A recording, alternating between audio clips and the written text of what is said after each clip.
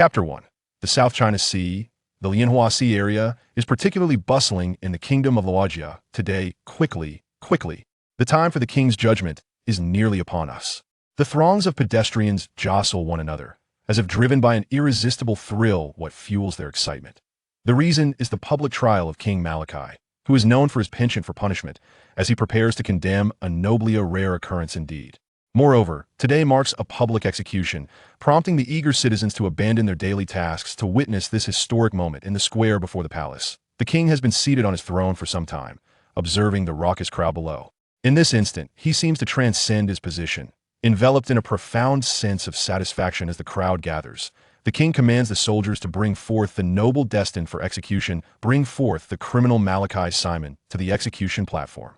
Upon receiving the order, the soldiers relay the message to the prison via their communication devices with a creak. The prison door swings open, and a guard escorts a diminutive figure toward the execution platform.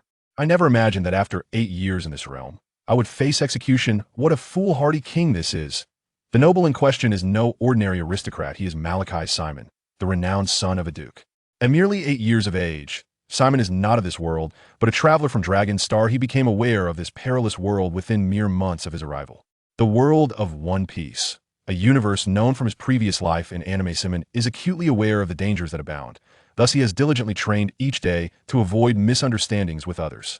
Yet, fate took a cruel turn when, after rebuffing the advances of an elderly woman, Simon was apprehended by the king, who witnessed the incident and subsequently imprisoned for a public trial during his 8 years in this kingdom. Simon has learned of the king's fascination with judgment, however. To find himself on the receiving end of such scrutiny is a bitter pill to swallow. Though Simon has attempted to resist, his youthful strength, honed over 8 years, is insufficient to mount any meaningful opposition. The execution platform is set rather high. Perhaps a reflection of the king's own vanity, it towers even above the one in Lowtown. Simon is compelled to kneel upon the platform, surrounded by surveillance devices capturing his every move. Massive screens on either side of the square broadcast his fate to the gathered crowd. He gazes down from the platform, observing the multitude below. So many have come. Perhaps they see me as an enigma in this moment. Simon contemplates if cultivating a positive reputation might spare him from this grim fate. Regrettably, the perils of this world have instilled a profound fear within him, leaving him with little focus beyond the enhancement of his own abilities. Upon witnessing Simon prepared upon the execution platform, the king began to make a formal announcement through a loudspeaker. Citizens, do you know who stands before you on this execution platform? Oh! The populace paid little heed to the king's words, merely joining in the raucous uproar alongside their neighbors. The king, undeterred by these trivialities, continued to recite the charges against Simon. Duke Malachi Simon's son, he audaciously rejected the proposal of our esteemed foreign envoy, thereby jeopardizing the relations between our two nations. A man devoid of any patriotic sentiment, Simon must today face the guillotine with a lengthy white beard and a countenance lined with wrinkles. The king's tone was one of righteous indignation. Yet Simon could only perceive revulsion. How much longer can you remain on that throne? Simon maliciously mused, aware of the existence of the Revolutionary Army. Simon, do you have any objections to my ruling? In a gesture of nobility, the king permitted Simon a final statement before his execution. Your Majesty, may I have a peach in these last moments? Perhaps having lost all hope, Simon wished to savor his favorite fruit one last time. A peach? Though perplexed by Simon's peculiar yearning for the fruit, the king, eager to display his benevolence before the crowd, acquiesced to Simon's request. As Simon cradled the peach in his hands, a wave of emotion washed over him. With eyes closed, he took a bite. A wave of nausea surged from Simon's mouth. This peach is spoiled. Quickly opening his eyes, he gazed at the cursed fruit in his grasp. Utterly stunned just a moment ago, it was a peach. How has it transformed into a cursed fruit? Perhaps today, I may escape death. Seeing a glimmer of hope, Simon hastily consumed the remaining cursed fruit. After a moment of contemplation with eyes shut, Simon comprehended the nature of what he had ingested. The justice fruit of the paramecia type. What utility does this fruit possess?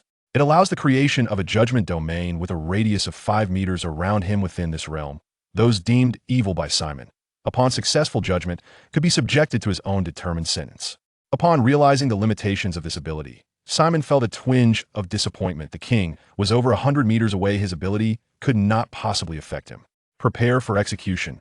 Noticing Simon had finished the peach, the king commanded the executioner to ready themselves. It's over. It's over.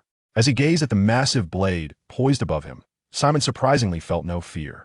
Today, you best ensure my death, otherwise You shall never have another opportunity. As Simon's mindset shifted, an enigmatic aura began to envelop him. In a fleeting moment, the aura reached its zenith, radiating outward execute. No. As the king issued the execution order, Simon's father, the duke, cried out in anguish from afar, yet the executioner did not bring down the blade in his grasp. Bang! The executioner's eyes rolled back, and he collapsed beside Simon. What is happening? For a fleeting moment, Simon was bewildered, but soon he erupted into joyous laughter. Foolish king, you can no longer harm me. Ha ha ha!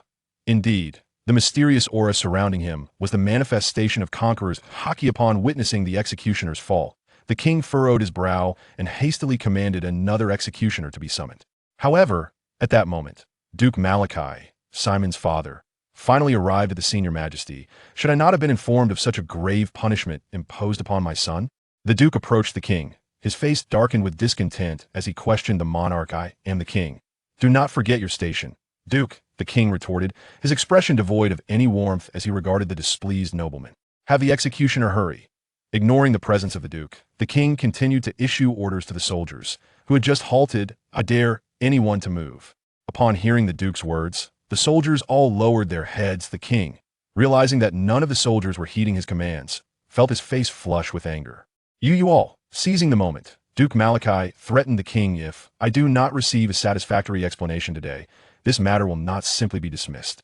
You, the king, furious, bristled with indignation, yet found himself powerless before him, stood Duke Malachi, commanding an army of 30,000. If he failed to quell the duke's fury, the throne could very well be at stake today. However, if Simon was not executed, the diplomats of the neighboring nation would not relent, and thus the realm risked the threat of ruin. Yet, gazing at Duke Malachi, the king understood that securing Simon's execution to appease the neighboring nation was no longer feasible. A sentence of imprisonment can be considered, but a declaration of innocence is impossible. This was the king's final concession. Duke Malachi likely recognized that this was the best outcome and chose not to press the king further. Meanwhile, Simon, having awakened his conqueror's hockey, remained in a state of delirious glee upon the gallows. After laughing for an extended period without perceiving any new actions from the king, he curiously glanced in the king's direction. To his surprise, he saw his father standing before the king. The atmosphere between the two was palpably tense, and after a while, it appeared that some accord had been reached between his father and the king. With a complex expression, his father approached, walking toward Simon and the king. He has come here personally. The moment you dare to step within 5 meters of me, you shall meet your end. Foolish king. Unbeknownst to Simon, who believed he was no longer facing death, a flicker of hope ignited within him, causing his heart to race with fervent thoughts. As the king approached, Simon had meticulously prepared himself for the impending encounter.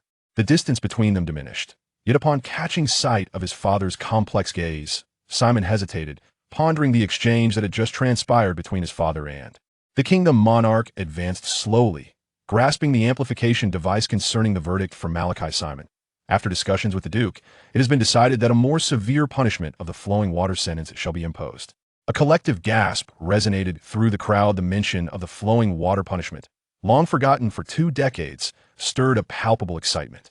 Its severity was unparalleled in history. However, rather than dread, a look of surprise graced Simon's features. The flowing water sentence is indeed favorable.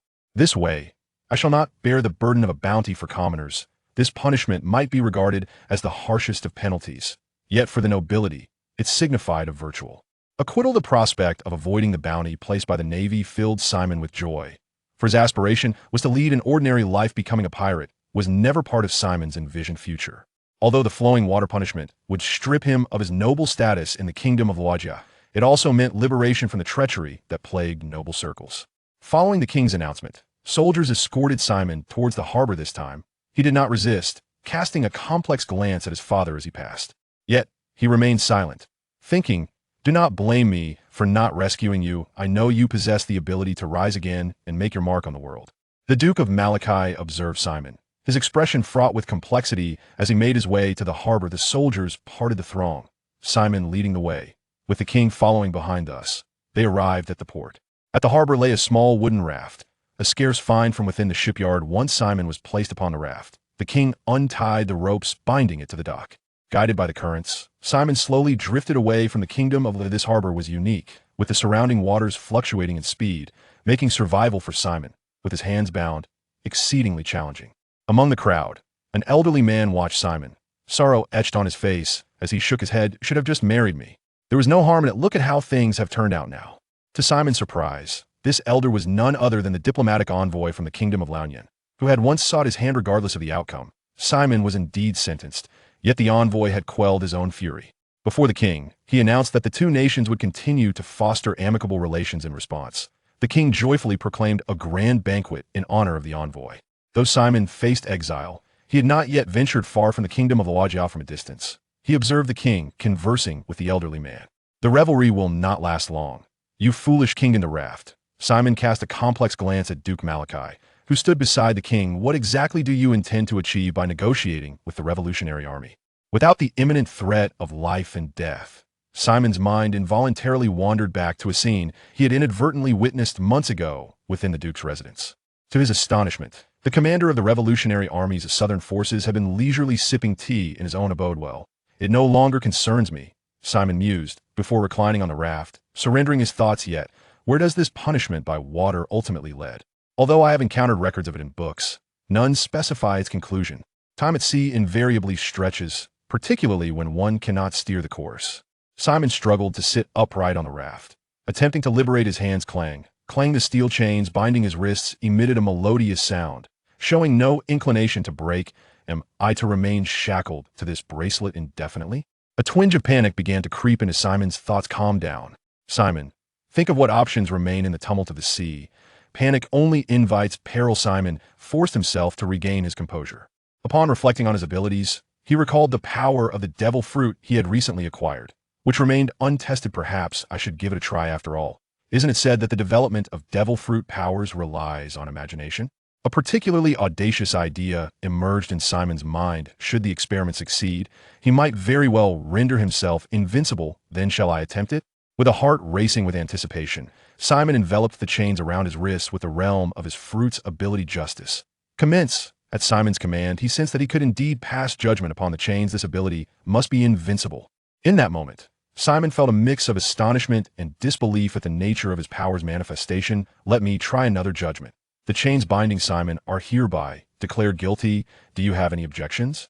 Of course, the chains could not articulate a response, thus successfully activating Simon's power of justice. In that instant, Simon realized he could indeed render judgment upon the chains. He swallowed hard, his nerves fraying. I hereby sentence you to the punishment of breaking. As Simon's words resonated, the chains on his wrists shattered instantly. He flexed his wrists, savoring the sensation of newfound freedom. Should I attempt a special judgment? Gazing at the severed chains on the raft, a bold notion took root in Simon's mind. If it unfolds as I envision, then my fruit's ability is truly remarkable. The raft drifted serenely upon the sea, the weather favorable for experimentation, and Simon found himself unable to control its direction. At this moment, Simon boldly embarked on his endeavor. Justice. The aura of capability enveloped the chain once more. Yet, at this juncture, Simon did not receive any information to pass judgment. Is it possible that an object can only be judged once? Or is there a limitation that I have yet to comprehend? This experiment held significant meaning for Simon. Illuminating the constraints of his own powers, he then began to ponder the reasons behind this phenomenon. During the initial judgment, it passed seamlessly. Was it due to the chain binding me, thereby harboring malevolence? Now that I have judged the malevolence of the chain, is it now purely virtuous? With no comparative experiments to draw from, Simon could only speculate. If that is the case, it would be acceptable. However, if it can only be judged once, then I must carefully contemplate how to impose a penalty. As the chains were mere inanimate objects, Simon, unable to devise a means to imbue them with malice, refrained from further experimenting with his abilities. He harbored a desire to pass judgment on the raft upon which he floated. Yet the fear of succumbing to the depths of the sea kept him in a state of quietude. The weather over the South China Sea proved to be significantly more stable than that of the Great Navigation Route, devoid of sudden and violent storms. Thus, Simon drifted upon the waters for 3 days, his body unkempt and exuding a pungent odor of decay. On this day, the tranquil raft drifting upon the sea suddenly accelerated its pace. The peculiarity of the moment compelled Simon to observe the currents of the sea with utmost caution.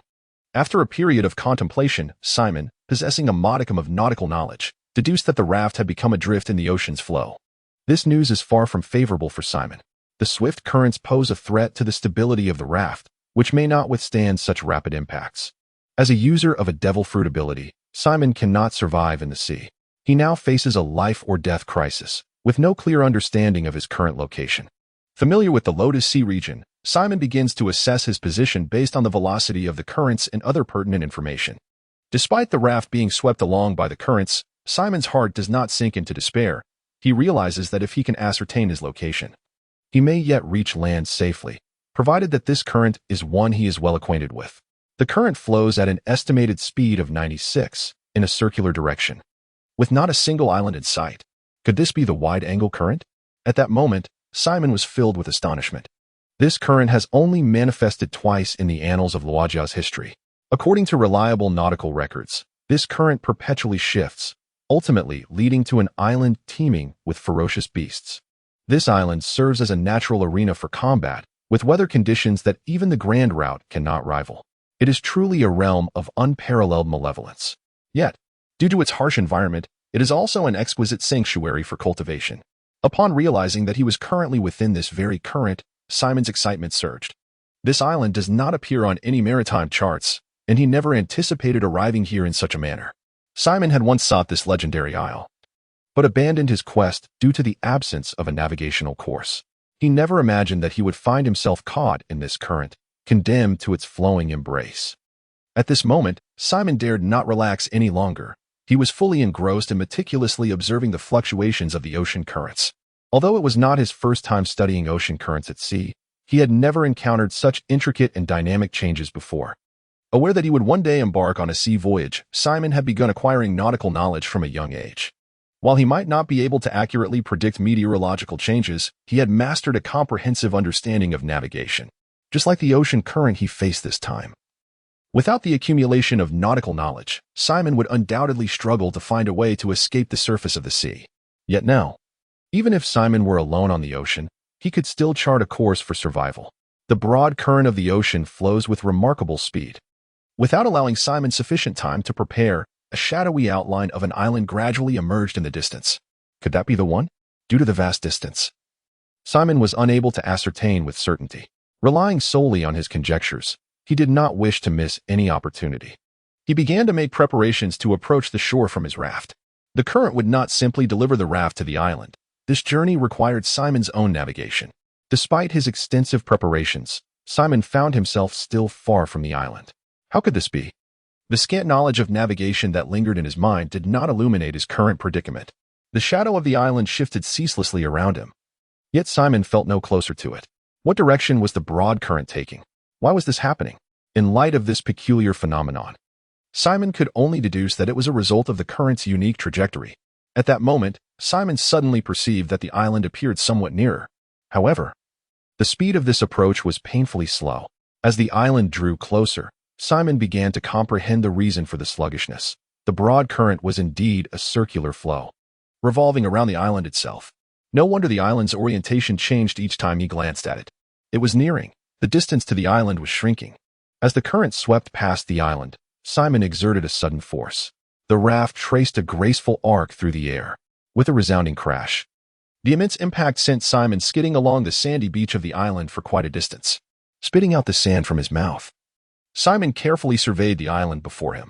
It appeared lush and verdant, brimming with the essence of spring. Could this be the fabled island? Having never set foot on the legendary isle, Simon hesitated to make a definitive judgment about its identity. He was certain he had survived.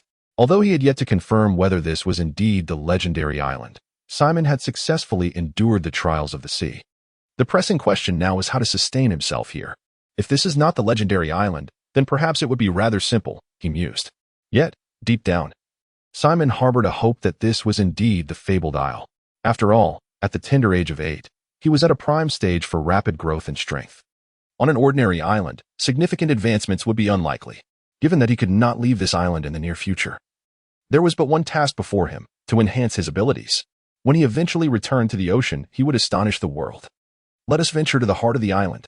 Had there been more information, perhaps one could ascertain which island this was. While daylight still lingered and his strength remained untapped, Simon embarked on the exploration of this uncharted isle. Who among us does not harbor a dream of adventure? Before the mercilessness of the sea reveals itself, let him fully immerse in the thrill of exploration. Just as Simon ventured deeper into the island, the once verdant and vibrant landscape underwent a dramatic transformation. The leaves turned a desolate yellow, and a fierce wind surged forth.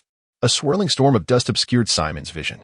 There is no longer any doubt. This is indeed the legendary island of Shakai. The sudden change in weather rendered Simon somewhat disoriented. I recall the rumor that this island harbors a region that remains impervious to the island's capricious climate. I must hasten to locate that sanctuary. Otherwise, I cannot safely linger here. Though I have yet to encounter the island's ferocious beasts, the current weather alone instills a sense of foreboding within Simon. The yellow sands in the sky obscure his sense of direction, and he dares not wander aimlessly. Thus he waits for the next shift in weather.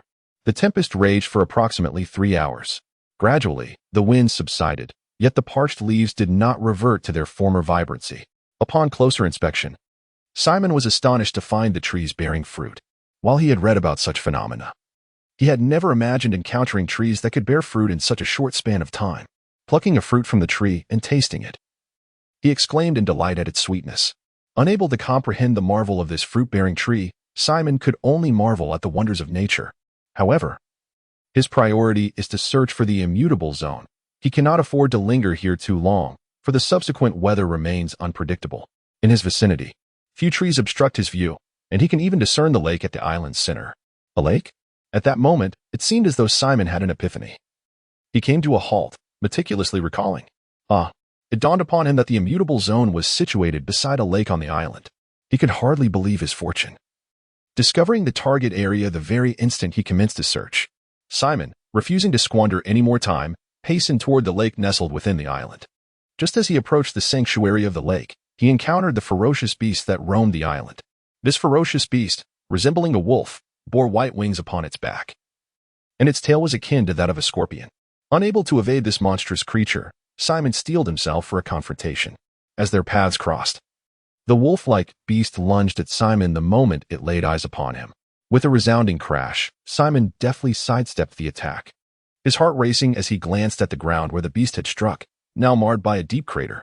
Fortuitously, he had evaded the blow. Had he been struck, it would surely have shattered several of his ribs.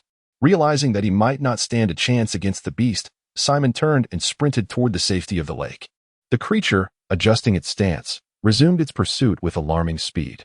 Simon understood that he could not continue fleeing indefinitely.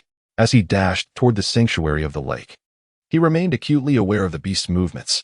The moment he saw the wolf preparing to pounce, he swiftly veered aside, narrowly avoiding another assault. However, having consumed only a single fruit, Simon was not brimming with energy. If he could not reach the safety of the lake soon, he would falter before the beast did. At that moment, he was still 300 meters from sanctuary, racing against life and death. Suddenly, a careless moment allowed the scorpion-like tail of the beast to lash out, striking his arm and rendering it numb. Harnessing that force, Simon propelled himself forward, refusing to pause. He vowed to remember this injury. One day, he would exact retribution. The pain radiating from his arm caused his steps to falter, yet the wolf did not relent in its pursuit. With a powerful flap of its wings, it surged forward once more, driven mad by the scent of Simon's blood. A whoosh filled the air as the beast's claws sliced through the atmosphere, prompting Simon to instinctively crouch down. Just in time, he evaded a lethal strike that would have claimed his life had he hesitated even a second longer. Stumbling and rolling, Simon pressed on, now a mere 100 meters from the safety of the lake. At this juncture, the wolf had begun to display signs of impatience, increasing the frequency of its lunges toward Simon. This time, Simon became even more convinced that the safety lake could repel these ferocious beasts. Witnessing the hope of survival before his very eyes, Simon suddenly unleashed his latent potential. His speed surged by 30%. This slight increase in velocity allowed him to escape once more from the clutches of the wolves. With merely 10 meters remaining, the wolves seemed to be right on his heels. In that moment of urgency, Simon activated his ability. The wolves appeared to be momentarily hindered, as if obstructed by an unseen force. Seizing this fleeting opportunity, Simon stepped onto a narrow path in the lake. After regaining their composure, the wolves lingered for a moment before reluctantly turning away. Phew, he was saved. Once the wolves had departed, Simon collapsed onto the ground, panting heavily. Had the wolves paused for an instant due to the power of his fruit? Reflecting on their strange reaction, Simon pondered that his fruit ability might be more profound than merely enacting judgment. After resting for a while, Simon began to sit up. Thankfully, there was a small path at the center of the lake. Otherwise, falling into the water would have been disastrous. In his rush towards the safety lake, Simon had completely forgotten about being a devil fruit user. Fortunately, just before stepping into the water, he remembered. Otherwise, had he plunged directly in, there would have been no way for him to resurface alone. Rubbing his already swollen arm, Simon realized he needed to tend to his injuries promptly. Was there anything nearby for treatment? Following the narrow path, Simon made his way towards the wooden cabin at the center of the lake. This wooden cabin must have been left behind by those who once visited this island. Inside the cabin, there are no medical supplies or other essentials, leading one to surmise that the predecessors may have also found themselves stranded here. Silently approaching the wooden bed, Simon began to examine his arm. Fortunately, the wolf beast's tail did not possess overwhelming force, and Simon's injury was not particularly severe. After tending to his wounds, Simon began to contemplate his future. This year, he has just turned 8, and it has been 5 years since the execution of the pirate king, Joel D. Roger. This signifies that there are still 15 years until the upheaval of global powers. Simon will have a decade to cultivate his skills here. At the age of 18, Simon must set sail. This bears no distinction from the plans devised by Simon in the land of Luagia. The weariness from the sea, coupled with the exhaustion from being pursued by the feral beasts, surged forth all at once as Simon relaxed. On the first day of his slumber on the island, he succumbed to the overpowering drowsiness. 3 months later, having fully healed from his injuries, Simon was diligently performing fundamental training in front of the wooden cabin. 9,521. 9,522. 9,523. Completed. Thus, Simon's warm-up preparations have been completed. What follows now is Simon's practice of the military technique known as the Arhut Golden Body. Hailing from the nation of Luagia, historical documents of Luagia record that there once existed an individual who had perfected the Arhut Golden Body to its utmost potential. In that era, he was invulnerable, a peerless force across the land. Had it not been for an immense storm that claimed him in the sea, Luagia might have dominated the entire South China Sea. With the advantage of his time-traveling buff, Simon believes he too can cultivate this golden body to its pinnacle, even though he has only reached the 3rd level of this technique thus far. In addition to the corporeal arts, Simon has also been honing his swordsmanship. At present, he is unable to unleash sword energy. Over the past 3 months, he has meticulously studied his devil fruit abilities. When initiating a judgment, a minor assessment occurs, which induces varying durations of disorientation in the opponent based on their respective strengths. Should Simon's power be sufficiently formidable, he could potentially disorient the adversary even before the judgment concludes. Furthermore, the scope of his judgment encompasses all individuals within the region. Is this not the very essence of invincibility? As for how this strength is assessed, Simon remains utterly perplexed. He only knows that the domain of his judgment continues to expand. In this phase, where his power has not seen significant enhancement, Simon refrains from provoking the ferocious beasts lurking within the forest. Thus, day after day, Simon diligently hones his body. 3 years later, he has ascended to the 4th level of the golden body and can now project faint sword energy. At this moment, Simon sought to gauge the disparity between himself and the ferocious beasts of the forest. He grasped his wooden sword and departed from the sanctuary of the safe lake that had sheltered him for 3 years. Having experienced no fluctuations in weather within the confines of the safe lake, Simon was immediately struck by the harshness of the environment upon his exit. The biting winds and frigid rain assailed him. In that instant, Simon realized he ought not to have lingered so long within the safety of the lake. Within that haven, he had astonishingly perceived his mastery of the golden body technique accelerating by more than 5-fold. This revelation extinguished any thoughts of seeking out beasts for a sparring match. Instead, he promptly sought a suitable location to continue his training. However, the outside world was far from the undisturbed tranquility of the safe lake. After training for a short while, figures began to emerge from the dense foliage, watching him with intent. Before us stands a formidable black bear, its robust physique adorned with fierce scars, each a testament to its storied battles. Surviving in this harsh wilderness and boasting such a plethora of victories, it is evident that this bear is exceptionally powerful. With a mighty roar to rally itself, the black bear unleashed a legendary technique of its kind, the paw strike, upon Simon, intent on testing his own physical resilience. Simon did not evade the blow, bracing himself for the bear's onslaught. With a thunderous impact, he was propelled backward. Coughing, he realized he had underestimated the bear's strength. Though somewhat disheveled, Simon emerged unscathed. This moment allowed Simon to clearly comprehend his current level of strength, which was roughly comparable to that of the kingdom's chief guard.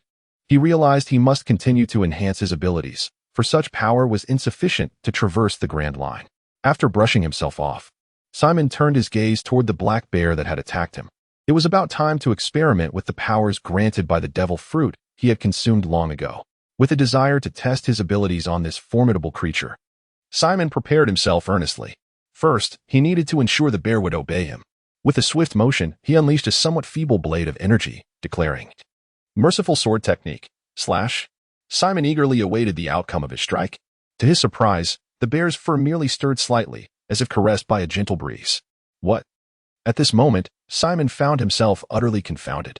He had never anticipated that after such arduous training in swordsmanship, he would be unable to sever even a single hair. Surely, he was not yet a master swordsman. What could be the reason for this inability? In a fit of frustration, Simon brandished his wooden sword and charged at the black bear. Die, detestable black bear. The clash of the wooden sword against the bear's poi resonated with a metallic clang. As Simon felt the weight of the sword in his hands, his expression shifted dramatically. Such formidable strength, he exclaimed, invoking the technique of the merciful sword style, which allowed him to redirect the overwhelming force into the ground beside him. Regaining his stance, Simon dared not engage in a contest of strength with the bear. Instead, he maneuvered around the creature, evading its powerful strikes. In an attempt to exploit the situation, Simon unleashed his fruit-derived abilities, successfully disorienting the black bear. Seizing this opportunity, he intensified his assault, inflicting several wounds upon the beast. Yet, merely 3 seconds later, the bear regained its composure. Was it confined to a mere 3 seconds of incapacitation? Nevertheless, it marked significant progress. Recalling the first time he had silenced a wolf, he remembered that it had lasted only a second. Now, he had achieved threefold that duration. This time, only the ability was utilized, devoid of any judgment. Simon yearned to ascertain if he could render a verdict once more. Justice. The black bear fell silent. Even the paw poised to strike Simon halted mid-motion. Remarkably, it truly was possible. Elated, Simon mused that if he could continuously render judgments, it would equate to limitless control. Once the bear's silence came to an end, Simon promptly declared, "Justice."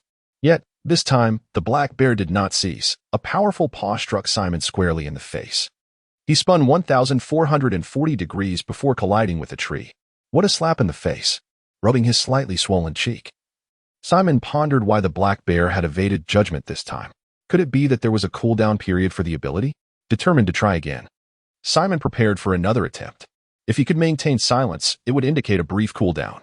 Conversely, if he could not, it would suggest significant limitations to his power. Fate. Oh, fate, bestow your favor upon me. Justice. After a grueling struggle, Simon unleashed his fruit's ability once more. The domain expanded instantaneously, and the black bear was perfectly struck. The familiar pause allowed Simon to relax. It seemed a moment of reaction time was required. Nodding in satisfaction, Simon thought, "It appears that developing my abilities must be prioritized." Having obtained the experimental results, Simon was unwilling to prolong the engagement with the black bear. He immediately activated his current strongest technique, retreat. Simon returned to the safety of the lake, as continuing the fight with the black bear was futile. Neither could inflict significant damage upon the other. With a training regimen in place, Simon once again entered a period of seclusion. 7 years later, Simon was 18. Today marked the day he would set sail. Within the safety of the lake, Simon's tall frame was somewhat marred by his unkempt hair and beard, detracting from his otherwise striking appearance. Wolf beast, when I first arrived, you pursued me relentlessly. Now it is time for you to learn the harsh realities of the world. Throughout his decade on this island, Simon had never forgotten the humiliation he endured. In his ongoing battles with ferocious beasts, he had gathered intelligence on the wolf beast. At last, he had meticulously mapped out its patrol route. This time, he would deliver a punishment that would be unforgettable. Simon began his journey to the predetermined location to await the arrival of the wolf beast. Although some foolish creatures attempted to disrupt him along the way, they quickly found themselves incapacitated beneath Simon's iron fists. Before long, the wolf beast arrived, gazing at the towering beast behind Simon. Instead of advancing, the wolf beast cautiously threatened him. It was evident that this creature did not remember Simon. This time, Simon felt no trace of concern, for his Arhit golden body had attained the remarkable height of 7 layers. There were scarcely any forces in the world capable of breaching his defenses. The wolf beast stood as an insurmountable challenge. Exuding an aura of dominance, Simon advanced towards the creature with deliberate steps, his expression increasingly malevolent. "I am the most just individual in this realm. You are guilty and shall face my judgment, he declared with a sinister chuckle. The wolf beast, feeling an instinctive dread, recoiled, fully aware of the overwhelming presence of this bipedal adversary. Yet, her royal identity compelled her to stand firm. A sovereign on the island could not afford to flee, and she was unwilling to relinquish her current status. Thus, she launched an attack on Simon. The clash of their confrontation resounded as the wolf beast struck repeatedly against Simon. Remaining steadfast, Simon dismissed the blows with a flick of his garments. Is this truly all you can muster? He taunted, provoking the wolf beast to intensify her assault. However, against Simon, whose golden form had reached its pinnacle, her efforts proved futile. As the sky darkened, torrential rain began to fall. Simon's expression shifted. He evaded the wolf beast's next strike instead of countering. Why does the rain seem to diminish my defenses? Could it be due to the devil fruit? Discovering one's vulnerabilities in the midst of battle can be perilously detrimental, and Simon felt a weight of seriousness descend upon him. Fortunately, the reduction was not substantial. You have attacked for long enough. Now it is my turn, he proclaimed, drawing forth a wooden sword to strike at the wolf beast. With a pained howl, the wolf beast felt the blade carve into her back, crimson blood gushing forth. The wounded creature grew increasingly ferocious, yet Simon's keen eyes seemed to foresee her every move. Deftly dodging each strike, the wolf beast's struggles gradually waned until she collapsed, fatigued, and closed her eyes as if contemplating her fate. Approaching the fallen beast, Simon did not deliver the final blow. Do you truly believe that such a fate absolves you of your transgressions? He questioned, his expression darkening further. Prepare to atone for your sins. Justice.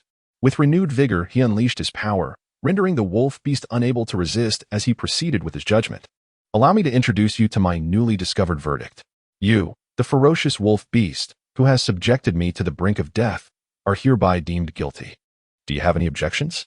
At this point, the wolf beast was utterly drained, teetering on the brink of death. Very well, no objections noted. Let the sentencing commence. You shall undergo a transformation of subservience, stripped of all resentment. Though Simon's speculations regarding his powers had yet to conclude, this audacious decree marked his first bold endeavor into uncharted territory. Under Simon's nervous anticipation, the towering figure of the wolf beast gradually shrank. Flawless pale skin, adorable wolf ears, a slender scorpion tail, and smooth wings emerged. Before Simon stood a pristine, unclothed wolf beast demi-human. Swallowing hard, Simon glanced around before leading her back to the safety of the lakeside cabin. A new day dawned. Simon awoke close to noon, his gaze settling upon the transformed demi-human within the cabin. From now on, I must atone properly, he resolved. But first, you should have a name. After a moment's contemplation, he declared, very well. From this day forth, your name shall be Wolf Girl. A rather uninspired choice. Yet the naive wolf girl accepted it without protest, for she could not defy Simon. Moreover, Simon had noticed the previous day that she seemed to have developed a glimmer of intelligence, perhaps an effect of the devil fruit. With a companion by his side, Simon no longer feared drowning alone. Thus, leaving the island became the natural course of action. At the island's far shore lay the wooden boat Simon had crafted. As for why he chose not to depart from the beach where he had arrived, Simon, with his profound nautical expertise, addresses this matter. Although the broad currents seldom manifest in the open sea, they can indeed be harnessed around Shakai Island. After a prolonged wait, Simon has discovered a method to navigate these broad currents. However, once he departs, the likelihood of returning here may diminish significantly. Thus, Simon has been suppressing his emotions. Having avenged himself against the wolf beasts, he now sees no further reason to remain. After gathering provisions for 3 weeks, Simon and the wolf girl boarded a wooden vessel to leave Shakai Island. This departure may well mark the inception of Simon's illustrious rise to fame. Simon is already filled with anticipation. With 5 years remaining until the peak of warfare, he possesses ample time to cultivate his influence. Upon the sea, Simon has successfully embarked upon the expansive ocean current. This time, there is no need for any action. Once the wooden vessel departs from the expansive ocean current, the islands of the South China Sea will come into view. The terminus of this broad current must inevitably lead to some island. Simon, aboard the wooden ship, is intently observing the flow of the waters. Although the wolf girl has gained a modicum of wisdom, it is scarcely significant. She can merely be regarded as a sentient puppet. The South China Sea, among the 4 maritime domains, is rather positioned centrally. Numerous pirates have been offered bounties exceeding 10 million, yet few have attained notoriety. After a decade of existence on Shakai Island, Simon remains uncertain about which island he will reach next. Nor does he know which pirate crew currently holds prominence in the South China Sea. However, this lack of knowledge bears little consequence at present. Simon's physical form is such that no one in the South China Sea could inflict harm upon him, in comparison to his cultivated physical body. Akin to that of an Arhat, Simon's swordsmanship indeed falls somewhat short, barely reaching the threshold of a swordsman. Such prowess can merely allow one to roam the seas with impunity. Simon's gaze remained fixed upon Shikai Island, and as it faded from view, he realized he was nearing the end of the wide-angle current. Aware that islands could emerge at any moment, he ceased his interactions with the wolf girl. Suddenly, the current accelerated, propelling the wooden vessel forward like an arrow released from its bow. As the momentum gradually waned, the boat slowed considerably. Noticing the shift in the current, Simon understood he had departed from the wide-angle current. His next objective was to set course for a long-forgotten isle. Which direction should he take? In the midst of this delightful dilemma, Simon ultimately refrained from determining a specific course for the boat. Embracing freedom. Allowing the ocean to dictate his path was the true essence of a seafaring man. With that declaration, Simon resumed his interactions with the wolf girl. Thus, the wooden vessel drifted along with the waves. Suddenly, a massive whirlpool loomed ahead. Engrossed in his exchange with the wolf girl, Simon had neglected to heed the trajectory of the boat. By the time he noticed, it was too late. How could a whirlpool appear here? Within the whirlpool, Simon compelled himself to remain calm. After all, panic at sea equates to inviting death. He had yet to reach the vortex's center. There was still a chance for escape. Drawing the wooden sword from his side, he prepared himself at the stern of the boat. The opportunity to flee might last only an instant. Would Simon seize this moment? With a thrust of his sword, he unleashed a powerful strike, generating a forceful impact that propelled the wooden vessel skyward. The distance was still somewhat insufficient, prompting Simon to vigorously wield his wooden sword once more. He successfully navigated through the first crisis of his maritime journey. Ahead, the silhouette of an island emerged, and one cannot help but marvel at the suddenness of the surprise. For a decade, Simon had been alone on the deserted isle, and now, he was finally able to engage with the outside world. However, it was rather unfortunate that despite being in the pirate realm for 18 years, Simon had never once encountered a pirate crew. Whether it was due to the remarkably good order in the kingdom of Luagia or Simon being overly sheltered, remains uncertain.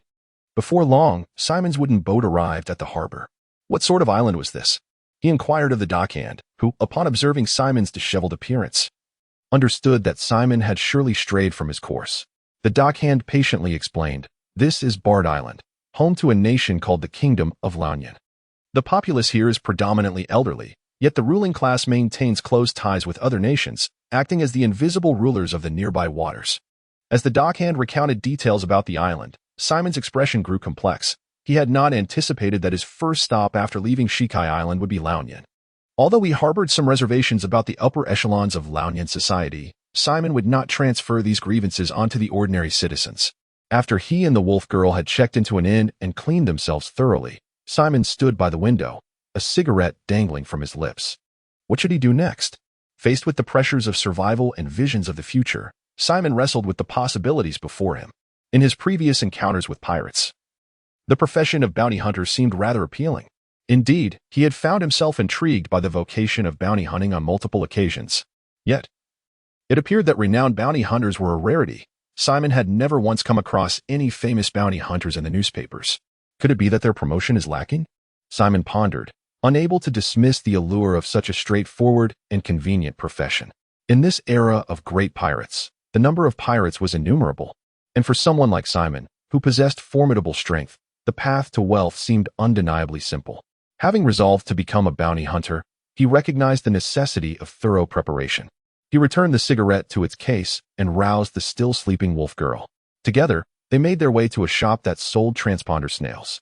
"Do you have any camera snails?" Simon inquired of the proprietor. Intent on documenting his moments of glory, he was particularly discerning in his selection. After sifting through several options, Simon ultimately decided to purchase them all. He also acquired a few nautical charts and a navigational compass before returning to the inn with the wolf girl. It was time for a lesson. Firstly, do you know what this button is for?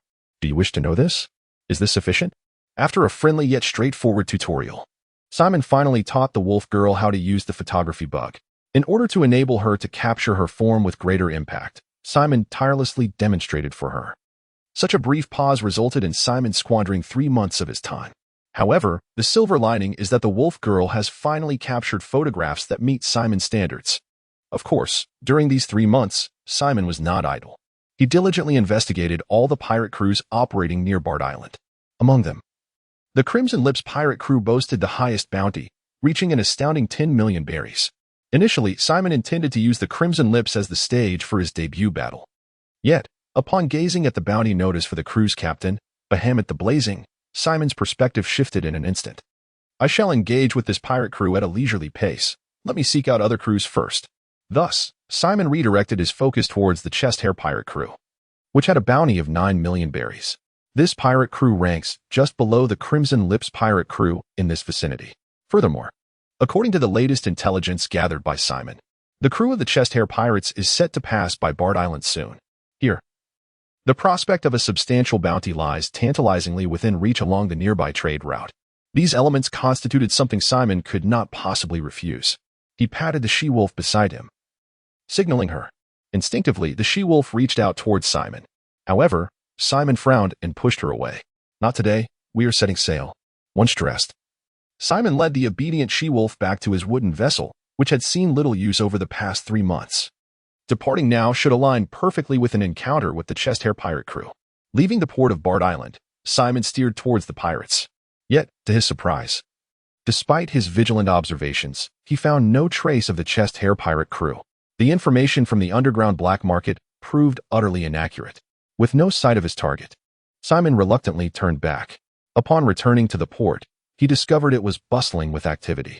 After mooring his vessel, he inquired about the commotion. Today marked the national banquet of the prison nation, and all diplomatic envoys were returning. Among them was a distinguished figure from the Luojia kingdom. Initially indifferent to the banquet, Simon's eyes narrowed at the mention of Luojia. Indeed, I still cannot forget that envoy. Clenching his fists, Simon gritted his teeth with a hint of resentment. It seemed that his bounty hunt would have to be postponed for the time being. With a newfound resolve, Simon decided to alter his course of action. Accompanied by the wolf girl, he made his way towards the royal palace. The nation of Laonian relies on diplomacy to maintain its maritime influence, and its populace is predominantly composed of elderly individuals. However, these are not ordinary seniors. Their children occupy prominent positions across various countries in the South China Sea, with a significant number holding high-ranking offices within Laonian itself. Few dare to attack this nation, for even the slightest harm inflicted upon one of its citizens could lead to relentless pursuit by the entirety of the South China Sea. Thus, Laonian's standing is second only to the celestial dragons. Despite Simon's thirst for vengeance, he felt no trepidation in light of these circumstances. Nonetheless, he preferred to avoid unnecessary complications. Therefore, he opted for a more subtle approach, infiltrating the national banquet and discreetly eliminating the diplomatic envoy from Luojia. However, gaining entry into such an event was no simple feat. The palace guards were not easily swayed to allow Simon inside. Yet, during the 3 months he spent teaching the wolf girl, he befriended a palace maid. Their connection was instantaneous, and they spent their free moments in each other's company. Captivated by Simon's youthful charm, a rarity in Laonian, the young maid, named Xiao Luo, remained in the palace until she turned 18, surrounded daily by aged faces. She found herself utterly defenseless against Simon's striking appearance. One day, while shopping for clothes outside the palace, Xiao Luo was caught in a torrential downpour and took refuge in a pavilion. Simon, wandering aimlessly, spotted the charming young woman and, emboldened by an unknown courage, approached her for conversation. Their atmosphere quickly turned sweet, and they made a heartfelt promise to meet every week, though today was not their designated day. Simon needed to enlist Xiao Luo's help to enter the banquet. At a tavern outside the palace, Simon sat down and summoned Xiao Luo with his phone book. Due to today's banquet, Xiao Luo had little time to spare, but she still managed to sneak out of the palace for Simon's sake. Upon meeting, they embraced tightly. After a brief moment of intimacy, Simon revealed his purpose to Xiao Luo. Today seems to be the day of the national banquet. May I have the chance to observe it up close? What could possibly be interesting about a gathering of old men and women? I'm just curious, you know? Well, all right then. Unable to resist Simon's charms, the young Lo succumbed. The two then deliberated on a way to infiltrate the palace. Given that today marked the national banquet, the guards would likely be more vigilant than usual. However, Lo possessed crucial information. The Kingdom of Feiying would not be attending this year's festivities. a fact unbeknownst to the guards. Thus, Simon could masquerade as the Chancellor of Feying to gain entry into the palace. Simon was not perplexed by the mention of Feying, for he had once been close friends with the Chancellor's son. It was surprising to learn that even this Chancellor hailed from the realm of Laonian. Being well acquainted with the Chancellor meant that there was no need for Lo to instruct Simon further. After changing into suitable attire, Simon and Lo proceeded toward the palace. At the entrance, the guards indeed inquired about Simon's identity. However, Simon, having prepared for this moment, admonished the guards in an imperious tone. Faced with Simon's audacity, the guards dared not press further and allowed him to enter. Yet, gaining access to the palace was merely the beginning. The subsequent challenge was to join the banquet. It would be inappropriate to continue under the guise of the Chancellor. Once in Lo's chamber, Simon pondered how he could enter the banquet without drawing undue attention. However, upon lifting his gaze, he discovered that Lo was. 3 hours later, Simon was sorting through his somewhat disordered thoughts. Lo's presence had vanished, as she had gone to prepare for the national banquet. After much contemplation, Simon concluded that there was only one viable method for success: to tamper with the food. With legs that felt somewhat weak, Simon made his way to the kitchen. I still have room for improvement, he mused, reflecting on his progress while questioning whether the recovery rate of his golden body technique was somewhat lacking. Indeed, while his strength was formidable, his recuperative abilities were not as extraordinary. I shall endeavor to cultivate a physical enhancement technique at the next opportunity. Simon resolved this as his next significant undertaking. The kitchen was bustling with the preparation of ingredients. Lacking culinary experience, Simon refrained from intervening, waiting for the moment when the dishes would be served. The banquet was scheduled to commence at 7 in the evening.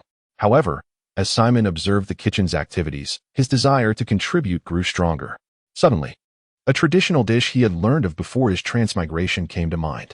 Once completed, it would boast a harmonious blend of flavors: fragrant, spicy, sour, salty, and sweet. If he could streamline some of the steps, it would be perfect. But what was the name of that exquisite dish? It seems that I lack the courage to indulge. Yet I have inquired about the method of preparation. I recall that the main ingredient is pig intestines. Reflecting on the cooking technique, Simon diligently recorded it with his pen. Once completed, a smile graced his face. The next concern was how to approach the chef. Should I trouble little Luo? He pondered, shaking his head. No, I won't inconvenience her. I shall manage it myself. Dressed in the suit he had found, Simon entered the kitchen with a sense of purpose. He solemnly presented the meticulously written recipe to the head chef. Who are you? How did you gain entry here? The palace's head chef did not immediately accept Simon's recipe. His gaze filled with suspicion towards the unfamiliar figure. Clearing his throat, Simon adjusted his attire, remaining remarkably composed. I am a confidential agent from Diamond Island, and our island master wishes to present this extraordinary dish to the esteemed guests of the Kingdom of Luon.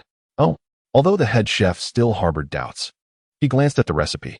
As he perused the documented preparation method, his expression gradually grew serious. Is the handling of this ingredient truly as stated? Could it be an inadvertent error? The chef pointed to the requirement of preserving the original flavor, inquiring with caution. This dish must maintain the inherent taste of the ingredients, which is its essential allure.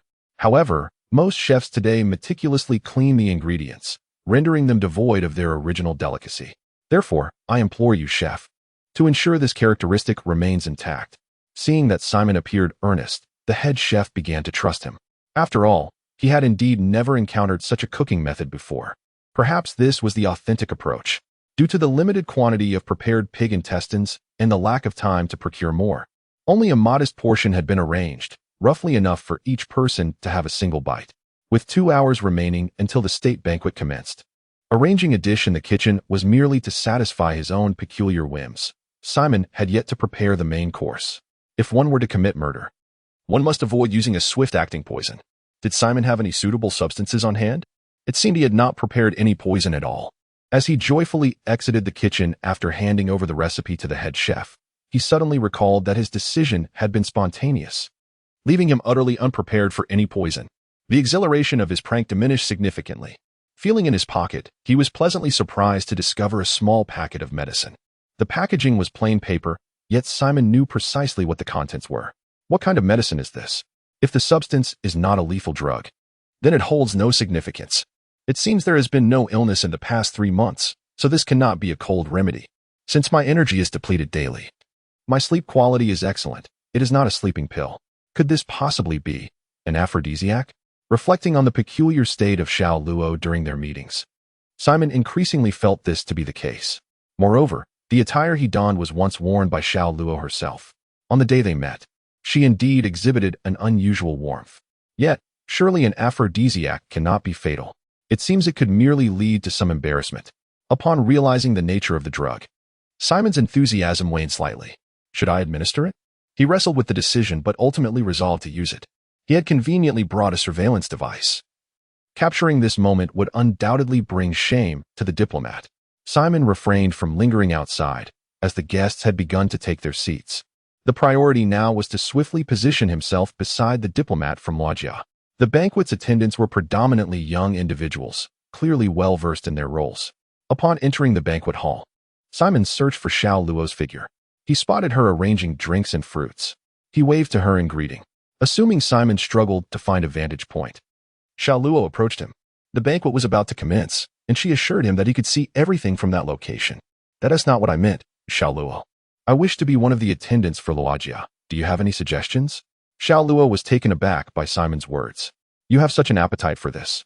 Is that even permissible? What is wrong with merely being an attendant? Simon was puzzled by Xiao Luo's strange expression. You surely cannot be unaware of what attendants do. Huh? Isn't it just serving tea and water? Although he had once belonged to nobility, Simon had attended few banquets and was genuinely ignorant of the attendants' special roles. Attendants do the following. After hearing Xiao Luo's explanation, Simon's face turned pale. I can't believe I would voluntarily consider such a role. I must be losing my mind.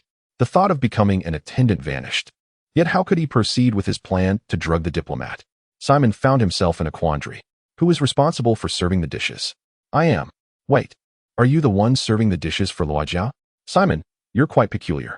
Why are you so concerned about Loggia? As Xiao Luo listened to Simon's every word revolving around the kingdom of Loggia, a pang of jealousy stirred within her. In truth, I was once a noble of Loggia, but due to the exile of that diplomatic envoy, my fate took a different turn. Today, I am here seeking vengeance.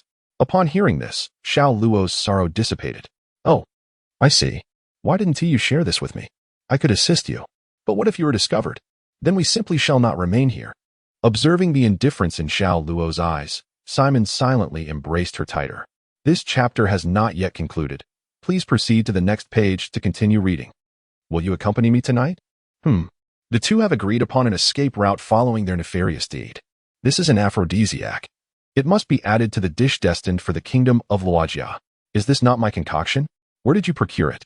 Xiao Luo immediately recognized the origin of the package, her face flushing slightly. A mere coincidence, a coincidence. Simon scratched his head, feeling a bit awkward. Just watch from up there. Truly, Xiao Luo's execution is commendable.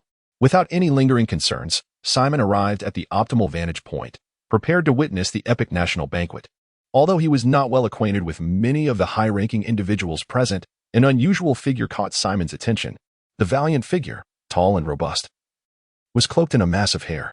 Upon closer inspection, Simon realized that this was none other than the leader of the chest-hair pirates, Mauser, whom he had previously overlooked. How could he possibly be attending this royal banquet, and yet no one seems to find it peculiar? He pondered. Could this pirate crew have any ties to the kingdom of Lanyan? Initially intending to quietly observe the shameless antics of the elderly dignitaries, Simon now wore a contemplative smile. Not inviting the she-wolf was indeed a strategic misstep. He mused. If such a spectacle were to unfold, would I need to intervene? He envisioned a magnificent debut, one that he regrettably would not have the opportunity to realize. Nonetheless, he reassured himself that a delayed entrance was of little consequence. Now, let me indulge in this grand feast. With 5 minutes remaining before the banquet commenced, all invited guests had arrived. The event officially began with the appearance of the king. The royal banquet of Lanyan was far from a mere gathering. It was a platform for every diplomat to proclaim their victories. In essence, this banquet was akin to a gathering of elderly gentlemen engaged in idle chatter. As the festivities progressed, Simon grew increasingly perplexed by Mauser's presence at the banquet. Just then, the dish Simon had prepared was being served. He glanced at little Luo, who nodded subtly in acknowledgement, realizing she had successfully infused the medicine. Simon felt a wave of relief wash over him. Perhaps the most nefarious event in the South Sea was about to unfold. The attendees gazed with curiosity at the unfamiliar dish that had just been presented, unsure of what it was. The king, equally perplexed, summoned the head chef for an explanation. Upon arriving in the banquet hall, the chef, having grasped the situation, conceived a bold idea. He would claim this dish as his own creation. After all, it had been entrusted to him by a clandestine agent. As he surveyed the assembled ministers, the chef's vanity surged uncontrollably. He fabricated an elaborate backstory for the dish, omitting the details of its preparation. The king, intrigued by the chef's eloquence, decided to sample the brown concoction before him. The texture was soft and glutinous, accompanied by a hint of an exotic aroma. Though the flavor was undeniably peculiar, it surprisingly proved to be rather delightful. Seeing that the king had taken a bite, the other guests followed suit, devouring their servings with fervor. This was soon followed by a chorus of admiration. Up above, Simon could no longer contain his mirth. He was utterly delighted. This royal banquet must surely be a celebration of history.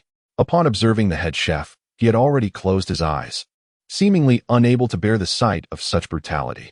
After requesting the chef to depart, the banquet was set to continue. Simon remained acutely aware of the diplomat from the kingdom of Logia, who was none other than the elderly woman responsible for his departure from the kingdom. Upon seeing her, Simon could not help but marvel at her vitality. She must be nearing 90 years of age. While it may seem somewhat disrespectful to comment on an elder's age, this was a consequence of her own actions. As the banquet approached its conclusion, little Luo made her way to Simon's side. "Little Luo, which dish did you add the medicine to?" he inquired. "A new dish," she replied. Simon nodded, refocusing his attention on the gathering. It was evident that the 90-year-old lady exhibited some unusual behavior, her body twisting unnaturally, her expression inscrutable. Whether it was her resolute will or something else, she had yet to make any significant movements. At that moment, Simon noticed the captain of the chest-hair pirates, Mauser, approaching her. Mauser? Does he know that elderly woman? Simon pondered. Mauser is her son, little Luo whispered, enlightening Simon about Mauser's identity. The revelation left Simon astonished. He had not anticipated such a coincidence. For some reason, he felt a surge of excitement. As soon as the banquet concluded, the elderly lady promptly exited the venue, and a curious Simon decided to follow her. The elderly lady, with the assistance of Mauser, returned to her chambers within the palace. Remarkably, the door was left ajar as they hastened towards the bed, suggesting this was not their first encounter of such nature. As time elapsed over the subsequent 5 hours, the room was filled with incessant cries. Simon did not linger at the threshold of that door for long, as he had no interest in the unfolding events.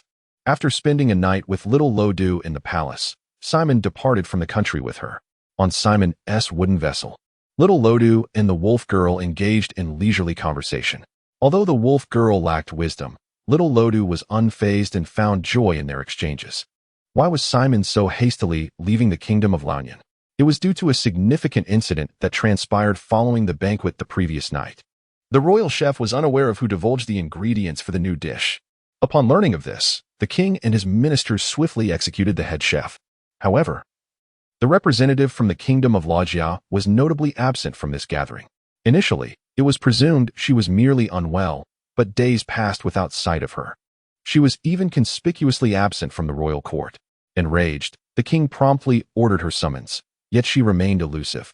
Unbeknownst to the crowd, who were deceived by treachery, they began to pursue the chest-hair pirate crew. Yet, the pirate crew had received word in advance and fled. Missing this prime opportunity, Simon pondered whether he might pursue them across the seas. Upon chasing after Simon, he soon realized the predicament he found himself in. His vessel was far too sluggish, and the pirate crew had left him trailing behind significantly. With no possibility of returning to the kingdom of prison, Simon contemplated whether it was time to upgrade his mode of transportation. Thus, with this thought in mind, he resolved the direction of his next destination, Diamond Island. This island is indeed a renowned gem in the South China Sea. The island's master once returned from the New World, possessing extraordinary shipbuilding skills. There are whispers that he crafted a vessel for the infamous Whitebeard. This chapter is not yet complete. Kindly turn to the next page to continue enjoying the captivating content. In his youth, Simon had the fortune of encountering him. At that time, he even gifted Simon a gaming console.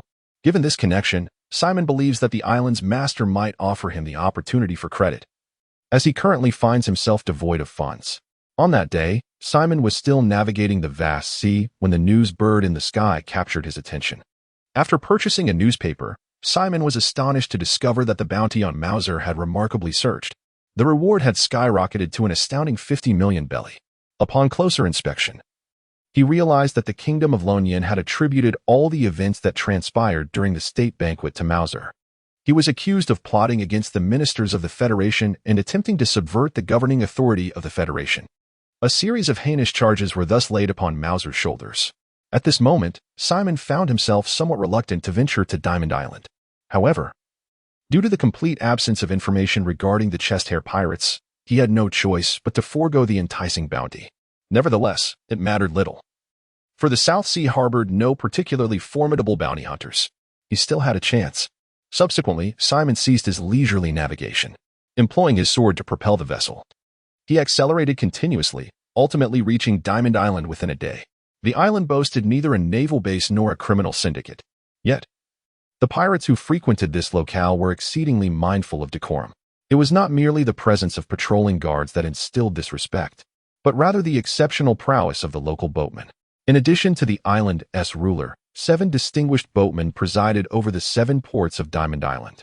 These sailors, without exception, were brought back from the New World by the island's master. The port where Simon docked is Sweet Harbor, and it is overseen by the amiable shipwright, Hani. Hani is referred to as the amiable shipwright not due to his appearance, but rather because of his gentle demeanor and melodious voice. It is truly perplexing how such a robust and portly fellow can produce such a sound. When Simon first encountered Hani, he even experienced prolonged nightmares. Little Luo. We have arrived. After rousing Little Luo and the Wolf Girl, the group was ready to venture onto the island. This harbor is the Sweet Harbor, and Simon has indeed encountered the shipwright Hani before. Therefore, he did not venture elsewhere but made his way directly to the shipyard in search of the shipwright Hani. He was uncertain whether the island master was present at the moment, having forgotten to reach out in advance. As Simon journeyed, he felt a sense of trepidation and concern. Before long, he arrived at the Sweet Shipyard. This is Hani's territory, where only merchants' orders are accepted. Should pirates wish to commission a ship, they must venture to the Wicked Harbor. Fortunately, upon Simon's arrival at the shipyard, he spotted a plump figure. The alluring beard danced in the wind, and the cherubic face was utterly endearing. Honey. At that moment, all eyes in the vicinity turned towards Simon, seemingly eager to discern who would boldly display such sweetness in this setting. However, when their gaze fell upon Simon flanked by 2 charming maidens, a palpable sense of defeat washed over them. This sentiment was especially pronounced in Hani, having been single for 40 years due to the nature of his voice. Honey's demeanor grew increasingly unfriendly after a moment of silence as he regarded Simon. Sweet shipyard, welcome. If there is nothing else, please exit to the left. Thank you. True to his reputation as the beloved figure of Diamond Island, despite his inner discontent, Honey maintained a calm and collected demeanor while conversing with Simon. Honey, it's me, Simon. Ignoring the dismissive tone in Honey's voice, Simon enthusiastically attempted to engage. Simon, who is that? I haven't heard of you. The rejection rendered Simon momentarily silent. Please, Uncle Honey, don't jest. I am Malachi Simon, son of the Duke of Logia. Malachi? Honey appeared to recall something. You are the one who cried when I frightened you, aren't you? It's Malachi Simon, Uncle. Simon corrected Honey, unable to bear being referred to as Lockie. It truly is you. Ah, why didn't you inform me of your arrival, Lockie? Because I had no means of contact, and I must reiterate, it is Malachi. Understood. Lockie. For reasons unknown, Honey refused to alter his address for Simon, who suspected this was intentional, a form of retribution, without a doubt. What did you say? Honey, appearing to have overheard Simon, gazed at him with a benevolent expression. Nothing. I must have misspoken. Best to keep it that way. Now, speak of your business here. I refuse to believe you came merely for a social call. Indeed, Simon could not conceal his intentions from his uncle. Actually, I wish to commission a ship. A merchant vessel? A warship? Upon hearing this, Honey silently pushed Simon toward the exit of the shipyard. Warships are to be sought from Jack. I only handle merchant vessels. Uncle Honey, do not be hasty. There is something else. Oh, truthfully, I have no funds and wish to arrange credit. With a beaming smile, Honey firmly retorted, get lost. After uttering this, he turned and walked away. Hey, Uncle Honey, just take me to see the island master. Hastily pursuing the receding figure of Hani, Simon continued to entangle himself in conversation. If you wish to go, go on your own. I shall not accompany you. Hani retorted, then tell me, Uncle Hani, Where might I find the island master? In a tavern or perhaps a casino? You are bound to encounter him there. Upon receiving news of the island master's whereabouts, Simon ceased his pursuit of Hani. After a prolonged silence from Simon, Hani turned around only to find no trace of him. It seemed he was not searching for me after all. The muscular man was left speechless. Shaking his head, the easygoing Hani returned to his work. Emerging from the Sweetheart shipyard, Simon felt a surge of joy within. The island master certainly led a vibrant life in the taverns and casinos. No wonder he was a man seasoned by the new world. Simon, do you know the island master of King Kong Island? Little Luo finally chimed in. Indeed. I met him in my childhood. So how can you be so certain he will extend credit to you? Little Luo struggled to grasp the connection. Ah, Little Luo. Never doubt the network of a noble transmigrator. Little Luo appeared somewhat enlightened, but chose not to press further. Do you know where the taverns and casinos of King Kong Island are? I do not. Simon seemed rather proud of his ignorance. It appears we shall be here for quite some time, won't we, Wolf Girl? Oh woo. Observing their interaction, Simon was filled with delight. Indeed. The world of anime is truly wonderful. Unaware of the number of taverns and casinos on King Kong Island, Simon and his companions could only search for the island master one establishment at a time. Furthermore, the crucial question remained. Would the island master stay in one place? This uncertainty may render Simon and his companions' quest increasingly arduous. It has not been previously mentioned that this sweet harbor is, in fact, a merchant port. Dear reader, there is more to this chapter. Please turn to the next page to continue your reading, where the tale becomes even more captivating. Although pirates occasionally land here, most merely pause before heading to other ports. After all, Uncle Hani harbors a certain disdain for pirates. The predominance of merchants results in an abundance of supplies in this locale. However, there are few taverns and casinos, as such establishments tend to pique the interest of pirates. Despite the scarcity, there exists one such establishment. It is the very place where I first encountered the island's ruler with my father. The likelihood of the island's ruler being present here is quite high, and Simon is resolutely confident in his assessment. Without further ado, he and his two companions make their way towards the combined tavern and casino. The decor remains unchanged, with limited seating available. A juice for the owner, he calls out, employing the same ordering style as in his childhood, though now accompanied by different gazes. Yet, the mocking voices are absent. Indeed, it is the flavor of memory. The aroma soothed Simon's disappointment at not locating the island master. Do you know where the island master is now? He inquired of the proprietor, reminiscing about the past. The island master? He hasn't visited here in 5 years, the owner replied with a hint of melancholy, recalling how fond the master once was of this place. Why is that? Simon asked, perplexed by the reason. The owner merely shook his head, offering no further explanation. Simon surveyed the items in the shop, noting no apparent changes. It must not be the establishment's fault. I shall certainly inquire of the island master when I find him. Subsequently, he learned from the owner about the places the island master frequented. He downed the juice before him in one gulp, resigning himself to temporarily bid farewell to this nostalgic locale. Xiao Luo, let us proceed to the sinister harbor. So soon? I wish to linger a bit longer. We have pressing matters. Despite Xiao Luo's endearing pout, Simon remained resolute. Reluctantly, she followed, unable to resist Simon's wishes. Xiao Luo now belonged entirely to Simon, an inseparable bond. The sinister harbor was exclusively reserved for pirates, a sanctuary where only they were welcomed, and no other patrons would be entertained. The shipwright guarding this place is the rather unscrupulous Jack. Although Jack only accepts commissions from pirates, this has not affected his amicable relationship with Hani. On the contrary, Jack and Hani are the best of friends here. The distance between the evil port and the sweet port is considerable. Perhaps to spare Hani's feelings, such arrangements were made. Simon and his companions moved swiftly. Upon reaching the evil port, Simon's attention was immediately captured by a pirate ship. That must be the ship of the Crimson Lips pirate crew. What could it possibly be doing here? Surprised to encounter this notorious crew, Simon's mind drifted to the alluring figure of their captain, Bahamut Flame. At that moment, he lost all desire to continue searching for the island's master. This pirate ship surely can no longer sail. Are they here to exchange ships? Could it be possible for me to? A wicked smile crept onto Simon's face as he contemplated something. But when did they arrive? Simon, hesitant to inquire about the pirates at the port, found himself in a perplexing state of thought. Perhaps he had been gazing at the pirate vessel for too long, as suddenly, someone approached him and struck up a conversation. Hey there, are you here to steal something too? Simon stared blankly at the stranger. No need for words. I know everything. The fellow continued, I have the blueprints. Once you acquire the goods, could you share a portion with me?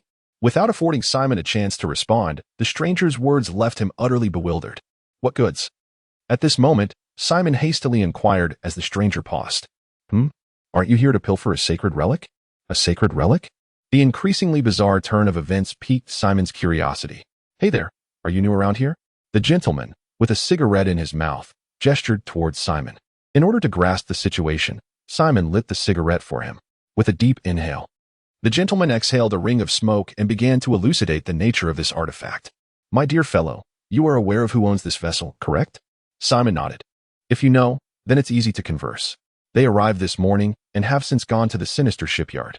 When they departed, they declared they would not return here. Therefore, I need not elaborate on the treasures that may lie within.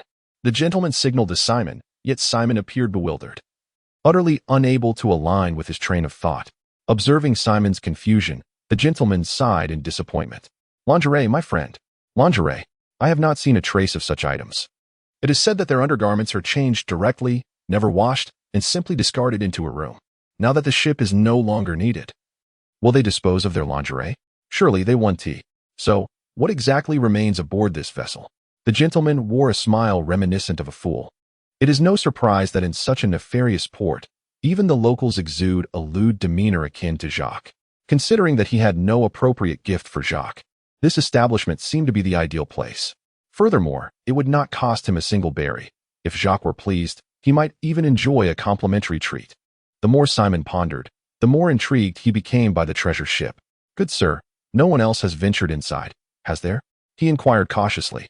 Rest assured, my brother, this is my domain, and I have been keeping a vigilant watch. We are the first, the gentleman replied, his excitement palpable upon seeing Simon's intent to enter. Then, good sir, keep a lookout while I retrieve something, Simon proposed.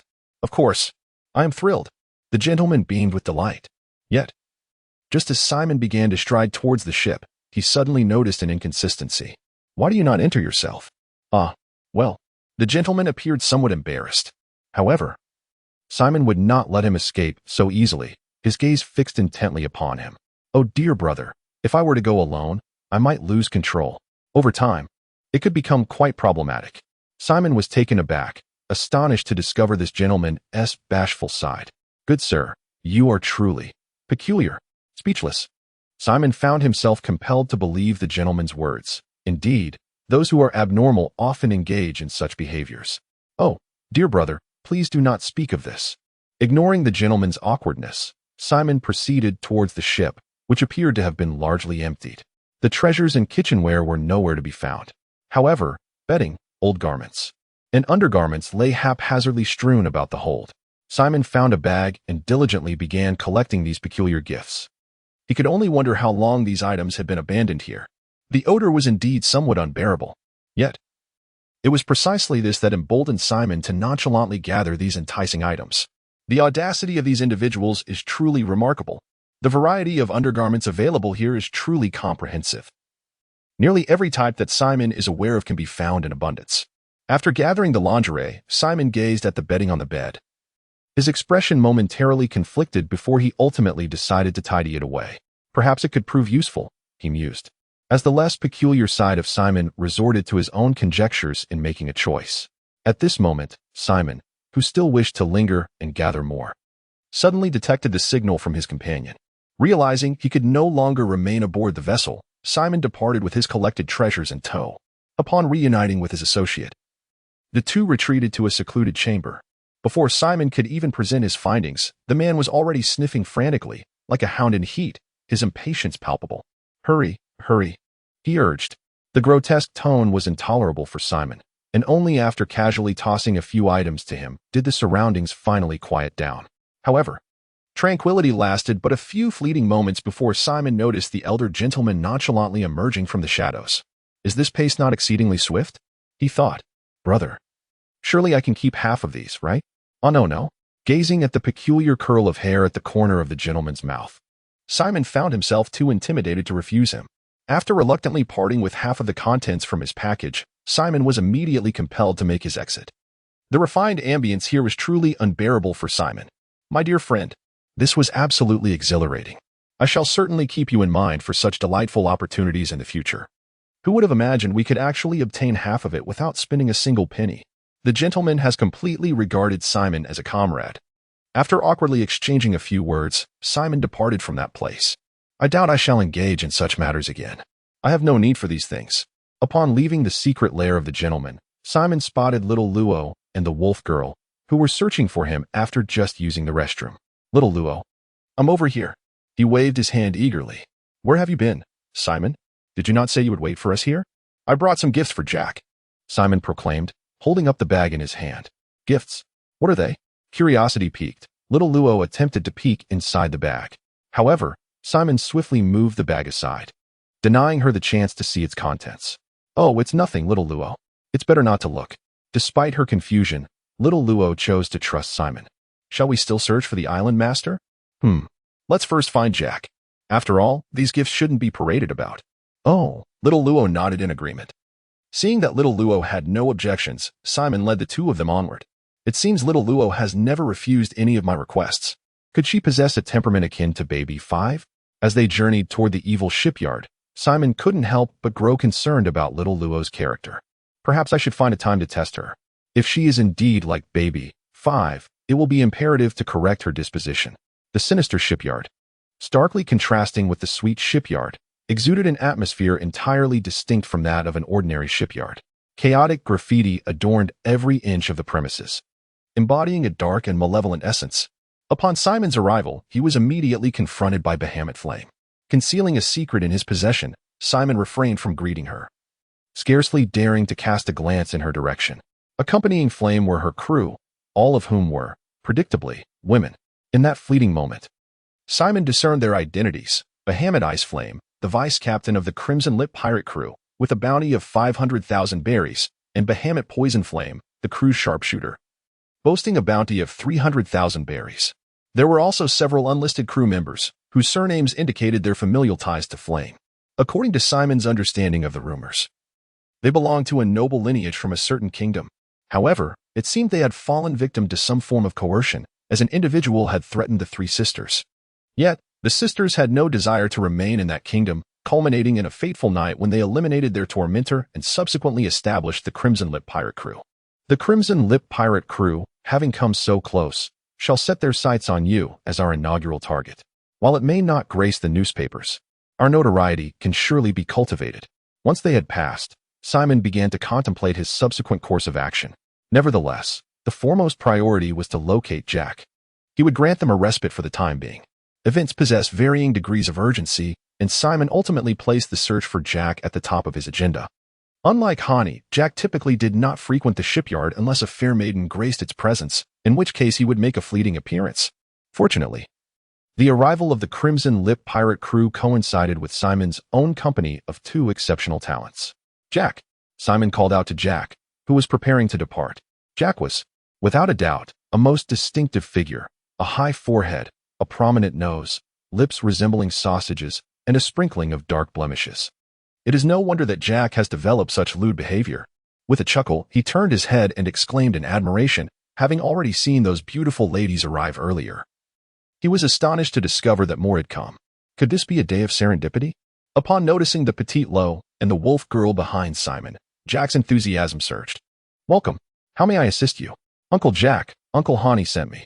Upon hearing Simon's words, Jack's expression faltered with disappointment. Despite his somewhat unsavory demeanor, he remained composed in the presence of acquaintances. What is it that you need? At that moment, Jack began to smoke just like the old fellow he had encountered earlier. Is this the spirit of the wicked port? Simon mused silently as he observed Jack.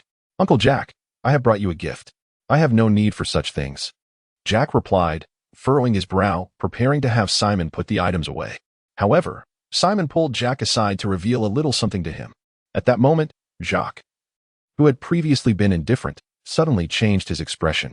Simon, he exclaimed, perhaps I should accept your heartfelt gesture. Then, Uncle, could you grant me a request? My dear, this chapter has more to offer. Please turn to the next page to continue reading, as the story becomes even more riveting. Seizing the opportunity, Simon expressed his thoughts. No problem. If you encounter any difficulties, just let me know, and I shall see to it. Could you gift me a ship? Simon coughed lightly. Ah, Simon. I just realized that it would be inappropriate for me to accept such a thing. You should take it back. Jacques suddenly adopted a more principled stance. Observing Jacques glance repeatedly at the bag in his hand, Simon sensed a wavering in his resolve. Yet, he acknowledged that his request might indeed be a bit excessive. Without the ship, Simon contemplated a second plan. Then, Uncle Jacques, could you enlighten me on why the Crimson Lip pirate crew came here? If I tell you, will you give me that? Indeed. Noticing Jacques' tone soften, Simon eagerly intensified his approach. Since you were so earnest, I am not a heartless man. And I can certainly share this information with you. As Jacques remained fixated on the bag without further elaboration, Simon understood and promptly handed it over to Jacques. At this moment, Jacques finally spoke up. The Red Lip pirates had come here to commission a new ship, which would likely take another month to complete. Thank you, Uncle Jack. No trouble at all. I have other matters to attend to, so I shan't keep you any longer. With that, Jack vanished with a swift motion. Bag in hand. Now aware of the Red Lip pirates' duration of stay, Simon could commence his recruitment plan. Xiao Luo, let us depart. With a stylish turn, he asked. Where to? Xiao Luo, appearing adorably confused, followed him, bewildered. Unfortunately, Simon had no intention of providing an explanation. His resolute stride showed no sign of hesitation. Outside the sinister shipyard, Simon was already waiting, locking eyes with the Red Lip pirates. Why haven't they left yet? And what does it mean to be in formation? Could it be that my actions have been discovered? With lingering embarrassment, Simon's gaze flickered nervously. Once Xiao Luo and the others emerged, he immediately pulled them aside to hide. However, the Red Lip pirates' attention remained fixed on Simon, and with a fiery glance, the wild women encircled Simon, who, feeling momentarily embarrassed to confront them, feigned a vulnerable demeanor. What do you intend to do? This is King Kong Island. However, the women tightened their grip upon hearing Simon's words. What do we intend to do? Are you truly unaware of your own actions? The voice of Bahamut Flame resonated from behind the pirates as flame surged through the parted ranks, revealing itself before Simon. I haven't done anything. Surely, you must have mistaken me for someone else.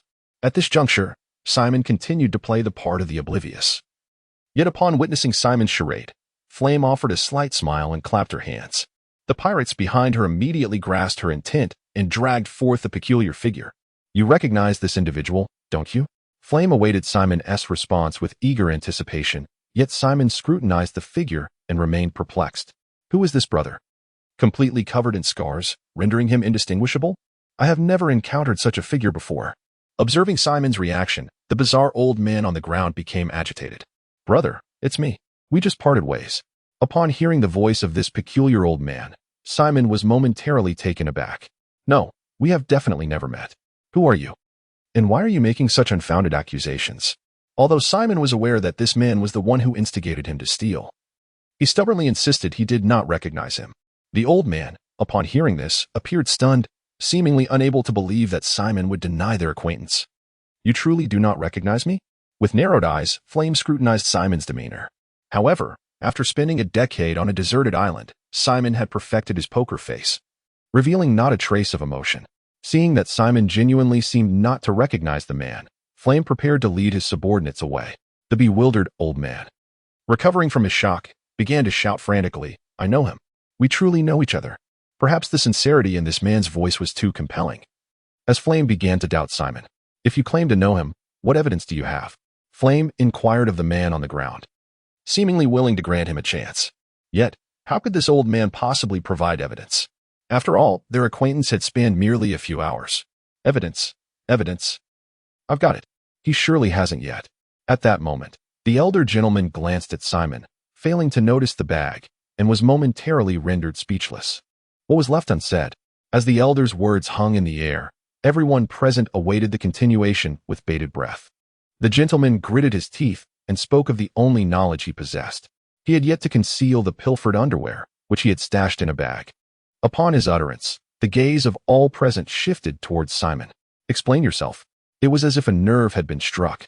The flames of intrigue ignited as Simon licked his lips, regarding him with keen interest. Do you truly believe I need to wear stolen underwear? Simon, seemingly amused, embraced little Luo and the wolf girl while confronting the gentleman. Absolutely not, came the instinctive response from the crowd. Moreover, just because you saw me carrying such a bag, does that grant you the liberty to slander me? At that moment, Simon stood with unwavering righteousness. The assembly had been wholly swayed by Simon's words. However, one individual remained unconvinced. So, do you dare to present that bag for all to see? This brother truly clings to the last shred of hope. That bag? My apologies. It contains a gift for Uncle Jack, so it is no longer in my possession. With this final opportunity vanished, this gentleman has succumbed to despair. No, you cannot proceed in this manner. Suddenly, the world fell silent. My apologies, young man, for the misunderstanding. Upon learning of the relationship between Simon and Jack, Flame had already lost interest in whether Simon had indeed acted. It matters not, for you two are victims in this scenario. May I take my leave now? Victims? Assuming Simon had gleaned this information from the earlier dubious gentleman, Flame chose not to dwell on it. No worries, let us depart. Phew. Simon exhaled in relief, preparing to escort Xiao Luo and the others away. Wait. Flame's voice instantly heightened Simon's anxiety. What is it? Let us exchange contact information. Why are you so tense? Flame revealed her intention. Tense? How could that be possible? Contact information, you say? Xiao Luo. At this moment, Simon appeared utterly comical. After little Luo provided her contact information to Flame, he allowed Simon to depart. This chapter is not yet complete. Please turn to the next page to continue indulging in the captivating narrative. Meanwhile, Flame, standing behind, gazed at Simon with profound intensity. After wandering aimlessly for quite some time, Simon finally halted his steps. Simon, what was that all about with that fellow just now? Xiao Luo inquired, having noticed Simon's peculiar reaction. Xiao Luo. Simon grasped Xiao Luo's shoulders firmly. Do not listen to that person. It is detrimental to your ears. After Simon's admonition, Xiao Luo ceased his questioning. But where are we headed now? Well, I haven't quite decided yet. Xiao Luo's expression was one of bewilderment, mouth agape, in confusion. All right. We still need to find the island master. In that case, let us proceed. Simon, feeling somewhat bewildered, was at a loss. Who knows what lies ahead? Sighed Xiao Luo, already feeling a sense of exasperation with Simon. Upon observing the streets here, they discovered taverns scattered all around. Is the atmosphere of freedom in this port not a bit overwhelming? Simon, who was not particularly fond of alcohol, made that evident when he ordered juice at the tavern. He had just forgotten to inquire about the island chief from Uncle Jack, which left him feeling a tinge of regret, but having already departed, there was little to be done. Xiao Luo, where do you think we should go first? Oh, you want me to choose? Indeed, Xiao Luo, I have faith in you. Your luck has always been quite favorable. Simon expressed his confidence by giving her a thumbs up. Well then, let's go wherever. After a moment's hesitation, Xiao Luo pointed to a fruit shop. Why a fruit shop? Although Simon did not quite grasp her reasoning, he nonetheless accompanied her to the store. Xiao Luo, you just want to eat fruit, don't you? Observing Xiao Luo as she eagerly collected fruits, Simon felt somewhat like an outsider. How could that be? I would never come here just for fruit. Yet, Xiao Luo's smile was unmistakable. Seeing her so joyful, Simon decided not to dwell on the matter of the fruit shop any longer. Just as he intended to pick some fruits, he noticed the wolf girl bringing a fruit toward her mouth. Stop! Simon called out to her, but alas, he was a moment too late. The wolf girl had already consumed the fruit and wore a look of distress, retching but producing nothing. Is everything all right? Concerned for the wolf girl's condition, Simon rushed to her side, scrutinizing the devil fruit in her hand. Hearing Simon's voice, Xiao Luo hurried over as well. What happened? The wolf girl ate a devil fruit. Is that a devil fruit? Xiao Luo inquired, curiously observing the half-eaten fruit. At that moment, the wolf girl's condition shifted. She uncontrollably transformed back into her beast form. Could the devil fruit negate my punishment? With the wolf girl no longer maintaining her hybrid form, Simon warily watched the beastly creature and pulled Xiao Luo back a few steps. The shopkeeper had already fled the moment the wolf girl transformed, while the beastly wolf merely howled, as if engaged in a struggle. As the howling continued, the wolf girl's shape began to morph into a creature that Simon did not recognize. Simon, is the wolf girl all right? Xiao Luo asked, anxiously clutching her arms behind him. She'll be fine. Even if there is an issue, I will handle it.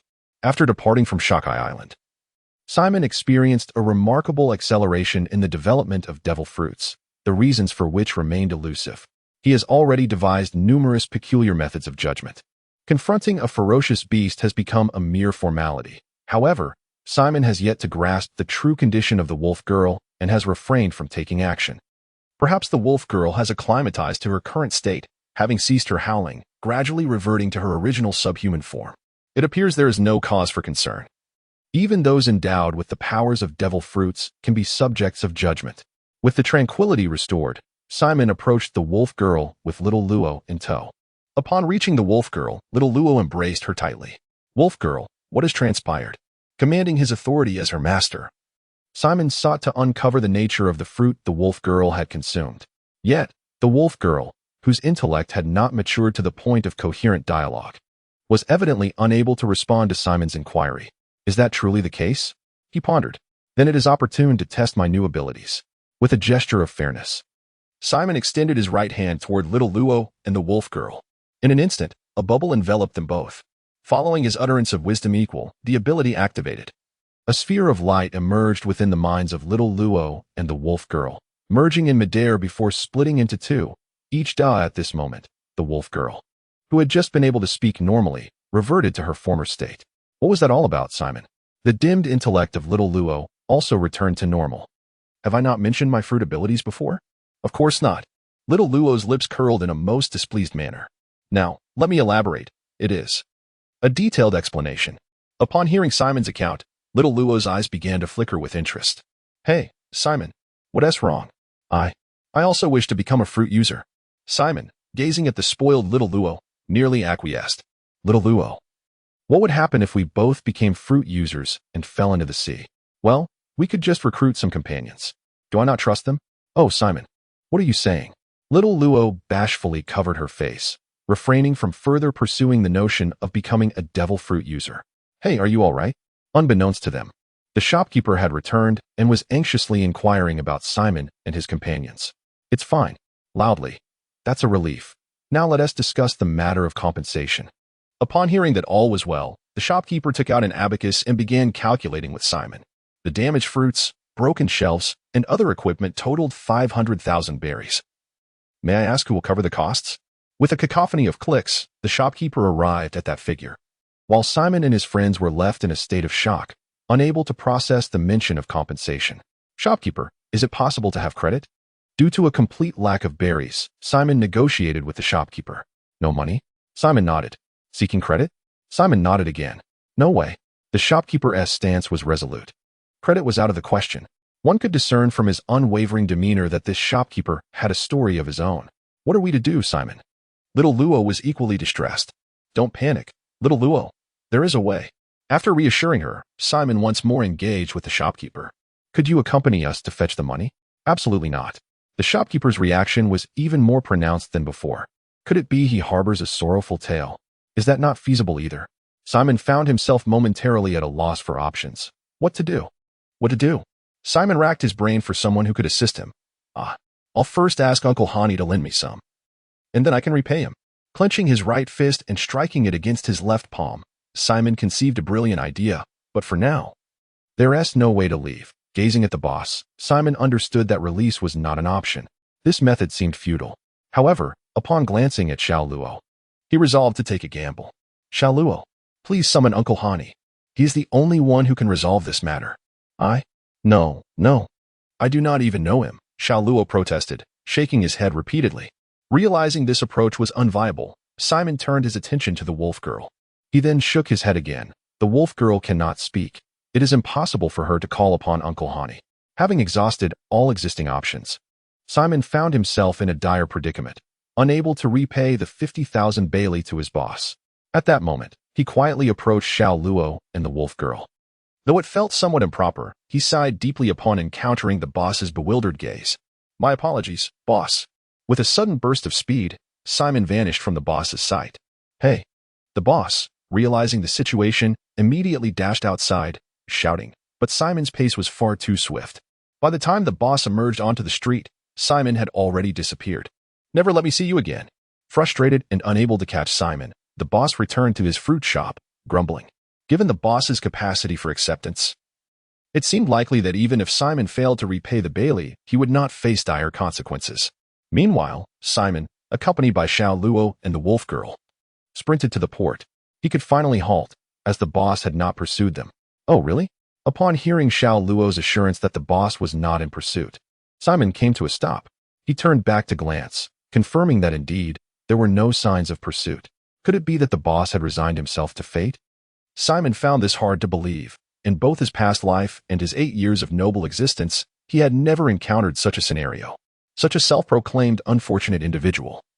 Simon, what shall become of the 500,000 bailey owed by the boss? Even at this moment, Xiao Luo remains preoccupied with the looming debt. Indeed, Xiao Luo's kind nature shines through. Fear not, Xiao Luo, for I have devised a plan. The absence of bailey has rendered Simon quite uncomfortable, prompting him to first procure some funds before contemplating other matters.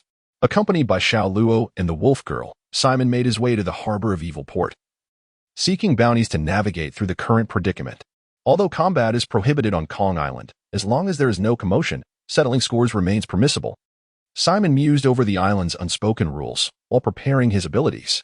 Who will be the unfortunate soul to fall into my grasp today? Given Kong Island's renowned reputation in the South Sea, a steady stream of pirates frequents this place, ensuring that Simon will not return empty-handed due to a lack of prey. Indeed, this is the haven of pirates. Upon arrival, Simon quickly discerned the presence of numerous renowned pirate crews. However, he only encountered pirate ships without sighting any bounty heads. Accompanied by the wolf girl, Xiao Luo, he retreated to a secluded corner, awaiting the appearance of the pirates. It wasn't long before a weathered pirate ship emerged from the sea. Judging by the flag, it belonged to the Stubble Pirates. The captain of the Stubble Pirates had a bounty of 3 million berries. Holding the bounty notice, Xiao Luo reported the details of this crew to Simon. 3 million berries. You say? He resolved that this would be his target. Regrettably, the combat here must remain undisclosed. With a tinge of disappointment, Simon rose and approached the pirate crew. Surrounding him were bustling ship workers, none of whom paid heed to Simon and his companions. Once the Stubble Pirates docked, Simon and his group boarded the ship. What a dismal sight it was. As soon as he set foot on the vessel, Simon could not help but exclaim in dismay. Such a grim state made it difficult for me to take action. Though he spoke words of compassion, the power bubble in Simon's hand remained unwavering. Who are you? At last, the remnants of the crew aboard took notice of Simon and his companions. This scene, Simon's inner child seemed to awaken. And since you have inquired so earnestly, Xiao Luo, you must play along with me. Before Xiao Luo could utter her next line, Simon's fleeting interest dissipated. Xiao Luo, bewildered, was left clueless about Simon's intentions. How could she play along when they had never rehearsed? Ah, is that so? It seems I will have to subject you to rigorous training henceforth. Realizing his epiphany, Simon resolved to impart his eccentricity to Xiao Luo. So, who are you really? The soldier opposite Simon pressed the question once more. After a moment's contemplation, Simon replied, Guardians of the world? Why the hesitation? You paused just now, didn't you? Simon's antics had successfully driven the pirate lad to madness. What the hell? What are you fools doing? Have we already reached Diamond Island? A deep voice resonated from the cabin. It was unmistakably the voice of Captain Stubble, though Simon had yet to meet this captain. The likeness in the wanted poster and the sound of this voice were strikingly congruent. The sound of heavy footsteps echoed the captain, who had placed a bounty of 3 million berries, remained oblivious to the fact that the hunter was already prepared. The moment this robust captain made his appearance, Simon struck. A bubble formed by his abilities swiftly enveloped the captain's stubble. I was all the captain managed to utter before succumbing to silence. Without wasting a moment, Simon commenced the judgment. Captain Stubble of the Stubble Pirate crew, your crimes are egregious. I hereby sentence you to 3 days as a marionette. With the pronouncement made, the sentence was established. During the development of his abilities, Simon discerned that the duration of the judgment could influence its success rate. The shorter the time, the greater the likelihood of success. My lord, there is more to this chapter. Please click to the next page to continue reading. The ensuing events are even more thrilling. The successfully judged captain stood rooted in place, motionless. The most troublesome matter had been resolved. Subsequently, Simon proceeded to adjudicate the other crew members aboard the ship one by one. Are you not afraid of the repercussions from Diamond Island for your actions here? For reasons unknown, Simon chose to leave the pirate who had conversed with him until last. You must be newcomers. Clearly, you have yet to grasp the rules here. At this moment, the young pirate was utterly bewildered. Shaking his head, Simon showed no mercy, delivering a decisive judgment to the lad. Crew, set sail. Our destination is Keita Island. Having deftly subdued this band of pirates, Simon was now eager to claim his reward. The nearest naval base lay just a day's journey away at Keita Island. Relishing the provisions of the Stubble Pirate crew and enjoying their services, he mused, indeed, this is the life that suits me best. At this moment, Simon seemed to be transported back to the time of nobility. The comforting sensation made Simon somewhat reluctant to hand over these minions to the Navy. It's a pity the effects of the trial only last 3 days. Otherwise, you all would have to stay. Indeed, the treatment for these minions mirrored that of their captain, confined to a 3-day package. While indulging in a feast, Simon suddenly noticed a news bird soaring overhead. Summoning it over, he purchased a newspaper. This doesn't seem like a time for news distribution, does it? Could there be a significant event? Curiously, Simon picked up the paper. The chest-hair pirate crew has annihilated the pursuing forces of the prison nation and obliterated the S-15 naval base, with the bounty escalating to 90 million berries. Is Mauser truly that formidable? Simon pondered over the news, sensing that this bounty's rise felt rather peculiar. Simon, what news is this? Lost in thought, Simon attracted little Luo's attention. Mauser's bounty has soared to 90 million berries. Do you think it's true? As he spoke, Simon handed the newspaper to little Luo. Mauser? Him? Impossible. What is this report even about? How could he have done such things? Well acquainted with Mauser, little Luo immediately recognized the report's inaccuracy.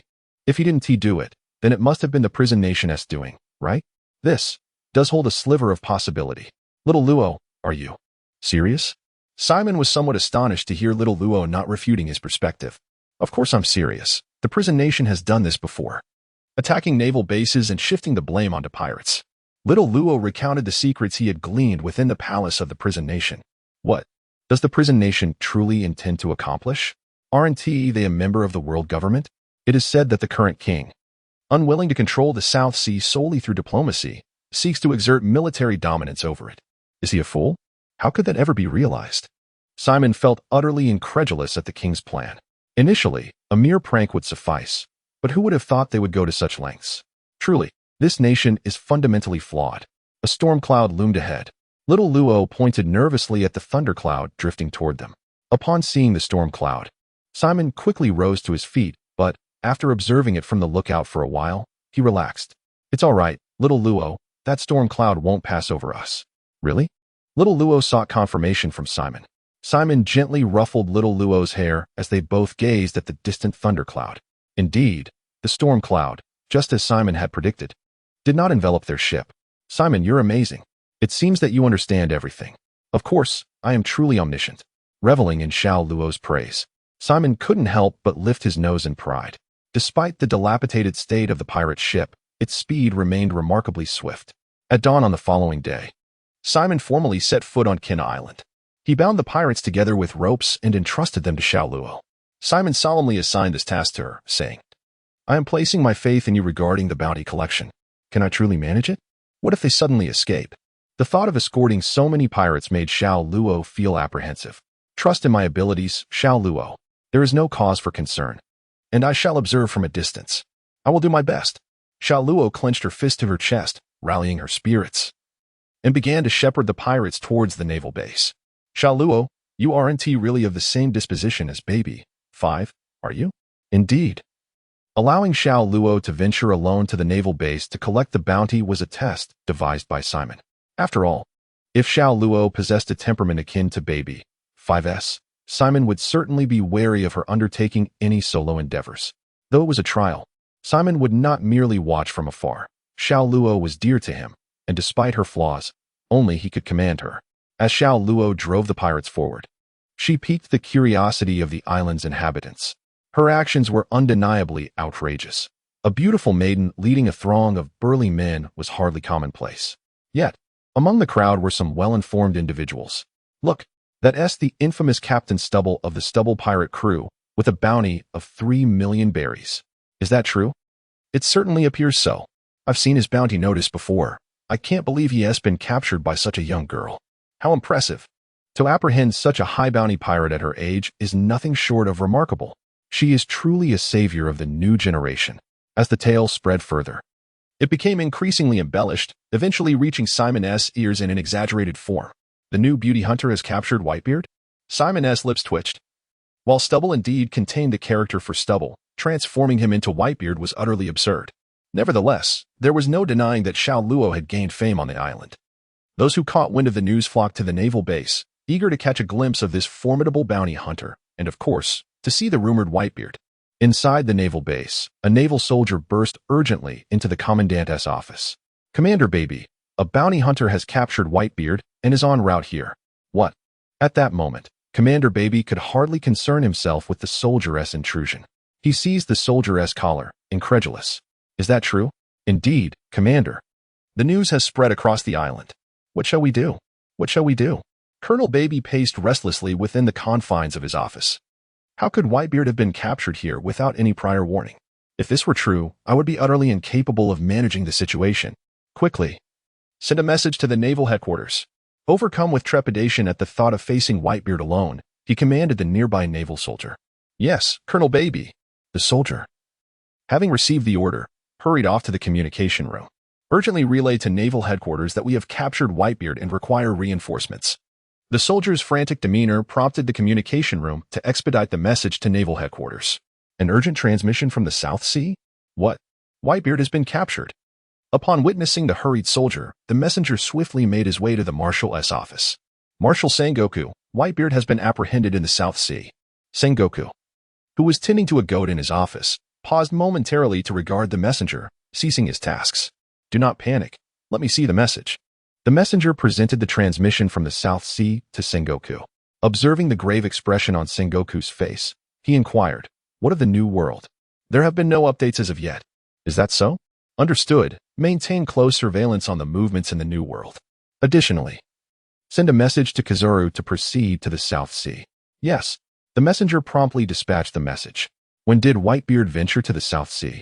Sengoku suspected that the situation was far more complex than it appeared and immediately contacted the reconnaissance ship in the New World.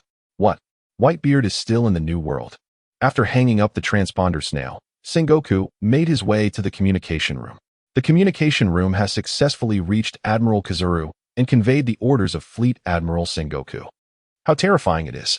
Whitebeard has been captured by a newcomer. Kizaru set down his transponder snail and with a swift bayou, soared towards the South Sea. When Fleet Admiral Sengoku arrived at the communication room, it coincided with the moment the communicator had just finished conversing with Kizaru. Has there been any news from the South Sea? Although reconnaissance ships have reported that Whitebeard is in the New World, Sengoku dared not lower his guard. Waiting anxiously for the first-hand information. Report to the Admiral. There is nothing yet. Instruct the South Sea to report at any moment. In the South Sea. At the entrance of the K-Ta Island Naval Base, Colonel Baby, having deployed all the artillery from within the base, nervously gazes at the entrance. Amidst a cacophony of noise, a group of pirates, tethered by collars, approaches. Is this where one claims their bounty? Xiao Luo emerges from behind the pirates. Are you the bounty hunter who captured Whitebeard? Colonel Baby inquires anxiously. Whitebeard? Who is that? Did I not deliver a mere stubble? Stubble. At that moment, Captain Baby realized that something was amiss. You claim to have captured a stubble? Is it a renowned pirate? Forgive Captain Baby. A pirate with a bounty like stubble is truly forgettable. Surely, it must be famous. After all, the bounty is 3 million belly. Little Luo, however, was not quite aware of the significance of such a bounty. 3 million. Captain Baby could scarcely contain himself, pondering. What on earth compelled me to send a message to the Navy headquarters? No. The Navy headquarters. Message bearer, quickly. Inform the Navy headquarters that it is not Whitebeard, merely a minor pirate. Realizing he may have committed a grave error, Captain Baby wished to immediately contact the Navy headquarters. Hoping he had not yet submitted his report. Once the messenger departed, Baby collapsed onto the ground. Onawa, could you please settle the bounty for me? Little Luo, worried about not receiving her reward, prompted Captain Baby. Bounty? What bounty? You've put me in this predicament and still expect a reward? Why don't you go die? Captain Baby, feeling that his career was hopeless, spoke without thought. Upon hearing this, Little Luo lowered her head, lost in her thoughts. Could Little Luo possibly take his words to heart and end her life? Simon anxiously observed Little Luo from a high building, determined to prevent her from doing so. What does your situation have to do with Little Luo? The wanted criminal has been brought here. You must reward me. Little Luo was now quite resolute. A stark contrast to her usual demeanor in front of Simon. I didn't mean it that way. In truth, Captain Baby regretted his words the moment they left his mouth. Yet, the young lady before him seemed disinclined to hear his explanations. You will receive your bounty. Subsequently, Captain Baby instructed the naval soldiers to settle the bounty owed to Little Luo. Captain Baby, a demotion order has arrived from Navy headquarters. The messenger had returned, bearing news of accountability from the Navy headquarters. Captain Baby, gazing at the demotion notice in his hand, resignedly made his way back to the base. Little Luo, having received her bounty, paid no mind to the happenings behind her at the base and joyfully ran toward the port. Seeing that little Luo was unharmed, Simon and Wolf Girl decided to return as well. Above the Grand Line, a brilliant beam of light streaked straight toward the South Sea. Suddenly, the beam halted, and Kazara answered the telephone bug in his hand. Moshi, it's me, Borsellino. Fleet Admiral Sengoku. Is there something urgent? There's no need to head to the South Sea anymore. Instead, you are to visit Doino Island, as there seems to be some unusual activity there. What about Whitebeard? It was a misjudgment. Whitebeard remains in the New World. Understood. The call had ended, yet the irreverent demeanor of the yellow ape remained unchanged. Xiao Luo is truly remarkable. Simon, who had just reunited with Xiao Luo, was effusively praising her. Naturally, as a versatile palace maid, there was nothing I could not accomplish within the royal palace. Now that we have received our reward, shall we return to Diamond Island? Is it time to go back already? Xiao Luo had not anticipated that their visit would merely entail the exchange of a bounty. She had envisioned a more prolonged stay. There was nothing particularly interesting here. Returning to Diamond Island to contemplate our new ship seemed far more appealing. Moreover, we still owe that gentleman 500,000 berries, do we not? Upon hearing Simon's words, Xiao Luo's confusion dissipated. However, Simon, isn't this pirate ship no longer seaworthy? Although her uncertainty had vanished, Xiao Luo nonetheless raised the most pressing concern. I had not considered that. The confident Simon finally appeared perplexed. At this juncture, it was time to rely on Lady Xiao Luo. Simon was intrigued to see what actions Xiao Luo would undertake. I anticipated this scenario, hence I have already contacted a merchant fleet. If we board their merchant vessel, returning to Diamond Island will be exceedingly simple. Xiao Luo brimmed with confidence, akin to a child seeking praise. That is astonishing. But when did you make contact? I was completely unaware. Simon was utterly impressed by Xiao Luo's resourcefulness. Despite having been focused on her, he still could not fathom how she had managed to reach out to the merchant fleet. It was during our return journey. I encountered an acquaintance. And after a brief chat, I discovered she, too, was headed to Diamond Island. Given that we no longer had a ship, I arranged to meet with her. Acquaintance? Upon hearing Xiao Luo's words, Simon instantly grew anxious. Xiao Luo has acquaintances? How was I not informed? Is it a male or a female? When did you arrange to meet her? In 3 days. I assumed we would be here for a while. Is that so? Shall we seek out your acquaintance for some leisure? Eager to learn more about Xiao Luo's acquaintance, Simon subtly contemplated ways to approach her. Going out with her sounds agreeable. She seems to have no pressing matters. Xiao Luo's eyes sparkled upon hearing this. Thus, Xiao Luo, accompanied by Simon and the Wolf Girl, embarked on their journey to find her acquaintance. We had only just parted ways. She shouldn't be far. Upon returning to the place where they were to meet acquaintances, Simon discovered that the familiar faces were no longer present. Little Luo began to search the surroundings. Did she mention what she intended to do? Observing little Luo's aimless searching, Simon felt compelled to offer a suggestion. No. Little Luo replied, somewhat disheartened. What are her hobbies? She possesses an immense love for food, and she would not move until she has finished her meal. Isn't that a clue?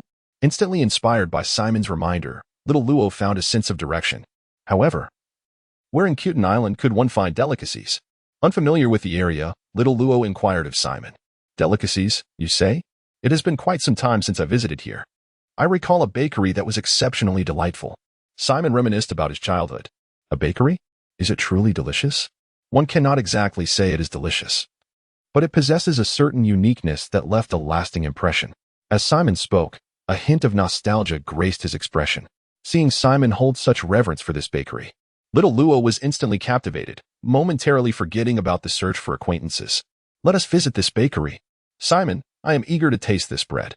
Unable to resist the sparkling enthusiasm of little Luo, Simon was compelled to head toward the bakery of his memories.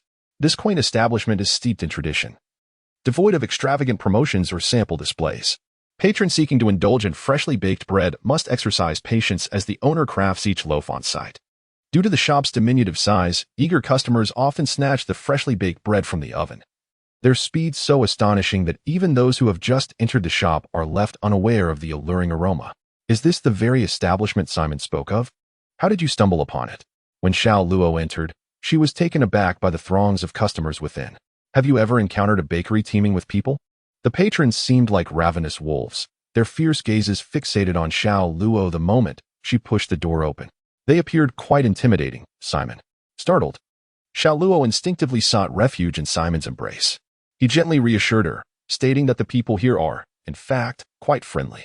Before Simon could finish his comforting words, the crowd began to converge on him. What is going on? Simon wondered aloud, only to be met by a voice from the throng. You must be the bounty hunter who captured the man with the white beard. Indeed, these individuals had heard the rumors but had only witnessed Xiao Luo collect her bounty.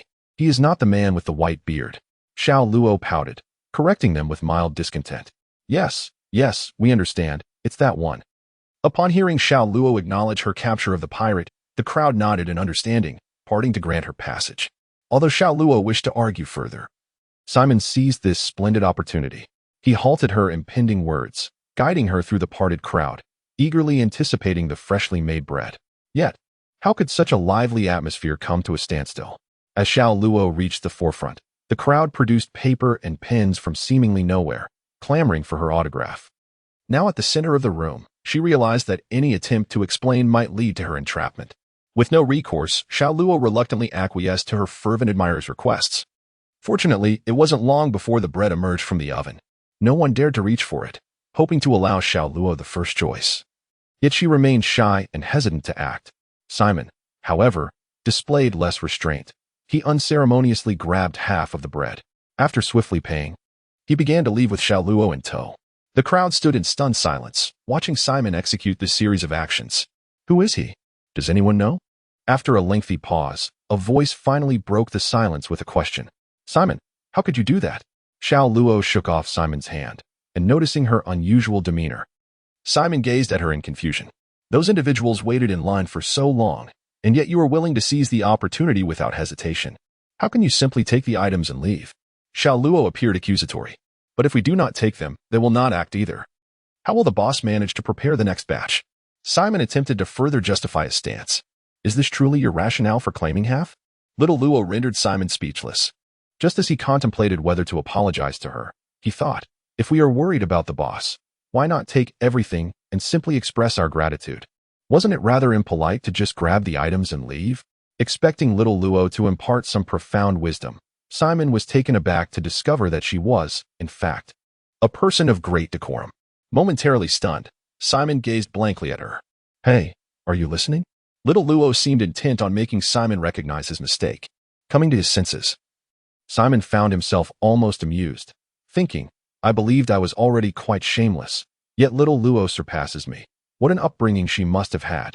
At that moment, he found himself oddly grateful to the confines of his upbringing, which was truly unexpected. Halting little Luo, who was eager to continue her admonishment, the group sought a tranquil spot to relish this unique bread. Simon, this bread is incredibly soft, little Luo exclaimed, squeezing a loaf in her hands. This is the famous secret recipe from this establishment, which is reputed to be 800 years old. If not for certain circumstances that led to the loss of part of the formula, its flavor would undoubtedly be even more exquisite. As Simon reminisced about a time in his youth when he had inquired about the owner's response, he wondered, can it truly be more delectable? Little Luo, having taken a bite, was utterly captivated by its flavor, astonished that it could indeed be even more delightful. Is it possible to recover the original recipe? He pondered, only to realize it was impossible, for the history of the lost recipe had long been erased. What a pity, he sighed. It's undeniably delicious. The atmosphere grew heavy. Suddenly, a lovely girl, reminiscent of a curious puppy following a tantalizing scent, approached with her eyes closed, drawn by the aroma of the bread. Ah, cream puff. Little Luo exclaimed in delight upon catching sight of the adorable figure. HM? Cream Puff opened her eyes in confusion and saw little Luo happily waving a loaf at her. Little Luo, ignoring Simon beside her, Cream Puff joyfully dashed over. What a pleasure to see you again, little Luo. What are you eating? It's the bread Simon recommended. It's so soft and fragrant. Little Luo proudly showcased the loaf to Cream Puff. In a moment of distraction, however, the bread was swiftly snatched away by Cream Puff. Oh, how delicious, she said, licking her lips in bliss. Cream Puff, not again. Didn't we agree that you cannot snatch my food while I'm speaking? Ah, I'm so sorry, so sorry. The strategy involving the girl named Puff proved remarkably effective. In an instant, little Luo fell silent.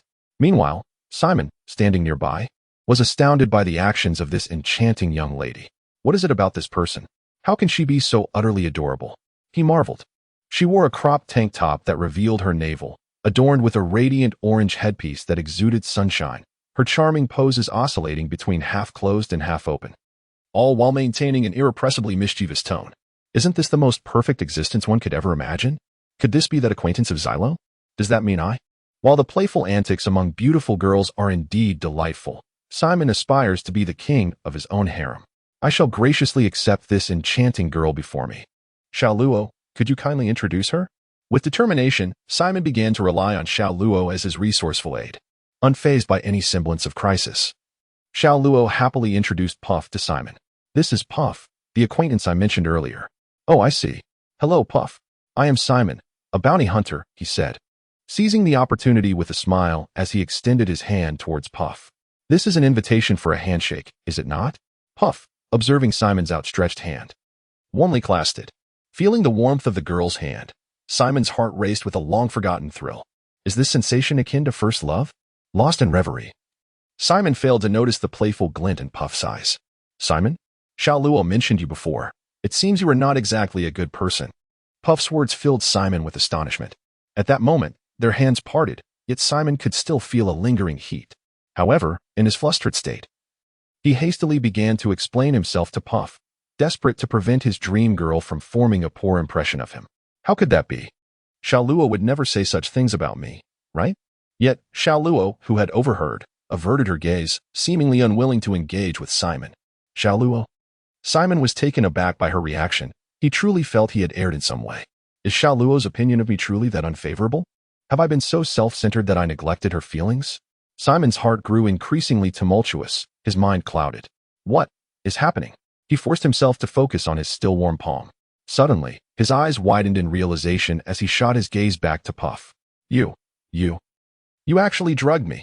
In a moment of panic, he managed to point a finger at Puff before collapsing. Simon. Upon hearing the thud, Xiaoluo turned back. When she saw Simon sprawled on the ground, she immediately called out his name in alarm. Puff, what is going on? Tearfully, Xiaoluo implored Puff, unable to awaken Simon. Oh, it's merely a little prank. Puff replied with an innocent expression, mimicking a gesture of loss in the Korean market. Puff, must you always resort to such troublesome habits? As if grasping some profound understanding, Xiaoluo moved Simon onto the reclining chair and cast a reproachful glance at Puff. Yet, Puff merely bowed her head in apology, instantly earning Xiaoluo's forgiveness.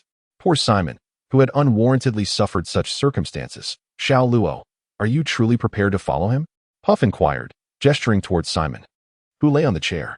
Indeed, I find myself unable to part from him now. Xiaoluo replied, resting Simon's head upon her lap and tenderly stroking his cheek. Observing Xiaoluo in this devoted manner, Puff felt a twinge of discontent. However, as Xiaoluo's gaze shifted towards her, Puff immediately reverted to her radiant self. I never anticipated that the Xiaoluo, who wept daily within the palace, would eventually meet her own prince. Puff mused, her thoughts hinting at untold secrets. As dusk approached, Simon still showed no signs of awakening. Puff, what exactly did you administer? Why is Simon still unconscious? Xiaoluo questioned, her earlier composure replaced by mounting anxiety. It must be SM-39. He should have awakened by now, Puff replied, glancing quizzically at Simon, who remained unresponsive. Don't fret, Xiaoluo, look. Puff directed Xiaoluo's attention to Simon, whose lips were twitching in a peculiar grin. Realizing something, Xiaoluo, with a furrowed brow, lightly struck Simon on the forehead with her feeble fist. Ouch, that hurts, Simon exclaimed, clutching his head. Xiaoluo, why did you hit me? His expression conveyed utmost grievance. Since you're awake, get up. Your inaction is distressing me. Xiaoluo scolded Simon, but as she did so, tears began to escape her eyes. I'm sorry, Xiaoluo. I won't do this again. Simon's sincere apology softened Xiaoluo's heart, allowing her to forgive him. In the future, if you desire a lap pillow, I shall directly express it to you. The tender atmosphere, however, was fleetingly shattered by Simon's next words. Young master, there's more to this chapter. Please click to the next page to continue reading. There's even more excitement ahead. Sensing the awkwardness in the air, Puff sought to divert the conversation. Xiaoluo. Yes? Since my arrival here, I've been curious. Who is she? Puff pointed at the wolf girl, who was nibbling on a piece of bread nearby. Ah, she is the wolf girl. Seemingly brought by Simon from a deserted island, though she lacks intellect. Wolf girl? Listening to the conversation between the two individuals, Simon seemed to recall the wolf girl. When I was just knocked unconscious, it appeared that the wolf girl had no reaction at all, right? The more he pondered, the angrier he became. And he strode toward the wolf girl to impart a lesson in love. After a detailed explanation from Xiao Luo, Puff finally understood why the wolf girl was referred to as such. However, did you not feel that the name wolf girl was somewhat inappropriate? Xiao Luo, on the other hand, did not seem overly concerned about such matters. Of course it is. How could a person's name be so trivial? Let us bestow upon her a new name. Puff appeared to have conceived a rather amusing idea and began to suggest it to Xiao Luo. That might not be wise. After all, she was brought here by Simon. How would we know unless we give it a try? Seemingly persuaded by Puff's words, Xiao Luo prepared to propose the idea to Simon. However, when she turned to find him, she caught sight of Simon striking the wolf girl. Simon, what are you doing?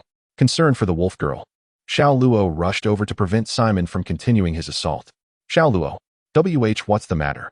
Simon looked at Xiao Luo standing protectively in front of the wolf girl, momentarily at a loss for words. What's wrong? Why do you ask me what's wrong? Why are you hitting the wolf girl? Like a hero rescuing a mute maiden, Xiao Luo boldly confronted the fierce Simon. It's because her guardianship was inadequate. Such a guard requires proper training. Otherwise, what will I do if I truly find myself in danger in the future? Simon's earnest proclamation left Xiao Luo speechless. However, how could Xiao Luo so easily concede her stance? But can't you employ gentler methods? Treating her this way is so pitiful. After a brief silence, Simon smiled and gently patted Xiao Luo's head. All right. I won't strike the wolf girl anymore. Of course, privately, rigorous training is still necessary. Lost in the warmth of Simon's tenderness, Xiao Luo had completely forgotten the purpose of her visit. Fortunately, there remained a cunning girl who would not allow Xiao Luo to languish in the realm of gentleness. Xiao Luo, you still have an important mission yet to fulfill. The sarcasm in Puff's tone was unmistakable. With a single shout, goosebumps rose on the skin of Simon and Silas. What are you doing, Puff? In response to the feigned ferocity of Little Lo, Puff pointed at the wolf girl. Little Lo was momentarily taken aback. All right. I came here to have Simon rename the wolf girl. Simon observed Little Lo, who had become bashful at Puff's remark, and swallowed hard. This better not be another prank. Little Lo, what an important mission. Hesitation leads to defeat.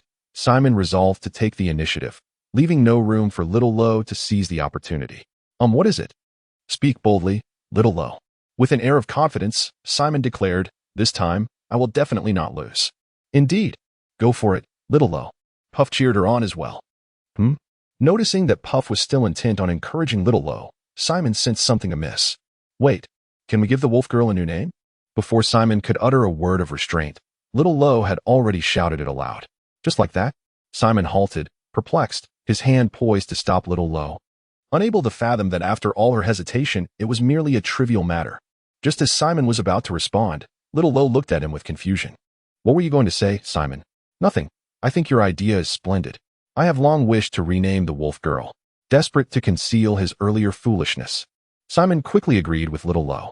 Seeing Simon's consent to rename the wolf girl, Little Lo promptly dismissed any earlier doubts about Simon's odd behavior. Phew. Having successfully distracted Little Lo, Simon breathed a sigh of relief. However, his peripheral vision caught sight of Puff, who was smiling with delight, and his heart sank. Could she have seen through it? No, that can't be. She shouldn't be this cheerful. Shaking his head vigorously, he cast aside those dark thoughts. Simon began to discuss a new name for the wolf girl with Little Lo. Noticing that Puff hadn't approached, Little Lo waved her over. Little Lo, what name do you wish to give the wolf girl? Struggling to conjure a suitable name, Simon decided to entrust this grand task to Little Lo and Puff. A name? It's hard to think of one on the spot. Puff, you must have some ideas since you suggested the name change. Conflicted, Little Lo tossed the ball to Puff. He. As for names, we have as many as we need. At this moment, the radiant and confident image of Puff enveloped Simon and Xiao Luo in an instant. Both were momentarily blinded, awestruck by such dazzling brilliance. Just then, Xiao Luo exclaimed, Puff, please dim the spotlight. Unable to withstand the intense glare, she urged Puff to tone it down a notch. Puff, having indulged her own enthusiasm, redirected the spotlight to another direction. Puff, how did you manage that just now? Simon, perplexed by Puff's ability to pull off such a feat without any visible means. Was left in wonder. You looked so cool. I wish I could do that too. It's a secret. Regrettably. It appeared that Puff was unwilling to share this angelic maneuver with Simon. Oh, why is that? Simon felt a deep sense of disappointment. If only he could employ such a striking entrance for his own debut, it would surely attract countless admirers. Simon. We need to come up with a new name for the wolf girl. Why are you distracted by other matters?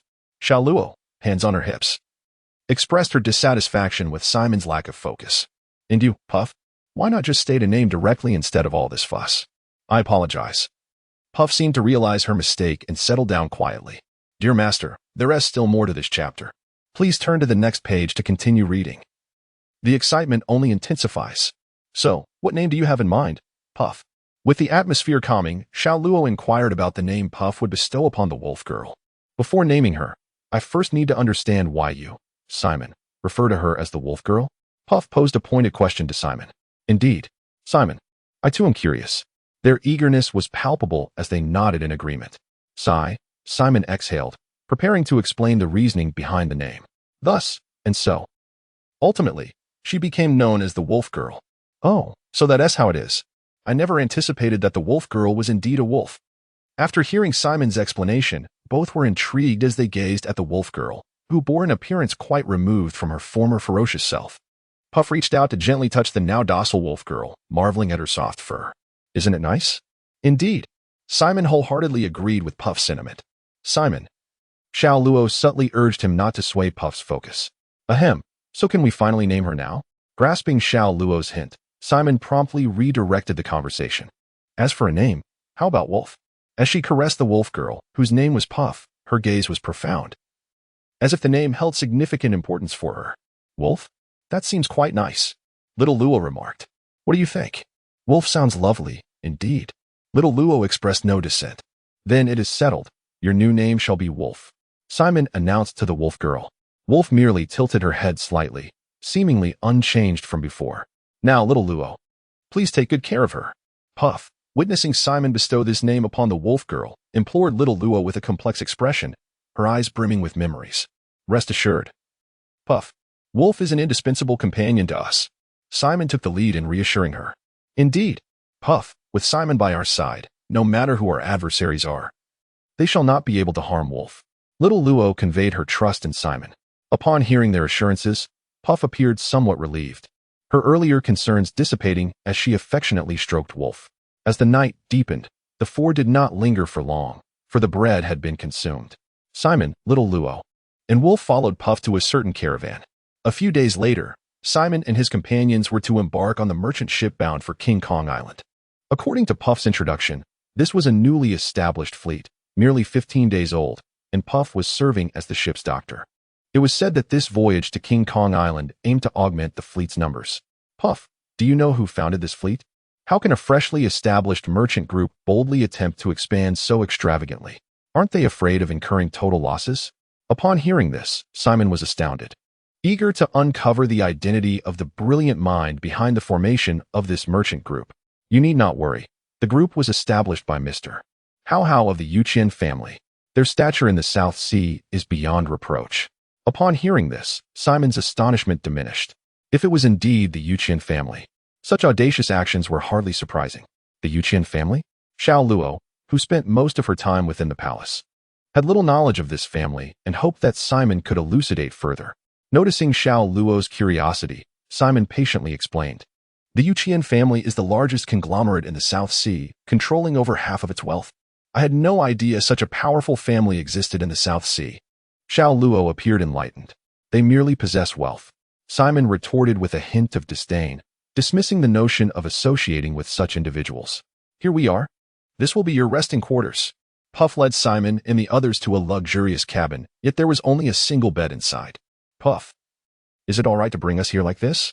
Simon, worried that Puff had only found them a new room, inquired anxiously. What issue? This is my room, Puff exclaimed, leaving Simon momentarily speechless. What do you mean? Gazing at the solitary bed, Simon felt hesitant to contemplate further. It's nothing. We're merely resting here for today, right? Xiao Luo? Puff seemed to revert to her playful demeanor. Xiao Luo merely nodded blankly, seemingly oblivious to any underlying issues. Xiao Luo? Simon could hardly believe that she accepted this so readily, and he found it difficult to maintain his composure as bizarre thoughts flooded his mind, leading to an internal turmoil. Puff could no longer contain her laughter, clearly delighted. All right. I won't tease you any longer. Where is your position? Perplexed, Simon followed the direction pointed out by Puff and discovered a conspicuous clearing. He blinked in confusion and looked at Puff. A floor mat? Surely. You cannot expect us three to sleep on the floor. Is that really the case? Faced with Puff's relentless insistence, Simon twitched his lips, assuring himself that it couldn't possibly come to that. After all, sleeping on the floor was merely a trivial matter. He feigned strength, masking any hint of disappointment. Thus, an uneventful night passed. In the following days, Simon and his companions, alongside Puff, explored the island of K-Ta and even visited the naval base. For reasons unknown, a naval soldier named Baby exhibited an exceptionally hostile demeanor towards them. How could Simon possibly tolerate such disrespect? He promptly reported the incident to the base. Having gleaned information from other naval personnel, the soldier, known as Baby, was sentenced to a week of cleaning the toilets. Meanwhile, after exploring the island, Simon and his companions boarded a luxurious merchant ship belonging to a trading caravan, setting sail for Diamond Island today. Although it was not their first visit, Simon couldn't help but wonder if this vessel was wary of encountering pirates. Standing at the bow, Simon gazed wistfully at the ship's ornate decorations. What thoughts occupied Mr. How's mind? That was hardly a matter for our concern. Puff enjoyed the sea breeze, relishing the moment. However, this tranquility was abruptly disrupted upon leaving the waters surrounding Xingtian Island. As Simon surveyed the horizon, several pirate crews emerged ahead. He stood, seemingly preparing to confront the impending battle, but Puff restrained him. Do not rush. This ship is not as feeble as you imagine. Mere pirates with bounties of around 10 million cannot breach its defenses. Heeding Puff's counsel, Simon glanced at Xiao Luo and Wolf, abandoning any thoughts of continuing the fight. Indeed, if these pirates proved ineffective, Mr. Hao would likely find it impossible to venture out to sea. Finding a prime spot, Simon settled back down. From his vantage point, he observed the approaching pirate crews, none of whom he recognized.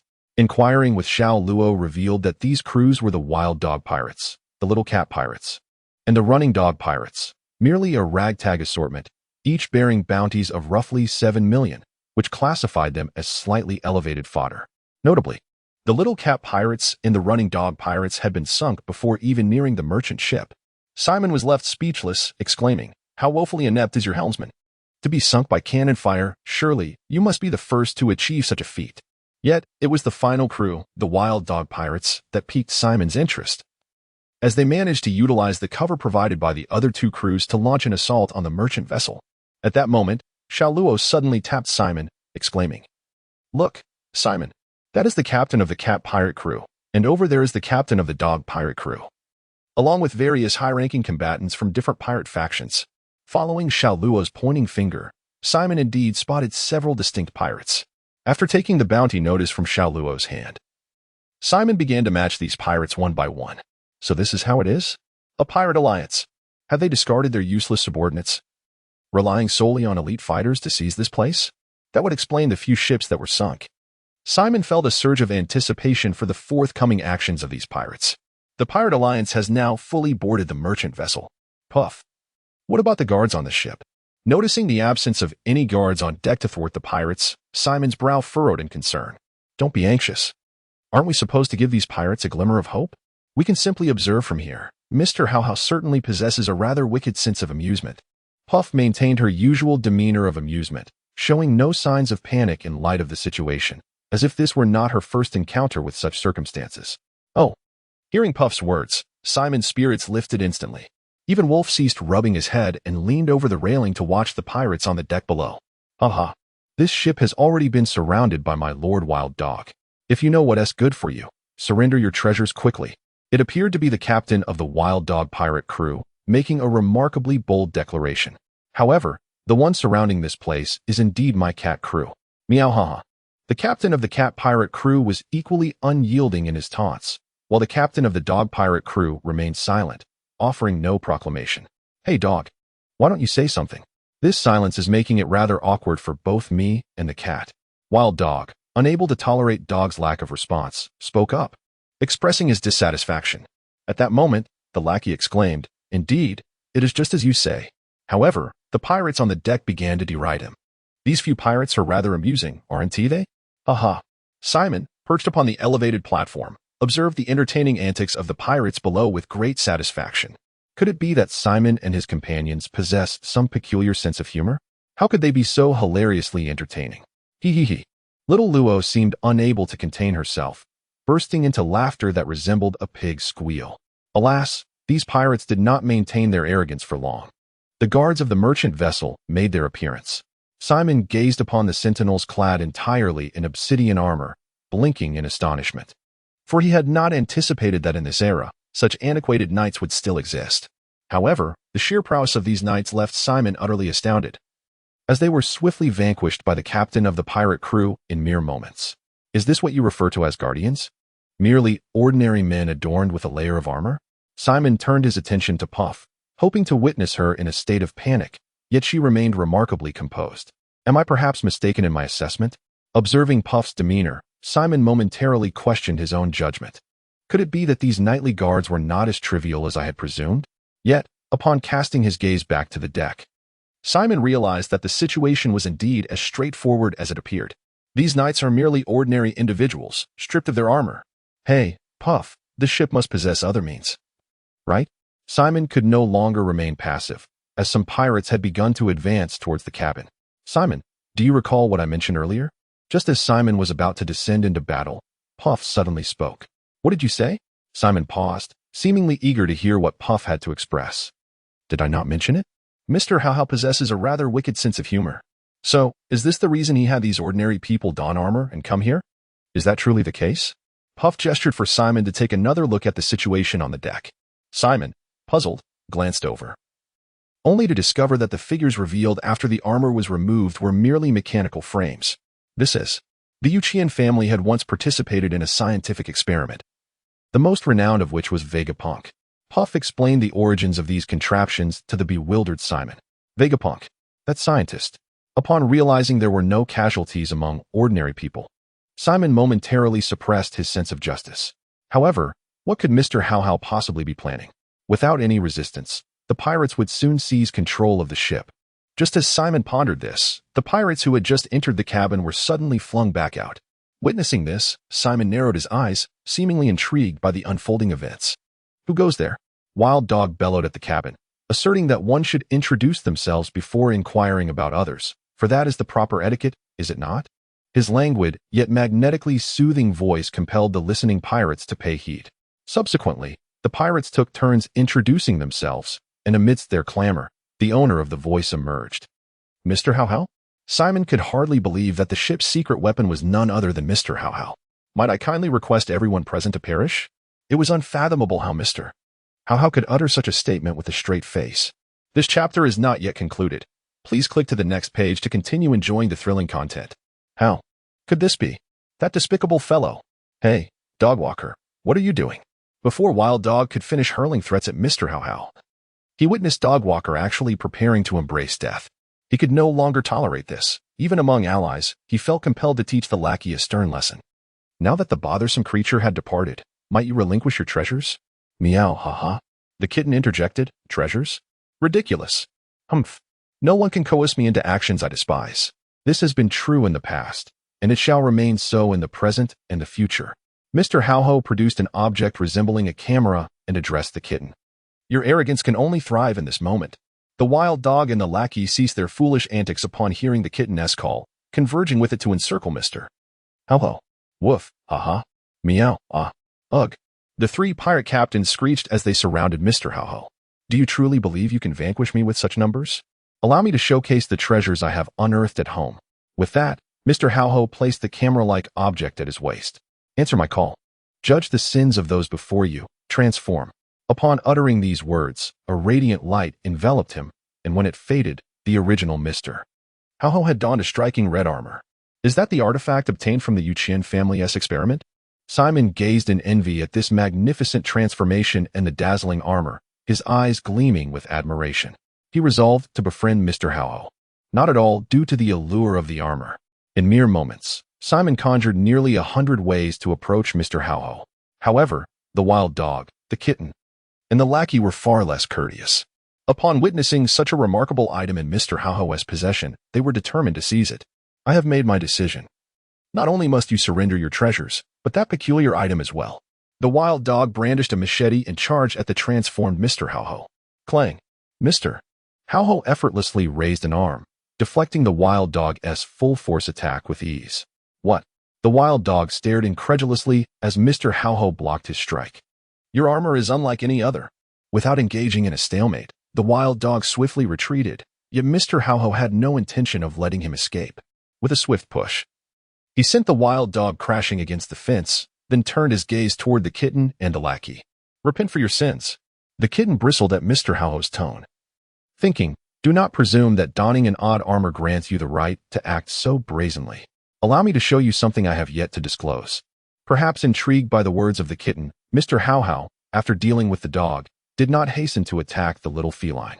At this moment, the little cat crouched low, teeth bared, emitting a roar akin to that of constipation.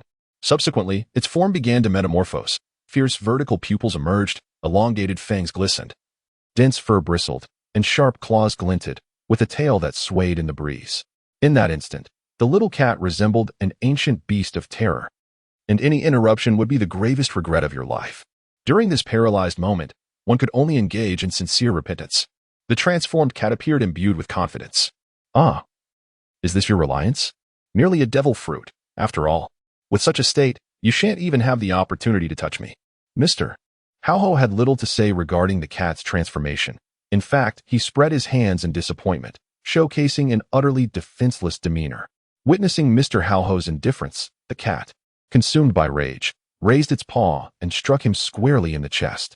Meow! As the cat's claw made contact, it instantly lost all strength, collapsing to the ground like a noodle. How could this be? Despite its frailty, the cat still endeavored to assault Mr. Howho. Ah, as a pirate. Do you not know even this? Sea stone. My armor is entirely composed of sea stone. Have you, who have consumed the devil fruit, no comprehension of the curse of the sea? Mr. Howho's wicked humor surfaced. Faced with the cat, now devoid of any resistance, he pressed a foot upon it, ensuring that this ability user remained under his control, while spewing forth a torrent of vulgarities. He truly is a person of refinement. Simon, now enraptured by the allure of the armor, grew increasingly intrigued by Mr. Howho. Yet, unbeknownst to both Mr. Howho and Simon, the wild dog stirred from slumber. The wild dog rubbed its aching chest, gazing at Mr. Howho, who was flaunting his dominance over the little cat. It seemed he had transformed using that object at his waist. What would happen if that object were absent? The wild dog, having assumed the role of leader among these lawless individuals, undoubtedly possesses a modicum of intelligence. Upon a moment's reflection, the crux of the matter becomes apparent. With little chance of success in a direct confrontation, the wild dog stealthily approached Mr. Howho, who bore the bounty of a pirate. Mr. Howho's indomitable spirit was not so easily extinguished. Not to mention the allure of Zwan, Mr. Howho, completely entranced, allowed his vigilance to wane significantly. At that juncture, the wild dog struck, lunging forward to seize Mr. Howho's vital point. As Mr. Howho was ensnared in a peculiar state, the wild dog reached upward and grasped Mr. Howho's transformation device. With a vigorous tug, it proved stubbornly resistant. The anxious wild dog swayed back and forth, while Mr. Howho, sensing an anomaly at his waist and fearing another critical blow, instinctively arched his back. To his surprise, this motion allowed the wild dog to successfully detach the transformation device. Realizing the gravity of the situation, Mr. Howho forcefully kicked the device from the wild dog's grasp. Observing that Mr. Howho had yet to shed his armored state, the wild dog opted for caution and retreated. Just then, the armor adorning Mr. Howho flickered several times before vanishing entirely. At this moment, the wild dog ceased its retreat, and the small cat at Mr. Howho's feet regained its strength, swiftly toppling Mr. Howho to the ground. At this moment, Mr. Howho found himself in an awkward predicament, confronted by the ferocious wild dog and the small cat. My dear friends, might we discuss matters of treasure? In an attempt to maintain his composure, Mr. Howho even adjusted his collar. The small cat and the wild dog exchanged glances, both perceiving the simmering anger reflected in each other's eyes. The discussion of treasure could wait. There were pressing matters at hand. Just a moment ago you were feeling quite exhilarated, were you not? This chapter is not yet complete. Please turn to the next page to continue indulging in the captivating content. The small cat's sharp claws danced across Mr. Hao's face. Brother, let us converse amicably. What if you accidentally scratch my face? Oh, so now you show fear? Where has that previous arrogance gone? The wild dog disdainfully spat at Mr. Hao. Mr. Hao was already in a dire state.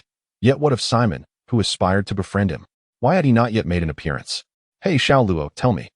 If I were to disregard him, would this object then belong to me? At this moment, Simon was gazing at the transformation device that had unexpectedly landed in his hand. If that's what you believe, then just ignore him. After all, we have no compelling reason to rescue him, Xiao Luo replied without hesitation. However, after a moment's contemplation, Simon dismissed this tempting thought. He had observed that these pirates seemed to be motivated solely by greed. Concerned about the potential conflict with the Yuqian family should he attempt to conceal the item, Simon resolved to formally obtain something similar from Mr. Hao. Xiao Luo, please wait here for a moment. I shall return shortly. With a resounding crash, dust and smoke enveloped the deck. Could you kindly cease your actions? A voice emerged from the cloud of smoke, prompting the two assailants to halt their assault on Mr. Hao. Who dares to interrupt my amusement? The wild dog grumbled, irritated, as he directed his ire towards the smoke. It is perhaps best that you do not learn my name. As the smoke dissipated, Simon, crouched low, raised the transformation device high in his right hand, seemingly fearful that the two pirate captains might overlook it. That is noticing the transformation device in Simon's grasp. The small cat's tone softened. Xiao Luo, what are you afraid of? Such a powerful item must surely have its limitations. He may not even be capable of summoning that armor. The feral hound was initially seething with rage at his teammate, the kitten's performance. But upon witnessing Simon fastening the transformation device to his waist, his ferocious demeanor unexpectedly waned. Luo, do you think Simon can successfully transform? The cheerful maiden, Puff, observing Simon's audacious maneuver, turned her gaze toward Luo, who had been anxiously watching from below. Of course he can. There's nothing Simon can't do. He absolutely will. Luo even emphasized her words twice to Puff, brimming with confidence. Puff, who seemed to have an inkling of something, appeared quite eager for the unfolding events. Still, I'd advise you to prepare for a rescue mission, just in case. Though Luo didn't quite grasp why Puff would say such a thing. She nevertheless roused the slumbering wolf. Excuse me, Mr. How over there. I'll be borrowing this gadget. Hope you don't mind. Simon, after securing the transformation device to his waist, politely inquired of the battered Mr. How, who, however, seemed too exhausted to respond. Oh, is that so? No objections, then? Understood. Monologuing, Simon began executing his transformation sequence. You, young man, I strongly advise you to reconsider. Not just anyone can harness that kind of power. It's beyond your control. Here's a deal. Hand that thing over, and I'll let you walk away. How about it?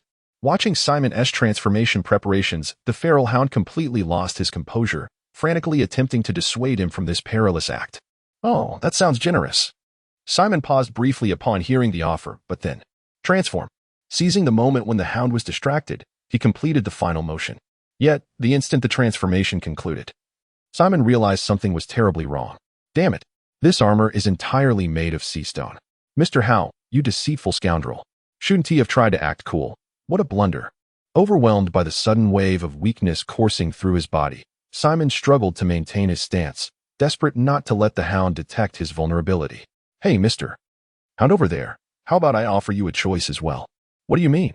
The hound, eyeing Simon's armored form with trepidation, narrowed his gaze as if a scheme was forming in his mind. Honestly, there's no need for us to fight. How about this? You set sail and leave. And we'll pretend none of this ever happened. What do you say?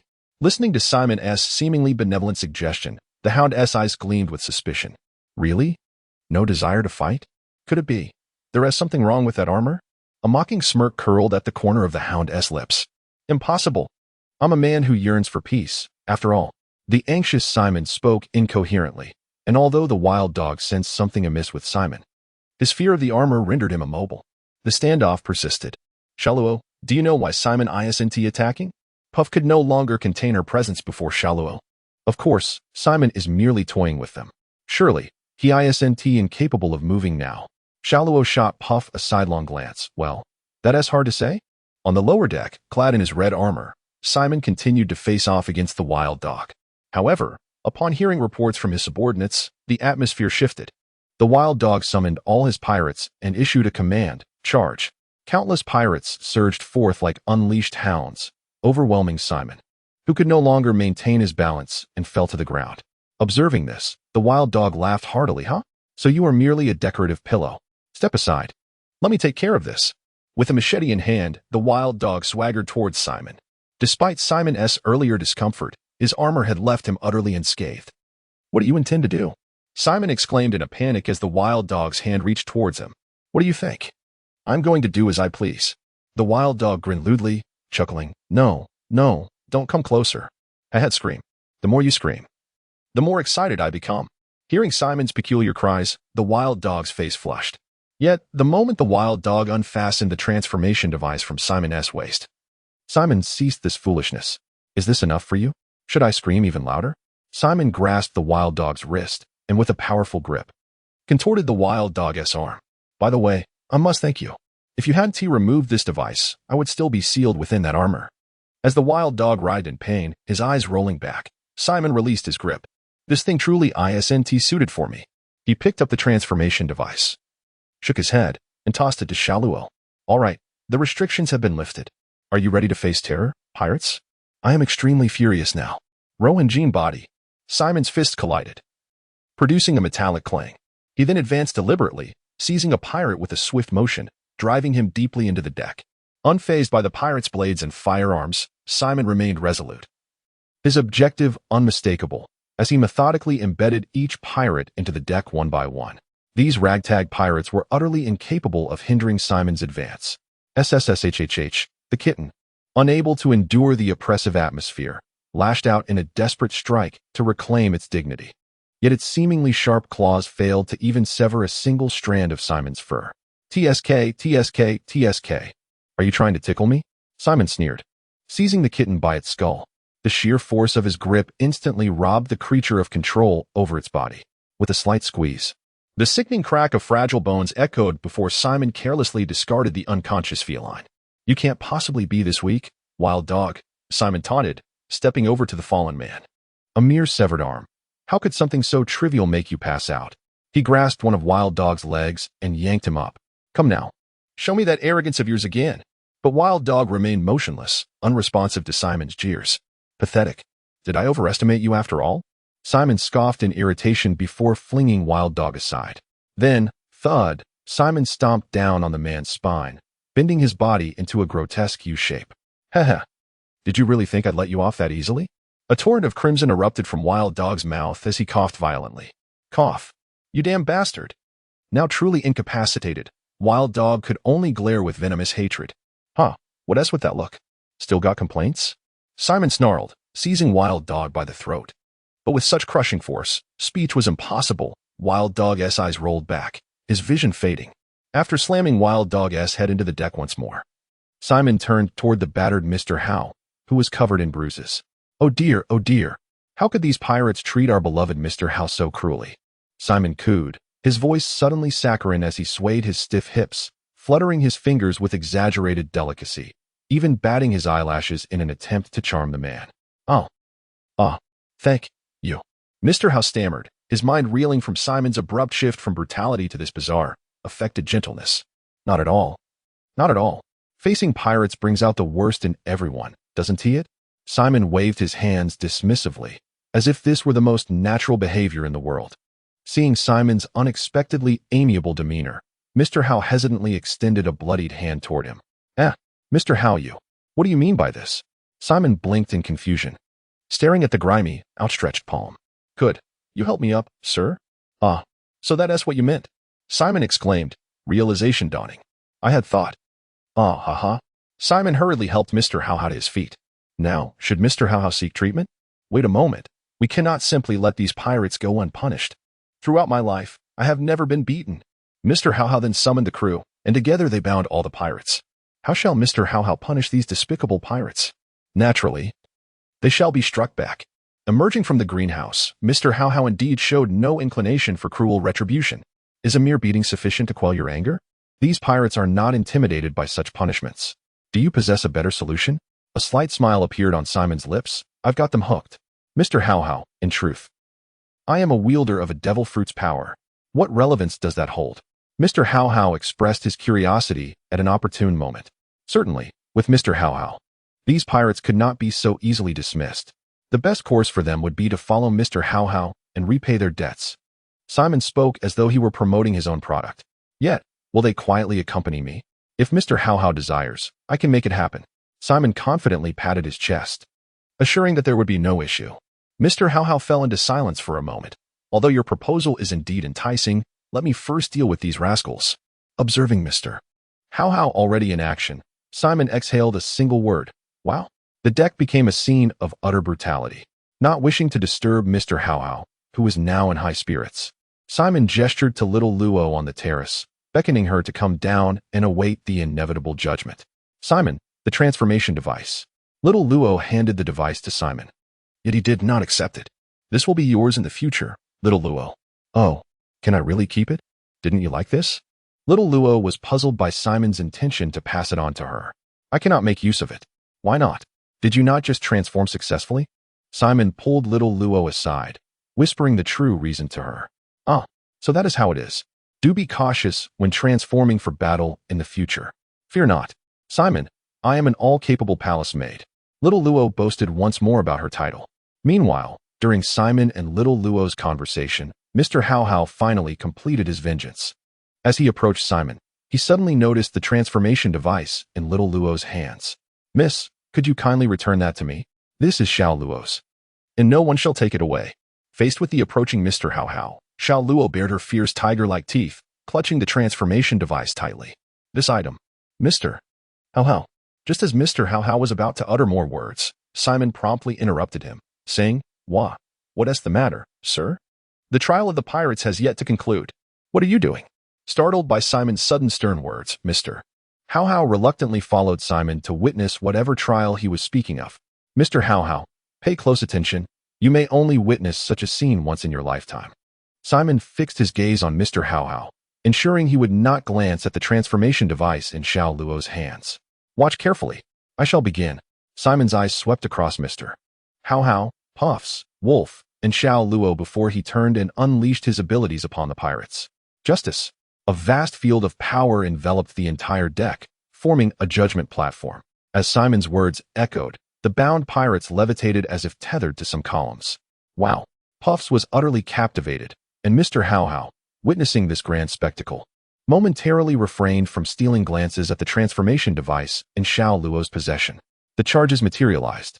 A black-red mist began to swirl around the pirates, ultimately transforming into the words, guilty. Then came the sentencing phase. Mr. How How, do you mind having a few more pets? What do you mean? Without addressing Mr. How How's inquiry, Simon continued to pass judgment on the pirates. First up is the lackey. What shall I turn you into? A lackey, then let it be a gray mutt. For you, the leader of the lackey pirate crew, your heinous crimes warrant a century-long sentence as a gray mutt. As Simon's words concluded, the leader of the lackey pirate crew was enveloped in a gray light. When the light dissipated, a gray mutt appeared on the deck. He truly transformed into a dog. Mr. How How gazed in astonishment, exclaiming in surprise, Mr. How How, it is still too early for your astonishment.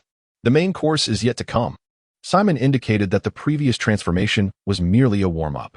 After briefly pondering between a wild dog and a kitten, he first looked at the kitten. Kitten pirate crew leader. I recall you once clawed Mr. How How, and you seemed quite fond of his face. Thus, I shall render judgment for this transgression. 50 years as a female cat-eared servant. As Simon pronounced the verdict, under the horrified gazes of Mr. How How and the others, the little kitten transformed from a burly, bearded man into an adorable girl. Simon, your abilities can even accomplish something like this? Puff crossed her arms, staring at Simon with a mix of fear and disbelief. Unlike Puff's trepidation, however, Mr. How How seemed utterly enthralled. So this is your idea of revenge? Not bad at all.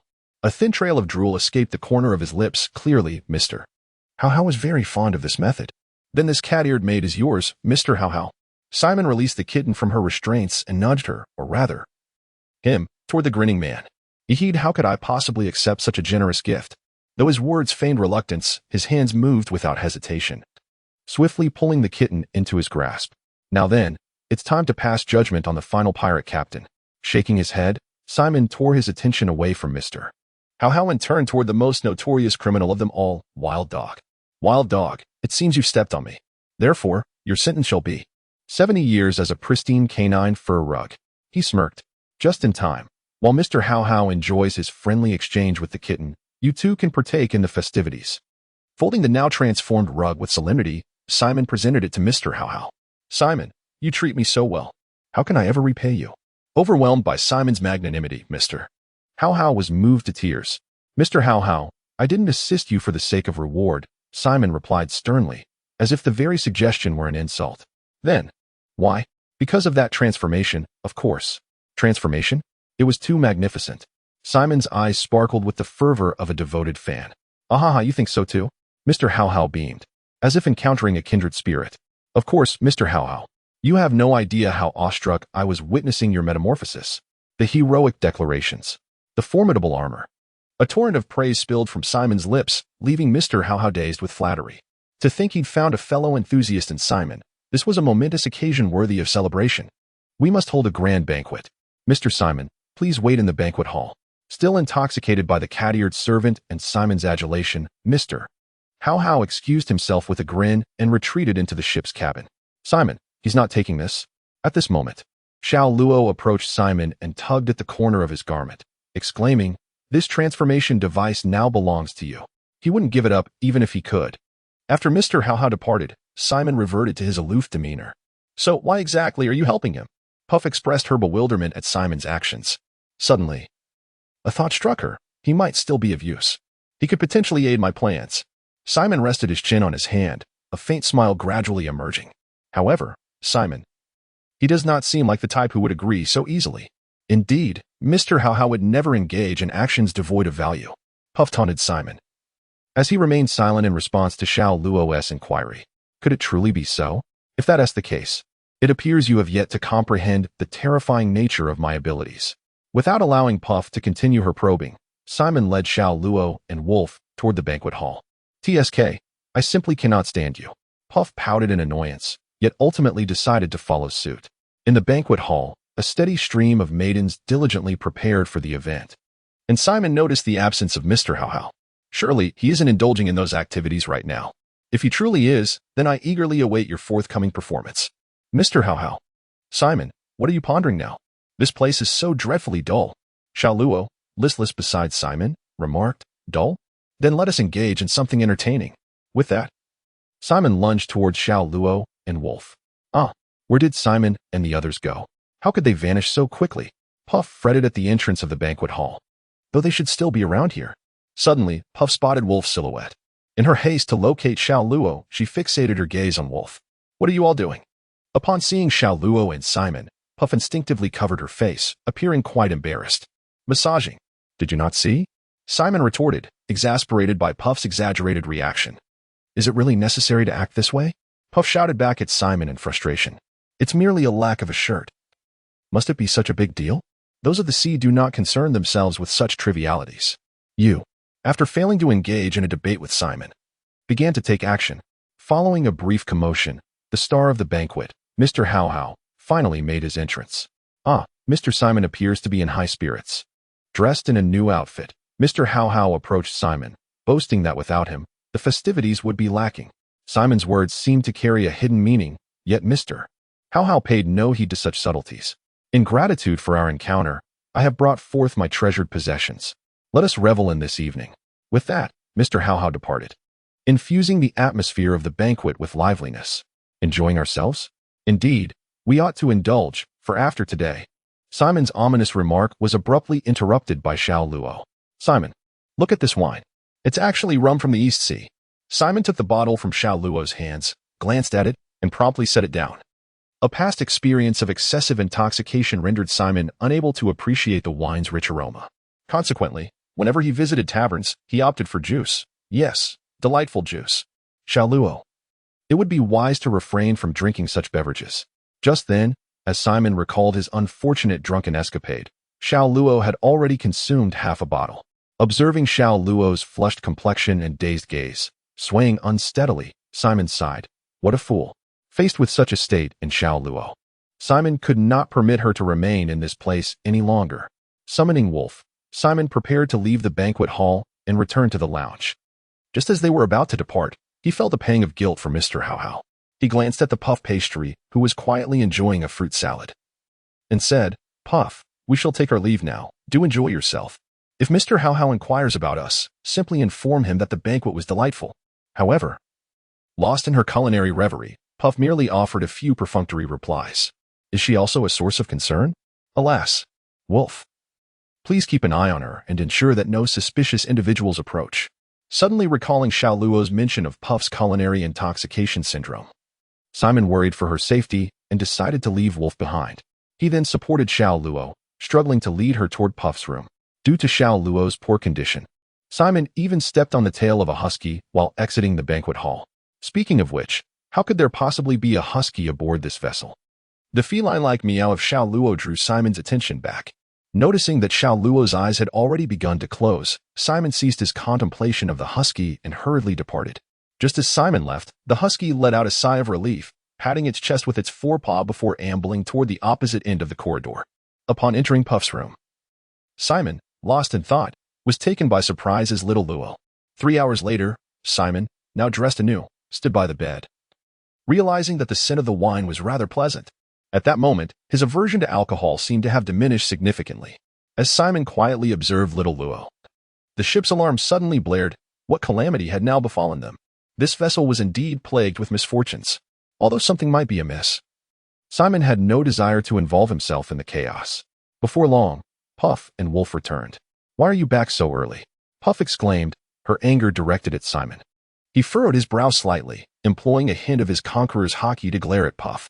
"Could you be a bit quieter?" Little Luo was trying to rest. Noticing that little Luo's furrowed brow had relaxed, Simon retracted his haki. "Calm. Just calm down. Why so fierce?" Perhaps startled, Puff's voice trembled slightly. "So, is the banquet over?" "It's already concluded. Everything here was delicious." Upon the mention of food, Puff seemed to regain her usual vitality. "Wait, that's not why I came here." As she continued, Puff appeared to recall something. "Simon, did you know? This ship has been robbed." "Oh, please elaborate." Such an intriguing piece of news instantly captured Simon's attention. "There is nothing to elaborate on. It was merely a theft, and the culprits have yet to be apprehended." "Why the excitement? Do you not feel anything at all? This is, after all, the very scene of the crime." Puffs was incredulous at Simon's lackluster response. It was merely a burglary, nothing of great concern. "If there is nothing to fret about, perhaps you should retire early. Tomorrow we should arrive at King Kong Island." To express his weariness, Simon even stifled a yawn. Puffs was left utterly speechless. The following day, Simon, rising early in search of sustenance, glanced at the rather tumultuous deck. What has transpired? However, the gnawing hunger soon eclipsed any further contemplation. Never mind, let's find something to eat first. Upon entering the dining area, the desolate surroundings filled Simon with an unsettling premonition. It appeared as though there had indeed been thieves yesterday. Could they have pilfered the provisions? Though such thoughts seemed absurd, the urgency of his hunger left little room for reflection. To ascertain the presence of ingredients in the kitchen, Simon ventured to the back kitchen. After rummaging through the refrigerator and discovering some supplies, he finally felt a sense of relief. But why was there no chef present? Surely they haven't gone off in pursuit of the thief. What exactly did they steal? Soon, Simon ceased his musings as his stomach began to protest. Although Simon's culinary skills were not particularly refined, he was capable of preparing something palatable. The joy of cooking. The delightful time to indulge in gastronomy. After serving the stir-fried dishes in the dining area and donning an apron, Simon was ready to feast. My dear, this chapter has more to offer. Please turn the page to continue reading. The best is yet to come. How utterly satisfying. As a piece of meat entered his mouth, the juices burst forth, and the aroma of cumin wafted delightfully around him. In an instant, the sensation of emptiness vanished. The morsel of meat lingered in Simon's memory for quite some time. Upon reopening his eyes, he pushed the meat aside and drew the rice and stir-fried vegetables closer to him. It would be unwise to consume only the meat. I shall start with some vegetables. He first took a bite of rice, its delicate fragrance immediately masking the grease of the meat. Satisfied, Simon eagerly took several more bites of rice. Yet, mere rice felt incomplete. In a moment of leisure, he picked up a piece of the greens. An inexplicable flavor surged onto his palate, and tears unwittingly streamed from the corners of his eyes. Is this the taste of home? Without chewing, Simon swallowed it down whole, once again opening his eyes. He gazed at the plate of vegetables and silently pushed it away. Meat is what I truly need. Now is the time to replenish my strength. Just as Simon immersed himself in his meal, a Siberian husky entered the restaurant. This husky staggered with unsteady steps, swaying from side to side, as if it might topple over at any moment, exclaiming, "How delightful the aroma is." The husky sniffed the air and ambled towards Simon. Perhaps it was hunger that sapped the husky's vitality, for its eyes remained closed. Suddenly, the husky stumbled, and the sensation of falling jolted it awake. What is happening? It pondered, how delightful the aroma is. Before the husky could contemplate its presence in this place, the enticing scent of food wafted into its nostrils. After taking a careful sniff, the husky once again succumbed to a state of enchantment. Thus, in a half-awake, half-dreamlike state, it wandered to Simon's feet. Feeling a slight itch on his leg, Simon paused his meal and glanced down. "Oh, it's you again. Are you hungry?" Simon lifted the husky onto his lap. The instant Simon embraced it, the husky snapped to attention and instinctively sought to resist. However, upon catching sight of Simon, it halted its struggle, thinking, "How could I encounter him here? Surely he won't turn me into something strange." The pessimistic husky began to envision a dismal future. Are you ignoring me?" To Simon's astonishment, after uttering this phrase, the husky seemed to comprehend and began to display an endearing charm. Gazing at the adorable creature, Simon felt his heart melt. Gently stroking the dog's head, Simon held out a generous piece of meat. "Would you like some?" Observing the husky's rapturous expression, he knew it was eager to eat. He then placed the meat into the husky's mouth and returned to his meal. With the husky's delightful company, Simon found immense joy in his breakfast. After finishing his meal, Simon set the husky down, for he already had a dog of his own at home. Let the dog continue its wandering. Upon arriving on the deck, the commotion persisted, with the sailors rummaging about, creating utter chaos. After such a long time, have they still not located the thief? Hope seems to have faded. Shaking his head, Simon contemplated returning to the room of the Puffs to strengthen their bond. At this moment, Mr. How How appeared in the cabin, his eyes shadowed with fatigue. "Mr. How How, you must exercise moderation." Simon, unsure of how to address Mr. How How's disheveled appearance, spoke earnestly after a prolonged silence. "What are you talking about? I merely spent the night searching for a thief. Why should I practice moderation?" Mr. How How responded, his expression a mixture of confusion and curiosity. "Oh, is that so? I thought." Simon could only muster an awkward laugh at this juncture.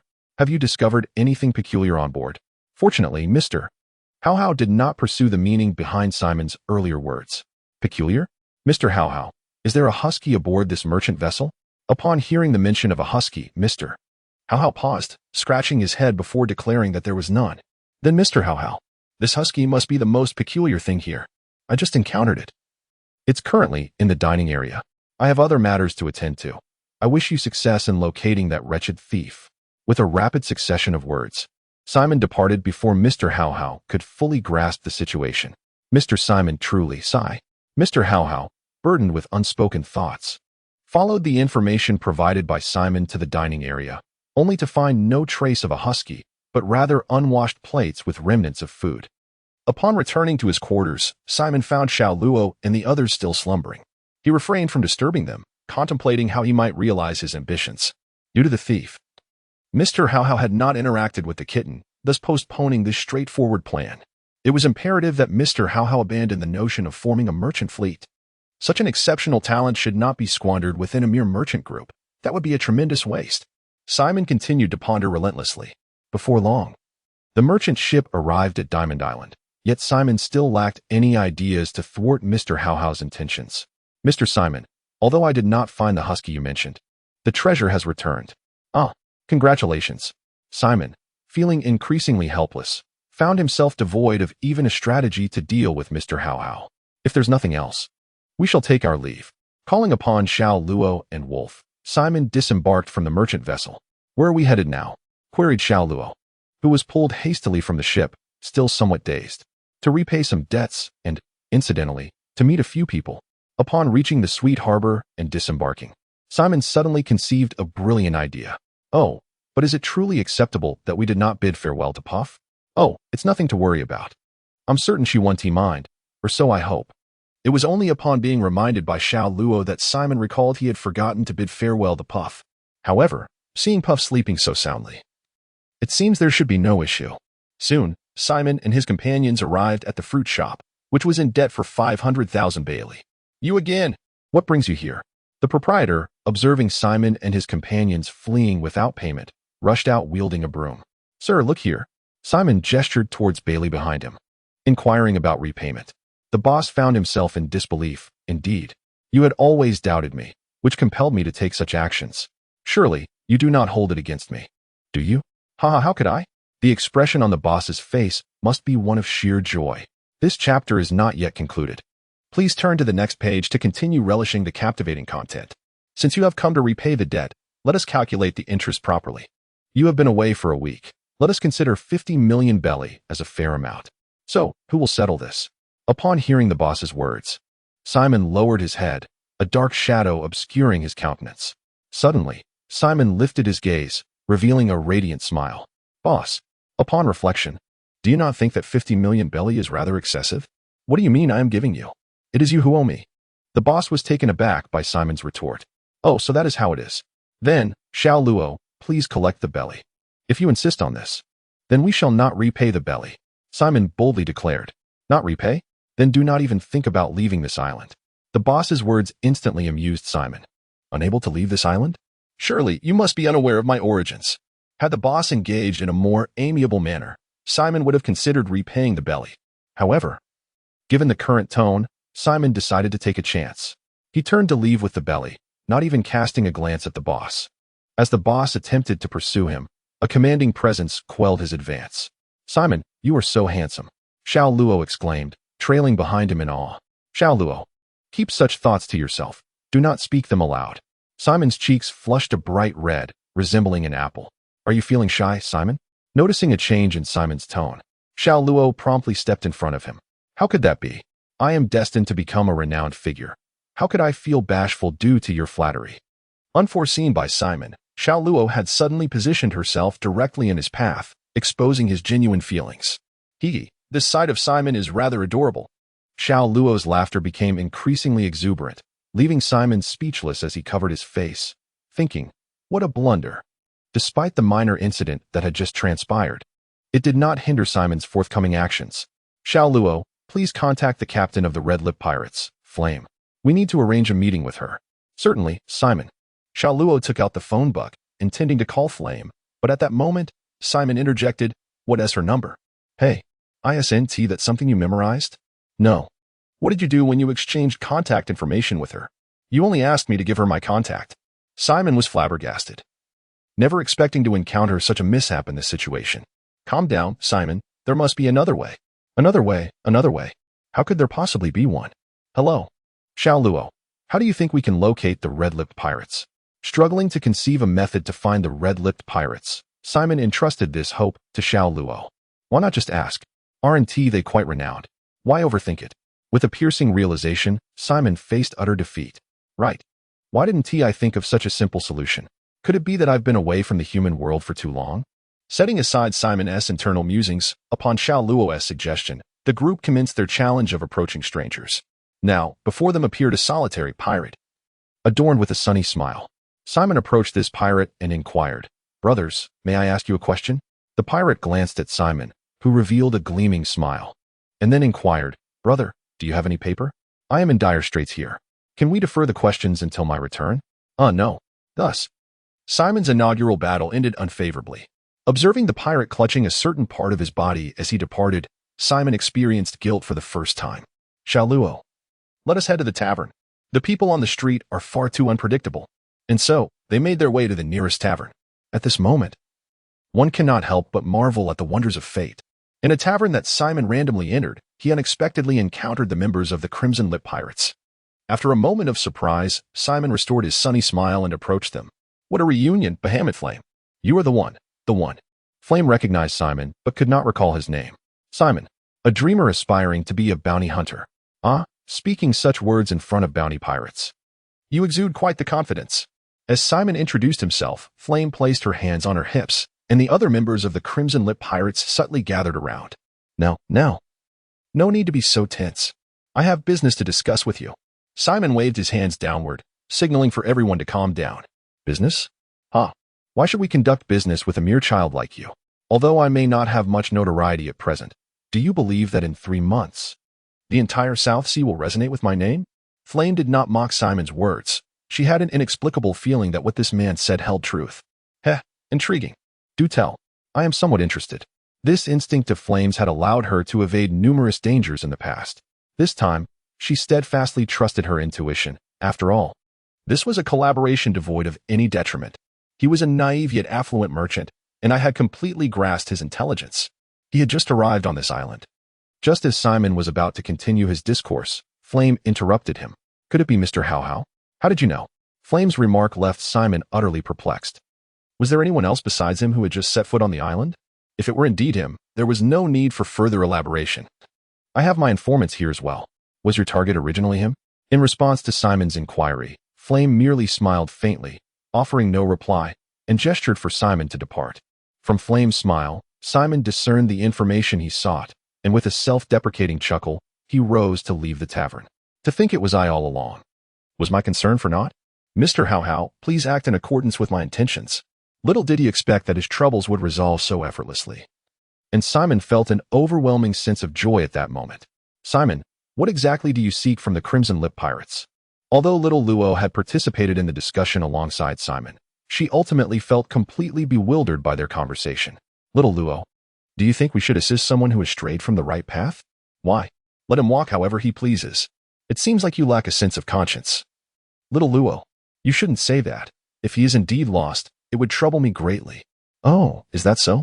Then it would be better to help him correct his course. Focusing solely on Simon, little Luo promptly altered her perspective. So, Simon, why did you leave without finishing your words? It is because everything that needed to be done has been accomplished. Now, we simply await the outcome. You still don't understand. Unable to fathom, little Luo decided to cease her contemplation. After all, her only task was to follow Simon, and she preferred not to concern herself with others' matters. Hey brothers, I'm back. What did you want to ask me earlier? While Simon was pondering their next course of action with little Luo, he suddenly heard a familiar call. Turning around, he was surprised to find the same pirate brother from earlier. Brother, your style is rather unique. The pirate had changed out of his previous trousers, revealing a luxuriant growth of leg hair. Forget about the style for now. What were you about to ask? If you do not enlighten me, I fear I shall remain restless for a considerable time. I never anticipated that this pirate would prove to be so benevolent. Thus, Simon casually posed a question. Are you familiar with the TPX extreme ocean current? Initially, Simon presumed that this pirate would ponder his inquiry for quite some time. However, what Simon did not expect was, the pirate brother audaciously began to elucidate the TPX polar ocean current to Simon. The term TPX refers to. This current had once been. Ultimately, a renowned navigator bestowed the name TPX polar ocean current upon it. Brother, do you comprehend? After a prolonged silence, Simon extended his hands, applauding the erudite pirate with fervent admiration. Clapping resounded. Brother, do not merely applaud. Have you truly grasped the concept? Indeed. Simon hastily responded as he observed the pirate brother was determined to continue his exposition. Ah, promising student. Should you have further inquiries, do not hesitate to seek my counsel. Thus, the scholarly pirate, after leaving his contact information, departed with a hearty laugh. Pirates, indeed, are a hidden treasure trove of talents. Will my career as a bounty hunter not come to ruin? After conversing with this learned pirate, Simon began to doubt his own capabilities. Perhaps I should wait until my strength reaches its zenith before making my debut. Although Simon entertained this thought for a moment, the plan had already been set. To abandon it now would be a pity. Therefore, he resolved to proceed as intended. Once the erudite pirate had taken his leave, Simon began to contemplate the matter of his vessel. Since I have already tasked the crimson-lipped pirates with that undertaking, their ship must remain stationary. I must prepare a new warship, but I cannot locate the island master. Must I resort to that place? Simon felt conflicted at the thought of a certain location, as it was notorious for housing an irksome individual. Perhaps he should continue searching for Uncle Island Master instead. Ultimately, Simon opted to remain on Diamond Island. Throughout that day, he and his companions scoured every tavern in the evil port, yet the island master was nowhere to be found. Where could he have gone? After visiting the final tavern, Simon, growing increasingly agitated, shouted towards the sea, "Who dares to disturb the night? Shout again, and I'll twist your head off." Upon glancing in the direction of the voice, Simon ignored it and continued his tirade. The consequence of his actions was the gathering of a throng of pirates. "You there? Why are you shouting in the dead of night?" "It is I, what of it?" Seeing Simon's brazen demeanor, the pirates could no longer contain themselves, disregarding the rules of Diamond Island. Quickly, "No, no, no. Brother, shout as you please. It is I who am the foolish one." The pirates, wailing in despair, uttered their final cries amidst the apologies. "Release this impolite pirate," Simon shouted disdainfully at him. Indeed, indeed. This pirate was utterly devoid of principles, departing in a subdued manner. Just as a rare moment of relaxation graced the atmosphere, it was rudely interrupted by such an unwelcome presence. "Xiao Luo, let us return." Calling out to Xiao Luo, who was engrossed in gossiping with Wolf, Simon made his way towards the sweet harbor. The shipyard remained bustling even in the night, as the shipwrights diligently polished the timber. Amidst this cacophony, a distinctive voice rang out, "Uncle Hani, I have returned." Simon's unique tone reverberated throughout the shipyard. Hani, who was intently hammering away, momentarily lost focus and struck his own finger, eliciting a sharp yelp. Instantly, a ferocious dog began to bark menacingly at Simon. Wolf, seemingly provoked, unleashed a terrifying retaliation at the vicious canine without awaiting Simon's command. Transforming into his hellhound form, Wolf ignited an unnatural blaze around him. "Wolf, revert back at once." Simon, noticing the unusual turn of events, hastily urged Wolf to change back. "Do you still retain awareness of your domain?" The recent unexpected occurrence has made Simon acutely aware that Wolf possesses considerable potential for improvement. Even that ferocious dog, Simon chose not to pursue further. "Simon, must you always be so conspicuous upon your arrival? The dockworkers here have their duties to attend to. And what was that commotion just now? Were you attempting to set my shipyard ablaze?" At this moment, Uncle Hani bore a remarkably grave expression. Were it not for his imposing voice, Simon might have felt a twinge of fear. "Uncle Hani, how could that be? It's merely a matter of a mismanaged wild dog at home." To Simon's surprise, Uncle Hani's anger only intensified upon hearing this. "What wild dog? He is a cherished member of my family. Do you have any idea how much effort I expended to bring him back from that deserted island? Just because he barked at you, you dare to speak of him in such a manner." As Uncle Hani became increasingly agitated, Simon found himself momentarily at a loss for words to clarify the situation. Yet Uncle Hani continued unabated. Simon could no longer contain his impatience. "Uncle Hani," he bellowed at the top of his lungs. Instantly, Uncle Hani ceased his lecturing and turned to Simon with wide eyes. "The stray dog I mentioned is her, not the one you have here."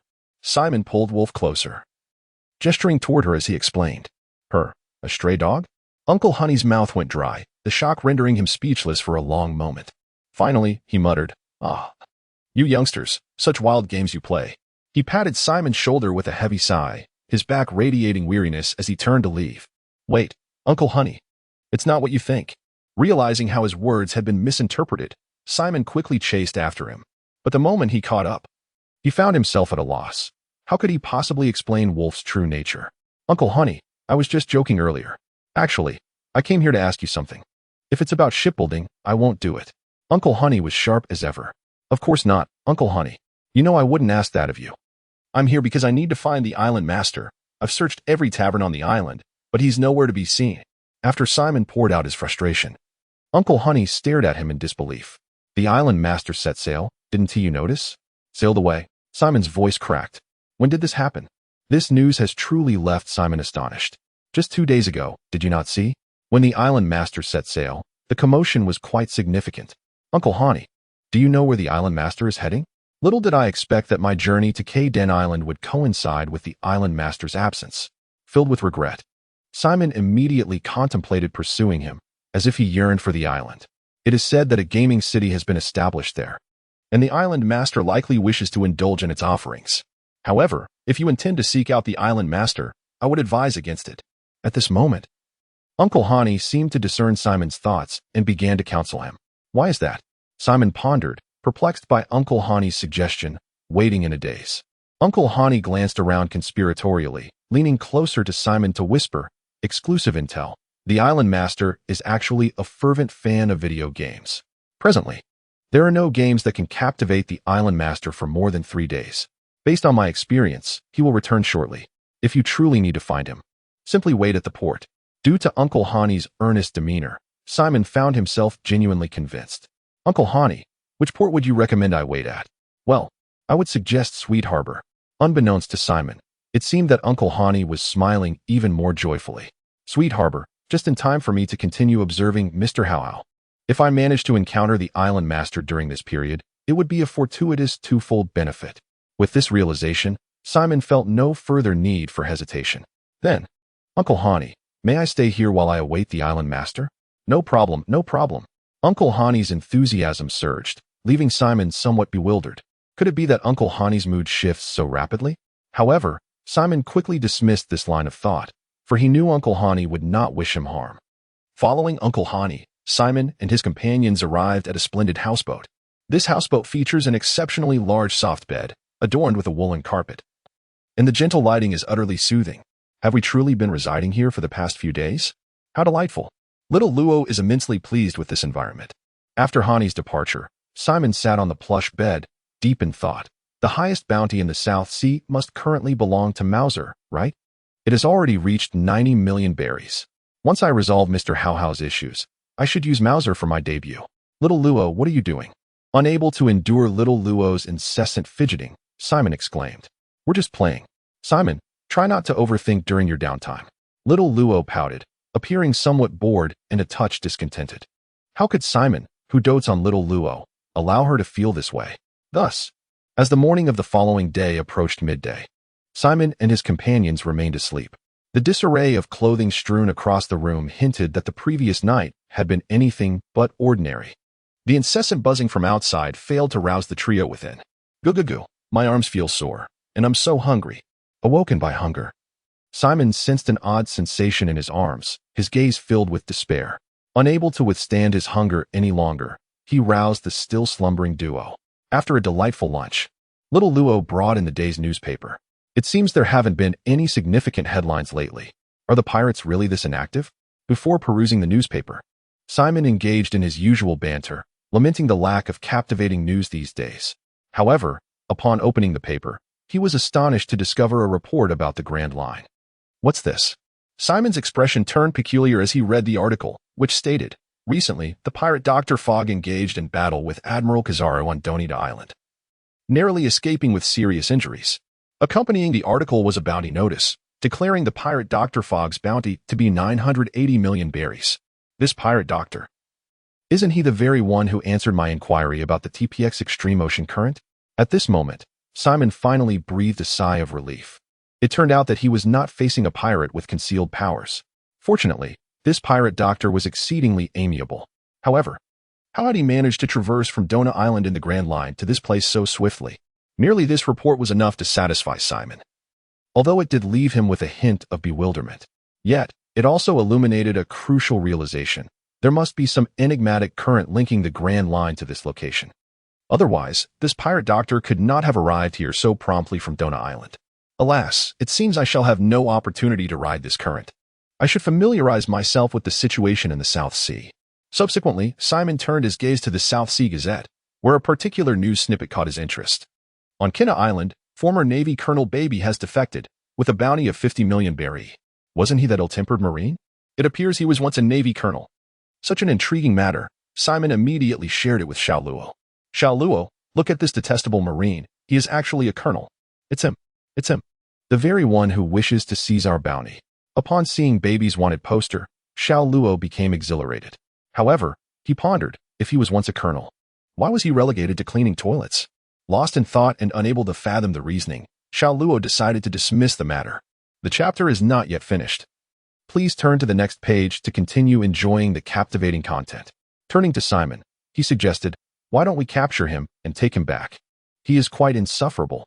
At that moment, Xiao Luo and Simon found themselves in a rather precarious position, particularly as Xiao Luo's slight movement stirred a flicker of excitement in the otherwise exhausted Simon. Indeed, this Marine was rather odious. Once we set sail, we might as well capture him too. Simon, you're the best. Mua.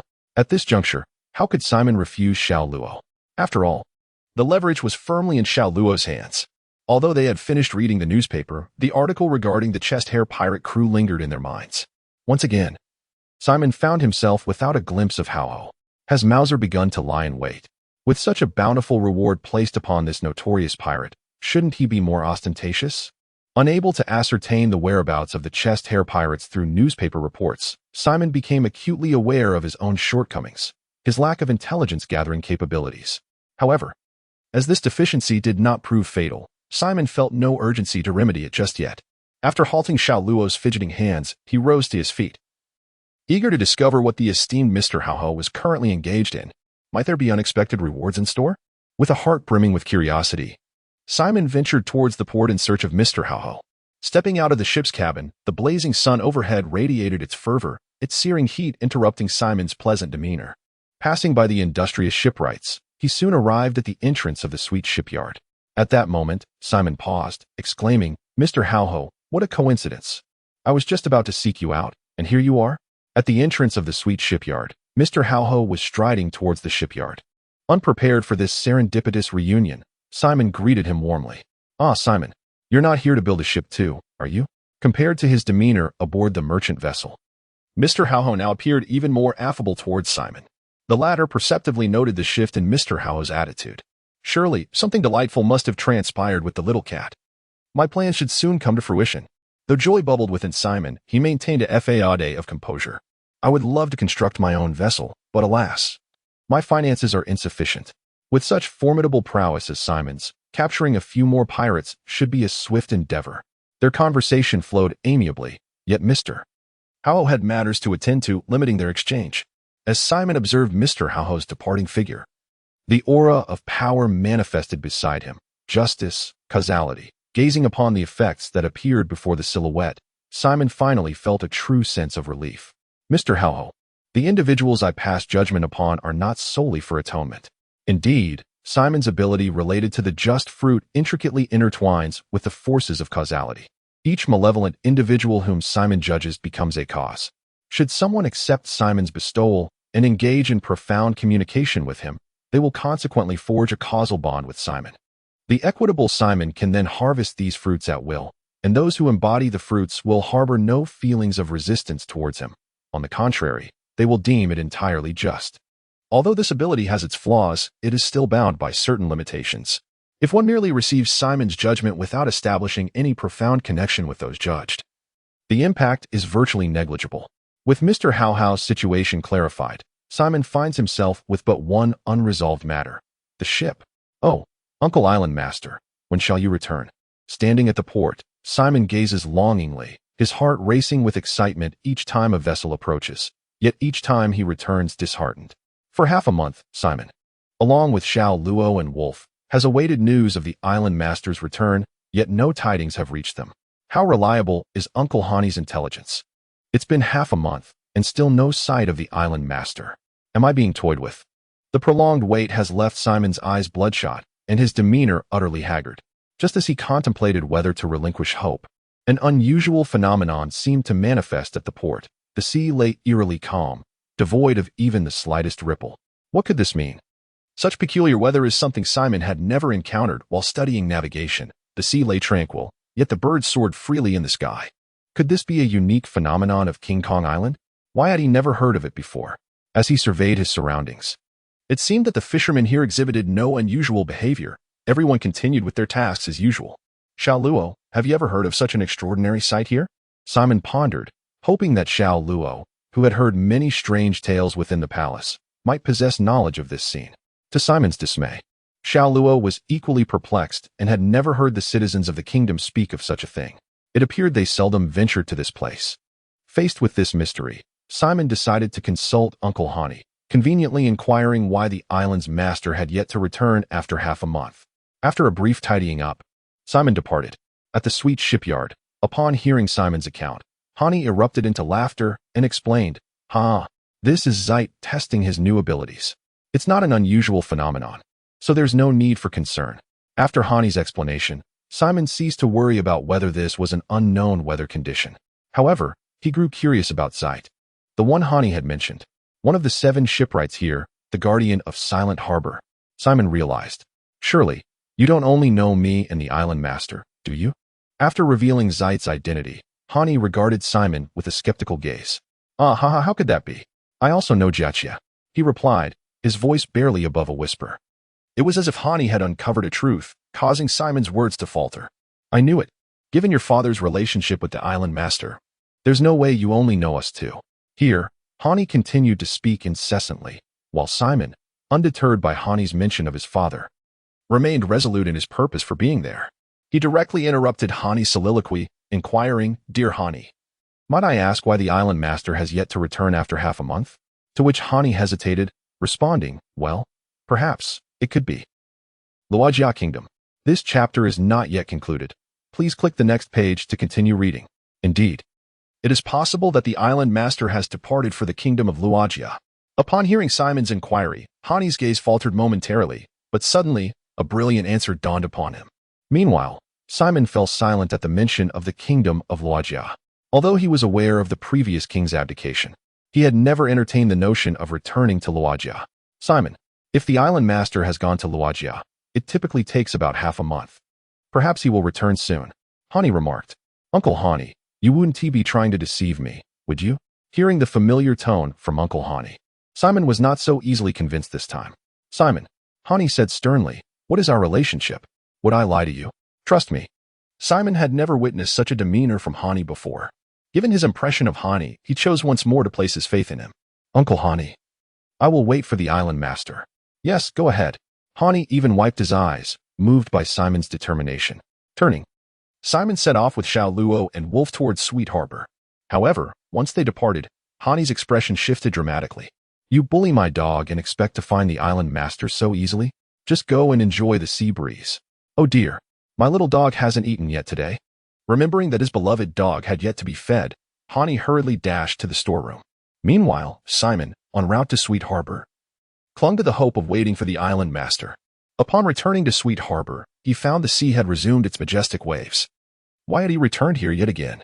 We have already been enjoying the sea breeze for half a month. Xiao Luo had grown weary of this existence by the sea. "Let's wait 3 more days. Xiao Luo, if we do not see the island master in 3 days, we shall set sail." Caught between Uncle Hani's promise and Xiao Luo's complaints, Simon ultimately resolved to linger for 3 more days. Thereafter, he would venture out to sea regardless of the circumstances. Is it truly 3 days? Yes. With Simon's declaration, Xiao Luo had no choice but to wait alongside him. On the first day, Simon witnessed Mr. Hao setting sail with his fleet. "Mr. Hao, may the winds be in your favor." The distant ships quickly vanished from sight, and Simon harbored deep skepticism regarding Mr. Hao's voyage, for he no longer possessed the strength to protect himself. Yet, perhaps it was not entirely hopeless, as there were still numerous ships at his disposal. On the second day, the sea remained a tumultuous blend of calm and stormy waves. Such an expansive range of abilities has piqued Simon's curiosity about the enigmatic guardian of the silent harbor, Zeit. However, due to their unfamiliarity and uncertainty regarding his preferences, Simon ultimately refrained from taking any action. Days passed with no sign of the island master's return. Is it truly wise to squander time here? At this moment, Simon began to doubt whether he could still await the island master. On the final day, still without a glimpse of him, Simon resolved to leave. "Xiao Luo, let us depart." Simon was now convinced that Hani was merely toying with him. Anger simmered within him, and he felt an urge to unleash his frustration upon Hani. The bustling Sweet shipyard continued its lively operations as usual. Upon Simon's arrival at the shipyard entrance, he went unnoticed, even by Hani, who was preoccupied with her troublesome hound. After surveying the area, Simon finally spotted Hani, and his pent-up anger began to manifest. With every step, his imposing aura surged, becoming increasingly uncontrollable. As the shipyard's guardian, Hani sensed the disturbance immediately. She set aside her hound and began to bolster her own presence. "Who dares to unleash such arrogance in my shipyard?" she bellowed, leaving her dog's den. Despite recognizing Simon across the way, Hani maintained her fierce demeanor. "Ahem, Uncle Hani, shouldn't you provide me with an explanation?" Facing Simon's overwhelming aura, Hani merely felt a gentle breeze. "An explanation? What explanation? You left me to endure the sea breeze at the harbor for half a month." At this moment, Hani's soaring momentum came to an abrupt halt. Though she realized her petty thoughts had been exposed, she showed not a shred of remorse. After all, the island master hadn't returned. So what did it have to do with her? Simon, taken aback by Hani's newfound audacity, began contemplating how to make her pay.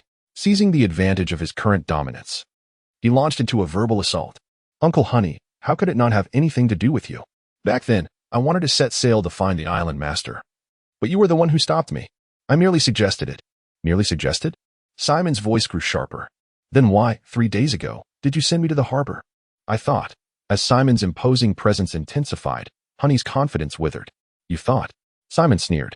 You thought it was acceptable to leave me stranded at the harbor, battered by the sea winds for so long? This matter won't be settled without a ship. Simon's sudden shift left Honey utterly bewildered.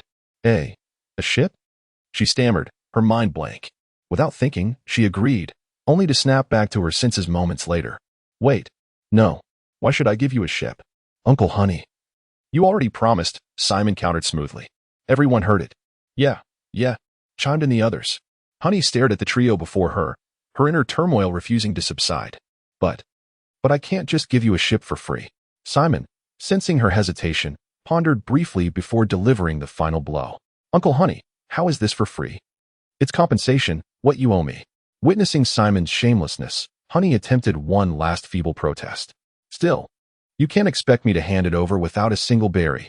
Simon's eyes gleamed with understanding. Berries? No problem. I still have 3 million berries here. Take them all. With that, he pressed the bounty into Honey's hands before she could react. Then, Uncle Honey, I'll be waiting for the ship you build for me. Without another word, Simon whisked little Luo and Wolfram away to the boathouse for some much-needed rest. Left standing alone, Honey alternated between staring at their retreating figures and the berries in her palm, her expression a portrait of despair. This is a huge loss. Determined not to be outdone, she clenched her fists. Fine. You want a ship? Even if I give you that one. You won't have any complaints, right? A sly grin crept across her face as she slipped into the sweet shipyard warehouse, rummaging through its contents. It has to be here somewhere. I distinctly remember placing it here. After an extensive search, it appears that Hani has also been unable to locate the item he was seeking. Must I truly construct another vessel for that little rascal? Absolutely not. Unwilling to incur losses, Hani continued his diligent search, his face covered in dust. Perhaps Hani's perseverance bore fruit. Indeed, this is it. Once I clean it up properly, presenting it to Simon should pose no issue. Hani discovered a ship, remarkably intact, save for a thin layer of dust. The following day, Simon arrived early to discuss shipbuilding with Hani. What? You have already prepared the vessel for me? Taken aback by this revelation from Hani, Simon had not anticipated that Hani would actually have stock available. Yet, what could he do but accept it? Rest assured, Simon, this ship is a collaborative masterpiece of mine and the island chief. Throughout their journey, Hani incessantly extolled the virtues of the vessel, emphasizing its exceptional qualities. Hani's unusual enthusiasm aroused Simon's suspicion. Such fervor surely concealed ulterior motives, prompting him to conduct a thorough inspection.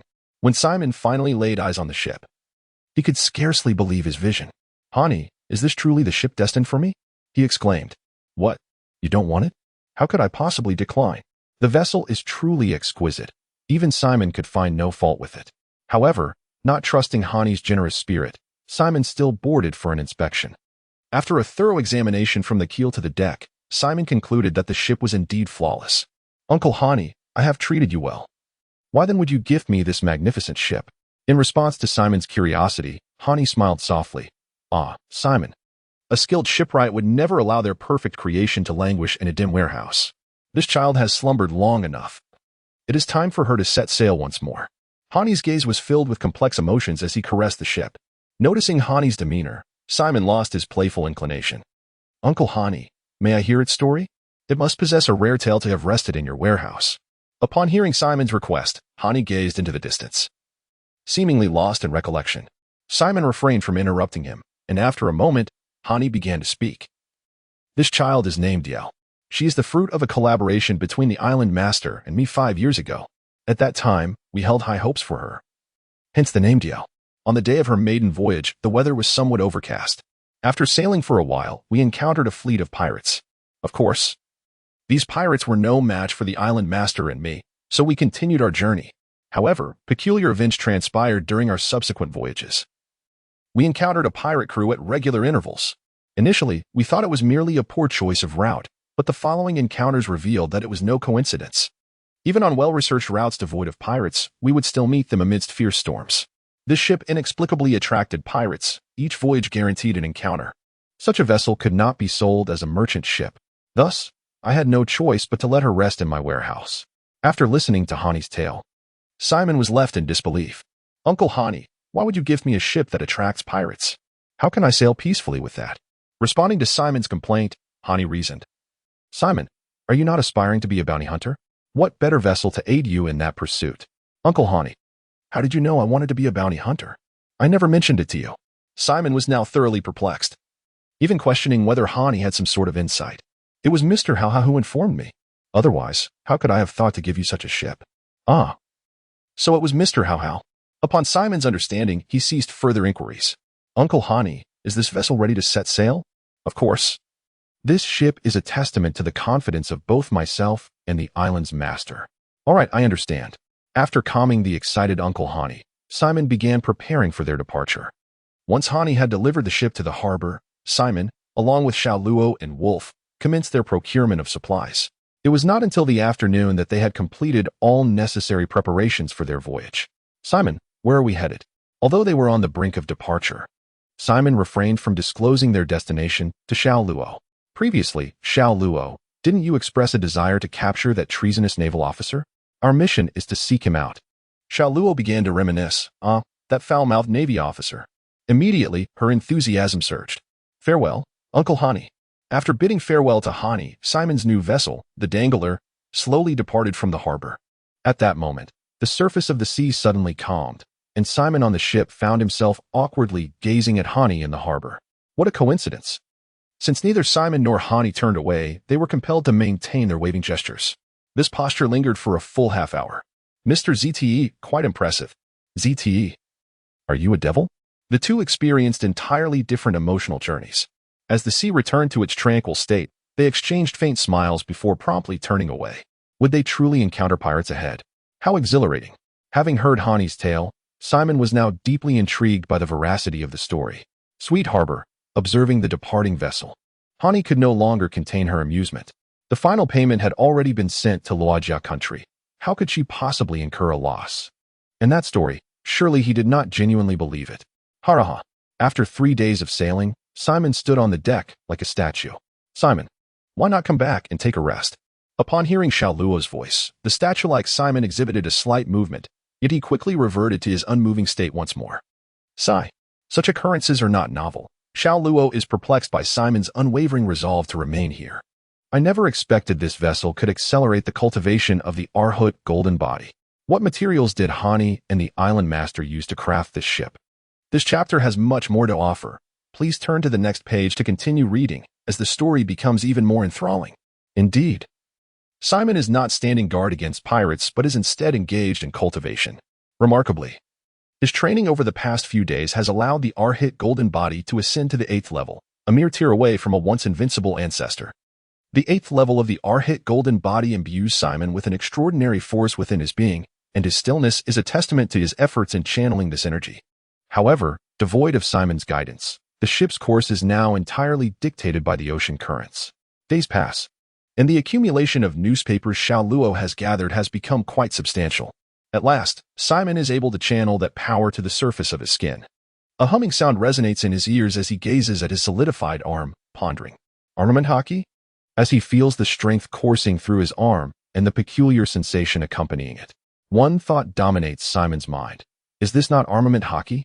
It appears that the Arhut golden body can indeed invoke hockey. After a brief familiarization with the application of hockey, Simon finds himself capable of enveloping his entire body in armament hockey. This progress is astonishing, bordering on the miraculous. Astounded by his own advancement, Simon never anticipated that the method he discovered within the Duke's estate would yield such potent results. What lies beyond the 9th level? Could it be the technique of flowing cherry? Having undergone a qualitative transformation, Simon senses that the 9th level will not be easily attained, especially since merely breaking through to the 8th level feels rather peculiar. Filled with seemingly boundless energy, Simon feels an urge to express himself.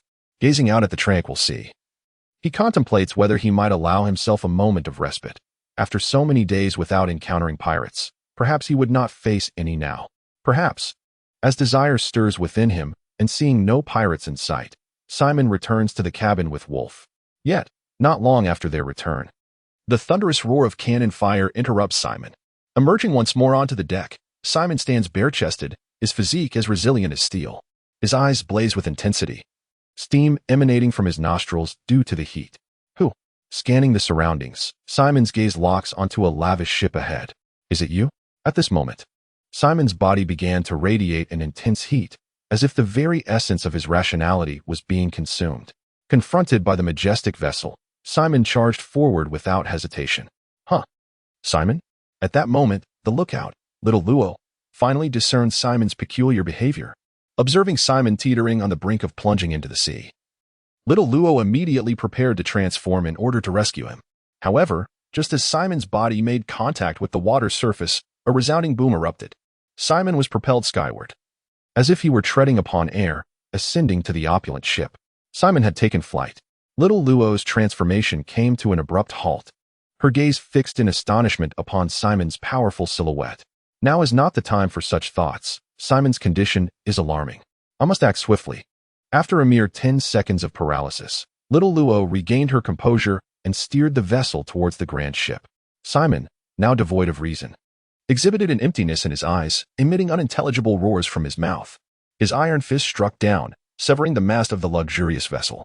Faced with Simon, a creature resembling a frenzied beast, the nobles aboard the vessel remained unperturbed. Who are you to disturb Lord Bahamut? Can you bear the consequences? Apologize to Lord Bahamut at once. Even some of the oblivious servants continued to roar at Simon. Regaining a modicum of composure, Simon clutched his head, attempting to alleviate his discomfort. Bahamut? That name seemed vaguely familiar. Alas, he felt quite unwell.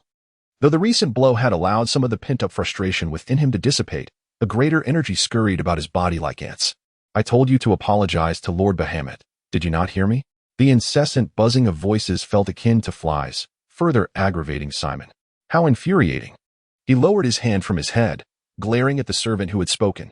The servant took a few steps back, but quickly remembered the esteemed presence of the Bahamut family and resumed his taunts. Simon's condition was dire. The unspent energy gnawed incessantly at his reason. Perhaps seeing Simon merely standing there, lost in thought and posing no immediate threat, aside from demolishing the mast, had emboldened Bahamut, who had just fired his cannon. Peasant, unless you kneel and lick the soles of my shoes, I shall not forgive your impudence. It was this very statement that shattered the fragile thread of sanity Simon had managed to maintain. Peasant? Lick? The soles of your shoes? Ha! Ha ha! Go to hell. Simon could no longer contain his true nature. His surging energy unleashed its destructive potential fully. He struck the loquacious servant with a punch, the brain matter exploding like a burst watermelon, splattering across the entire deck. Holding up his fist, dripping with unknown fluids, Simon appeared to revel in this sensation. Bang! A sudden sting at his back caused Simon to turn his head. The guard who had just fired trembled, seemingly unable to stand. With a mere casual swing of his fist, a shockwave erupted, sending the guard flying and carving a 50-meter trench in the sea.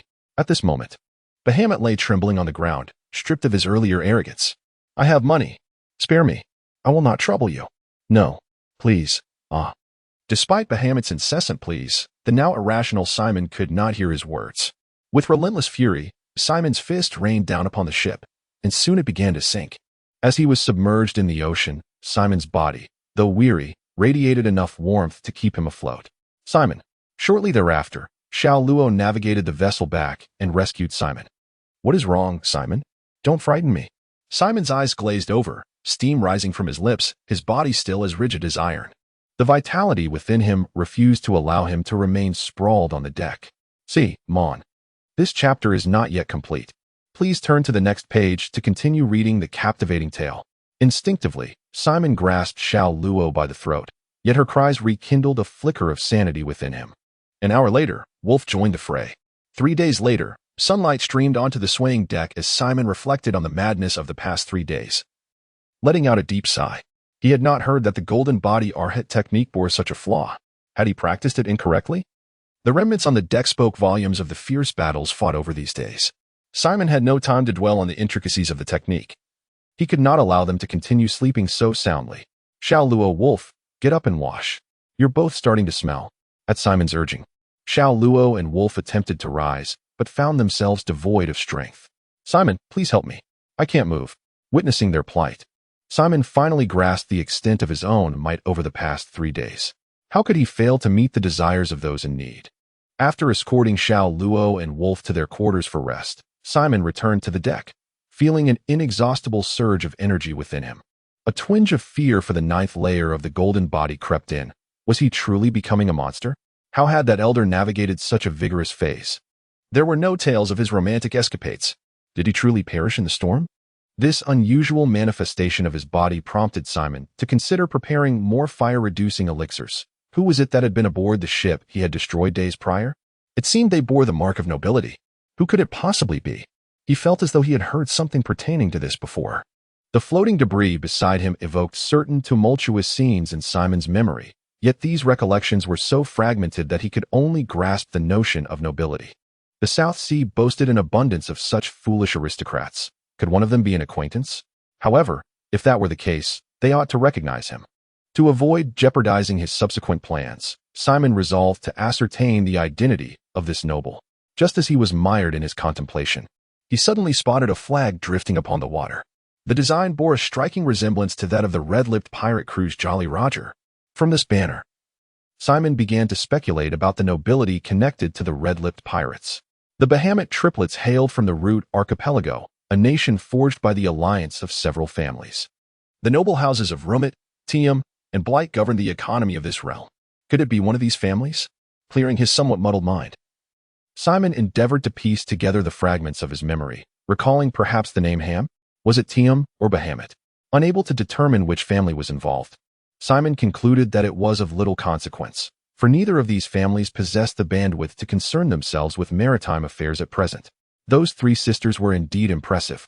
At this moment, Simon found it unnecessary to dwell on whose vessel he had destroyed, especially since the Tiam and Bahamut families were still at odds on the Root Archipelago. The catalyst for this conflict had been the murder of Tiam's sole male heir by the red-lipped pirate triplets. This incident felt like it could be manipulated. Suddenly, a daring idea flashed through Simon's mind, but that was a matter for later deliberation. What truly mattered now was determining his current location. Gazing at the boundless, tranquil sea, Simon found himself utterly unable to discern the maritime expanse he occupied. Surely he could not be adrift indefinitely. There were no signs of any islands, and the surface of the water lay as still as a mirror. He had completely neglected to prepare the eternal pointer. What an oversight! As he cast a silent reproach toward the heavens, Simon soon spotted a newsbird. Hey, he called out to it. After offering 6 berries, the newsbird finally divulged the nearest island to him. Had even birds taken to extortion? Grasping the newspaper in his hand, Simon mused. Yet knowing the location of the nearby island was not without merit. Setting aside such thoughts, he decided to peruse the newspaper. It had been over a week since he last caught up on the news from the outside world. However, just as Simon was about to peruse the newspaper, he sensed a peculiar aroma wafting from the deck, reminiscent of the fragrance of gardenias. The deck, in such disarray, hardly seemed conducive to absorbing the news. Seizing a bucket, Simon commenced the task of cleansing the deck, counting rhythmically, 1, 2, 3, 4, 2, 2, 3, 4. After a flawless session of exercise, the deck gleamed with a radiant luster, free from stickiness and dryness. Everything felt remarkably well. During the cleaning, Simon stumbled upon a stack of newspapers stashed away by little Luo. How fortuitous. He retrieved a couple of lounge chairs from storage and reclined, eagerly unfolding the oldest newspaper to read.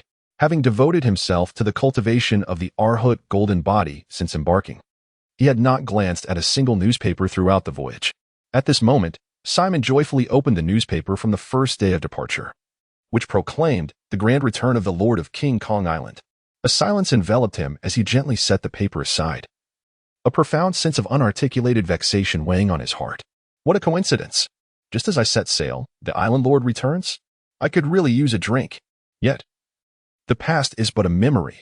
He proceeded to the kitchen, preparing a generous jug of juice, and continued to peruse the remaining articles, which were primarily trivial news, lacking anything of significant interest. These reports ceased just 3 days ago. Alas, it is my fault. The absence of this newspaper once again prompted Simon to reflect on the events of the past 3 days, during which he felt rather numb. There was a lingering sense of loss over those 3 days. Perhaps it would be worthwhile to experience it all over again sometime. As Simon advanced to the 8th tier of his cultivation technique, he felt as though something within him had awakened, a certain sensation magnified within his heart. Xiao Luo and the others were still resting. He needed to remain composed. Quickly, he took several sips of juice to calm himself. Newspapers, he thought. A means to divert his attention. He picked up the newspaper he had just purchased today, striving to concentrate all his focus on it. To his astonishment, there was indeed a significant headline. A sensational report from the World Economic Journal proclaimed, "Defector Navy baby seizes celestial gold. Bounty raised to 500 million belly." 500 million belly. Upon seeing the bounty on baby's head, Simon's eyes turned crimson with excitement. This chapter is not yet concluded. Please click the next page to continue reading. Navy, you have indeed accomplished something remarkable. Although Simon is not entirely aware of the events that transpired, the bounty of 500 million is no jest. Knowing baby's capabilities, Simon believes that if he can locate baby, he will undoubtedly secure this reward. The incident occurred in the waters near the Lut Islands. It seems a visit there is in order. 500 million could certainly make my debut quite spectacular. With this gratifying news, Simon took a hearty sip of juice, pondering that surely nothing could surpass this event. Setting aside the World Economic Journal, Simon picked up the South Sea Gazette, and his eyes widened at the headline, "The Red-Lipped Pirates. Bounty raised to 800 million for attacking the Hahua merchant fleet." A startled Simon spat out the juice he had yet to swallow upon reading this news. 800 million for the Red-Lipped Pirates. Is it truly possible to earn such a bounty merely for robbing Mr. Hahua? Has the Navy been acquired by the Yuqian family? At that moment, Simon noticed the bounty poster for the Red-Lipped Pirates, which bore the inscription, "Sponsored by the Yuqian family." In that moment, Simon's understanding was profoundly expanded. He had not anticipated such a maneuver. However, upon glimpsing the bounty on the wanted posters, he found it impossible to maintain his composure. Bahamut the Blazing. Bounty of 300 million berries. Captain of the Crimson Lip Pirates. Bahamut the Ice Flame. Bounty of 50 million berries. Vice Captain of the Crimson Lip Pirates. Bahamut the Poison Flame. Bounty of 50 million berries. Sniper of the Crimson Lip Pirates. Candy Puff. Bounty of 400 million berries. Ship's Doctor of the Crimson Lip Pirates. How could this be? Why was Puff the ship's doctor for the Crimson Lip Pirates? Was this what the informant Flame mentioned? Simon was astounded to see Puff's wanted poster. It was astonishing that she held such a position within the Crimson Lip Pirates. No wonder Flame had appeared so confident back then. It turned out he already knew that Mr. Hao was without armed forces. Oh, per Mr. Hao, your plight is truly tragic. The unfortunate circumstances surrounding Mr. Hao prompted Simon to drink a large glass of juice. He released a contented sigh and set down the newspaper in his hands, grabbing the now empty large container. He returned to the kitchen to refill it with some sparkling water. With such a flurry of significant news, merely sipping juice felt rather unsatisfactory. He wondered what had transpired recently to generate such a plethora of major headlines. Ah, there's a watermelon, covering the container of sparkling water.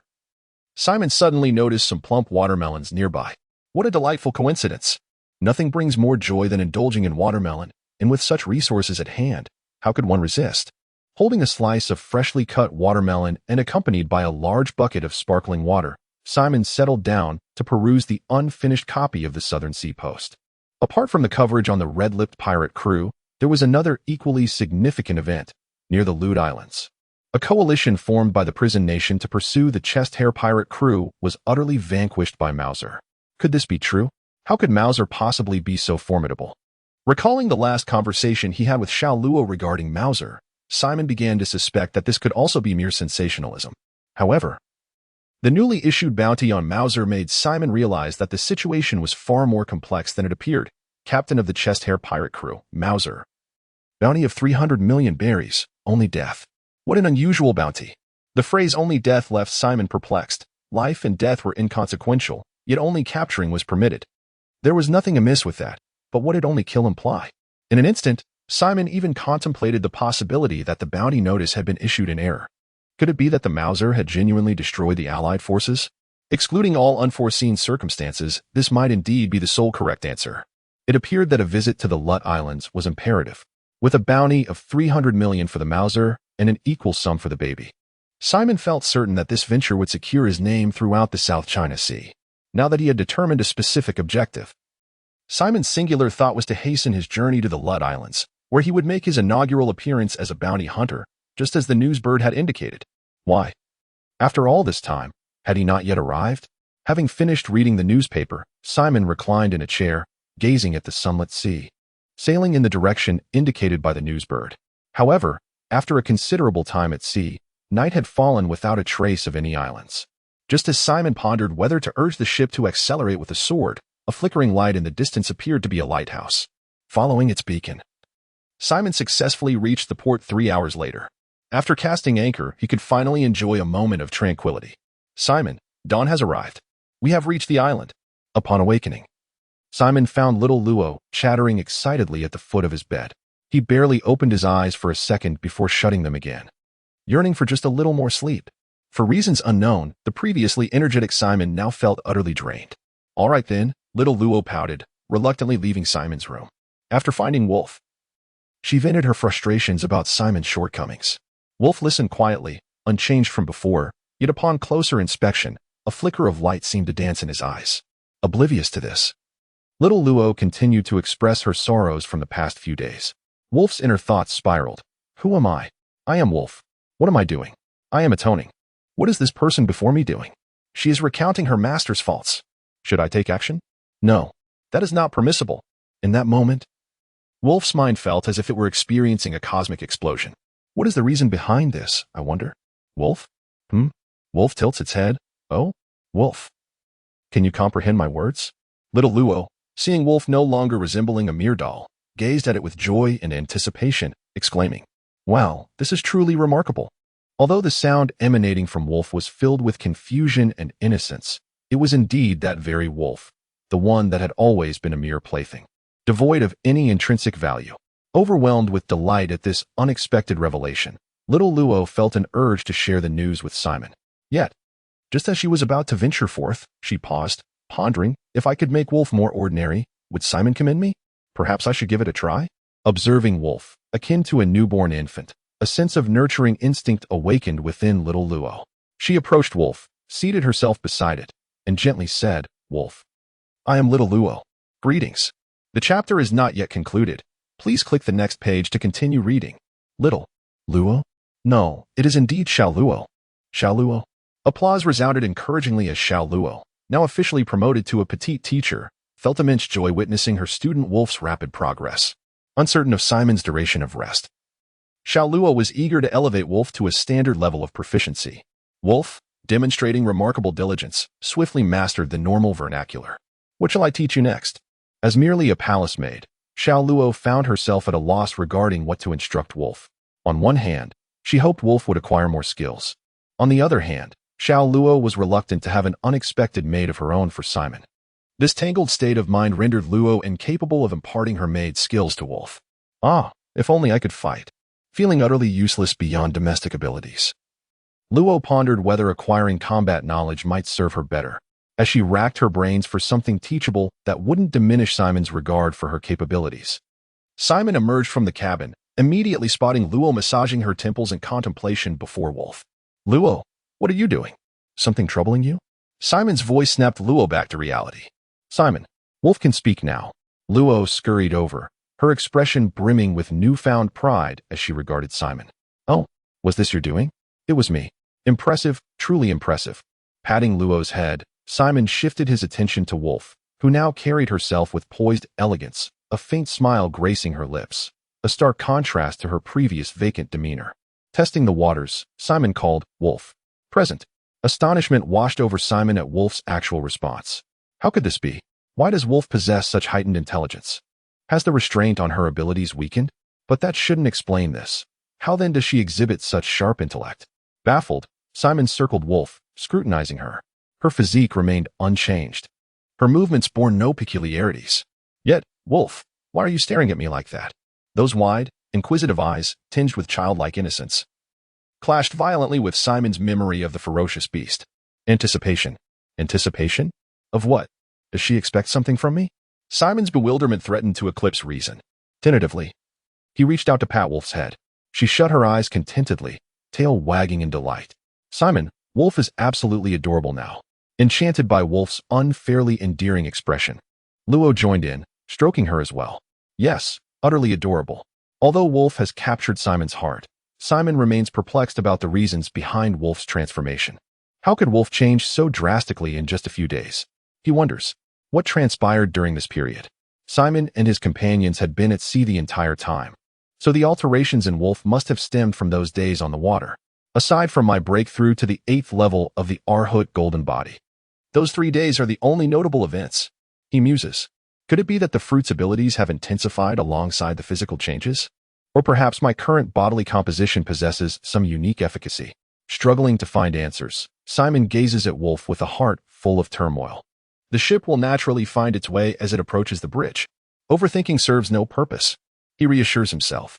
What truly matters now is to reach the Lut Islands promptly. Shaluo, let us explore the island. Despite his astonishment at Wolf's transformation, Simon has more pressing matters to attend to. Shaluo, having not set foot on land for quite some time, happily follows in Simon's wake. As they arrive on deck and behold the desolate port before them, even their disembarkation slows. What has transpired here? With questions lingering, Simon and his companions traverse the deserted harbor, making their way to the heart of the island. The scene here is one of utter devastation. Shattered homes, colossal trees reduced to charred remnants, all bearing witness to some inhumane events that have recently transpired. However, perplexingly, Simon finds no corpses amidst the wreckage. The acrid scent of smoke lingers in the air, suggesting that these calamities occurred not long ago. The faint whiff of smoke proves to be of considerable aid to Simon. Does this island still harbor survivors? Without a clear sense of direction, embarking on a journey is impossible.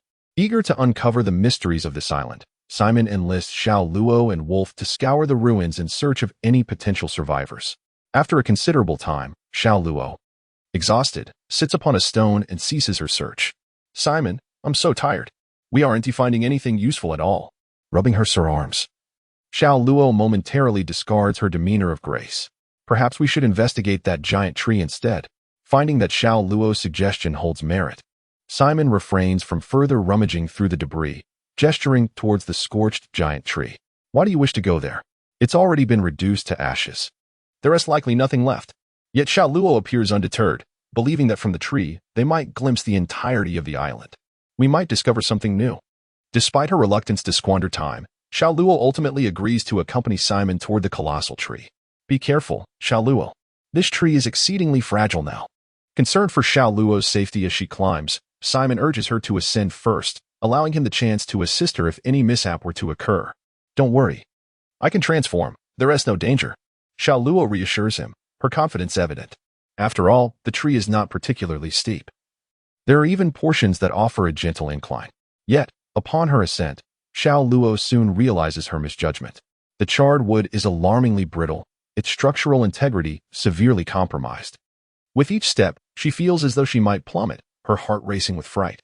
Despite the swaying and her startled cries, the charred timber remains steadfast beneath her feet. And she manages to reach the top with relative ease. Simon, I'm up here. Young master, there is more to this chapter. Please turn the page to continue reading. As the story grows ever more thrilling, hurry and join me. Upon reaching the summit, the jubilant Xiao Luo wished to share his elation with Simon. However, upon glancing down, he was taken aback to find no trace of Simon. Perplexed, Xiao Luo began to search for Simon's whereabouts. At that moment, he spotted a broken branch, which was precisely the perilous stretch he had traversed. Could it be that Simon had fallen? Should I wait for him here, or descend? Perhaps it is best not to venture down. Simon will surely return shortly, and descending would only require another arduous climb. Exhausted, Xiao Luo resolved to remain where he was, content to await Simon, as the scenery was quite pleasant. Meanwhile, at the foot of the colossal tree, Simon lay sprawled on the ground in an undignified manner. He had miscalculated. The branch had proven unexpectedly fragile. Perhaps I should have attempted to ascend directly. Slowly rising to his feet, Simon was poised to charge upward when, with a sudden thud, Wolf fell from the tree, landing squarely on Simon's waist. A sharp jolt as he landed on a rock elicited a yelp from Simon. Realizing he had inadvertently crushed Simon, Wolf instinctively attempted to rise. However, in doing so, he inadvertently pressed Simon further against the stone. Stop, Wolf, stay still, Simon exclaimed, discomfort evident in his voice. Yet, as Wolf tried to halt his motion, he lost his footing and ended up seated upon Simon's posterior. Oh! The contact grew more intense, an odd sensation causing Simon's hand to curl into an orchid-like shape, his expression twisting into something peculiar, clenched jaws, eyes rolling back. For a fleeting moment, Simon felt as though he might ascend to the heavens. Wolfo, please, don't move anymore, he managed to grit out with difficulty. Struggling to adjust, he arched his back slightly, lifting Wolfo off his rear, while one hand reached beneath to dislodge the offending stone. Only after completing this did he allow Wulfo to step away. Now separated, the two lay sprawled beneath the towering tree. "Why did you fall, Wulfo?" Simon, finally regaining his composure, demanded an explanation. How had Wulfo, who had nearly reached the treetop, suddenly plummeted down? "Company?" Wulfo tilted her head, testing the word. "Ah, I see." Though Simon hadn't grasped her meaning at first, upon reflection, it made sense. Pleased with Wulfo's unwavering loyalty, he affectionately patted her head. "Since you're already down here, you might as well come up with me." Perfect timing. I wanted to test if this was possible anyway. After releasing Wulfo, Simon began his warm-up. High jumps, strides, rapid side steps, then crouched low. "Stay still, Wulfo," he instructed the feline 5 meters ahead. With a sudden upward jerk of his head and a powerful thrust of his legs, whoosh, he accelerated, scooping Wulfo into his arms and launching straight up the colossal tree. As Simon seized her, Wulfo let out a startled yow-mro, but the sheer momentum carried them forward, undeterred. Each thunderous step shattered the charred wood beneath, sending fragments scattering like dust. Closer, closer, the treetop loomed near. Up above, the bored little Luo, perched alone, abruptly caught the rhythmic boom. Boom, boom, echoing from below.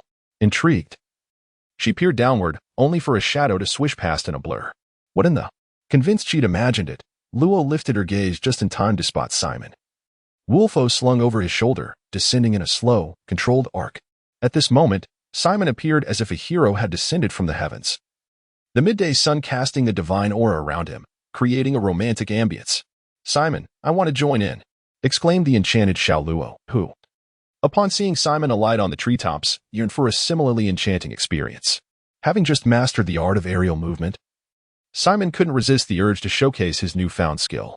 He readily acquiesced to Xiao Luo's request, gently placing Wolf down before moving to her side, wrapping his arm around her waist. "Hold on tight, Xiao Luo," he urged, a hint of excitement in his voice. "Hurry up," replied Xiao Luo, brimming with anticipation. However, her mind was adrift with visions of soaring through the skies, making her less inclined to comply immediately. Seeing Xiao Luo's exuberance, Simon pressed down with his feet, and with a resounding bang, he launched into a series of rapid ascents, akin to the rhythm of a machine gun. Bang, bang, bang, bang, bang, bang. The force generated an upward lift, and thus, Simon cradled Xiao Luo as they glided through the air, a gentle breeze caressing their cheeks. Xiao Luo, overwhelmed with joy, nestled comfortably in Simon's embrace, exclaiming, "This is so wonderful." Simon. The happiness of those around him was Simon's own joy, and so they frolicked in the air for half an hour. Upon returning to the treetop, Simon recalled his original purpose, to survey the island. "Xiao Luo, did you find anything interesting?" he inquired, eagerly awaiting her response. Discoveries? This is merely an uninhabited island, isn't it?" It appeared Xiao Luo had not made any notable observations. With no other option, Simon moved to the edge of the treetop, scrutinizing the island below. Following the scorchwood, he gazed toward an area marked by significant signs of bombardment, a place he had yet to explore. However, the landscape was littered with broken trees, leading him to conclude that it likely held little of value. As he continued to survey the shape of the island from the summit of the colossal tree, an intriguing thought struck him. This shape. It resembles that of a certain pointed-nosed creature. The more he examined the island, the more peculiar it appeared. Could this be Jin Island, the headquarters of the largest black press in the South China Sea? Perplexed, Simon felt compelled to venture to the opposite side to verify his suspicions. Navigating through the bifurcated trunk of the great tree, Simon and Xiao Luo arrived at a treetop that was nearly identical to the one they had just left behind. The smooth contours before us have undeniably corroborated Simon's conjecture. This is indeed Jin Island. But why would anyone launch an assault here? Could it be that the populace of the South China Sea has finally reached their breaking point? As a devoted admirer of Jin, Simon feels a profound sorrow at the state of Jin Island. This chapter has not yet concluded. Please turn to the next page to continue indulging in the intriguing narrative. Even the smile upon his face could not be concealed, as he exclaimed, "Ha ha. So this is Jin Island. I had thought we had veered off course." It is, after all, remarkably close to the Lut Islands. Regarding the reasons behind the bombardment of Jin Island, Simon refrains from indulging in speculation, now that he is aware of his location. He can consult the nautical charts to ascertain the correct course. "Xiao Luo, prepare yourself," he began, when suddenly he noticed something. Following Simon's gaze, Xiao Luo observed what appeared to be a graveyard. seemingly devoid of anything unusual. "Simon, is there something over there?" But Simon did not respond. He remained fixated on that direction. Xiao Luo, unable to discern anything, cupped her hands to form a telescope. After a moment of observation, Simon spoke again. "It seems there is something over there. Let us investigate." "Hey Xiao Luo, what are you doing?" Upon uttering these words, Simon caught sight of Xiao Luo mimicking a telescope with her hands. However, once Xiao Luo withdrew her hands, she cast a fleeting glance at Simon, seemingly disinclined to engage with him. This time, Simon was utterly bewildered. With his hands outstretched in confusion, he followed the already descending Xiao Luo, both remaining silent until they arrived at an unremarkable graveyard. Cautiously, Xiao Luo ventured forward, fully aware that this place was far from ordinary. Noticing Xiao Luo's unguarded approach, Simon stepped ahead to intercept him. Is there something here?" he questioned. After being halted, Xiao Luo, observing Simon's tense demeanor, couldn't resist asking, "Xiao Luo, have you ever heard of the legend of Jiyin Island?" Instead of addressing Xiao Luo's inquiry, Simon posed another question. "Jiyin Island? What does this have to do with that legend?" Xiao Luo, perplexed by Simon's line of questioning, innocently replied, "This is Jiyin Island." Xiao Luo, with such a conspicuous shape, you cannot possibly still be oblivious. In the face of Simon's blatant provocation, Xiao Luo was determined not to concede. "Of course I know. How could I not realize this is Jiyin Island?" she retorted playfully. Faced with the charming Xiao Luo, Simon found himself lacking in resistance. Yet this was not the moment for flirtation. Shifting his focus back to the graveyard, he recalled the legend associated with this place. In the year 999 of the Sea Garden calendar, the most prominent newspaper in the South Sea, the South Sea Entertainment News, held dominion over public opinion across the region. The audacious South Sea Entertainment News, unwilling to be confined to just the South Sea, began dispatching various agents to uncover intriguing stories worldwide. Among them was a particular intern who believed he could create a sensational headline of his own. Regrettably, 2 years passed without any achievements for the intern. Despondent, he picked up his dream of playing basketball, only to unexpectedly stumble upon a legendary fruit 6 months later. He acquired the mythical fish fruit, a mythical beast type. In its kun form, empowered by this newfound strength, he could no longer suppress his desire to make headlines. This in turn, with his ball in hand, made his way to Jiyin Island, headquarters of the South Sea Entertainment News. With 2.5 years of practical experience, the intern was acutely aware of what the world craved. Boasting his formidable abilities, he recklessly exerted his influence. Coincidentally, an invincible figure from the Luo Jia kingdom happened to be visiting. With a single devastating strike, he suppressed the intern on Jiyin Island. But the power of the kun fruit was too overwhelming, infecting the newspaper staff present with a plague. Left with no choice, the invincible figure from Luo Jia had to transport them all to the place where the intern was subdued. As time passed, the place that once suppressed the apprentices transformed into the graveyard of Jiyin Island. Strangely, those who ventured into the graveyard found themselves irresistibly compelled to perform the Iron Mountain Li. It suddenly dawned on me. This graveyard is cursed. Simon jolted awake, gazing at the graveyard before him as if it were some primordial beast. Should he dare to enter? Surely he did not come merely to observe from the outside. As Simon reflected upon the legends surrounding this place, Xiao Luo had already engaged in several rounds of games with Wolf. "Let's not go. We should leave. What we saw atop the trees must have been an illusion, despite possessing the protective aura of the Arhut." Simon could not ascertain whether he could withstand the peculiar entities that lurked here. "Hey Simon, could it be that you are afraid?" It was unexpected that Simon truly turned away, leaving Xiao Luo somewhat disconcerted. However, before she could utter a few words, Simon scooped them both up, one in each arm, and dashed towards the hanging with fervor. He did not deviate. His path was a direct line towards the hanging. Whenever he encountered a dead tree, he struck it with tremendous force, his ferocity leaving Xiao Luo in awe. "Simon, what has spurred you on like this?" The exhilarating rush propelled Xiao Luo forward, making her reluctant to dwell on the graveyard any longer. Due to their straight trajectory, their speed was remarkable, and within mere minutes, they arrived back at the harbor. However, there awaited an unexpected figure. "Mr. Hao Hao, what brings you here?" Indeed, the man who had been robbed by the red-lipped pirates appeared before Simon and the others, accompanied only by a stray dog, a blanket, and a cat maid. "Simon, what on earth happened to you?" Mr. Hao Hao watched as Simon raced toward them, perplexed by his behavior. "Well, it's a long story," Simon replied with a hint of embarrassment. He could not possibly disclose his fears of the curse, Yet, that was of little importance. But Mr. How How, why are you here? I don't see your ship. When Mr. How How was posed with this question, he felt a twinge of embarrassment. However, with Simon and his companions being his only hope of escape from this place, Mr. How How began to recount his tale. Through his narrative, Simon discovered that the Crimson Lip pirates had not even left Mr. How How a single vessel. Had it not been for Mr. How How's leap into the sea, there may not have been a continuation of the story. Upon realizing that Mr. How How had found himself stranded here alone, Simon could hardly conceal his amusement. Did Mr. How How consider what he might do thereafter? Dear reader, there is more to this chapter. Please turn to the next page to continue your reading. The excitement is yet to come. Abruptly, Simon inquired about Mr. How How's future plans. What comes next? Perhaps I shall gradually re-establish a trade caravan. Mr. How How still held fond memories of the trading expeditions. This cannot be. Simon interjected, if you persist in forming a trade caravan, it will indeed trouble me. Having grasped Mr.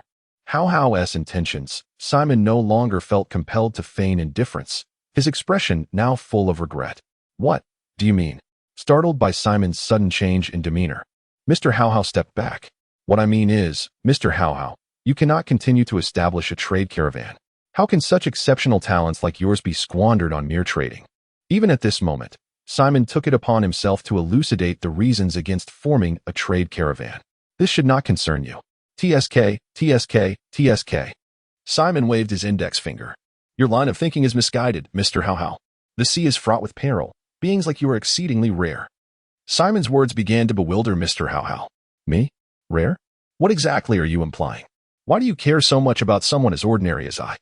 Finally becoming aware of his precarious situation, Mr. How How questioned Simon's intentions. Why? Mr. How How, matters of the sea are seldom accompanied by explanations. I merely aspire for a better life. After listening to Simon, Mr. How How fell silent, his expression a tapestry of complexities, a blend of relief and nostalgia. Then, I must apologize. Justice, causality, repayment of debts. With the activation of Simon's abilities, a colossal fruit manifested around Mr. How How, towering like a mountain. Mr. How How, just how many times have you engaged with the little cat? The cost of causality cannot be so immense. Upon witnessing such a substantial fruit, Simon momentarily forgot to promptly assess the cost regarding Mr. How How. Fortunately, Simon's composure proved somewhat resilient. As the fruit began to gradually merge with Mr. How How's being, he regained his senses and recognized the fervor of the cost assessment. Mr. How How, I beseech you to exert yourself for the sake of my reputation henceforth. Simon's words, akin to a subtle suggestion, rewrote Mr. How How's will. After the ability field vanished, Simon gazed expectantly at the present Mr. How How. At that moment, Mr. How How's fruit rapidly diminished in size, soon merging entirely into his brain. As the fruit vanished, Mr. How How opened his eyes, bewildered. Simon? What is happening? The recently awakened Mr. How How appeared somewhat disoriented. But the eager Simon exclaimed, Mr. How how could you? Was it not merely a suggestion against forming a merchant caravan? Why did you faint? Were we not in discussion? Merchant caravan? Me? Mr. How questioned uncertainly, pointing at himself. Have you forgotten? Simon retreated a few steps, his expression exaggerated, even pretending to wipe non-existent tears from his eyes. This display further confused the already bewildered Mr. How. After tapping his head, he felt somewhat clearer and spoke, though I am uncertain about our previous discourse, Simon. What I aspire to is to establish a newspaper. It is my duty to proclaim the justice of this era. Could you take me to Genry Island? Seemingly moved by Mr. How-Ho's grand declaration, Simon's voice quivered with emotion, and he covered his face to suppress his smiling lips. He then led Xiao Luo, Wolf, and Mr. How-Ho back to the ship. However, as they passed by the kittens and the local dogs, Simon paused. You all should join us. Once everyone boarded the vessel, Simon waved his hand grandly, set sail. The anchor was raised, the sails unfurled, and following the newly confirmed course, Simon and his companions navigated towards Genry Island. After 2 days at sea, they arrived at their destination. As Mr. How-Ho disembarked, Simon posed a question, May I submit an article? Hearing this, Mr. How-Ho did not halt his stride, declaring passionately, I shall proclaim every act of justice to the entire world. With fervor, Mr. How-Ho entered the only newspaper office in the South Sea run by the Yuqian family. Although Mr. How-Ho did not directly respond to Simon, the latter gleaned the answer he sought from Mr. How-Ho's words. Acts of justice? Is not hunting for bounties entirely just? Elated with the completion of a part of his plan, Simon returned to the cabin to share his excitement with Xiao Luo and Wolf. 2 days later, having resupplied, Simon once again stood at the bow of the ship, setting a course for the Lut Islands. Set sail. The vessel, propelled by the sails, departed from what would later become the most renowned island in the South China Sea. Meanwhile, in the vicinity of the Root Archipelago, 2 pirate ships were anchored off the coast of a small island named Jui. Has that scoundrel baby not arrived yet? What on earth is he dawdling about? Mauser, having waited for an hour, voiced his impatience. Calm down, Mauser. After all, he is someone who has stolen treasures from the heavens. It is only prudent to be a bit cautious, Bahamut Flame replied, soothing his agitation. Humph, Flame, what exactly have you summoned us here for? Upon hearing Flame's words, Mauser fell silent, fully aware of the formidable prowess of the woman before him. Even with his newfound abilities, he lacked confidence in overcoming her. It was wiser to wait for everyone to arrive. Just as the two continued their discussion, a warship approached the surface of the sea, yet they remained unperturbed. Knowing that the last person had finally arrived. Hey, is it truly acceptable for so many high-bounty pirates to gather here? As the warship anchored, Baby, clad in naval attire, stood rather lecherously at the bow. Baby, you are late. Do you realize that I am burning with rage? At last, Mauser found an outlet for the fury that had been simmering within him, channeling the might of a 300 million bounty pirate. My apologies. Baby's disdainful tone utterly incited Mauser's wrath. What did you say? With a furious roar, Mauser's hair bristled as he launched an assault towards Baby. Superhuman. Hair fruit. I am well aware of your abilities, Mauser. Baby, unfazed, gestured with his hand. Barrier. Immediately, a glass-like turquoise shield enveloped him. No matter how fiercely Mauser attacked, he could not breach Baby's defenses. Superhuman, barrier fruit. Watching from the sidelines, Flame recalled a certain record upon witnessing Baby's abilities. How did he come to possess this fruit, reputed for its unparalleled defense? This is troublesome. Gentlemen, could you grant me a favor and cease hostilities? Her voice, laced with a hint of allure, rendered the 2 men utterly defenseless. Reluctantly, they halted their powers. At this moment, the icy flame poised to strike lowered its weapon, and the venomous flame, cleaning its sniper rifle, released the trigger. The curious puff pastry, having split open another treat, took a bite, savoring the sweetness, her eyes narrowing in bliss. Meanwhile, Baby and Mauser, having ceased their actions, noticed the puff pastry behind the blazing flame. Their eyes twitched slightly, but neither uttered a word. Firestorm, you can now reveal to us the purpose of your gathering. Mauser inquired as he stepped forward. Firestorm gazed at Baby and Mauser, slowly articulating her intent. A pirate alliance. If we were to forge such a coalition, we could directly venture into the New World and challenge that position, wouldn't you agree? Upon finishing, Firestorm silently observed the two. You intend to confront those 4 individuals? Merely relying on us? Baby exclaimed, disbelief etched across her face, her astonishment palpable enough to startle a bull. Noticing Baby's shock, Firestorm offered a faint smile. Fear not, for I am thoroughly prepared. If I lacked conviction, would I dare to utter such words? Hearing this, Mauser relaxed slightly. Then reveal your strategies, Firestorm. Otherwise, we shall not easily place our trust in you. As if to reassure himself, Mauser began to anticipate Firestorm's backup plan. Baby halted her previous motion, aware that without demonstrating something substantial, convincing the two before her would prove impossible. Thus, Firestorm commenced the revelation of her secret weapon. Do you know why the Yuqian family is offering such a hefty bounty for our capture? A question that piqued their curiosity, she continued. The reason lies within the merchant ship established by Mr. Hao Hao, which harbors their secret weapon, mechanical armor. However, merely hearing about it left the two perplexed. Mechanical armor? What is that? May I witness it? Baby squinted, tentatively posing the question. Indeed. Firestorm, what exactly is this mechanical armor? Mauser also expressed a desire to understand what could prompt such a significant shift in this cautious woman. Since you are so intrigued, I shall allow you to behold it. Firestorm declared. In order to gain an upper hand in the forthcoming alliance, Flame clapped his hands, summoning his subordinates to unveil a formidable weapon. Responding to Flame's signal, some mechanical humanoid creations appeared aboard the red-lit pirate ship. Before long, the 3 captains were surrounded by these armored constructs. This was the ultimate weapon developed by the Yuqian family. How about testing its power? Flame proposed with unwavering confidence. Provoked by Flame's assurance, the impulsive Mauser couldn't resist the urge to engage in a contest. Utilizing the powers of his fur fruit, he began to assess the capabilities of the armor. However, as Mauser's fur approached the armor, it was instantly activated. Its eyes emitted lasers, and it swiftly drew two blades from behind its back, unleashing an unstoppable whirlwind of maneuvers that advanced upon Mauser. What?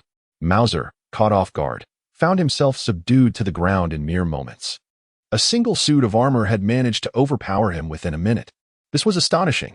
Baby's jaw dropped in shock, nearly hitting the floor. How about it, gentlemen? Do you still believe I am unworthy of challenging that position? Upon hearing Flame's inquiry, Baby snapped back to reality, gazing at the dormant mechanical armors beside Flame. Eligible? Absolutely. It was as if he glimpsed the hope of defeating Whitebeard, and his attitude shifted dramatically as he eagerly chimed in. Flame, how many of these mechanical armors do you possess? Freed from restraint, Mauser was curious about the quantity and capabilities of this weapon. Flame smiled mysteriously and uttered words that would astonish them for a century. With such powerful weaponry, the formation of our alliance will proceed smoothly. After partaking in the alliance ceremony, Flame unveiled their first target, Root Island. Do you know why I chose this location for our gathering? Baby and Mauser were utterly unaware, pondering whether there was some deeper significance to it. It appears to be quite ordinary, they mused, addressing the ignorance of the two. Flame revealed the secrets of the place. Root Island is governed in rotation by 4 families. I hail from this very land. One day, within the palace, I uncovered a monumental secret. The secret is, after a cryptic exchange, Baby and Mauser were astonished to learn that the mechanical armor could indeed be further enhanced. Faced with such a fortuitous opportunity, neither of them could decline. They promptly consented to the plan of launching a fiery assault on the Lud Islands. Once the alliance was forged, everyone began to disperse, rallying all available forces. After Baby and Mauser departed from the island, the mirth on Flame's face could no longer be concealed. Laughter, reminiscent of a chaotic revelry, echoed across the island. Meanwhile, at sea, Simon, en route to the Lud Islands, encountered a dire situation. Simon, what should we do? They're still fighting. Little Luo reported the ongoing battle from the lookout, with a serious expression. Simon approached the bow of the ship, observing the fray among dozens of pirate crews. Taking a deep breath, he exclaimed, "There are too many of them. If we engage, we risk capsizing." Concerned that the suspended ship could be sunk, Simon refrained from taking immediate action. This chapter has not yet concluded. Please proceed to the next page for continued reading. Instead, he quietly awaited the opportune moment, soothing little Luo and encouraging her to continue her observations. Simon retrieved a long-unused, worn dagger, aware that my chance to strike might be singular. Should I be detected, I would undoubtedly become the target of concentrated fire, and a single round could lead to our downfall. My strike must be decisive, overwhelming them all in one fell swoop. Simon secured the dagger at his waist, attuning himself to the rhythm of the air, his gaze meticulously analyzing the probability of success. The pirate crews ahead relentlessly unleashed their cannon fire, a cacophony of explosions filling the air. However, according to little Luo's observations, not a single pirate ship had been destroyed thus far. Simon's vessel was strategically positioned within the narrow gap between 2 reefs, remaining undetected as long as there was no commotion. The thunderous sounds of cannon fire did not disrupt Simon's focus. His spirit, dominance, and breath seemed to intertwine into a singular thread. Suddenly, Simon perceived something extraordinary, an ephemeral sensation that he did not overlook. He drew his dagger, lifting it from his left foot to his right shoulder. The motion was slow, yet before him, a slashing force began to materialize. It was as though the surrounding air encountered a rift in space, swirling frantically toward the strike. Finally, as Simon directed the blade forward, the slash manifested, albeit at the cost of the dagger's integrity. The colossal slash absorbed the surrounding air, propelling forward and expanding rapidly. In an instant, this arc of destruction accelerated, vanishing from the surface of the sea as if teleported. At that moment, silence enveloped the air, the cannon fire ceased, and the clashing of blades faded into oblivion. Yet, within a mere 3 seconds, dozens of pirate crews ahead transformed into a cascade of stardust, their existence utterly erased. The vacuum of air quickly filled the void, and the sea returned to its ordinary state. As for Simon, he remained rooted in place, his posture frozen in the act of drawing his sword, his essence, intent, and spirit solidified. What was that peculiar sensation he had just experienced? Was it the manifestation of observation hockey? Given the remarkable state he had just undergone, Simon could not help but question this notion. No, it could not be. Simply possessing observation hockey could not have rendered my slash so potent. Quickly dismissing the initial thought, Simon reflected on the sheer improbability of the recent slash. He had only hoped to sink those pirate ships, yet he had not anticipated erasing their very existence in one blow. Was there an alteration within my being that I had yet to uncover? As Simon pondered, Shaluo dashed over with a rhythmic thud, thud, thud, leaping from behind to embrace him. Simon, what was that strike just now? It was incredible. The sparkle of excitement in Shaluo's eyes was undeniable, and the sudden impact interrupted Simon's thoughts. Feeling the sensation on his back, Simon let out a deep sigh. Shaluo, please get down. We'll talk about it in the cabin later. We are still trapped here. Indeed, while that strike had been remarkably powerful, the repercussions were equally grave. Simon's vessel was ensnared upon the rocky outcrop. Upon hearing Simon's words, Shaluo reluctantly descended beside him, inadvertently stepping onto the remnants of Simon's beloved dagger. Crack! The crisp sound immediately captured Simon's attention. Turning to see what lay beneath Shaluo's feet, he was struck by the realization that the scattered debris resembled a blade. Reaching out with his right hand to inspect, he discovered the remaining hilt. My cherished dagger. How did you come to this? Upon recognizing the fragmented remnants as his beloved weapon, Simon collapsed in despair at Shaluo's feet. Hey, Simon, what are you doing? Surprised by Simon's sudden display of reverence, Shaluo jumped aside. However, with this movement, the remnants that once hinted at the shape of a blade transformed into mere shards, shattered like Simon's heart. In an instant, Simon's gaze became unfocused. Simon, please, don't frighten me. Witnessing Simon's motionless state, Shaluo panicked, attempting to revive him with a pinch and artificial respiration. After much effort, Simon's eyes finally regained their clarity. What just happened to me? So sweet. In a state of self-protection, he had lost a fragment of his memory. Confused, Simon instinctively licked his lips, the soft, slightly sweet sensation intoxicating him. Suck, bite, savor. With a dazed expression, Simon failed to discern what lay before him. The sudden sound roused Simon's mind. After blinking vigorously, he realized it was Shaluo before him. Acknowledging what lingered in his mouth, he licked once more. Shaluo, what are you doing? Upon rising, Simon savored the lingering sweetness in his mouth as he spoke to Shaluo. Simon, you startled me just now. Why did it suddenly malfunction? Seeing Simon finally return to his normal self, Shaluo, with a quivering voice, tightly embraced him. Simon, momentarily taken aback by the embrace, felt his heart soften at the sight of Shaluo's distressed expression. He gently caressed her long hair and then lifted her into his arms, returning to the cabin. As dusk fell, Simon stepped out of the cabin, surveying the suspended boat. How did it become lodged in this precarious position? How could he possibly descend?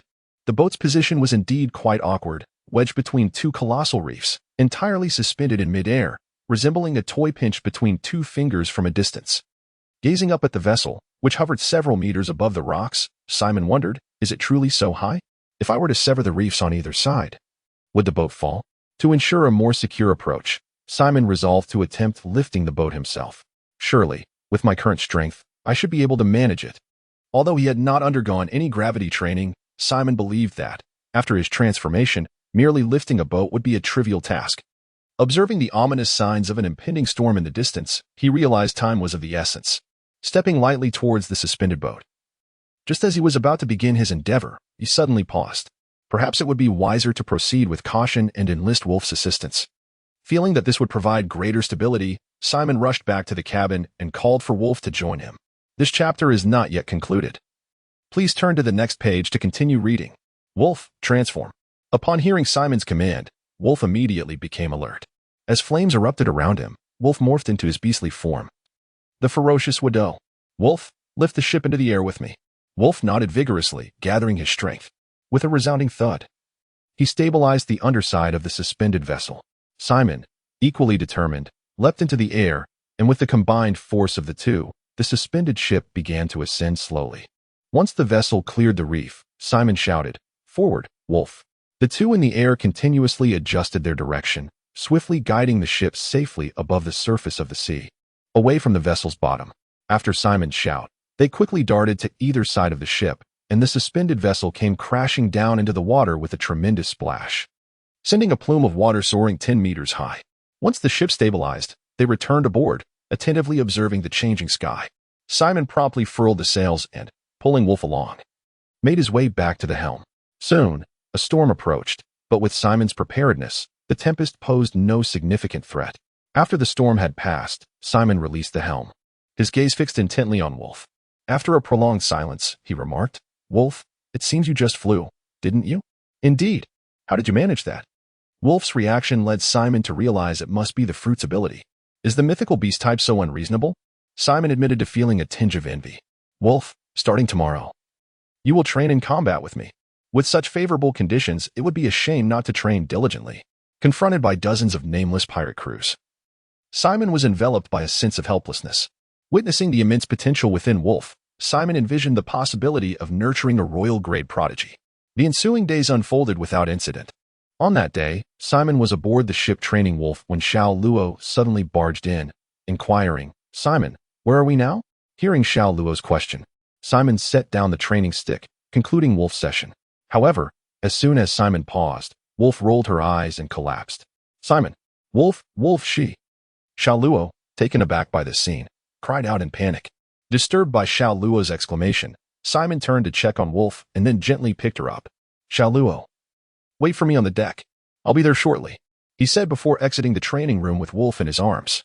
"Is everything really all right? What exactly is your training regimen?" With a mix of emotions, Xiao Luo made her way to the deck, where the sky remained a vivid blue, and the newsbird diligently went about its tasks. After purchasing a newspaper, her gaze remained fixed on the direction of the cabin. Simon soon emerged, prompting Xiao Luo to rush over, her expression tinged with anxiety. "Simon, is Wolf okay?" "She's fine. Just exhausted, that's all. She'll recover shortly," Simon replied with a reassuring smile, patting Xiao Luo's head to ease her worries. Upon hearing his words, Xiao Luo finally relaxed her tension. "Simon, how much longer will Wolf's training continue? Is it always going to be this intense? Can it be a bit simpler?" Simon fell silent for a moment at Xiao Luo's words before responding, "Xiao Luo, strength cannot be attained so easily. Some sacrifices must be made." His tone was grave, leaving Xiao Luo speechless as she opened her mouth but found no words. "Xiao Luo, is that today's newspaper? Let me see." Perhaps sensing the heavy atmosphere, Simon noticed the newspaper in Xiao Luo's hand. This? It was just delivered." Xiao Luo raised the newspaper, seemingly revitalized. "Ah, yes, that's the one." After taking the newspaper from her, Simon led Xiao Luo to the bow of the ship.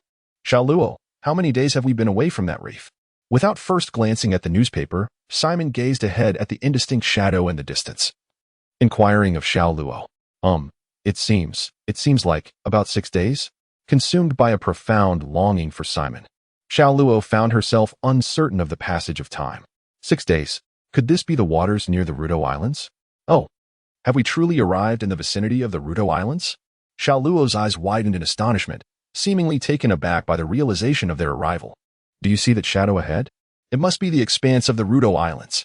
As Simon pointed towards the emerging outlines of the islands, he began to enlighten Xiao Luo. "Well, indeed. What kind of islands could they be?" Filled with anticipation for landing, Xiao Luo felt an overwhelming joy. Her previous discontent completely vanished as her attention became wholly captivated by the allure of the islands. At this moment, Simon finally unfolded the newspaper in his hand. The World Economic Gazette? What significant event could have transpired? The instant he opened the paper, Simon sensed that this report would be far from ordinary. For it was indeed published by the World Economic News Agency, the foremost newspaper in the world. With a composed demeanor, Simon's full attention was now riveted upon the pages before him. "World's Greatest Swordsman." The electrifying headline seized Simon's gaze instantly. Beneath the title lay an image depicting two men clashing swords. One was Shanks, the red-haired emperor of the New World, and the other was Dracul Mihawk, renowned as the Hawkeye. Was the dawn of a new era about to unfold? As Simon perused the report, he began to calculate how long remained until the Battle of Marineford. After meticulous consideration, he realized he had only 4 years to strengthen himself. Should he fail to attain considerable power within this time frame, he would be unworthy of participating in that monumental conflict. The title of the world's greatest swordsman was indeed a formidable one. It stirred a sense of eagerness within him. Damn, merely from the headline and image.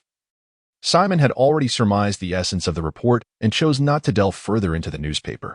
Not because he lacked the desire, but the Root Islands had arrived. "Hey Simon, shall we disembark? It's so beautiful here." After casting anchor, little Luo persistently urged Simon to come ashore. "No. Wolf is still resting in the lounge. Are we to leave her all alone here?" This chapter is not yet concluded. Please click the next page to continue reading. Simon coldly rejected Xiao Luo, seemingly taken aback by her callousness. Oh dear, how could he forget about Wolf? That was utterly impossible. Xiao Luo tapped her head, sticking out half her tongue, winking mischievously. Oh, how can I not believe it? Humph, I shall ignore you and seek out Wolf instead. Perhaps feeling bashful. Xiao Luo hurriedly dashed off to the lounge after speaking. Watching Xiao Luo's antics, Simon could not help but smile indulgently. Now, he found himself alone on the deck, unable to disembark. Thus, he retrieved the newspaper once more, engrossed in the vivid account of the battle between the red-haired warrior and the Eagle Eye. His blood surged with excitement as he read of cataclysmic events, mountains crumbling, tsunamis raging, each scene surpassing the limits of imagination. Yet, the only disappointment lay in the article's conclusion, which failed to declare a victor. It merely stated that Eagle Eye had earned the title of the world's greatest swordsman. Could it be that the battle was so fierce that all observers were swept away? In contemplating this anticlimactic report, Simon could not help but ponder the truth. There was little else of significance to consider. Setting the newspaper aside, he stood up and decided to check on Wolf. Given her physical resilience, she should have awakened by now. The regenerative properties of the Zoan-type devil fruit were indeed remarkable. How had she managed to maintain such vitality despite his relentless efforts? Reflecting on the past few days, every time he had rendered Wolf unconscious, she would recover completely within merely an hour. Simon was filled with admiration as he pushed open the lounge door, only to find that Wolf was already awake. Xiao Luo, help Wolf change her clothes. We are preparing to set foot on the island. After examining Wolf's condition, Simon departed the room. Half an hour later, Simon and his companion strolled through the streets of Blackwind Island, continually surveying the surrounding architecture.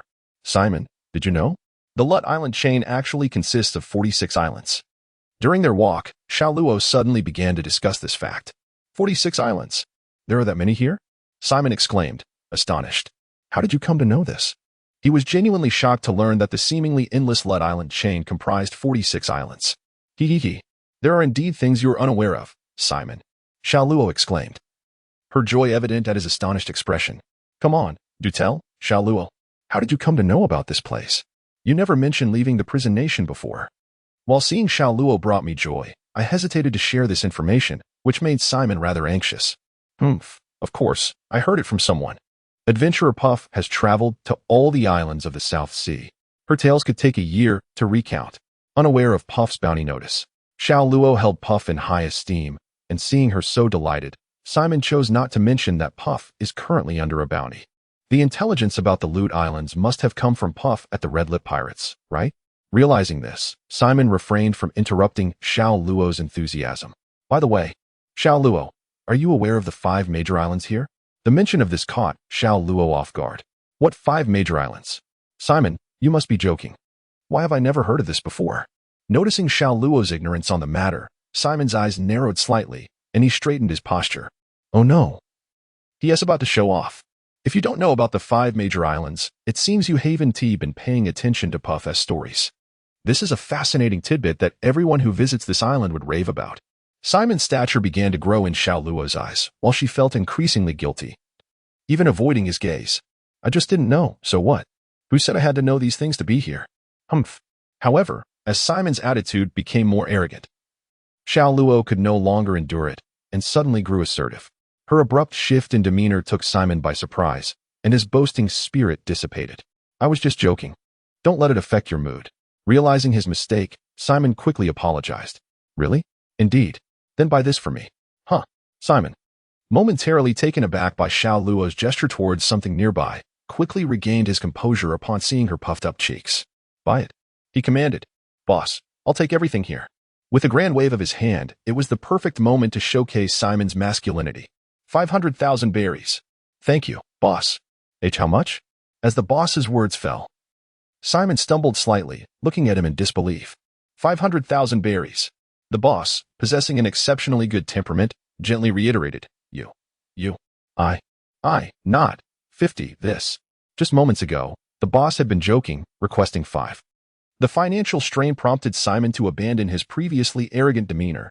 He then extended 5 fingers, emphasizing his question with a shake. 5? Are you certain? Suddenly faced with a significant loss of orders, the boss's voice took on a sharper tone. 5. 50? He nodded in affirmation.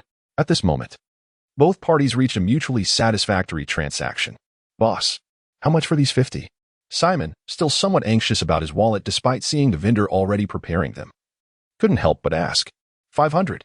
The vendor, having never encountered such a tedious customer, impatiently quoted the price. Upon hearing this, Simon breathed a sigh of relief. That's acceptable. That's acceptable. Yet as he turned around, he was met with Xiao Luo's disdainful gaze. Simon, you're so lame. How could you possibly do something like this? Xiao Luo's words pierced Simon's heart like arrows. All right, what a delightful sound. The vendor's voice instantly rescued Simon from the depths of humiliation. Thank you so much. Wait, is this 50?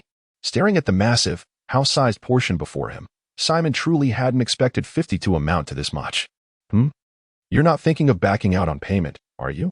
Noticing Simon's stunned expression, the vendor silently rolled up his sleeves. Sorry, boss. Here's 500 belly. Take it.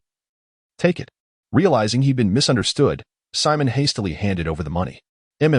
Pocketing the payment, the vendor nodded in satisfaction. Now, having paid, Simon stared helplessly at the towering portion before him. How on earth did the boss make this? How am I supposed to carry it all? As Simon stood there in distress, the vendor, noticing his prolonged hesitation, kindly placed the skewers directly into his hands. Glancing at the skewers in his grasp. Then back at the vendor, Simon was momentarily at a loss for words. Simon, let's go. At that moment, Xiao Luo unexpectedly snatched an item from Simon's grasp and proceeded forward without a glance back. Hey, what's going on? Xiao Luo, wait up. I can't keep up. As Simon hastened to catch up with Xiao Luo, the item in his hand threatened to disassemble, causing him to immediately slow down. Noticing that Xiao Luo had already distanced herself, he called out loudly for her to slow down. Hearing Simon's voice, Xiao Luo turned back with a puzzled expression and laughed. Ha ha ha, Simon, you look like a turtle.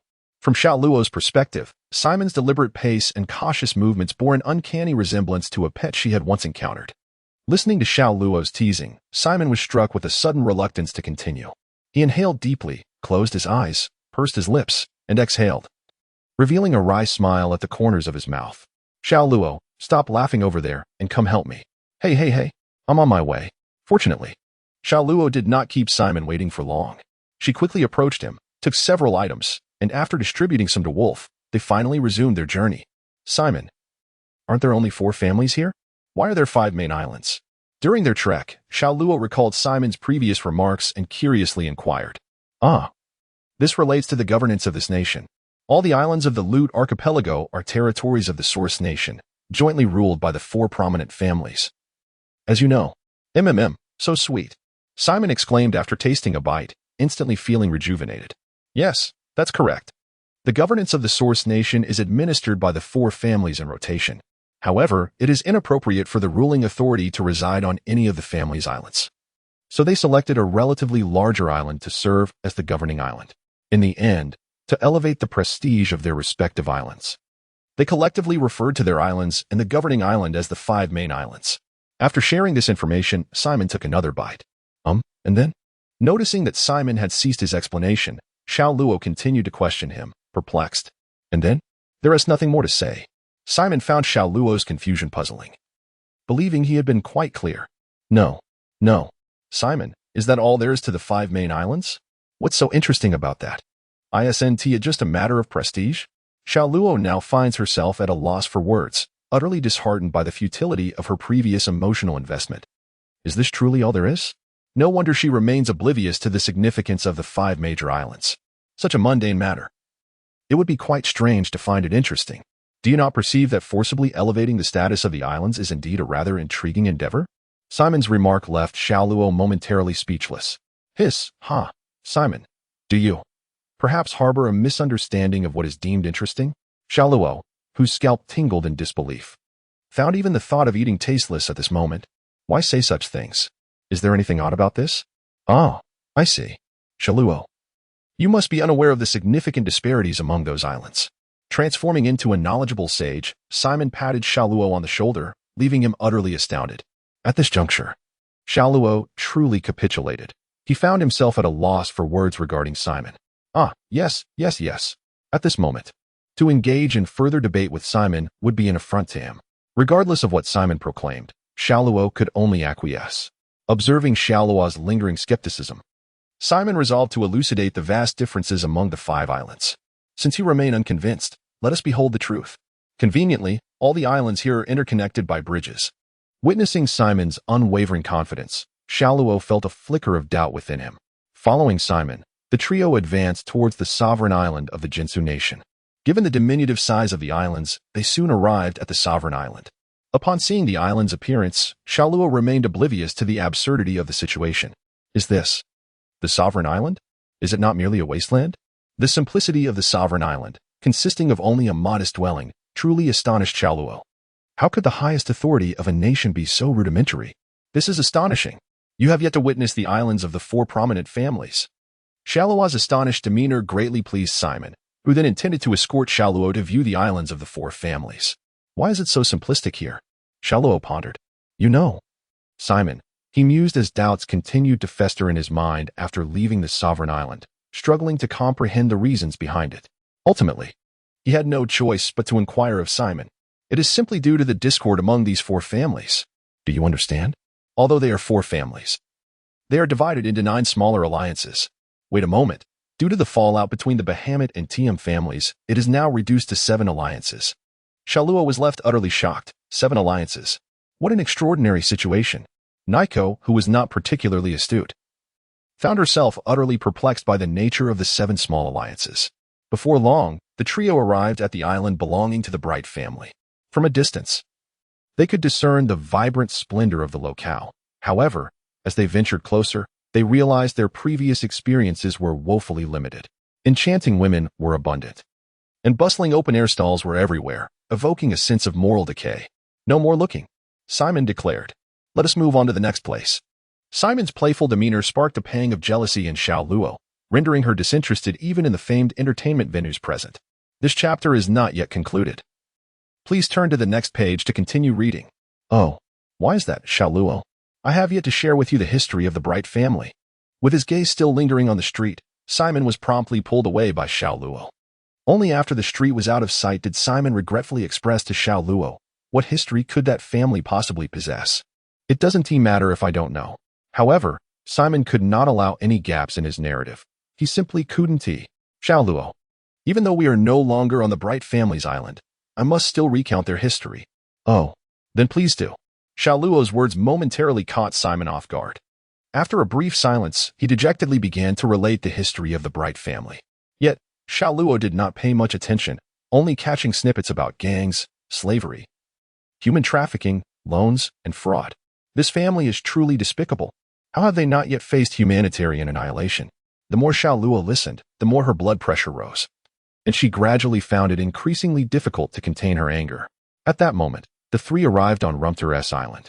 This place is entirely different from Bright, where children are ubiquitous and whimsical graffiti adorns the surroundings.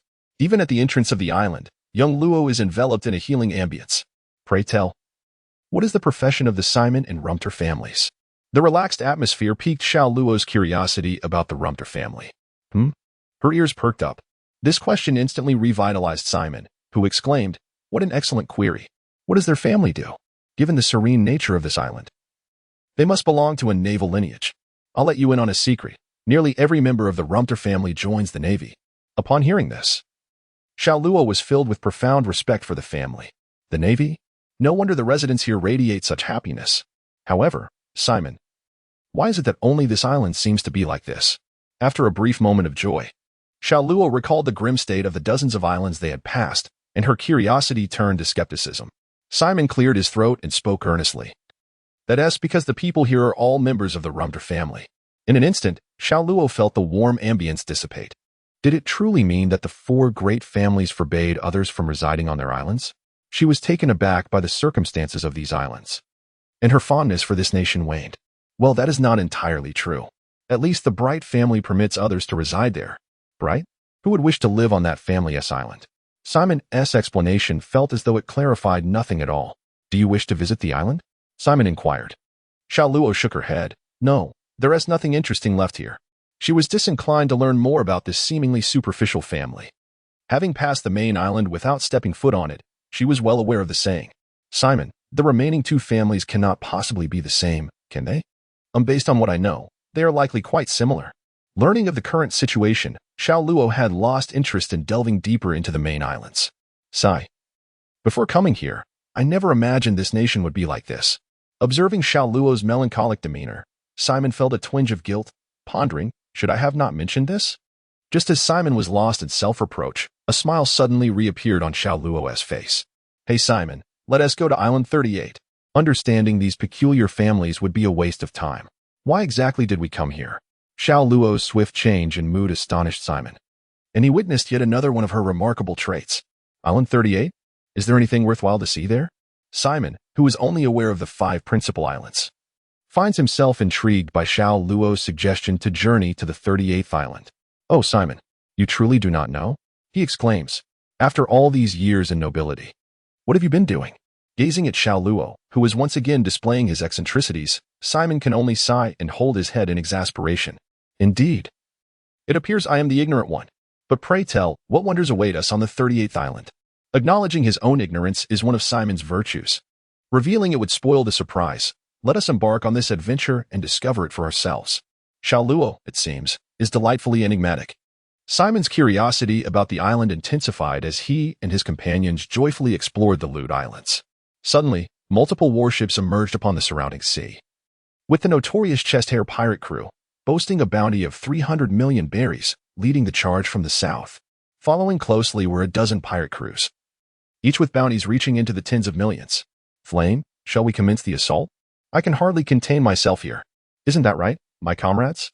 Moser, communicating with Bahamut Flame, stirred the excitement of the pirates awaiting action. Just hold on, baby hasn't arrived yet. However, if your impatience overwhelms you, feel free to take the lead. Upon receiving Moser's call, Flame on Unity Island began preparations to set sail. Ha ha ha, perhaps I shall pass on that. I lack a profound interest in this nation. Upon hearing Flame suggest he take the lead, Moser chuckled heartily and dismissed the notion. Captain Flame, we have a call from Baby. At this moment on the gathering island, the Red Lip pirates had all boarded the ship. A crew member handed a transponder snail to Flame. Hello, Baby Flame. I have arrived. Where are you all? Listening to Baby's questioning tone, Flame calmly brought the 2 transponder snails together. Now, everyone, since we are all prepared, allow me to elucidate our battle plan. Mauser, your assault will commence from the southern High Island, advancing in a straight line towards Rumpt Island. Then, with the crystals I have provided, you shall open the underground passage. Do you understand? Ha ha ha. This is simple enough. I wouldn't falter at such a task. Excellent. Now, Baby, you will completely annihilate the Bright family from the northeast. Is that acceptable? I shall show no mercy to such a nefarious family. Having been raised in the Navy, Baby, despite being a wanted individual, still harbored a sense of justice. If there are no objections, then let our path to supremacy commence from here. I can hardly wait. I'm off. Before this chapter concludes, please click to the next page to continue with the riveting content. Upon learning of the initiation of the plan, Mauser ceased to reassure the pirates behind him. Listen, our target is the elemental nation. Let loose your wildness. With these words from Mauser, the pirates surged forth like unleashed wild hounds, racing towards the Lud Islands. To the northeast, according to the plan, today would witness the complete eradication of all evil in the area.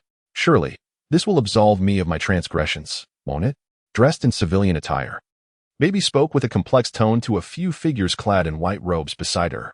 Rest assured, if you successfully bring the elemental nation into the fold of the world government, those actions of yours will surely be forgiven. One of the figures, bearing a cat-like visage, reassured Baby. Nearly forgiven? Upon hearing the cat-faced individual's words, Baby felt as though she had committed a grave error. On Gathering Island, the extraneous members of the Red Lip Pirates had begun to spread to other islands, yet the pirate ship, laden with the higher-ups, was moving away from the Lud Islands. On the verge of acquiring it, the legendary ultimate weapon, the Quantum Elemental. On board, Flame was brimming with excitement. Captain, since that weapon is not located within the Lud Islands, why are we attacking here? Puff, just returned to the ship, mumbled a question while munching on a peach. Ha ha ha, why indeed? Puff's inquiry elicited laughter from the Bahamut sisters. Is it truly that amusing? Puff, adorned with dark lines, chuckled apologetically as joyful memories flooded her mind. Since you inquired, let me share the details regarding the ultimate weapon we are in search of. It is indeed connected to the Root Archipelago. Should chaos ensue on the island, The four prominent families will intervene from afar to restore order. Understanding the situation, Puff chose not to dwell further on the matter. For her presence in this fleet was solely due to the kindness shown to her by its members. Weapons and power struggles held little interest for her. At the moment, Simon had arrived at Sand Island with little Luo. Upon their arrival, they were greeted by a dazzling array of charming toys. Little Luo, splendid. Such childlike wonder, Simon praised. Yet little Luo paid him no heed, instead striding directly into the island's depths. What was going on with little Luo? Puzzled, Simon regarded her with confusion. Just then, as Simon pondered, Wolf suddenly spoke up, startling him. Before Simon could engage Wolf further, a distant cannon fire erupted from multiple directions. What was happening? The abrupt interruption heightened Simon's vigilance as he scanned the horizon, yet he saw nothing amiss. Sensing the gravity of the situation, Simon hurried to catch up with little Luo. Little Luo, from this moment on, do not stray from my side. Those cannon sounds are rather peculiar. You're being overly cautious, Simon, little Luo retorted. Feeling that in such a central location, concern was unwarranted. Better safe than sorry, wouldn't you agree? Besides, there are several pirate crews here worth over 100 million. Upon hearing Simon's warning, little Luo chuckled. Do you even believe that, Simon? With pirates worth over 100 million, do you even know what they're like? Having already learned of their purpose for coming here from Simon, little Luo brushed off his foreboding words. Little Luo, look at that adorable doll. Awakened from his reverie by little Luo's reminder, Simon felt a touch of embarrassment. Spotting a doll, he quickly shifted the subject. A doll? That's just a cute bear. I stopped playing with those when I was 6, you know. As Simon pointed at the doll, little Luo fell silent, astonished. Simon, too, could hardly believe that the situation could grow even more awkward. Run. There are pirates. Came the laughter, followed by the sounds of chaos. Bang. Bang. Just as Simon and little Luo wallowed in their discomfort, figures began sprinting down the street, pursued by a horde of armed pirates. Upon witnessing this alarming scene, Simon instinctively stepped forward. How can there be pirates here? This is outrageous. Quickly, eliminate them, Simon. Little Luo, peering over Simon's shoulder, glared at the increasingly close crowd of fleeing individuals and their relentless pursuers. Do these people have bounties? Simon, maintaining his composure while observing the pirates ahead, discreetly felt for his waist. Where is my knife? Having long forgotten the memory of his shattered blade, Simon came up empty. As he glanced at his waist, memories of loss surged back. My knife is broken. Simon, they do have bounties, and some exceed 10 million. After a thorough search, little Luo finally discovered the bounty notices and quickly relayed the information to Simon. 10 million? It seems fate demands that I acquire a new blade. Upon hearing the bounty, Simon's sorrow over his lost knife dissipated. Which of them has a bounty over 10 million, little Luo? His eyes gleamed with an intense red light as he could hardly contain his eagerness to discover the identity of this fortunate individual. It's that one, Simon, the one with the gun and the smirk. Fearing that Simon might not understand, she quickly reiterated her description, the one with the gun, the smirk. Having grasped little Luo's description, Simon swiftly appeared before a dandy. Huh, who are you? Do you know who I am? Before the dandy could finish, Simon's brash demeanor led him to conclude that this was indeed the pirate with the 10 million bounty. With his palm open, he unleashed a powerful strike, merging his hand with the dandy's face. With hydraulic force, he slammed the dandy's head back and forth. With a forceful blow to the back of his skull, a resounding crash echoed, filling the air with an intoxicating aroma. Who are you? I don't care who you are. After wiping his hands on the dandy's attire, Simon turned to little Luo. You were mistaken, Simon, it was the one with the red hair. This chapter is not yet concluded. Please click the next page to continue reading. Upon seeing Simon give him a thumbs up, Xiao Luo swiftly corrected Simon's misunderstanding. What? I performed well. Why is Xiao Luo being so courteous? Due to the distance, Simon could only discern Xiao Luo's lip movements and could not quite grasp what he was saying. Puzzled, he scratched his head and turned his gaze toward the disheveled group nearby. If you wish to be pirates, then embrace it. What is the meaning of dyeing your hair like this? Are you mocking me? The disheveled hairstyles and colors of these individuals instigated a sense of mockery within Simon, igniting a surge of anger that compelled him to strike one of the red-haired individuals. With a swift right whip kick, he struck the redhead's waist with such immense force that the latter was wedged between two walls, contorted into a C shape, with only his head and feet protruding, facing upwards. Is that a C-shaped head? You resemble a C. At that moment, the trio with blue M-shaped, green L-shaped, in purple J-shaped hairstyles glanced at the C-shaped figure embedded in the wall and then at Simon, who was speaking softly, swallowing hard as he wrestled with his emotions. As Simon slowly turned his face towards them, their hearts began to race uncontrollably. "Greetings," he said with an unprecedented smile, raising his right hand. With a cacophony of noise, 3 letters appeared on the ground. "Phew, that was exhausting," he remarked, wiping away non-existent sweat from his brow. It was then that Simon spotted the first individual he had knocked down, the pink-haired Z, which only added to his confusion. Tilting his head, he noticed Xiao Luo frantically gesturing at him. "Xiao Luo, what do you mean?" he inquired, but despite the rapid movements of Xiao Luo's hand, he remained oblivious to the message being conveyed. At that moment, a red-haired individual whom Simon had previously overlooked raised his firearm. Bang! The gunshot echoed as the bullet shot forth at an astonishing speed of 50,000 meters per second, aimed directly at Simon's unprotected skull. Completely unprepared, Simon was utterly incapable of evading the bullet fired by this formidable pirate. Indeed, the bullet struck true, hitting the back of Simon's head. At the instant the gun went off, Xiao Luo panicked, and Wolf reacted. The crisp sound of the bullet colliding with the ground reverberated through the air. Rubbing the back of his head, which now itched, Simon watched as Xiao Luo, who had ceased his gestures, rushed towards him, arms outstretched. But just then, a wretched scream pierced the air from behind Simon.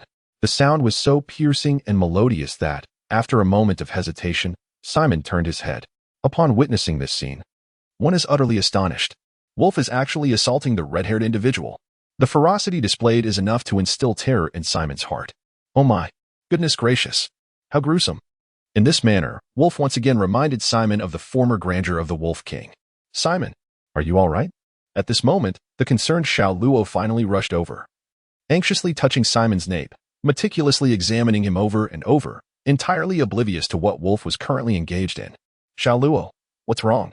Why that expression?" Upon witnessing Xiao Luo's anxious demeanor, Simon was bewildered. Hadn't he decisively triumphed over those pirates with overwhelming force? Why did Xiao Luo appear as though he had suffered some calamity? After thoroughly inspecting Simon's head, Xiao Luo finally felt reassured and began to admonish Simon, urging him never to lose focus during battle, lest he truly be struck by a bullet or some such calamity. Upon hearing this, Simon remained perplexed, his confusion only deepening. "A bullet? Struck? Did someone just shoot at me?" The shrill cries of the red-haired man behind him were drowning out Simon's concentration. Observing the still rampaging Wolf, Simon suddenly felt a spark of curiosity. "Hey, Xiao Luo, do you know why Wolf is attacking that red-haired fellow?" He prodded Xiao Luo beside him, awaiting a response. "Well, perhaps that red-haired man shot you?" "That red-haired man shot me? When?" At that moment, Simon, who was on the verge of inquiring, suddenly recalled the gunshot he had just heard, along with the peculiar itch at the back of his head. Could it have been at that time? Contemplating this, Simon lowered his gaze and spotted a black ball at his feet. Upon picking it up, he discovered it was indeed a lead bullet. Has my defensive capability reached such heights that even a bullet could not penetrate it? As he touched the back of his head, Simon did not feel elated about his high defense. Rather, he began to ponder, if I could not detect the attack from a mere pirate, what would happen if I were struck by a bullet imbued with the might of a formidable foe? Should I rely solely on my body to withstand it? The more he contemplated, the more he perceived his shortcomings, realizing that mastering observation hockey had become imperative. After a moment of reflection, Simon continued to watch Wolf engage the red-haired foe, though this time his perspective had shifted. "Well done, Wolf." "Yes, just like that, kick him." Observing the red-haired adversary's cries, Simon no longer found them grating. At that moment, however, little Luo tugged at him, gesturing animatedly. "Simon, if you let Wolf continue, we won't receive the bounty." "No bounty? Why?" Turning to little Luo, Simon struggled to comprehend her words. "That red-haired one is worth a 10 million bounty." Seeing the confusion etched on Simon's face, little Luo quickly reiterated, 10 million? Just him? Watching Wolf toy with the red-haired figure, who resembled a helpless chick, Simon's perception of the 10 million bounty pirate crumbled into dust. The overwhelming shock temporarily halted Simon's thoughts. After a brief moment, he realized that Wolf was about to shatter the red-haired one's bones, prompting him to intervene. "Stop, Wolf. We still have use for this person," just narrowly avoiding revealing his true thoughts. Simon noted that Wolf had halted upon hearing his first words and was now gazing at him with a hint of glimmer in his eyes. However, Simon, distracted by the twisted form of the cotton-haired pirate, failed to notice the change in Wolf's gaze. "Little Luo, Is this person truly a 10 million bounty pirate? You must be mistaken, right? Staring at the blood-soaked, incapacitated figure with a distorted expression, Simon found it hard to accept that this individual was indeed a 10 million bounty pirate. Indeed, it is him. The bounty notice is right here. Dear Master, there is more to this chapter ahead. Please click to the next page to continue reading. The story becomes even more thrilling. After a meticulous comparison, Xiao Luo firmly declared and handed the bounty notice to Simon. Is there really a bounty notice? Simon, upon receiving the notice, wore an expression of disbelief. He picked up the bounty notice and began to compare it with the face of the individual on the ground, whose hair was the same, whose mouth resembled that of the figure, and even the mole was located in the identical position. The more he compared, the more astonished he became. Ultimately, Simon had to concede that this person was indeed the notorious captain of the Cotton pirate crew, a pirate worth millions. At that moment, Simon finally comprehended the meaning of the letters emblazoned on the multicolored, messy hair. Pure cotton battleship. How could anyone possibly adorn their head with such a thing? Is this item truly in vogue now? The unconventional mindset of this pirate crew left Simon utterly perplexed. The incessant cannon fire echoed around him, while the anguish cries from the island persisted. Resolutely, Simon made a decision that contradicted his principles. If you could arrive here and, despite the passage of time, no guards had intervened, then there could only be one explanation: justice, condemnation. Observing the sins manifesting on pure cotton, Simon continued his actions, judgment extension, sinister visions. Rather than delivering a direct condemnation, Simon employed a unique application of his ability. In pursuit of refining this skill, he had ruthlessly slain 36 fish. Let me see what has transpired in the Lud Islands.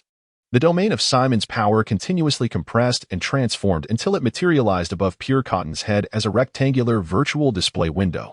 A slender line penetrated Pure Cotton's head, leaving behind only a twitching head intact. Simon, I hope this imagery lasts more than 7 seconds this time. Ha ha ha. Upon witnessing Simon conjure this phenomenon, little Luo reminisced about happier times. 7 seconds? What exactly are you implying, little Luo? This hardly appears to be a mere 7 seconds. He was anxious, distressed. The 7-second black history was something Simon preferred to forget. But who could predict such matters? Hey, Wolf. Leaving the somewhat agitated Simon behind, Shi Luo tugged at Wolf. The actions of these two individuals have ignited Simon's competitive spirit. Just wait and see. This time, you shall witness the dazzling moment of the future great adjudicator. With arms crossed, Simon strives to prove himself. At this moment, the virtual window atop the Pure Cotton had begun to display content. The only images present were that of the recently encountered red-haired figure, accompanied by a pair of hands. To Simon's astonishment, this visual was accompanied by sound. This was an occurrence that had not manifested during previous experiments. Curiosity piqued within Simon about what would transpire next, yet he refrained from fast-forwarding the unfolding narrative. However, oh no, Cotton brother. We are all comrades. Please, don't. What kind of talk is this? If we are brothers, then obey. Let me see.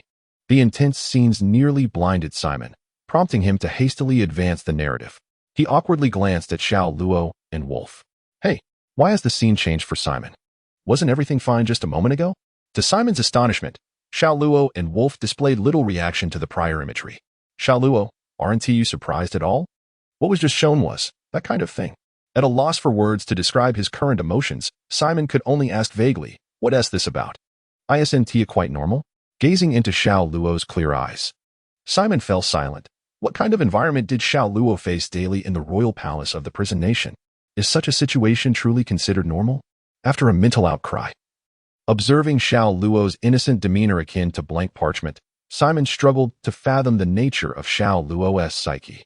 Choosing not to dwell on this matter further, Simon redirected his attention to the screen, filtering out unwarranted elements, and rewound the timeline to 7 days prior.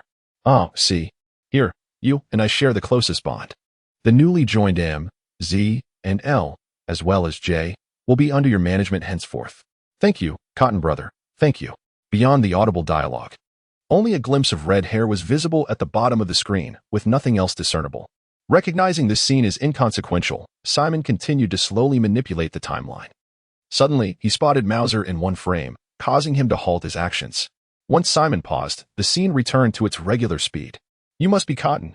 I have a grand plan, and am in need of personnel. Don't be ungrateful. Without delving deeply into their conversation, Simon accelerated the playback tenfold. Quickly grasping the situation, Mauser had contacted 18 pirate crews to launch an assault on the Loot Archipelago? Did he possess such audacity? Despite gleaning this information from Cotton's mind, Simon remained skeptical. Xiao Luo, what do you think? Finding the situation somewhat absurd, Simon sought Xiao Luo's perspective. I think it's quite good. It would be best if Mauser eliminated several families here. As a mere bystander, Xiao Luo held a rather unfavorable view of both parties, believing that mutual destruction would serve them right. To Simon's astonishment, the usually insightful Xiao Luo, who often offered remarkable suggestions during critical moments, merely chose to be a spectator this time, offering no opinions whatsoever.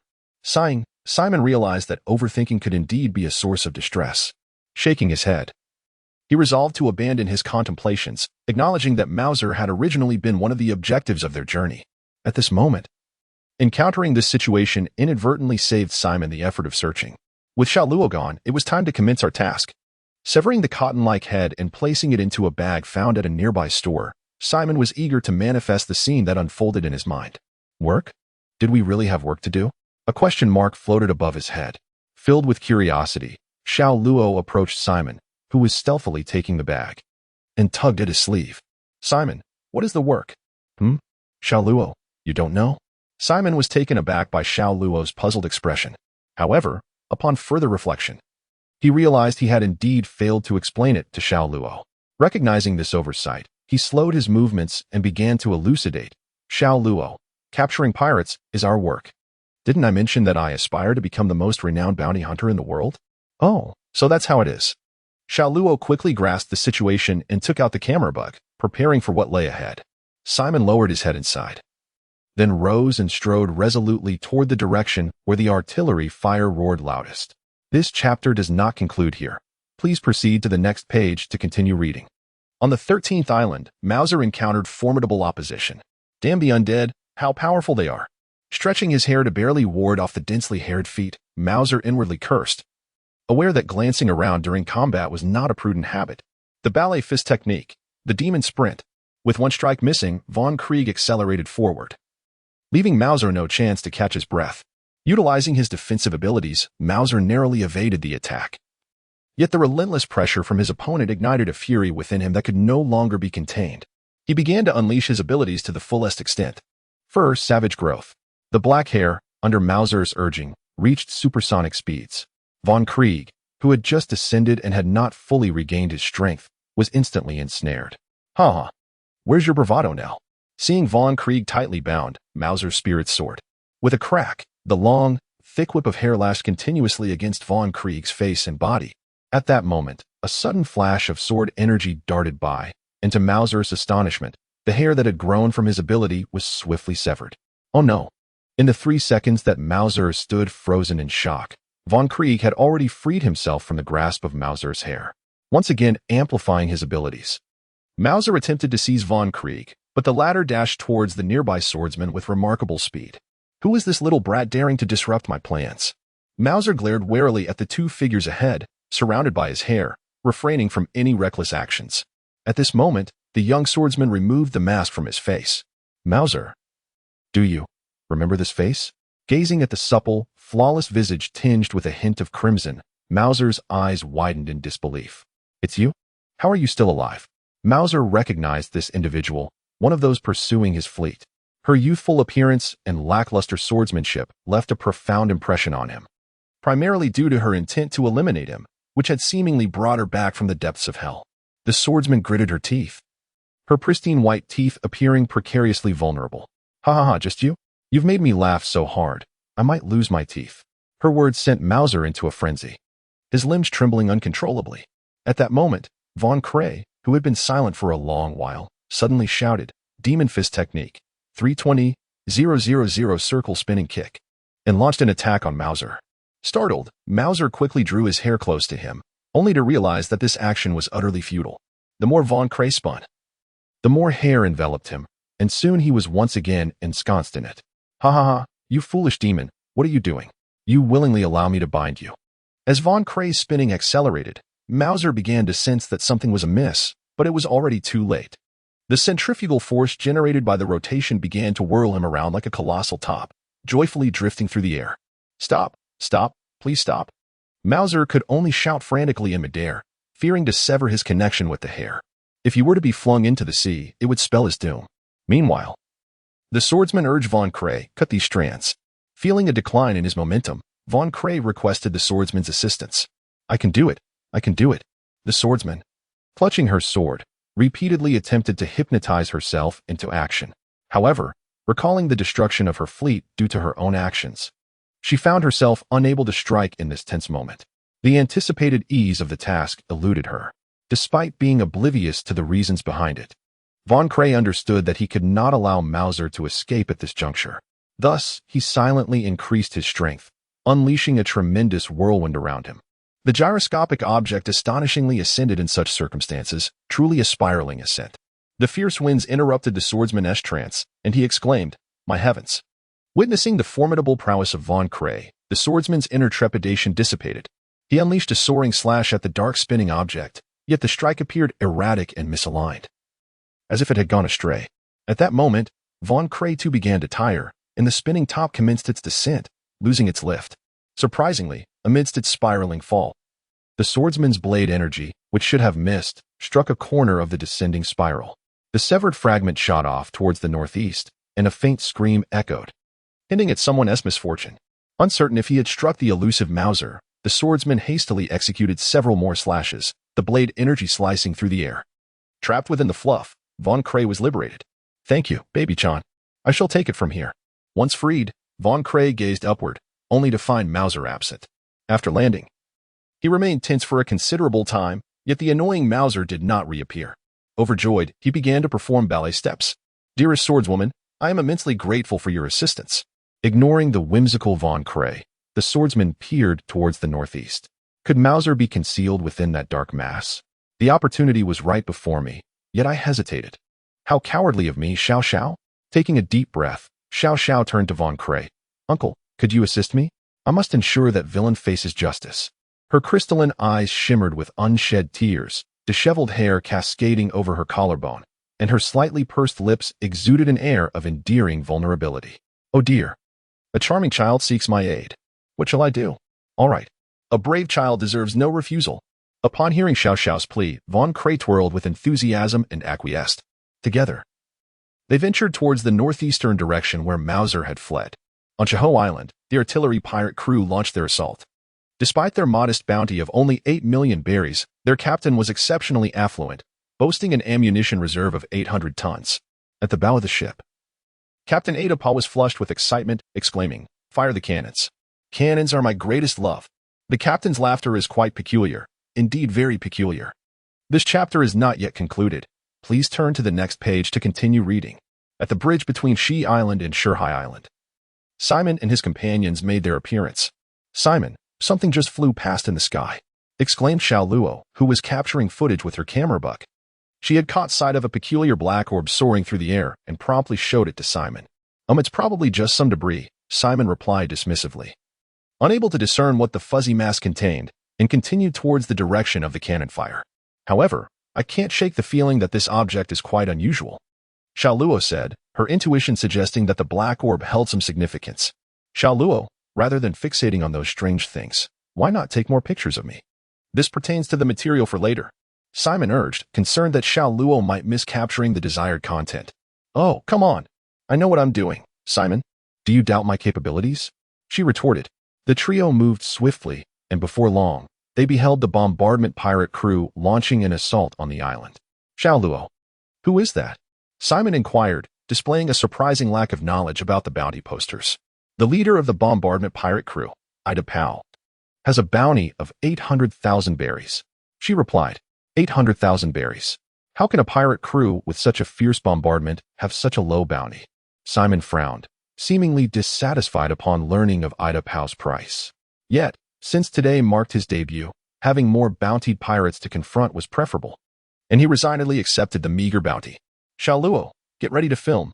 I'm going in," Simon announced, stretching his limbs and fixing his gaze intently on the ship ahead. With a burst of energy, he propelled himself forward at a speed of 10 meters per second. At that moment, Ida Powell, standing at the bow of the ship, remained oblivious to Simon's approach, instead reveling in the devastated beauty wrought by the cannon fire. "What a splendid view! The bombardment is an art form, he exclaimed, arms outstretched as he savored the taste of gunpowder in the air. Suddenly, Simon seized Ida Powell by the neck, declaring, "Art? I beg to differ."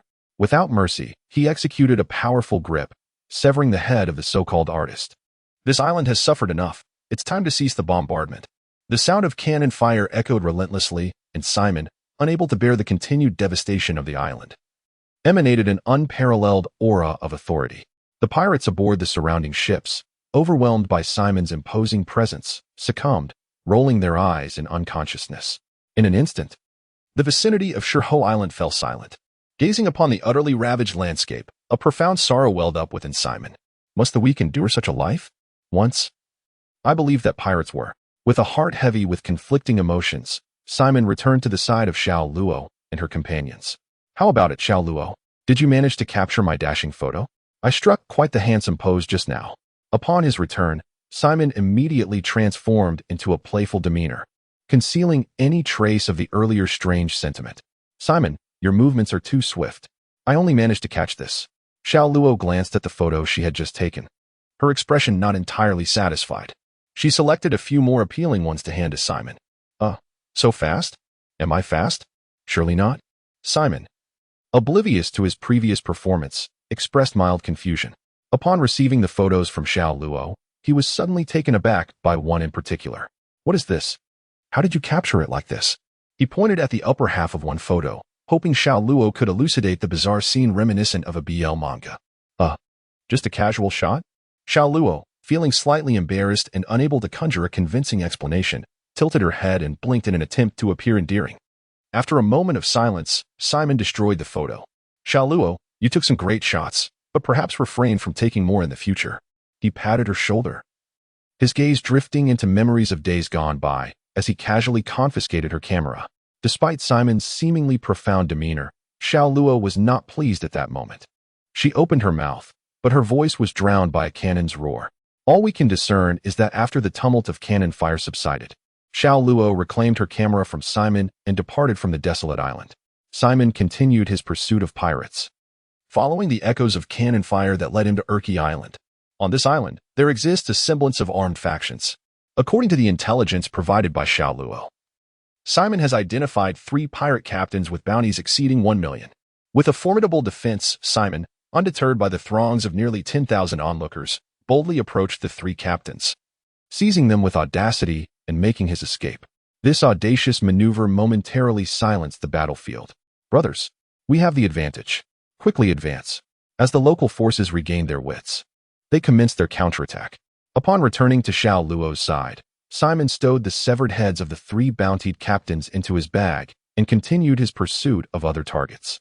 Shortly thereafter, in the romantic locale of Island 25, Simon encountered a coalition formed by 6 pirate crews. To his astonishment, all 6 captains were women, and their bounties ranged from 10 million to 15 million berries. This unexpectedly high bounty left Simon in a state of hesitation. Bounty or judgment? He pondered.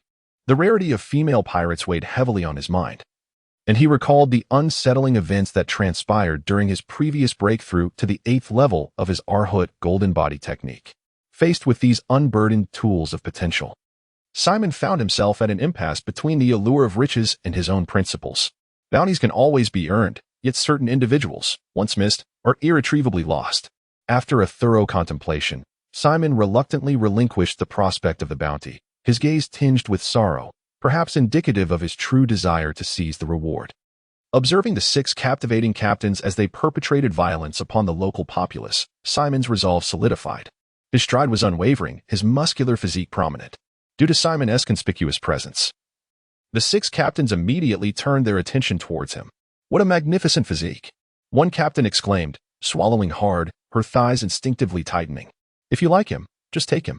Why the hesitation?" "Excuse me? What did you say?" "Quiet down, he's approaching." As Simon continued his advance, he noticed a burgeoning discord among the 6, yet he remained undeterred, steadfast in his approach. "What brings you here, young man?" The question came from Bai Chi, the captain of the Blue Water Pirates, who, while speaking, absent-mindedly traced circles in the air. "Bai Chi, don't frighten him," interjected Dong Lu, captain of the Soft Hole Pirates, who, dissatisfied with Bai Chi's behavior, sought to claim Simon's attention. "Soft? What use is softness compared to my might? The captain of the Feng Feng pirate crew proudly thrust his chest forward, pressing against Simon's back while expressing disdain towards Dong Luo. What an insufferable cow. Is being large truly impressive? I am undeniably adorable. Captain Aero of the AI pirate crew adjusted her steel-plated attire and struck a cute pose for Simon. Cute? Only the old men on your ship might appreciate that, retorted Captain Song Kong of the Kaoka pirate crew, who playfully clung to Simon's left arm and made a face at Aero. How can you belittle Aero? Her admirers are scattered across the South Sea. Beware, she could make you disappear, warned Captain Aya of the Enoch pirate crew as she rubbed against Simon's right hand, emitting peculiar sounds. Meanwhile, Simon found himself utterly unprepared for such a scenario. Feeling the soft, fragrant form of Lume, he experienced a surge of discomfort, particularly as a strange sensation began to arise in his right hand. In an attempt to alleviate the odd feeling, he moved his fingers back and forth. Suddenly, a high-pitched scream erupted, overwhelming Simon, who clenched his fists tightly and swiftly delivered a punch to each of the 6 heads before him. In an instant, silence enveloped the world. How wicked! Utterly depraved. Is this what the wild faction embodies? Simon stood gasping for breath, striving to regain his composure. The antics of these individuals had genuinely bewildered him. He had never anticipated such behavior from these captains. Gazing at the figures sprawled on the ground, Simon felt a fleeting illusion that he could conquer them without relying on his abilities. Alas, if only circumstances were different. Shaking his head, Simon regretfully raised his right hand and declared, "Justice, the reckoning of desire." Given that these 6 seemed afflicted with some peculiar affliction, his judgment was remarkably straightforward. He transformed their desires into objects requiring atonement. As long as they harbored any form of desire, they would remain bound by this decree. He waved to Xiao Luo and Wolf, who were waiting at a distance, continuing to linger in the moment. "Simon, why don't you eliminate them?" Xiao Luo questioned Simon's actions upon arriving. "We need allies, Xiao Luo. Don't you think our voyage would be rather monotonous with just the 3 of us? Besides, they haven't committed any grave misdeeds, they've merely been a tad mischievous." In this urgent moment, Simon's mind raced, surprisingly conjuring an explanation. Yet, it was evident that Xiao Luo remained skeptical. Is that truly the case? Could it be that you were hesitant to take action? Little Luo's skeptical gaze pierced Simon like a dagger, causing him profound discomfort. How could that be? Surely, you are well aware of the kind of person I, Simon, am. It is merely for the sake of convenience in the future. Since Simon had stated this, little Luo felt it inappropriate to press further. Before long, the 6 captains opened their eyes.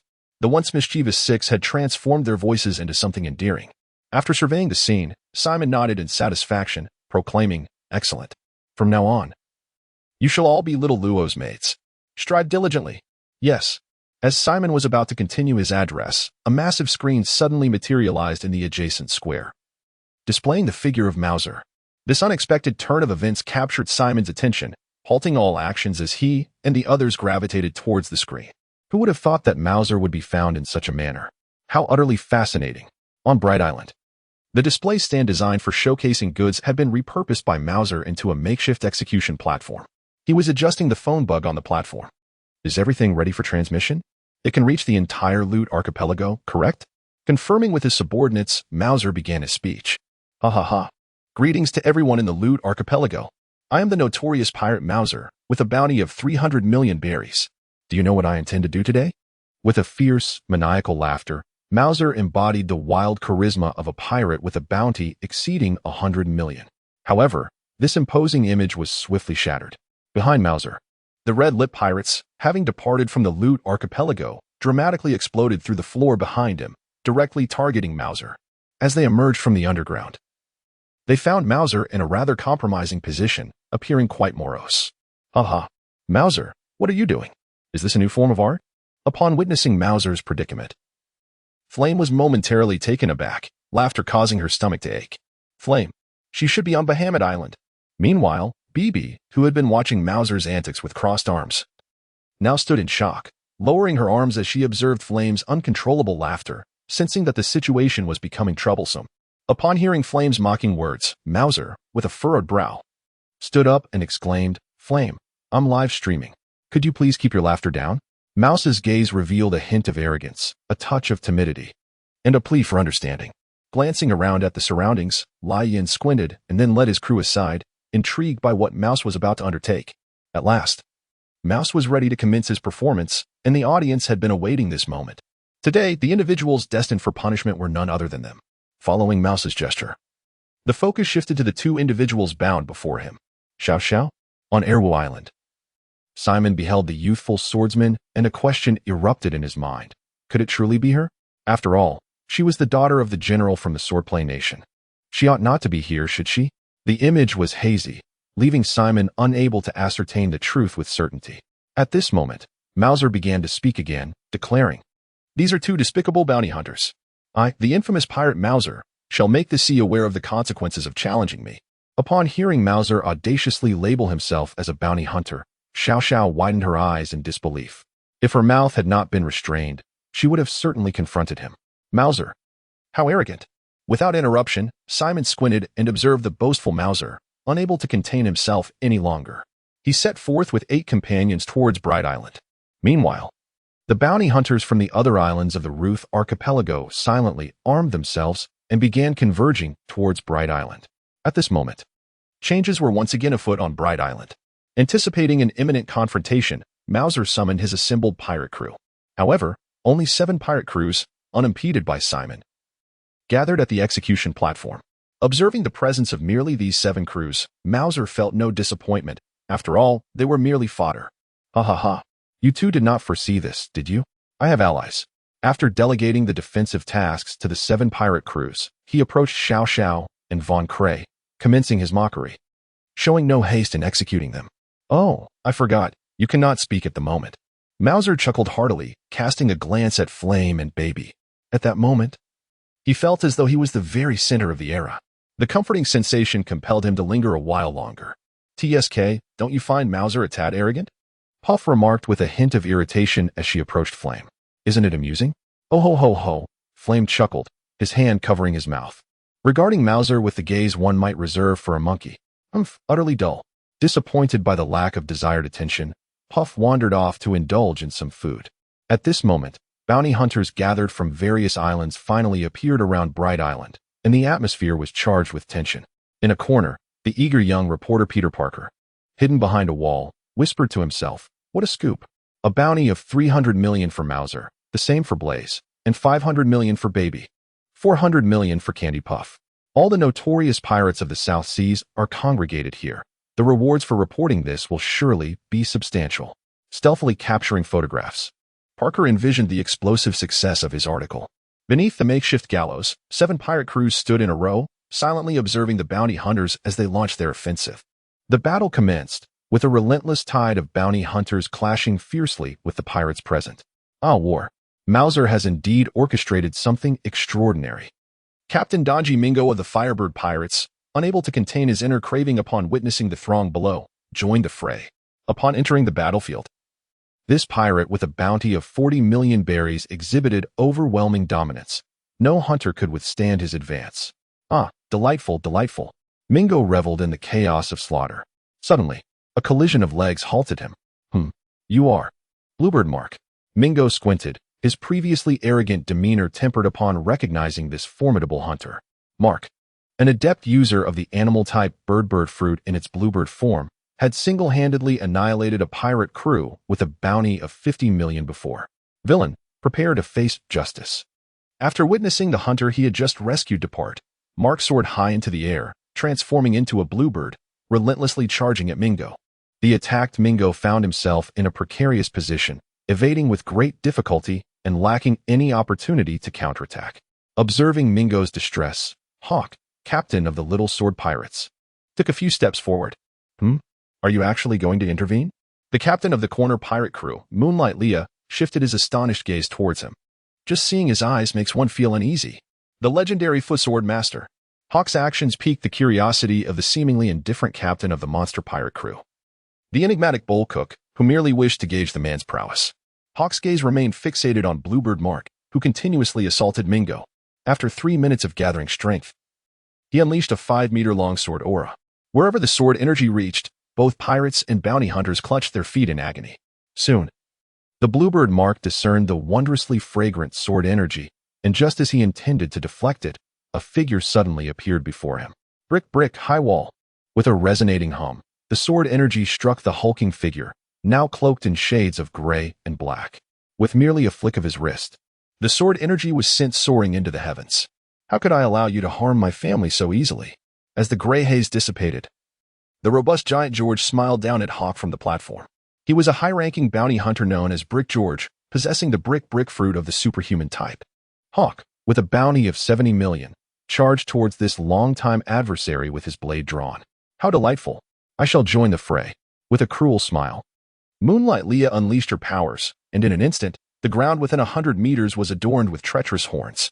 Countless pirates and hunters were impaled and sent soaring into the sky. At that moment, Simon finally arrived at the scene. The scene at the execution platform is vividly apparent. Xiao Xiao. Upon witnessing his former companion, Xiao Xiao, bound and helpless, Simon's fury ignited. Merely eliminating Mauser could not quell Simon's wrath. As he gazed upon the pirates obstructing his path, Simon pressed forward resolutely, step by step, towards the execution platform. Flanking him were Xiao Luo and Wolf, along with 6 captains. With a sense of urgency, Simon wielded his conqueror's haki to dispatch the minions that stood in his way. Wherever he passed, both pirates and bounty hunters fell unconscious, their eyes rolled back in defeat. The peculiarities of this place were soon noticed by the curious Puff.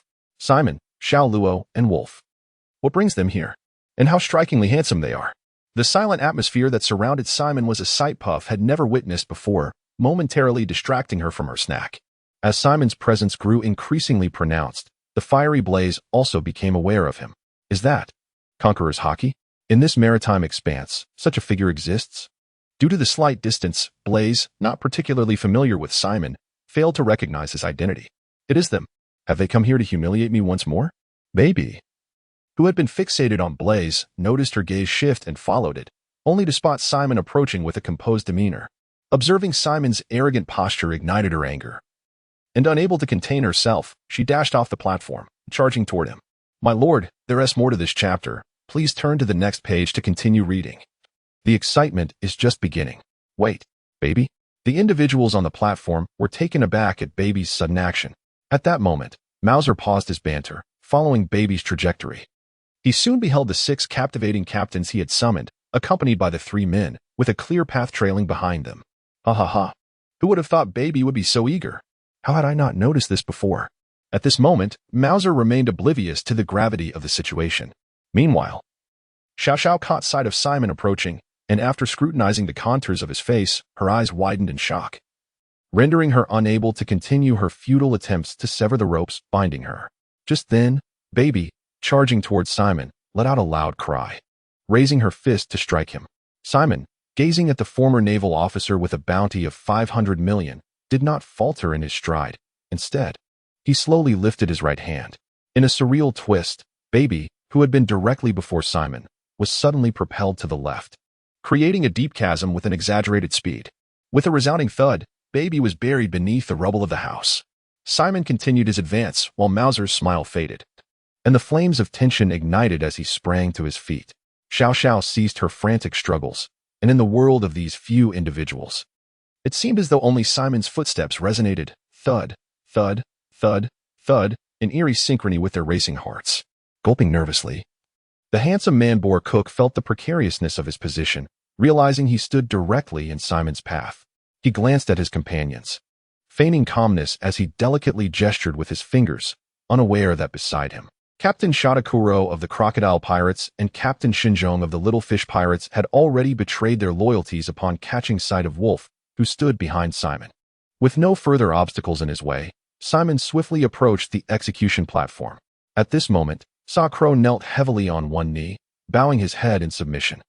Bull Cook gazed at Simon before him, and in a sudden impulse, turned away and prostrated himself, disregarding the details. Simon ascended the stage, and with applause echoing, the young hero was celebrated. Mauser clapped his hands, attempting to forge a closer bond with Simon, but Simon bypassed him and approached Xiao Xiao. He untied the ropes binding her and asked, "Are you all right, Xiao Xiao?" Having understood the situation from Xiao Luo during their journey, Xiao Luo exhibited no signs of jealousy.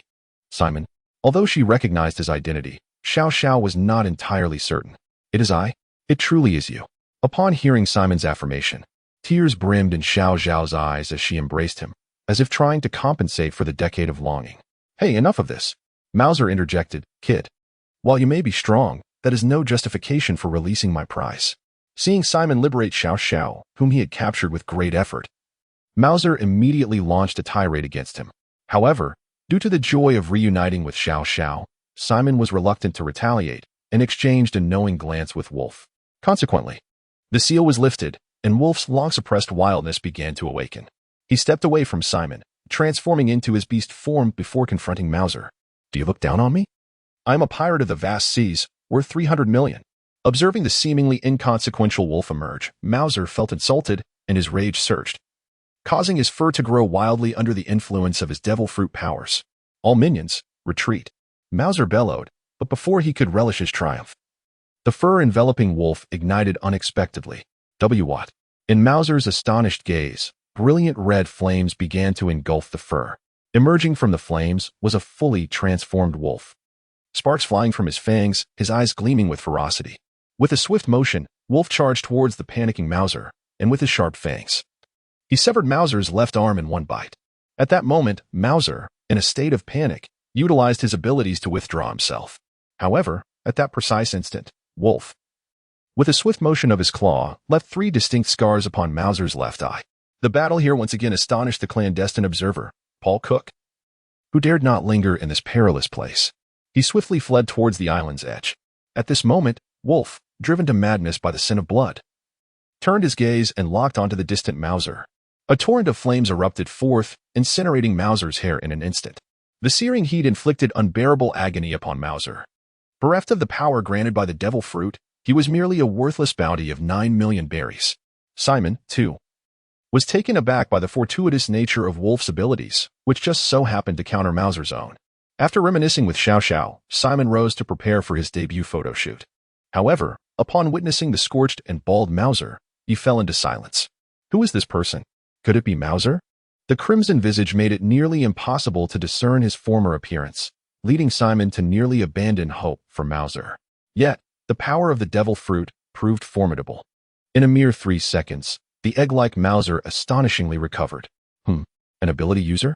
Observing Mauser's transformation, Simon resolved to watch further.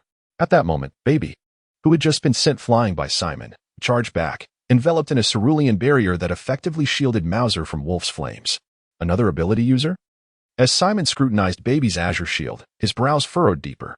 Meanwhile, feeling the absence of flames, Mauser cautiously peeked through the gaps in his arms and, upon realizing Baby had thwarted Wolf's fire, he wasted no time in fleeing.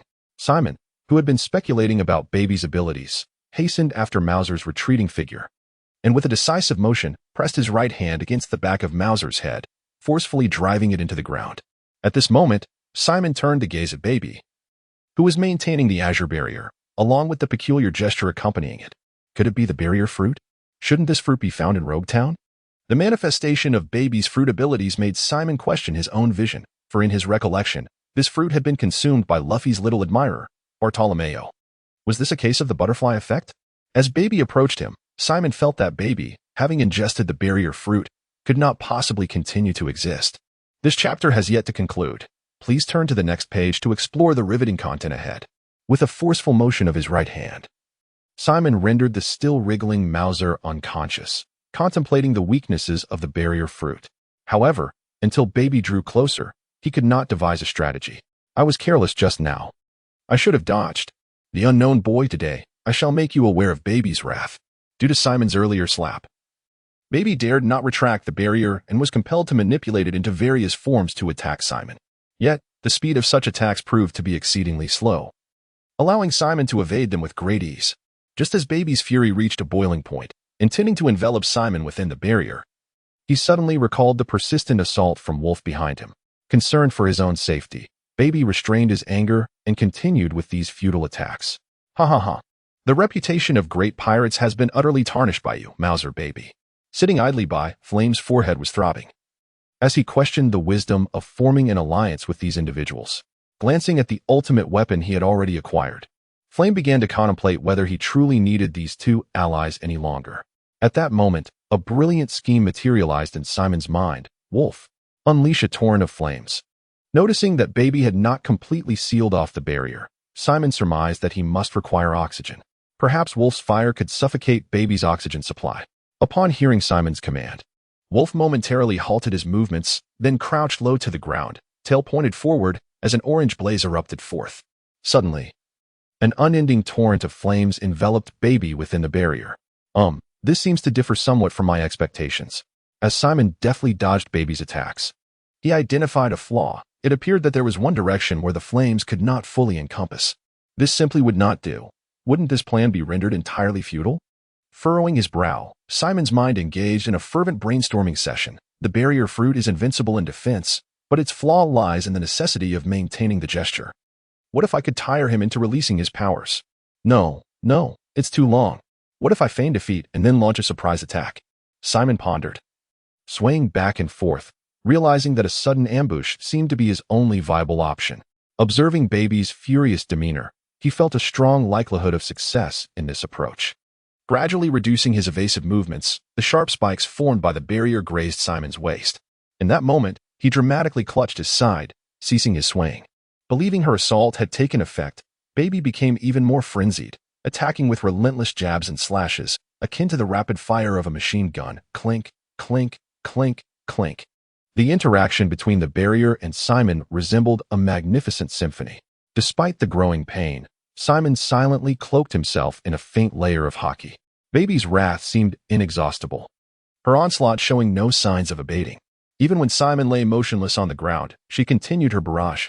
After 10 exhausting minutes, drenched in sweat, Baby finally ceased her relentless attack, wiping her brow in a peculiar manner as she surveyed Simon's tattered form. TCH. She then shifted her attention to the fiery wolf. Hey, you're really enjoying that fire, aren't you? The rising heat was now unbearable for Baby, and she desperately wished to distance herself from the source of the flames. Barrier, isolation sphere. For the first time, the cerulean barrier departed from Baby's side, enveloping Wolf in an all-encompassing embrace. The flames had no means of escaping this vast shield. Before long, the azure barrier completely encased Wolf, resembling a crystal orb. Just then, Simon's claw-like hand pierced through Baby's chest. Cough. A spray of blood erupted as Baby looked down in disbelief at the hand protruding from her torso, her hands trembling, unable to maintain her special stance any longer. You actually deceived me. With barely a few words exchanged, the tragic Baby met her untimely demise. Deceit? How could one label it as such? In the midst of battle, was this not a rather ordinary maneuver? So, you are a baby, aren't you? With a sudden flick of the wrist, the head that had been bowed slowly rose, and the eyes gradually opened. Just as Simon was about to seize his moment of glory, Wolf, who had been trapped within the isolation sphere, found his freedom with Baby's demise. The flames, long sealed away, surged forth uncontrollably, one fiery dragon racing directly towards Simon. With a smile just forming upon his lips, Simon instinctively exclaimed, "What the?" He had no intention of facing the assault head-on. Instead, he swiftly grasped Baby and Mauser, creating a whirlwind that transported them back to Xiao Luo's side. "Wolf!" shouted Simon, his voice resonating with authority as they reached a place of safety. Hearing his name called, Wolf emerged from the fiery vortex, reverting to his original form. Yet, by this time, the inferno he had unleashed could not be halted. Under the watchful gaze of those on the platform, the blazing tornado surged westward, sweeping towards the battlefield below. Hey, this is no joke," exclaimed Bluebird Mark, stepping on Mingo's waist. As he gazed at Simon and the others behind the fiery tempest, filled with admiration. It was time for Mark to retreat. The big fish was no more. At this moment, Brickstone George approached, clutching the chicken-like hawk, exclaiming, it is indeed time to retreat. The spoils we have gathered are already sufficient." With Tang Ji Mingo hoisted beneath them, the two seasoned bounty hunters departed the battlefield. Meanwhile, the fiery tornado had reached a dense thicket of horns, where countless horn projections erupted from the earth. Moonlight Leah, still reveling in the thrill of the battle, was abruptly struck in the abdomen by one of these horns and was swept into the fiery vortex. It appeared that Mauser's plan had faltered. "I must hasten my escape from this place." The captain of the Ice Bear pirate crew, Basso, who had maintained a notably low profile throughout the skirmish, witnessed the unfolding chaos on the platform. Seizing the opportunity presented by the tornado's might, he chose a direction and began his flight from the scene. "Simon, does it truly not matter if that tornado is real?" As Xiao Xiao gazed upon the infernal aftermath left in the wake of the fiery cyclone, a surge of compassion welled within her. "It is of no concern. That entity will not depart from this island." redirecting her gaze from the tornado. She sought to elucidate her thoughts to Xiao Xiao. The chapter has not yet concluded. Please proceed to the next page to continue reading. At this moment, the steadfast flame rose and approached Simon, followed silently by the crew behind him. Simon, isn't it? I recall you sought me out once, Flame remarked. His gaze laden with complexity, pondering something inscrutable. Captain Flame, now that you have arrived here, are you not afraid of my retaliation? Simon, suppressing a smile, silently unveiled his conqueror's haki in response to the enigmatic Captain Flame. Little Puff, here is a delightful treat for you. The tense atmosphere between the two was instantly shattered by Puff's antics. Observing her exuberance, both men grimaced. Puff, what are you doing? Come back immediately. The ever-charming Captain Flame raised her voice dramatically at Puff, revealing her exasperation. Oh, Captain Flame, we are all friends here. No need to be so stern. Puff, noticing Flame's irritation, quickly wrapped her arms around Flame's hand, playfully pouting. Do you know them? Recognizing that Puff's relationship with Simon and the others appeared distinctly different, Flame softened her demeanor. Of course, this is my dear friend from the palace, Little Puff. This is Simon, who aspires to be the most renowned bounty hunter. And this is Wolf. Wolf? Upon hearing the name from Puff, Flame fell silent, shaking her head, now devoid of any hostility towards Simon and his companions. After all, she understood the significance of the name Wolf to Puff. Simon, you are quite formidable. Would you care to join my ship? Gazing at Flame's fiery red lips, Simon declined. Captain Flame, I aspire to become the most famous bounty hunter. We are not of the same ilk. Noticing Flame's indifference towards his bounty hunter aspirations, Simon spoke candidly. Oh, is that so? What a pity. Puff, it's time to stop playing, Flame declared, her focus shifting towards the ultimate challenge awaiting in the new world. With Simon not joining her, she felt no need to linger any longer. As Simon watched the Flame pirates depart, he felt a surge of impulse to confront them, yet restrained himself for Puff's sake. Next time we meet, I shall not let you escape so easily. Once the Crimson Lips pirates had left, Simon surveyed the remaining pirates below, inhaling deeply before casting a fierce glare. Instantly, the area was devoid of any standing figures. Little Puff, prepare for a photograph. The heads of these pirates should surely propel me to the front page of the South Sea Gazette. Shaking the spoils in his hand, Simon felt an overwhelming sense of satisfaction, one after another, one after another. At that moment, in the corner, Bid Parker observed Simon's actions at the exhibition booth. Sensing a peculiar inclination, as if he were capturing photographs. Realizing certain opportunities, he disregarded the need for concealment and swung over to Simon's booth. Given this individual's engagement with the red-lipped pirates, it was evident that he could not possibly be one of them. Furthermore, having dispatched Mauser and Baby, his identity could only be one thing, a bounty hunter. On his way, Parker quickly deduced Simon's true identity. This inference bolstered his confidence further. Xiao Luo, how did the photos turn out? Let me see. After attempting various angles and capturing numerous distinct poses, Simon scrutinized the images Xiao Luo had taken.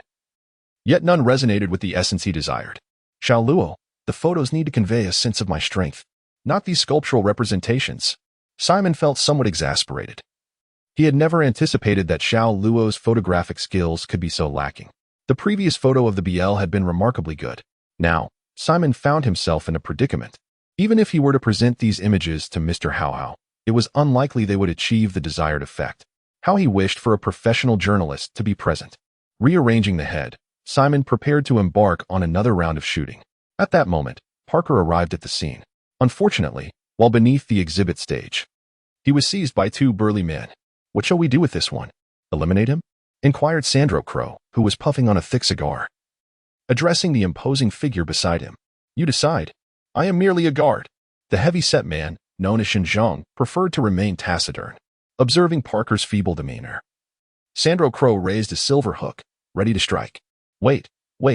I am a journalist. The person above will require my presence. Parker's words piqued Sandro Crow's interest. Although he was unsure why this individual exuded such confidence, he was a gambler at heart, presented with a chance to meet Wolf and potentially receive accolades. How could he let such an opportunity slip away? Seizing Parker, he hoisted him onto the platform. Noticing this, Xinjiang, uneasy about leaving him alone to pilfer, followed suit. Simon, who had been posing for photos, soon noticed the approaching figures and ceased his photographic endeavors, silently gathering his strength. My dear lord, I have brought you a journalist, declared Sandcrow as he arrived before Wolf, hoisting Parker high into the air. Upon hearing Sandcrow's words, Simon abruptly halted his gathering momentum, his gaze locking onto the frail figure before him as if beholding the entire world. "You are a journalist?" Simon inquired, stepping closer after leaving the foul stench of the Skull District behind. Still suspended in the air, Parker hastily explained, Yes. My press pass is right here on my waist." Detecting no deceit in his words, Simon reached toward Parker's waist. The icy touch sent a shiver through Parker's body. Oh, Parker's voice grew increasingly unsteady as Simon's hands wandered left and right. Soon, Simon's fingers brushed against something firm, long, and sizable. Retrieving it, he confirmed it was indeed a press pass. "You, that one. Release him," Simon commanded Sandcrow once Parker's identity was verified. Yet, to his frustration, Sandcrow remained indifferent, his attention fixed solely on Wolf's direction. Sandcrow's dismissive attitude irked Simon. With a single forceful strike, head down, feet airborne, Sandcrow was instantly rendered lifeless. "Gave you face, and you dared refuse me? Know your place." Wiping his hands clean, Simon smiled warmly as he helped the trembling Parker to his feet. "Not too shaken, Mr. Parker? These pirates, truly, one must never show them even a hint of kindness." Parker, a man well versed in grand spectacles, swiftly regained his composure. After all, an extraordinary scoop awaited his reporting. Absolutely. Your perspective is most commendable, sir. No need for formalities. I am Simon, aspiring to become a legendary bounty hunter." Parker was astonished. Never before had he encountered someone so eager to be interviewed. Without even posing questions, he had already gleaned so much. "Then, Mr. Simon, might I take some photographs of you?" Having stumbled upon such a cooperative subject, Parker was determined to maximize the impact of his coverage. His request struck a chord with Simon. "Of course. In fact, I was just lamenting this very issue." The two conversed amicably and under Parker's professional expertise. A flawless photograph, so impeccable it could not be improved, was soon produced. This is simply too dashing." Upon receiving this photograph, Simon initially believed it was merely suitable for reporting. However, Parker's exceptional skill transformed it into something extraordinary. The dimly lit sky loomed above a ground strewn with corpses, while he gripped the throats of both Mauser and Baby, with the feet resting upon a notorious pirate with a hefty bounty. Just gazing at this image filled Simon with a profound sense of foreboding. He sensed that if this photograph were to be published, it could very well immortalize his name, even within the Grand Line. "Mr. Parker, may I inquire which newspaper will publish this report?" Simon's sole concern now was whether Parker hailed from a mere tabloid. Such a shocking revelation surely deserved placement in the World Economic Journal, right? The World Economic Journal. Could it be that Mr. Parker has connections there? Simon was utterly astonished, never having imagined that Bid Parker possessed a submission pathway to the esteemed World Economic Journal. In such a case, could it not be possible to spread one's reputation across the entire world? "Parker, I eagerly anticipate your report. Best of luck." Without further delay, Simon hoped that Parker would swiftly release this article. "Simon, if all goes well, you shall see it in tomorrow morning's news." Without indulging in lengthy conversation with Simon, Parker hastened to complete his writing. Watching Parker's departing figure, Simon's smile remained unwavering. "Simon, shall we capture this fish?" Perhaps feeling somewhat nauseated by the intense gaze, Xiao Luo could no longer hold back. "Fish." Immersed in joy, Simon momentarily failed to grasp Xiao Luo's meaning, pondering, is it not merely about catching a fish? Is there a need to discuss it with me? However, upon turning to see what Xiao Luo was pointing at, Simon realized he had misinterpreted Xiao Luo's words. The captain of the fish pirate crew, with a bounty of 50 million berries. Catfish lineage. It seems of little use. Let us kill it and claim the reward. After stroking his chin and contemplating for a moment, he concluded that keeping this fish served no purpose and thus resolved to slay it for the bounty. Such sincere allegiance from me. Yet I receive this kind of response. Do you truly believe I am without temper? Simon and Xiao Luo's unabashed discussion incensed the captain. Once a member of the Sun Pirates, this individual resolved to teach these two a lesson. With a powerful strike of Fishman Karate, 3,500 tile correct fist, he aimed at the approaching Simon. Caught off guard, Simon did not expect such a fierce retaliation and, in his haste, diminished the strength of his defense. The immense force propelled Simon backward by 3 meters. Fishman Karate? To his astonishment, "You are indeed a fishman hailing from Fishman Island. Concealing your true capabilities in these southern seas, what are your intentions?" The pain radiating from his arm rekindled a long-forgotten exhilaration within Simon. I merely wish to live out my remaining days in tranquility. Is that too much to ask? Perhaps recalling the sensation of helplessness from the past, this individual no longer wished to endure it, seeking a life of serenity. If one desires such a lifestyle, then they should refrain from the path of piracy. Simon found himself somewhat at a loss for words in the face of such a person. There was only one recourse: defeat him. Simon shed his shirt, bracing himself for an all-out confrontation. Rohin golden body, golden skin robe. This technique is an innovation by Simon, showcasing a golden hue reminiscent of armed color, as if he has enveloped himself in a metallic sheen. Do not attempt to advise me if you have not endured the harshness of the seas. Fishman karate, gun wave. With a deft movement, Simon evaded the water wave, closing in for a decisive kidney strike. Perhaps I am unaware of certain truths, yet this cannot serve as your excuse. The powerful blow directly caused the target to foam at the mouth as he crumpled to the ground, clutching his waist in agony, unable to rise. Thus, humanity reveals its wretched nature. As if sensing his impending doom, the fishman glared at Simon with contempt, relinquishing any resistance. What a shallow being you are! Yet you dare to espouse reason. Simon, now disinterested in this fishman, lifted his leg and delivered a fierce kick, causing a spray of bodily fluids to erupt from the fishman's back. Here, the fishman met the end of his nefarious existence. Ah, you have marred my rare good mood. With a scoff, Simon delivered yet another spiteful kick. Oh, since our little darling has found her family, I shall take my leave. Von Cray had long been forgotten. But after a brief conversation with Xiao Xiao, he had resolved to depart. Take care, uncle. There was no sense of longing in their farewell as Von Cray danced away, performing a graceful swan step. Xiao Xiao, who was that person just now? He seemed somewhat familiar. It was only at this moment that Simon finally noticed Von Cray. A kind-hearted gentleman, albeit rather peculiar. Without pondering Von Cray's identity, Simon collected the recently displayed heads. Having completed his hunt, it was now time to reap the rewards. Together, they made their way back to the hanging ship on Blackwind Island, heading towards the nearest naval outpost. The naval base is situated to the northwest of the Root Islands. As it was not far, they swiftly arrived at the naval branch S-37. Upon disembarking, Simon, Xiao Luo, and Wolf, bearing the severed head, made their way towards the S-37 branch. Although this naval branch is in close proximity to the Lut Island, it is peculiar that there is not a single member of the Rump family present here. Soon, Simon and his companions arrived at the entrance of the branch. Greetings and welcome to the S-37 branch. The naval soldier at the door was exceedingly polite, likely due to the bounty heads in Simon's possession. This chapter is not yet concluded. Please proceed to the next page to continue reading. Bounty, what a hassle. Without exchanging many words, I merely placed the severed heads of these bounty pirates here, awaiting their assessment. All right, please hold on, said the soldier as he prepared to begin the count. However, he was immediately startled by the first head, Mauser.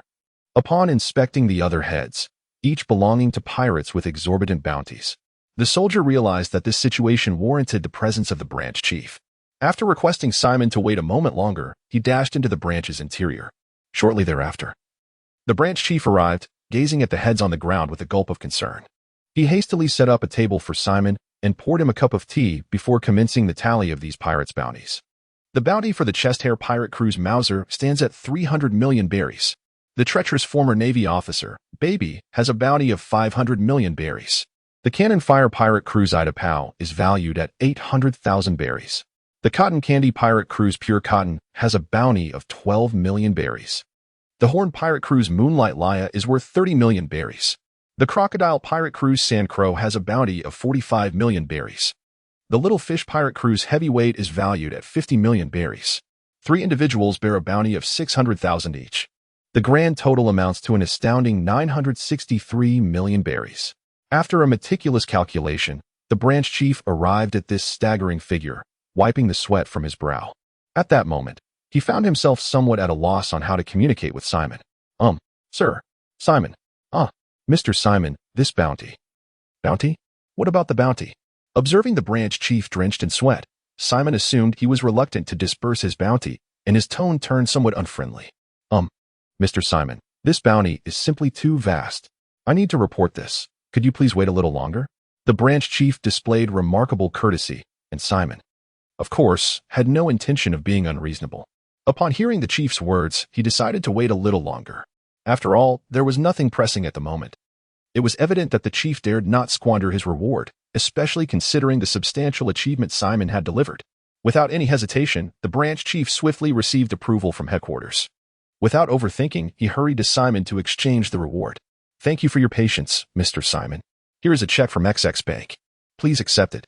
After meticulously inspecting it and finding no discrepancies, Simon departed with Xiao Luo and Wolf. Once they had distanced themselves, the branch chief could no longer contain his laughter, exclaiming, "Ha ha, I am to be promoted.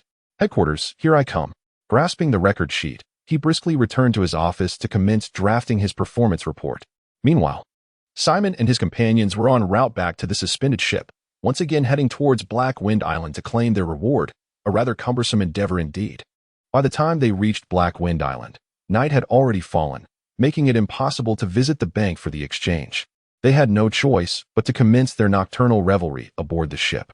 Having gathered the necessary materials, Simon organized a celebratory banquet on the vessel, toasting to his debut's resounding success and the promise of global recognition. "Cheers," he proclaimed, raising a glass of his meticulously crafted juice. The atmosphere of the banquet seemed to awaken a certain instinct within the 6 captains present. To Simon's surprise, they began to showcase their talents. First up was the charming AI Luo, whose formidable defense was akin to that of steel. She astounded everyone by performing a feat of breaking a large stone upon her chest. Just as Simon contemplated whether someone should assist her, the stone unexpectedly cracked. What on earth? Upon witnessing the spectacle, Simon could no longer remain seated. He swiftly rose and approached the stone, meticulously examining it. To his astonishment, it was indeed a genuine rock, one that could not be shattered without exertion. "Oh dear, it seems our Simon is in disbelief," came the melodious voice of AI Luo, laced with a hint of teasing. Although Simon found the situation somewhat peculiar, the prospect of witnessing this remarkable feat again piqued his interest. With a spirited woohoo, AI Luo commenced her preparation, first lifting the stone, then reclining, and gradually lowering it. As the stone descended, Simon's gaze was fixated upon her chest, eager to unveil the enigmatic force that would cleave the rock. In that fleeting moment of contact, the stone fractured. Why? Despite having observed the entire process from close range, Simon remained bewildered. "Impressive, isn't it?" AI Luo proclaimed with a proud posture, her confidence rendering Simon too hesitant to voice his inquiries. However, during a subsequent conversation with the pirate doctor, Simon unearthed the truth behind the phenomenon. Next to perform was Bai Chi, who presented a dance filled with twists and turns. Simon was unable to decipher the nature of her movements. If pressed for an assessment, he could only utter one word: exquisite. Regrettably, it failed to sway Simon's composure. Song Kong, an eccentric child, made a comical face at Simon when he sensed his boredom, eliciting a hearty laugh from him. Can you envision the embodiment of wise eyes paired with a gossipy tongue? Seeing Simon amused, the dancing Bai Chi felt a twinge of dissatisfaction at being overshadowed. Unwilling to concede, she swayed her alluring form closer to Simon. Meanwhile, Dong Lu was engaged in warm-up exercises, her body flowing with the fluidity of water. Simon, who disliked being approached, was forced to retreat by Biki. Unfortunately, he stumbled over something and began to fall backward. At that moment, Simon swiftly twisted his body to face downward, attempting to brace himself with his hands. However, he anticipated that Dongle would contort herself directly beneath him. By sheer coincidence, his palms landed upon 2 soft, oval shapes, softer even than freshly baked bread. A weak, muffled cry escaped as Dongle's body collapsed in an awkward sprawl, resembling some bizarre creature. Though Simon found himself lingering on the sensation in his hands, he knew better than to overstep, especially in the midst of a banquet. "Miki, enough. Focus on your performance." Simon barked with the authority of a captain, putting an end to her antics. The entertainment continued with Dongle, Aya, and Fongling performing some sort of incomprehensible combat display. Simon wasn't entirely sure what they were doing, but he couldn't help but muse, Arrow's signature act is still the best. With that thought, the raucous festivities transitioned into the next phase, games. The captains certainly knew an impressive array of them, each one leaving Simon wide-eyed in astonishment. Morning arrived, and Simon awoke to the disarray of the cabin, the remnants of last night's debauchery scattered about. "On my kidneys," he sighed, rubbing his lower back before heading to the deck to await the day's newspaper. The news coup was nothing if not punctual, never once had it failed in its delivery. Handing over 6 berries, Simon received a crisp, fresh edition. The headline blared, "South Blue's legendary bounty hunter, Malachi Simon, crushes 300 million berries pirate Mauser and 500 million berries Navy defector Bebby, alongside numerous million-berry pirates in the elemental kingdom of Root Archipelago. That bastard Parker actually wrote it. Simon's eyes flicked to the publishing house, and his lips twisted into an uncontrollable grin, laughter bubbling forth. Meanwhile, on Kink Island, Honey of Sweet Shipyard was hard at work constructing a new vessel when she caught sight of the day's headlines. Nanny, Simon. So stunned was she that the hammer slipped from her grasp, landing squarely on her foot, yet she barely registered the pain. At this moment, the master of King Kong Island also caught sight of the report. Simon, has he truly grown to such heights? A wave of comfort washed over him. In the palace of Luajia Kingdom, King Malachi sat in the courtyard, enjoying his breakfast while gazing at the young figure on the newspaper. Tears streamed down his cheeks as he murmured, I knew you could do it, Simon. On Jeanery Island, Mr. How deep in thought about how to establish the best newspaper. Open today's edition as usual. Ah, it's Mr. Simon. Has he already made a name for himself globally? Upon seeing Simon's dashing photograph, a smile crept onto How's lips. I must strive harder. I cannot fall too far behind Mr. Simon. On Hunter Island, after just receiving their bounty, Bluebird Mark and Brick George stumbled upon the news in the paper. Simon, a super newcomer, has emerged. Mark mused, a hint of melancholy in his tone. It seems business in the South Sea will become challenging. Ha, Mark, you worry too much. Such a super newcomer won't linger in the South Sea for long. George took a hearty swig of malt liquor. That's hard to say, George. This newcomer possesses such formidable strength right from the start. He is undoubtedly a steady contender. It's hard to imagine he has no plans. Mark snatched the liquor barrel from in front of Brick and began to boast. On Bear Paw Island, Captain Basso of the Ice Bear pirate crew, having escaped from the Lud Islands, slammed the newspaper onto the table with a resounding clap. A bounty hunter. He is actually a bounty hunter. Basso's expression darkened. Initially, he believed Simon might be a skilled fighter from the Lud Islands. But the revelation of Simon's bounty hunter status left him feeling uneasy. No, I cannot stay here any longer. Crew, set sail for the Grand Line. Fearing that Simon might pursue him, Basso decided to leave the South Sea. Nearby, aboard a warship, in a cell, the demon man Boar Cook watched as naval soldiers delivered the newspaper. Indeed, I knew that man was dangerous. Sand Crow, exceedingly heavy, compared to those two sycophants. Boar Cook felt rather fortunate at that moment. What are you shouting about? Keep it up, and I'll have your tongues cut out. Colonel Rummet, passing by, was seething with rage. Little did he expect that in merely a few months away from the Lud Islands, his family would be annihilated by these insignificant pirates. Rummet's words did not deter Boar Cook. Instead, they only incited him to shout louder. How can one endure this? Rumber rushed towards the cell, and after a brief period, the demon man, Pole Cook, within the confines, was bleeding profusely from his mouth, his eyes vacant, emitting only a series of pitiful whimpers. On board the red-lipped pirate's ship, Puff savored the report by Simon, proclaiming him a new generation super bounty hunter. Ha. Is it truly that amusing? Haven't we all witnessed the events firsthand? The irritable Ice Flame, disturbed by Puff's incessant chatter, couldn't help but remark, you simply do not comprehend, Ice Flame. Reports are embellished, they are filtered, you see. While Puff reveled in her exuberance, Ice Flame found only the noise unbearable. Filtered? Pfft. Isn't that just a distortion of the truth?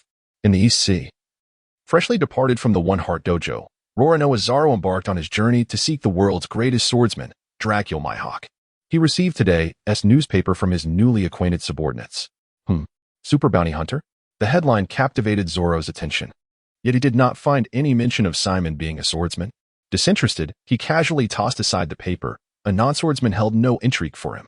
However, his two subordinates were a different story. Johnny and Joseph, both pirate hunters by nature, were astounded by Simon's burgeoning fame. Wow, incredibly strong. The bounty must be staggering. After capturing this one, they'll never have to work again. Their eyes gleamed with envy and admiration. In Roguetown, the sharpshooter Dido was en route with his daughter to claim a bounty when he spotted a news bird in the sky. He purchased a newspaper that read, Unparalleled News Star, Pirate Nemesis, the Unknown Hunter, Malachi Simon. Claiming bounties? A piece of cake. What a ridiculous article. Which imbecilic publication is this? Dido grimaced at the marketing-laden paper, nearly discarding it, but upon closer inspection, he recognized the legendary Gazette and felt a wave of realization wash over him. Oh, so it's that one. Damn, bought the wrong paper. Reluctantly, he gazed mournfully at the 6 berries in his hand, struggling to exchange them with the newsbird for a world economic report. This report has returned to normalcy. Has the bounty hunter become a supernova? When did hunters come to possess such a phenomenon? Despite Dida's incessant complaints, he still acknowledges Simon's formidable prowess. I may be aging, but has yet to master my instantaneous shooting. Should he reach out to him? Observing his daughter, who is gradually maturing, Dida harbors concerns about how she would manage if he were to unexpectedly depart from this world. Meanwhile, in the North Sea, the kingdom of Germa, Vinsmoke Judge peruses today's newspaper. Bounty hunters? What absurd news can make the headlines these days? His disdain is palpable, showing no interest in these nearly extinct entities of the North Sea. This chapter has not concluded. Please proceed to the next page to continue reading. These individuals hold no significant influence over their restoration. On the island of Ice Heart, Don Quixote da Flamingo, adorned in a flamboyant flamingo attire, flaunting his alluring leg hair, strides down the street with an air of indifference. The passers-by hastily avert their gazes, reluctant to steal even a glance. Yet, at that moment, a courageous youth steps forward. Sir, would you care to buy a newspaper? Da Flamingo bursts into a hearty laugh, seizing the newspaper from the boy's hands as he continues on his way. In the youth's astonished gaze, Da Flamingo inadvertently steps into a pile of refuse. The boy, fully aware of the man's formidable presence, dares not utter a word nor request the few berries owed for the newspaper. In the company of his family, Da Flamingo must refrain from revealing his misstep, his swagger only intensifying with each stride, reminiscent of a devil's march. As for the newspaper, he glances at it, noticing an article about bounty hunters. Yet it stirs not a single ripple in his heart. In the West Sea, in the land of flowers, the 12th generation pillar of the 8 treasure navy, Green Pepper, grapples with the challenge of unlocking the Jade Ice Bed. Without his sharp spearhead, his combat prowess has diminished significantly. However, as an armed faction, it is imperative to remain informed. Perusing today's world economic news, he notes the mention of a supernova bounty hunter. Truly, anyone can attain fame these days. A mere bounty hunter dares to claim the title of supernova. The author of this article must surely be a novice. Ah, my treasure. The wealth accumulated by the 8 treasure navy through generations continually tugs at Green Pepper's heart. This relatively unremarkable article vanishes from his mind in an instant. In the Grand Line, on the Chambord Archipelago, a gathering of bounty hunters eagerly discusses news of Simon, dispatching their subordinates to recruit him. As noon approaches, several women aboard the hanging ship finally awaken, dragging their weary bodies. The 6 captains tidy up their quarters and prepare a meal. In the dining area, Simon, Little Luo, and Wolf sit in anticipation. Little Luo, what was that intriguing place we spoke of at 38 Island? Simon inquires, keenly interested after their previous conversation was interrupted. An intriguing place? Did I ever mention it? Little Luo, still reminiscing about last night's revelries, struggles to recall the details. Oh yes, you certainly did. You mentioned it was exceptionally fascinating. Simon responds earnestly, as if not visiting that place would be a grave loss. Ah, that place. Calmly reflecting on past experiences, Xiao Luo's mind finally illuminated a destination. Shall we depart shortly? Certainly. However, I find myself devoid of motivation, uncertain of the wonders this place may hold. Eager to uncover its secrets, Simon, of course, would not decline the adventure. After enjoying meals prepared by several captains, Simon and his companions set forth. First to the bank to withdraw the over 900 million in bounties. With numerous banks on the island, the bounty was swiftly exchanged. Each of the 6 captains clutched a chest, trailing behind Simon. At the entrance of Sambo Island, Xiao Luo remarked, "This is where we ventured last time, right? That toy bear I showed you." As they revisited the area, Simon felt an inexplicable joy. The bear? Ah, the cute bear? I believe I mentioned I stopped playing with it at 6 years old. Glancing around in confusion, Xiao Luo once again spotted the adorable bear. Simon's reminiscence left her speechless. Oh, is that so? I rather liked it. Gazing longingly at the cute bear, Simon felt as though it was beckoning him. Xiao Luo, I must buy it. Ignoring Xiao Luo's astonished expression, he dashed into the store and purchased the bear with astonishing speed, leaving Xiao Luo momentarily speechless. I. Sigh. Staring at the bear nestled in Simon's arms, Xiao Luo couldn't fathom why she sighed. What a delightful bear. It seems to have healed all my fatigue. Clutching the bear tightly, Simon showed no intention of relinquishing it.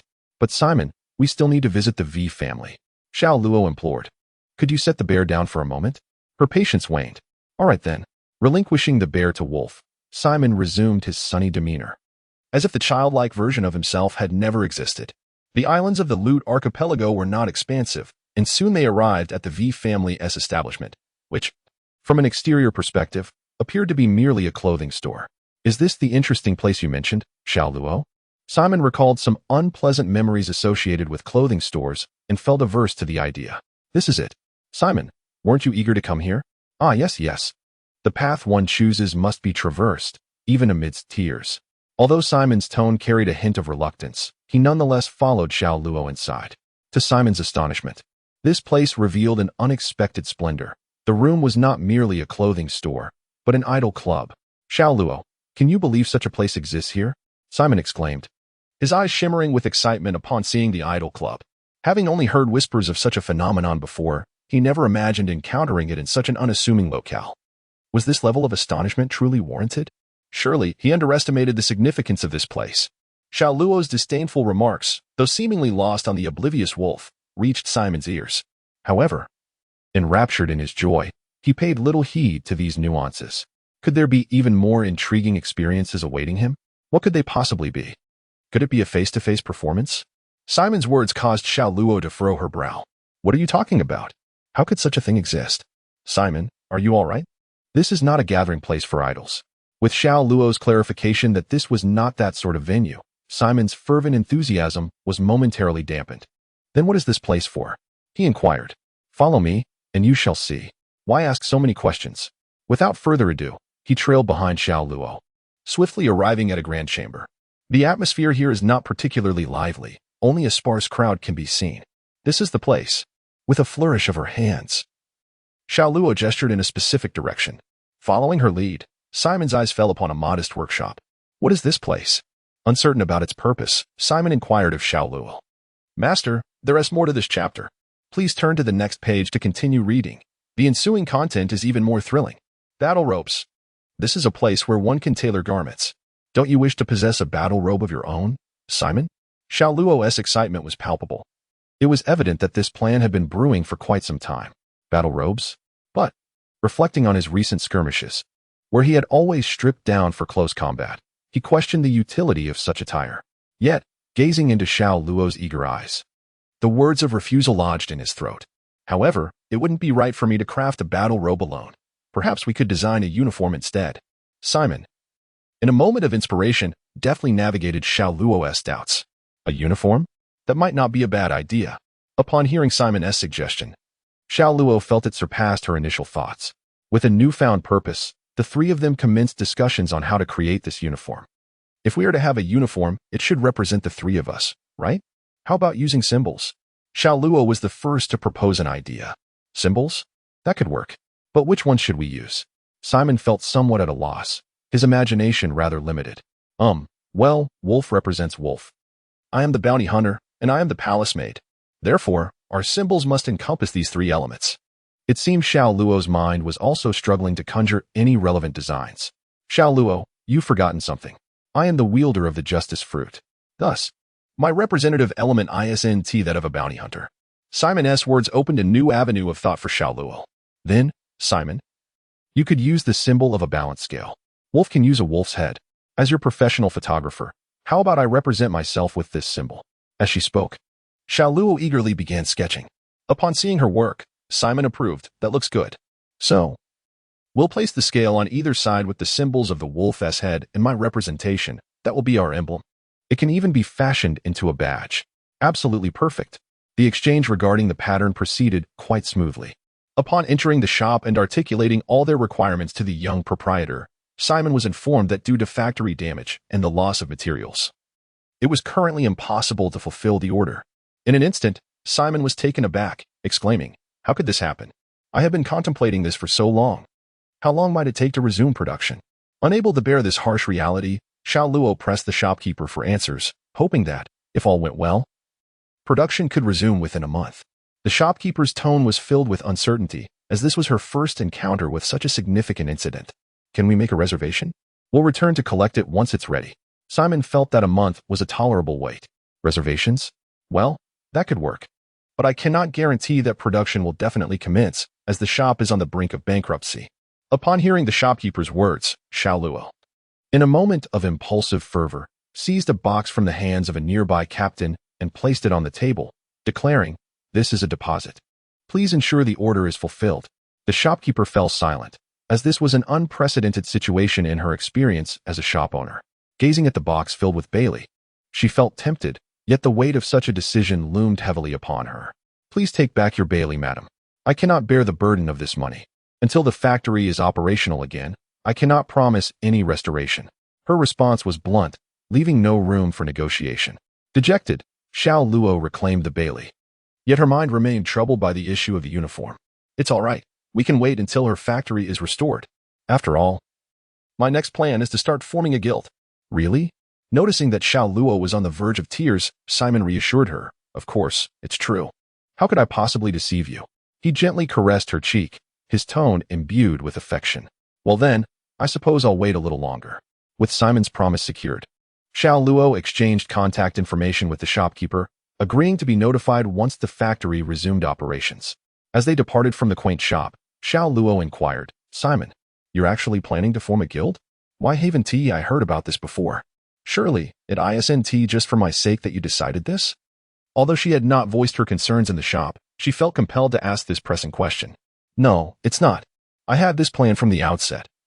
I just hadn't determined when to begin," Simon replied, dispelling any notion that it was solely due to this matter. At this moment, Xiao Luo finally shed her sense of guilt. "So, Simon, have you decided on establishing a base on that island?" "Not yet, but there is no rush. We still have time." Observing that Xiao Luo was eager to continue her inquiries, Simon promptly interrupted her. "Xiao Luo, today is a day for joyful exploration. Let us not dwell on those matters, shall we?" Caught off guard by Simon's sudden interjection, Xiao Luo found herself at a loss for words. However, Simon was determined not to let the atmosphere grow stale.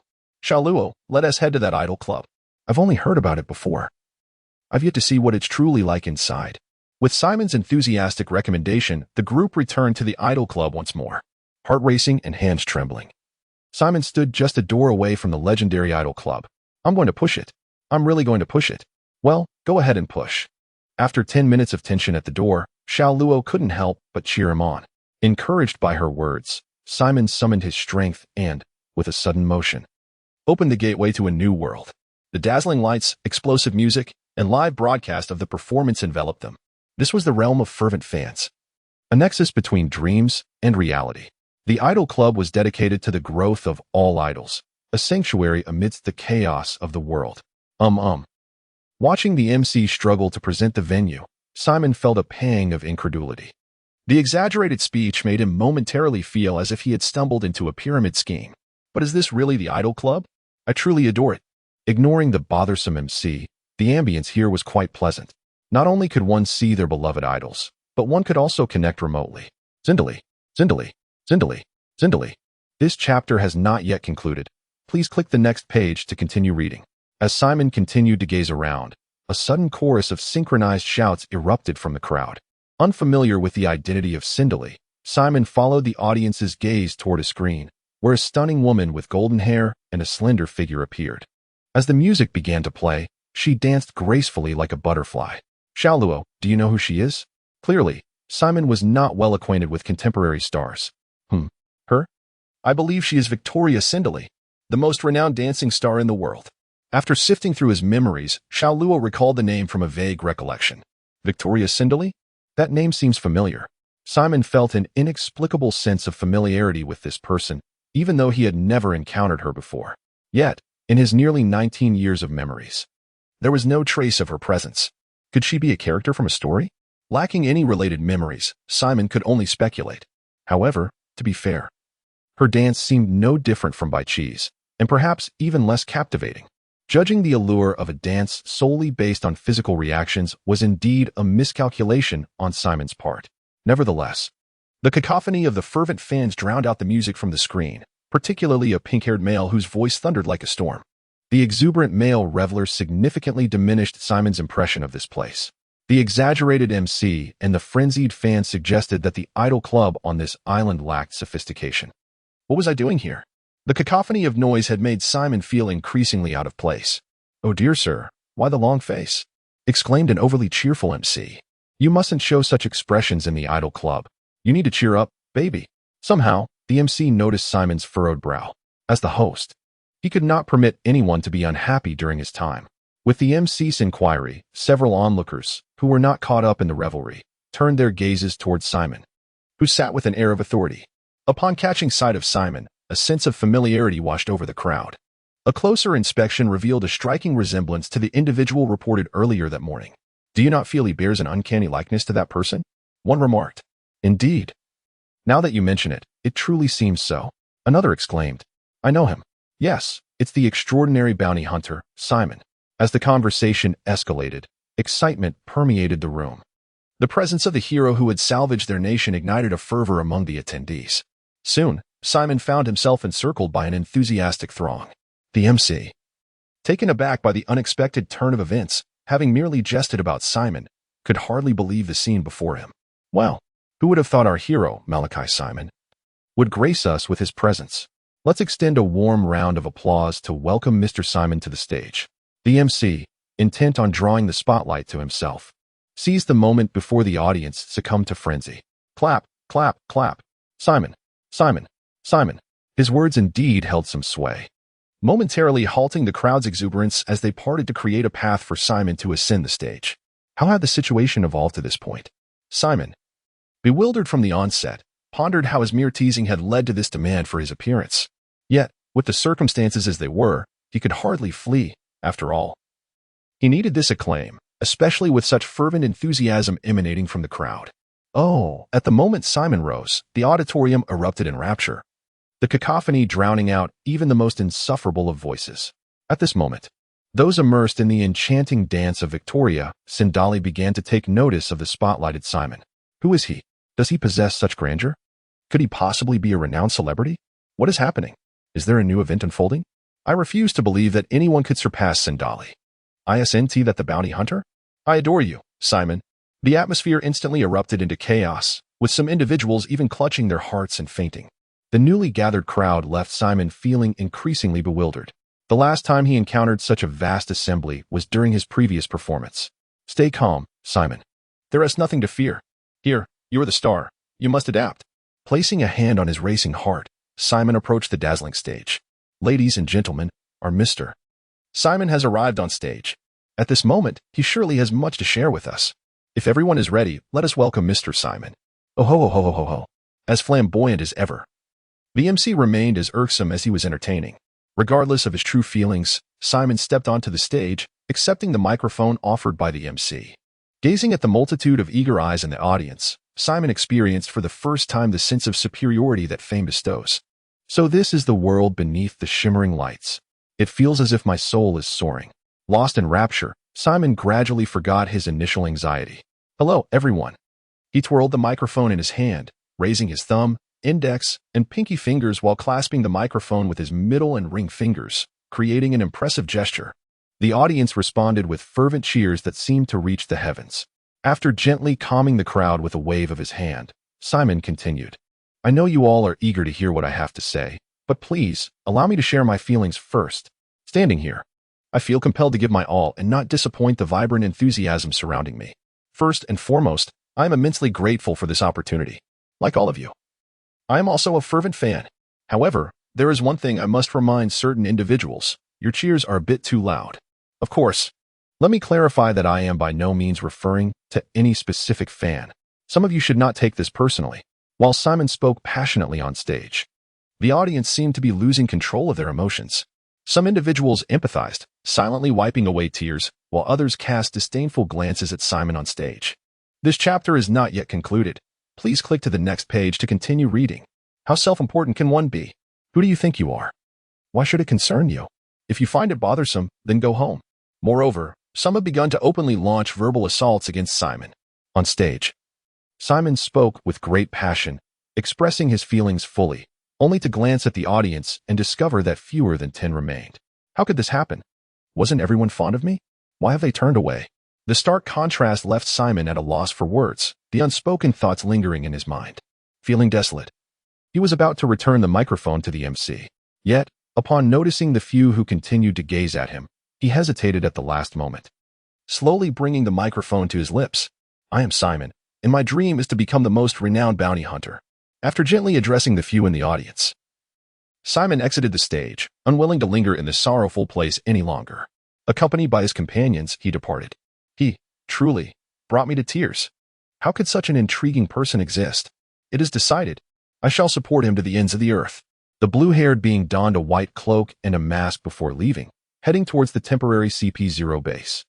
The remaining 6 individuals shook off their earlier starstruck demeanor and turned to depart, moving with such swiftness that they left no trace. Simon, what madness were you just displaying on stage? That pink-haired one nearly came to confront you. Haha. Did I appear mad just now? Upon seeing Xiao Luo in a similar state, Simon momentarily began to doubt himself. Wasn't he being entirely serious? Why could these individuals not comprehend him? My goodness. Simon, you cannot possibly be serious. Was that performance not an act? At this moment, Xiao Luo could no longer contain her laughter, covering her mouth in disbelief. Surely my performance was adequate, wasn't it? At this moment, Simon felt a surge of self-doubt, a compelling urge to revisit the video of his performance. Ha. Oh my, Simon, how can you be so amusing? Little Luo found her greatest joy of the day in this moment. The grievances she had endured in the workshop dissipating entirely in an instant. Simon, at this juncture, was at a loss for words to articulate his emotions. He glanced at little Luo and let out a resigned sigh. Alas, how could I have acted so foolishly? In this place, Simon wished to linger not a moment longer. Observing the passers-by, he felt as though each individual were mocking him. He could no longer bear to stay. It was truly unbearable. Grasping the giggling little Luo by the hand, he prepared to return to the suspended boat. However, at that very moment, Simon unexpectedly spotted a shop selling blades, divine weaponry. The 4 prominent characters emblazoned above the store instantaneously elevated his spirits, although it reeked of overt marketing, having lost his modest little sword. Simon now yearned for a reliable weapon. Reflecting on his previous wild skirmishes, he acknowledged the need for a touch of elegance. After all, he was a person of renown. It would be unseemly to be captured in unsavory photographs. The more he gazed, the stronger the allure of the shop became. His grip on little Luo's hand loosened. As if enchanted, and relinquishing her hand, he stepped forward into the establishment. Simon, little Luo, stood bewildered, unsure of Simon's intent. Yet, upon witnessing his entrance, she felt compelled to follow him inside. As soon as they entered, they heard the shopkeeper extolling the virtues of a rusty sword. Hero, behold this blade. Within her lies a slumbering ancient spirit. You are her destined one. The peculiar intonation resembled that of a performer. Simon took the rusted sword from the shopkeeper's grasp, examining the bronze patterns, but found no echo of the spirit's call. Are you deceiving me? Can such a sword harbor a spirit? The rusty sword felt less comfortable than his previous modest blade. Warrior, you must possess sincerity. Spirits are not so easily summoned. After hearing this, Simon pondered the wisdom in the words, concluding that perhaps his heart lacked sincerity. Thus, he calmed himself and endeavored to feel once more the rough texture, the peculiar odor, the crisp sound.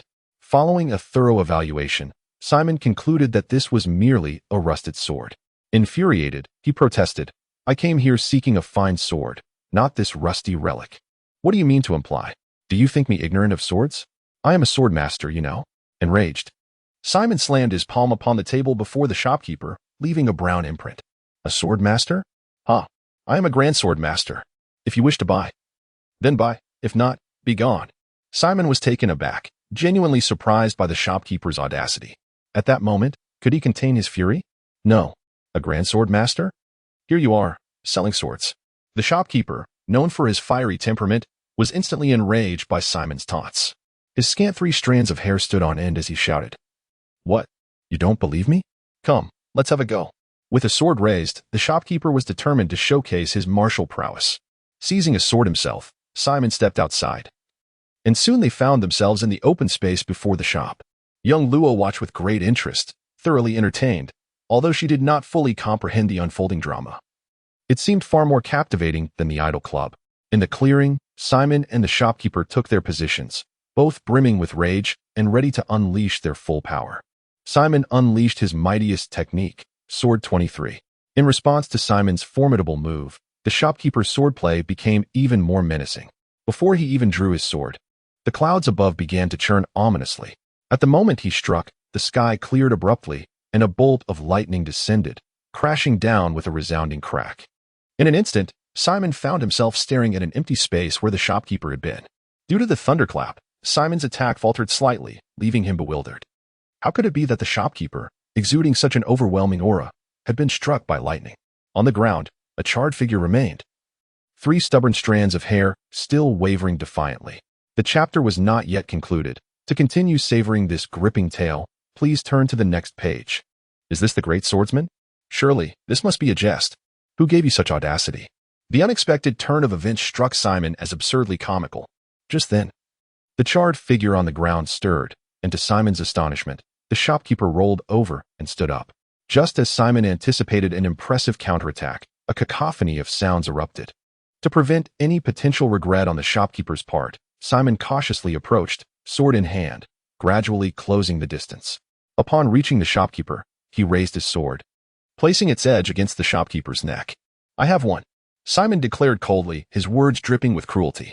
The shopkeeper glanced at the sword poised against his throat, and the 3 strands of hair atop his head ceased their defiance. "Young man, you are indeed strong. My sword shall not be wasted in your hands. Come, follow my lead and choose a sword from my shop." At this moment, the shopkeeper remained obstinate, his arrogant silhouette suggesting a sense of triumph. Simon glanced at the sword in his hand, then at the shopkeeper's back, struggling to suppress a certain thought before re-entering the store. The sword presented to Simon by the shopkeeper was nothing like the rusty blade from earlier. It was crafted from light steel, shimmering with a swift elegance, and its sharpness was 100-fold that of a mere knife. The sword, which the shopkeeper introduced to Simon, was remarkably slender, yet capable of severing a hair with ease. Simon picked it up and examined it, frowning at its weight, too light, excessively light. Noticing Simon's dissatisfaction, the shopkeeper produced a solid steel sword, wide and substantial, embodying the strength of the earth and the resilience of diamonds, its hardness surpassing that of a common knife by 100 times. Upon grasping the sword, Simon felt an immediate sense of satisfaction. However, upon observing its shape, he could not help but find it rather unappealing. Indeed, it was quite unsightly. He promptly returned the sword to the shopkeeper, signaling his desire for an exchange. You, I advise you not to go too far." The shopkeeper appeared somewhat irked, his tone growing increasingly curt. At this moment, Simon seemed to realize that he had indeed gone a bit too far, and thus he spoke. "I'll pay very well, double the amount." It was evident that money held great power, for with a mere utterance, the shopkeeper hurriedly scampered off to his treasury in search of the magnificent sword. This time, it seems the boss has truly brought forth the prized treasure, an antiquated box, adorned with golden ties, and the boss's cautious demeanor, each movement conveying to Simon the significance of this artifact, an extraordinary intelligence. This is a fabled blade that has circulated within this establishment for nearly 3 centuries. The Grand Blade, 21 Crafts, Nebula. The proprietor refrained from unveiling the box, instead placing it delicately before Simon. The Grand Blade. Simon was astounded by his extraordinary fortune. No wonder he felt such an unwavering attachment to this shop. "Is it you that has been calling me?" "Nebula." Simon's hands trembled slightly as he cautiously began to untie the intricate binds, rendering the box ready for opening. What could it possibly be? "Nebula." Gently, Simon lifted the lid, revealing first the hilt. A round orb adorned the very tip of the hilt, concealing a shadow resembling clouds within. The hilt was crafted from the rare black cloud crystal, its light shimmering like a shooting star. As he continued to pull downwards, a dark blue blade emerged, embellished with various icy gems. This artistry was truly the blade of his dreams. Simon was utterly enamored by the appearance of this sword. As he reached out to grasp it, he was astonished to feel as though the blade melded seamlessly with his very essence. Since the moment he began his journey in swordsmanship, such an occurrence had never transpired. Could it be? Simon brought the blade before him, gazing at it with deep affection, reminiscing about the master who had once taught him the art of the sword. 16 years ago, within the Duke's mansion of the Kingdom of Loagia, the strongest swordsman, Inspiration, posed a question to the young Simon after assessing his studies. "Do you know why a renowned sword is called a renowned sword?" "A renowned sword? Isn't it merely one that is more famous?" The young Simon lacked a true understanding of what made a sword renowned. "Ha ha ha, not quite, Simon. If that were the case, every sword would be renowned." Gently patting Simon's head, Inspiration recounted a legend that circulated among swordsmen. A renowned sword is so named because it possesses its own consciousness. It is said that when it encounters a swordsman with whom it shares a perfect affinity, it becomes a part of that swordsman. A part of the swordsman? The youthful Simon could not quite grasp the depth of Inspiration's words. "Simon, this feeling is something that cannot be described by others. One day, when you meet your own renowned sword, you will understand. Now, as he held Nebula, Simon truly comprehended that affinity is not determined by the sword itself. Inspiration. You are mistaken. Only when one acknowledges a renowned sword will that sword acknowledge them in return. Feeling the sensations emanating from Nebula, Simon experienced a profound connection. As if he were conversing with the blade. How do you feel? Are you satisfied? If so, please settle the remaining payment. Observing Simon's contentment. The shopkeeper rubbed his hands together, the dark skin on his face continuously peeling away. Indeed, I am very satisfied. How much? Clutching Nebula, Simon could hardly part with it. Originally, I wasn't selling this sword. However, since we are destined to meet, I shall charge you 5 million belly. Without even casting a glance at the shopkeeper, Simon waved for Xiao Luo to handle the payment. Nebula, haha. Should we consider revising my sword techniques? Embracing Nebula, Simon was now completely lost in his fantasies. Half an hour later, a somewhat bored Xiao Luo approached Simon. Simon, how much longer do you intend to remain here? With an overwhelming volume. Simon was jolted from his daydream. Why are you shouting so loudly, Xiao Luo? My ears are about to burst. Rubbing his ringing ears. Simon finally secured Nebula at his waist. If it weren't for you lingering here for so long, would I have to shout? Xiao Luo stood with her hands on her hips, exuding an air of confidence. Sighing and shaking her head, Simon lost the desire to remain in this place. Observing the shopkeeper who was still counting the coins, Simon discreetly slipped away with the two swords, Fei and Jin Gang. At this moment on Urki Island, a gentleman cloaked in obscurity entered the offices of the #1 newspaper. He stealthily approached a room, exclaiming, "Cousin, I have momentous news. Can you guess what I have captured?" Upon entering the room, the man removed his hat, and his face radiated an undeniable excitement. "Dear Master, there is more to this chapter. Please turn to the next page to continue reading. It only gets more thrilling." Momentous news? What could possibly be of great significance? The diligent cousin lifted his head slightly, casting a glance at him before returning his focus to his work. "Indeed, cousin. You must believe me. Look at this photograph I have taken." Unable to restrain himself as he noticed his cousin's disinterest, the man thrust the photograph before him. "Isn't this merely a blank?" The cousin stared at the dark photograph, perplexed by what his distant relative intended to convey. How can it be blank? This is. His gaze darted to the photo, and he froze. Oh no, I forgot to uncover the lens. Instantaneously, the color drained from his face, leaving him in a state of despair as if life had lost its meaning. However, the cousin had no intention of allowing him to continue lamenting. He promptly ushered him out. Yet, before long, another figure cloaked in obscurity entered the room. "Cousin, I have momentous news." Recognizing the familiar voice, the cousin looked up to find it was yet another relative. "You two have significant news?" It wouldn't happen to be a photograph, would it? At that moment, the man, about to lift his hat's brim, was taken aback. "Hey, cousin, you know, I haven't mentioned this to anyone else yet." Listening to his younger cousin's words, the elder cousin found himself momentarily distracted from his work, sitting in anticipation of his cousin's revelation. "Look, cousin." The young man handed over a clandestinely taken photograph of Simon. The instant the elder cousin laid eyes upon the image, he was wide awake. This is the most renowned bounty hunter at present. How did you manage to capture him?" The elder cousin was genuinely intrigued, having sought him out before but regrettably never encountering him. You would never guess. He actually went to the Idol Club, and this time he divulged something extraordinary. Suddenly, as if struck by a thought, the younger cousin produced a recording device from his pocket. The Idol Club? The one established by that scoundrel? Yes, precisely. After examining the photograph and listening to the recording, the elder cousin felt something was amiss. "Cousin, you don't happen to have a picture of that pink-haired individual, do you? It makes things quite challenging." "Pink-haired? What do you need his photo for?" The younger cousin was perplexed. After all, Simon's fame was far greater, so why the concern for someone unknown with pink hair? "Oh. Cousin, what have you been doing while studying? Do I really need to teach you this? Go back and ponder it for yourself. To ride the wave of popularity, one must understand what is required." Thus, the elder cousin dismissed his somewhat inept younger relative. Alas, what a pity to waste such excellent material. The fresh content on the table left the elder cousin in a quandary. To report or not to report? There's no topic of interest, yet I truly need to leverage some popularity. Caught in this inner turmoil, the elder cousin paced back and forth in the room. "Cousin, I've come to play with you."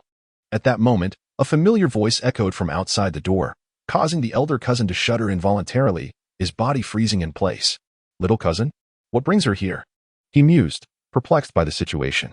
The footsteps of the younger cousin grew increasingly closer, and one could discern her elation through her rhythmic strides. "Hey, elder cousin. Why are you ignoring me? I miss you so much." Her voice, sweet and irresistible, was one that the elder cousin found impossible to dismiss. Bending over his desk, he attempted to conceal his towering presence, preoccupied with organizing his materials. Wait a moment, he thought, apprehensive that his younger cousin might inadvertently damage his work. Materials? Was there anything particularly intriguing about them? As his thoughts drifted, he noticed his cousin's expression shift into something mischievous. Before he could react, she nimbly darted beneath him and snatched his leather bag. "Aha, I've got it," she exclaimed, brandishing the bag triumphantly as she writhed jubilantly in the distance. However, the elder cousin, feeling a peculiar discomfort, did not pursue her. Instead, he sank into his chair, exhaling deeply. What am I to do about her relentless antics? With trembling hands, he lit a cigar, succumbing to a moment of contemplation. Upon noticing that her elder cousin had not caught up for quite some time, the younger cousin eagerly opened her leather bag. What intriguing photographs and recordings might she uncover? The anticipation was palpable. The younger cousin had a penchant for leaving an air of mystery around her discoveries, so she first listened to the recording. "Let me clarify, I am not." "Oh dear. Yikes, how terrifying." The recording left my little cousin speechless, her blood pressure soaring. Exclaimed Malachi Simon. Containing her anger, she flipped through the photographs, and upon seeing one in particular, her eyes widened, her ire dissipating as she marveled at Simon's striking handsomeness. "This photo shall not be returned to my older cousin." With the picture tucked beneath her arm, she returned to her cousin's office, pleading, "Cousin, may I write about this news piece? Please, please." Her innocent, doe-eyed gaze, coupled with a soft, tender voice, enchanted her older cousin. Conceding, he thought to himself that he could hardly produce a sensational article, and thus granted her request. Little did he anticipate that she would indeed craft a sensational piece. After leaving his office, inspiration surged within her, and she swiftly penned 50 varying-length stories of love and conflict, bypassing her cousin entirely to send them off for printing. Back on Simon's sailing vessel, upon returning, little Lua retreated to her room, engaged in some unknown activity, while Simon remained fixated on his sword, utterly entranced. As he caressed the sheath of the sword, a soft light glimmered in his eyes, realizing they would soon be fighting side by side. "I look forward to your guidance." The state of hysteria had persisted for 3 days. On that morning, Simon abruptly drew his sword. "I possess a sword technique capable of traversing vast seas. Nebulous sword technique, a single stroke to open the galaxy. With a single strike, the sword energy danced like starlight, and the surface of the sea before him was instantly cleaved, remaining unsettled for an extended duration." Did I just? Gazing at the nebula in his hand, Simon smiled, realizing the potential for his swordsmanship to advance. "I must practice my swordplay. I am indeed the most suited for the sword. Ah ha ha ha ha. I too aspire to claim the title of the world's greatest swordsman." This chapter is not yet concluded. Please turn to the next page to continue reading. Enveloped in fantasies, Simon was eagerly anticipating his sword practice. However, at that moment, he caught sight of the newsbird and abruptly halted in his tracks. He wondered who the fortunate individual was that had graced the headlines this time. Upon receiving the newspaper, Simon felt a sense of foreboding. There seemed to be an overwhelming amount of content. Had some newspaper consortium collaborated on this? The last time Simon encountered such a publication was in the kingdom of Loagia, where he recalled a sensational scoop involving a certain star. Could it be that unfortunate soul had been exposed once again? Chuckling at the prospect of some amusement, Simon felt his lips curl into a grin as he thought, "Let me see who this unfortunate person is." To his astonishment, upon opening the newspaper, he truly did not anticipate that the feature would be, "Why on earth is it me? What could I possibly have done to deserve coverage? Is the newspaper so idle as to report on me?" Just the sight of his name sent a wave of anxiety coursing through Simon. After all, based on similar reports he had previously encountered, such features were undoubtedly not favorable. "So, they are reporting on me, are they? You better not let me catch you, or you will regret it." Despite his apprehension regarding the nature of the report, Simon's curiosity was piqued. These are all sources of attention. They provide immense support as I embark on the illustrious path of a great hunter. Let me see what this is all about. Astounding. The supernova Simon has uttered such words. Dominant Simon, disdainful of all. He mentioned the pink-haired one.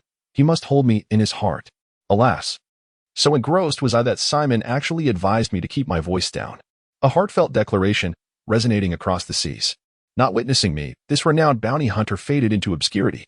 My little darling pinned this. It is truly magnificent. I adore it. Each little story unfolds, and Simon is nearly biting his teeth in anticipation. Ha ha ha ha. My illustrious reputation.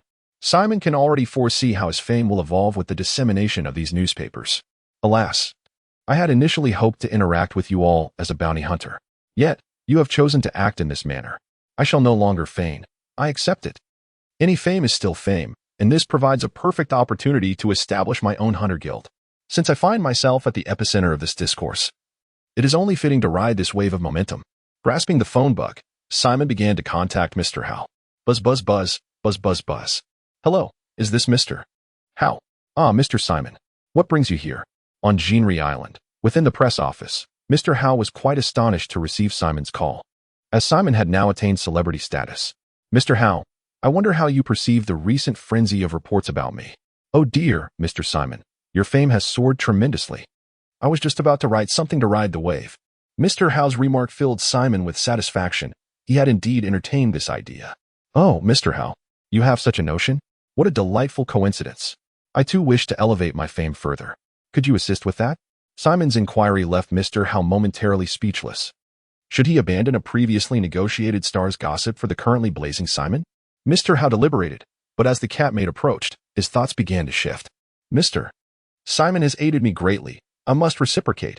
Without hesitation, he declared, as long as Mr. Simon provides the material. I can ensure you are at the forefront of the news every day. Is that truly the case? I am immensely grateful, Mr. Howe. I will be sending over some materials shortly. Please be ready to receive them. It is absolutely perfect. My news tool has successfully launched. After ending the call, Simon contemplated what kind of material to record, ensuring it would not be misinterpreted again. It must be healthy, showcasing my formidable strength.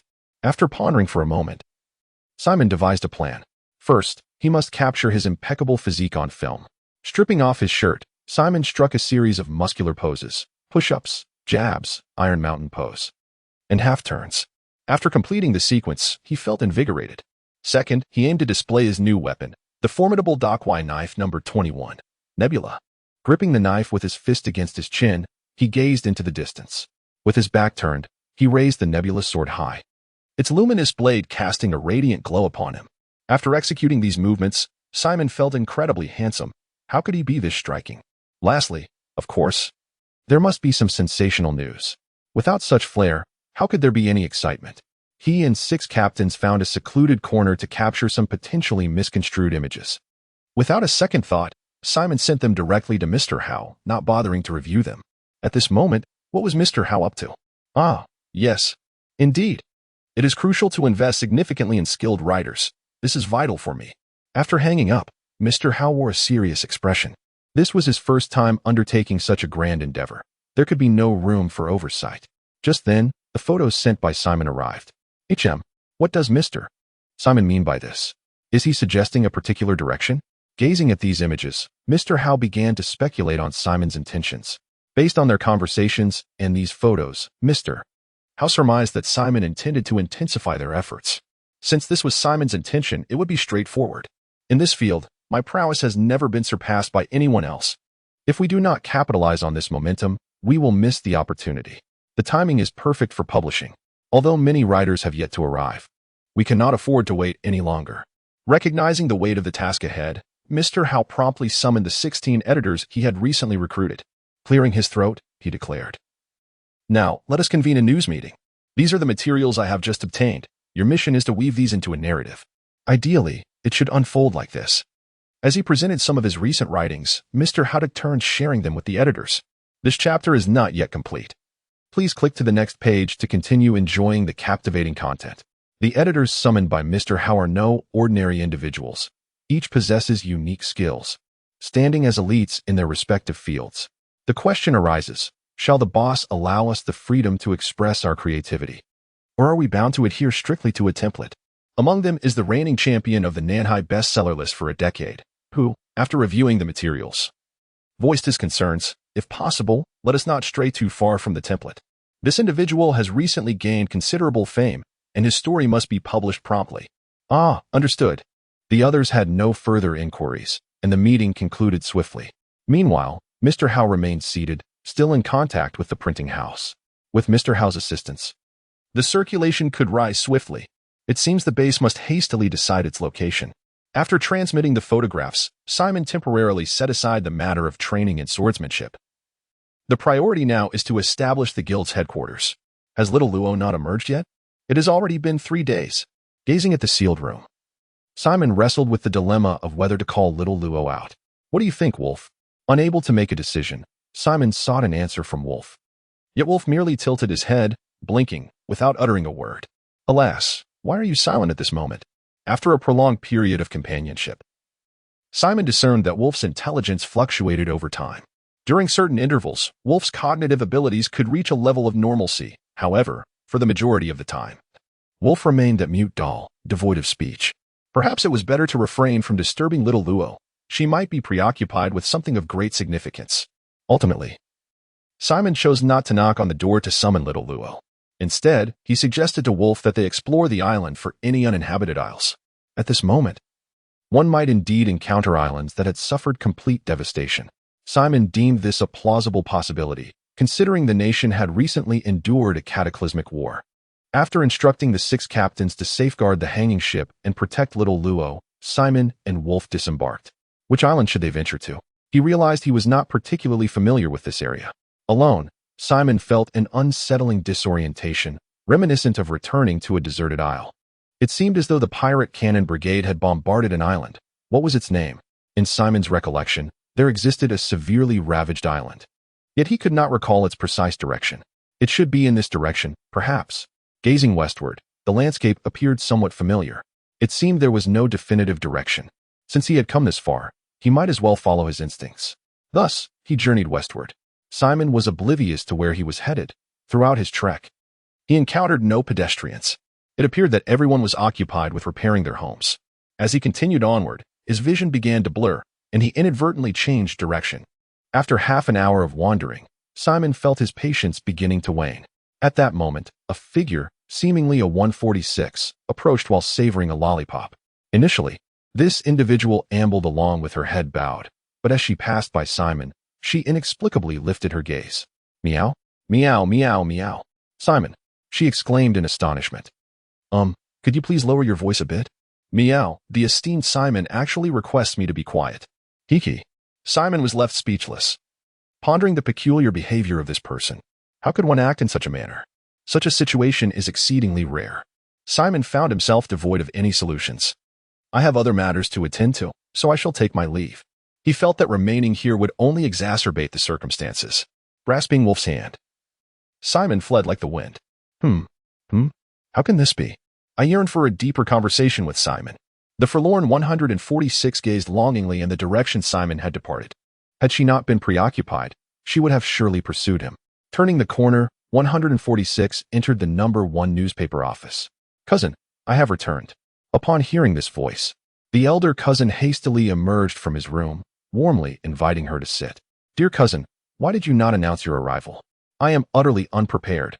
The elder cousin's demeanor had changed drastically since their last encounter. Perhaps this was the transformation wrought by newfound capabilities. How pretentious, though the younger cousin remarked thus. She felt a surge of joy, for they were indeed very close relatives. Cousin, what brings you here this time? Surely you haven't come with yet another manuscript? Upon saying this, the elder cousin looked at his younger counterpart with eager anticipation. No, I merely came to enjoy myself. Are you not welcoming me? How could I dare? The elder cousin smiled profusely. After all, his younger cousin was now his golden goose, deserving of utmost care. However, cousin, I just encountered Simon. Inspiration has struck my mind anew. I cannot linger here any longer. I must depart. Hearing this, the elder cousin was filled with excitement. Of course. I must see you off. Meanwhile, the fleeing Simon, oblivious to the unfolding events, found himself on Shahou Island. This appears to be the island that was bombarded by the cannon fire pirates. It did indeed resemble the place. After arriving on the island, Simon paused and surveyed his surroundings, confirming that this was indeed the site of the cannon fire pirates' assault. Surely, this island cannot serve as a guild base. Its position is rather untenable. Circling the island, Simon sensed that the terrain was excessively flat. Establishing a base here would pose significant defensive challenges. Perhaps I should explore the 5 principal islands? He recalled reports stating that the pirates had slaughtered all the nobles residing here. Feeling a surge of adventurous spirit, Simon contemplated taking a gamble. However, which island to choose? Each one beckoned enticingly. Recognizing the need for careful consideration, Simon refrained from immediately venturing toward those islands. As for Rummed Island, there were still family members within the Navy, and their potential return would complicate matters, so he decided against it. According to the words of Bright Island, it seems that little Luo harbors a dislike for that place and cannot make a choice. Bahamut is reserved for the Flames. Are Tiam and the Governance Island the only options available? After contemplating in his mind, Simon ultimately realized that there were merely 2 islands from which he could choose. This chapter is not yet complete. Please proceed to the next page to continue enjoying the captivating content. Let us first visit Tiam Island and see how many intact structures we can salvage. The situation appears to suggest that Simon has made a choice, yet in truth, he finds himself with no alternative, for this is his sole option. The Governance Island lies in a state of utter desolation. While it holds potential, the financial requirements for its development are prohibitively high. Tiam Island, vast and expansive, is well known to Simon. As he traverses the landscape, he remains leisurely, his mind incessantly conjuring visions of how to cultivate this island. However, upon his arrival, his dreams shatter into oblivion. Where is the island? Such a grand expanse, yet seemingly absent. Has he taken a wrong turn? The sight before him is utterly incomprehensible. As one of the 5 principal islands of the Root Archipelago, the absence of Tiam Island is astonishing. What has transpired? Why has Tiam Island vanished? Given Simon's current capabilities, he struggles to fathom how such a large landmass could disappear so swiftly. Was it the work of flames? How could this be accomplished? From what Simon understands, the Red Lip pirates are likely responsible for the assault on this island. Yet, no matter how he contemplates, he cannot conceive how they could obliterate an island undetected in such a brief span of time. He must inquire upon their next encounter, if they truly are the culprits. The implications are terrifying.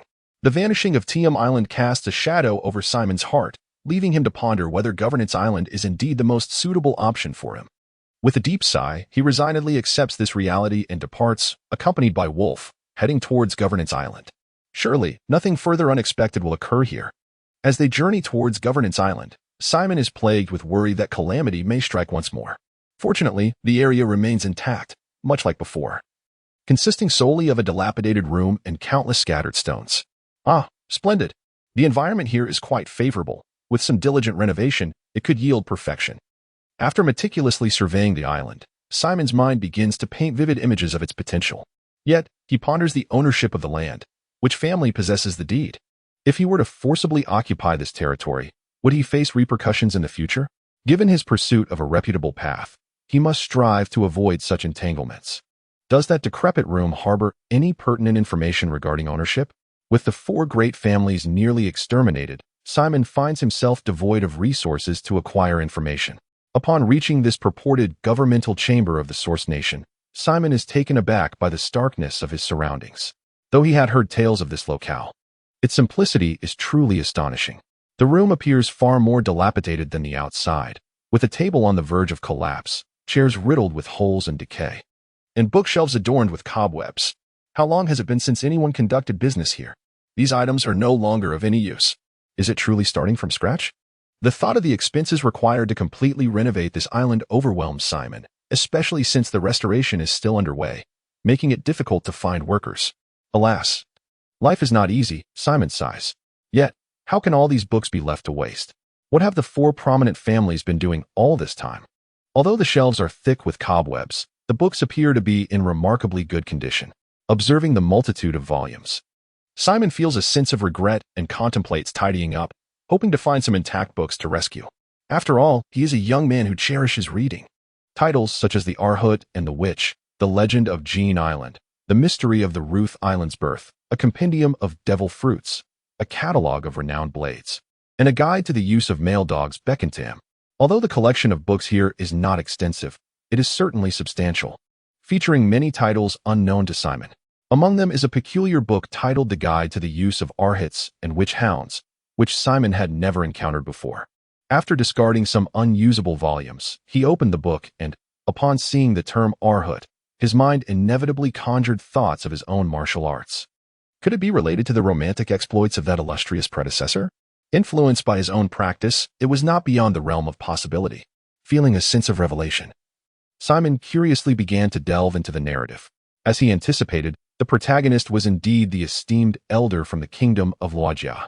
The text revealed, in the summer of the year 999 of the Ocean Garden era, the invincible war god of Loagia met with a maritime disaster and found himself cast away on the remote Blackwind Island.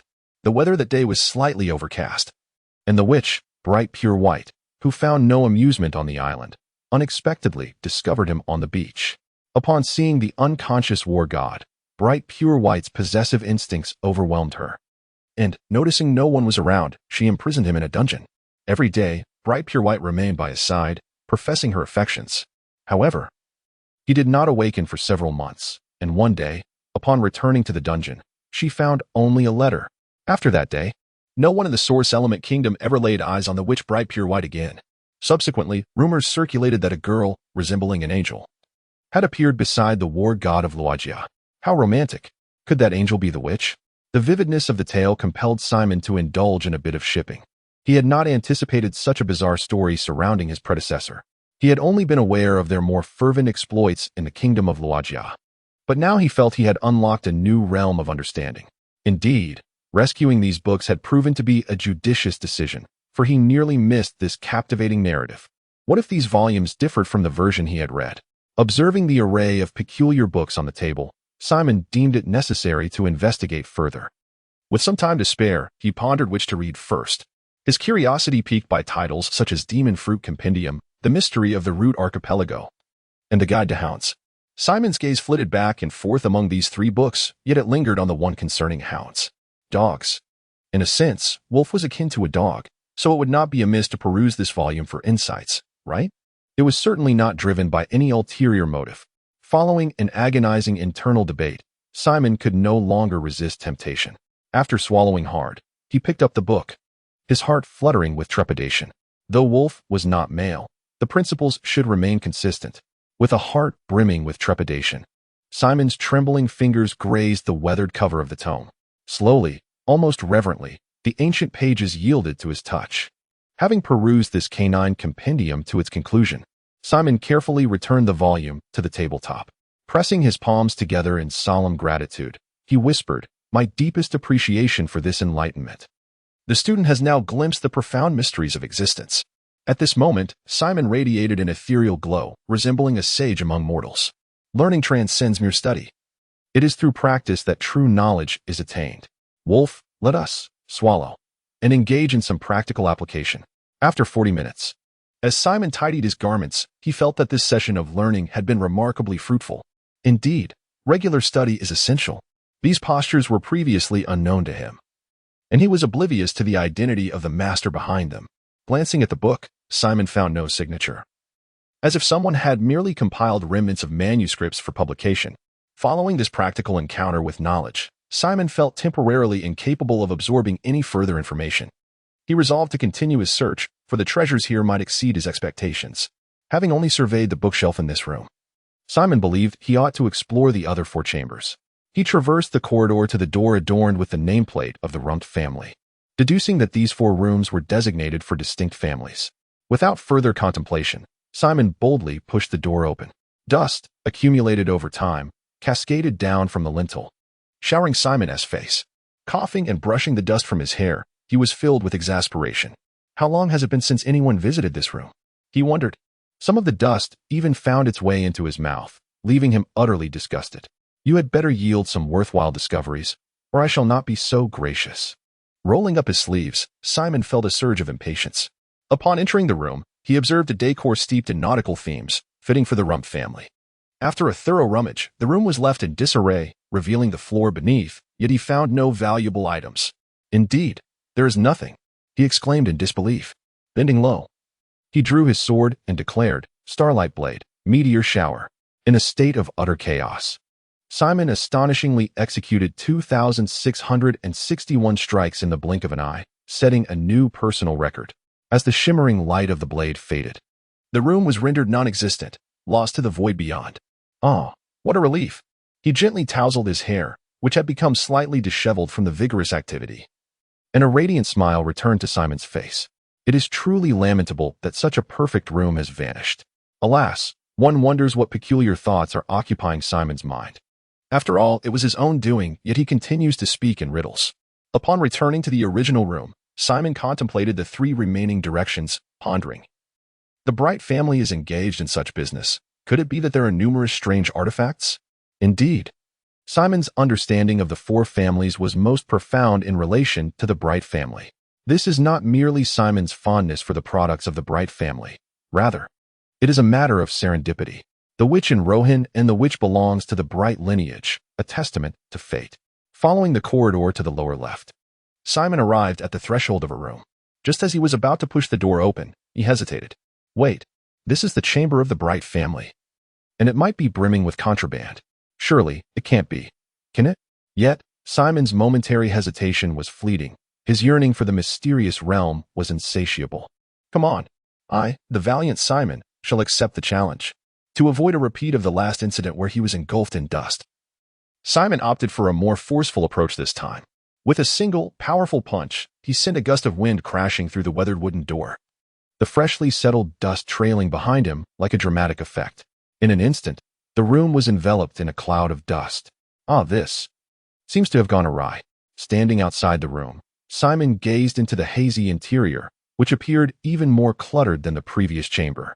Even if there were items within, would they still be usable? Would there truly be no repercussions? After a tranquil 10 minutes of waiting outside, the dust within had settled completely. What would he discover? It felt akin to unboxing a mystery.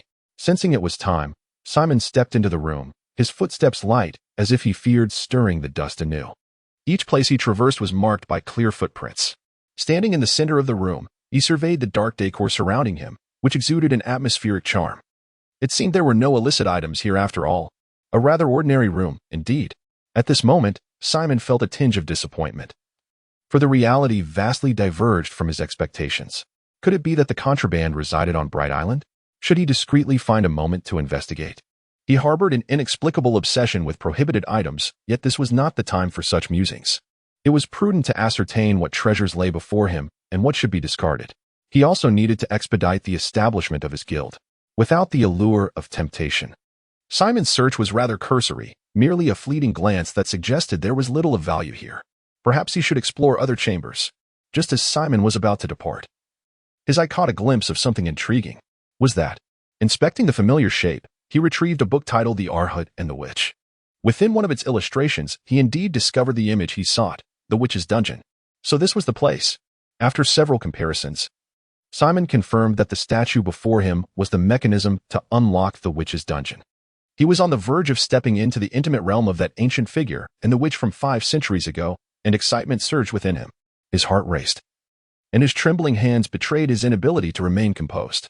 As the mechanism slowly turned, a concealed passage gradually revealed itself. With a creaking sound, the passageway opened, unleashing a swarm of rats, accompanied by a wave of putrid odor that assaulted Simon's senses. Unprepared for such a scenario, he succumbed to unconsciousness.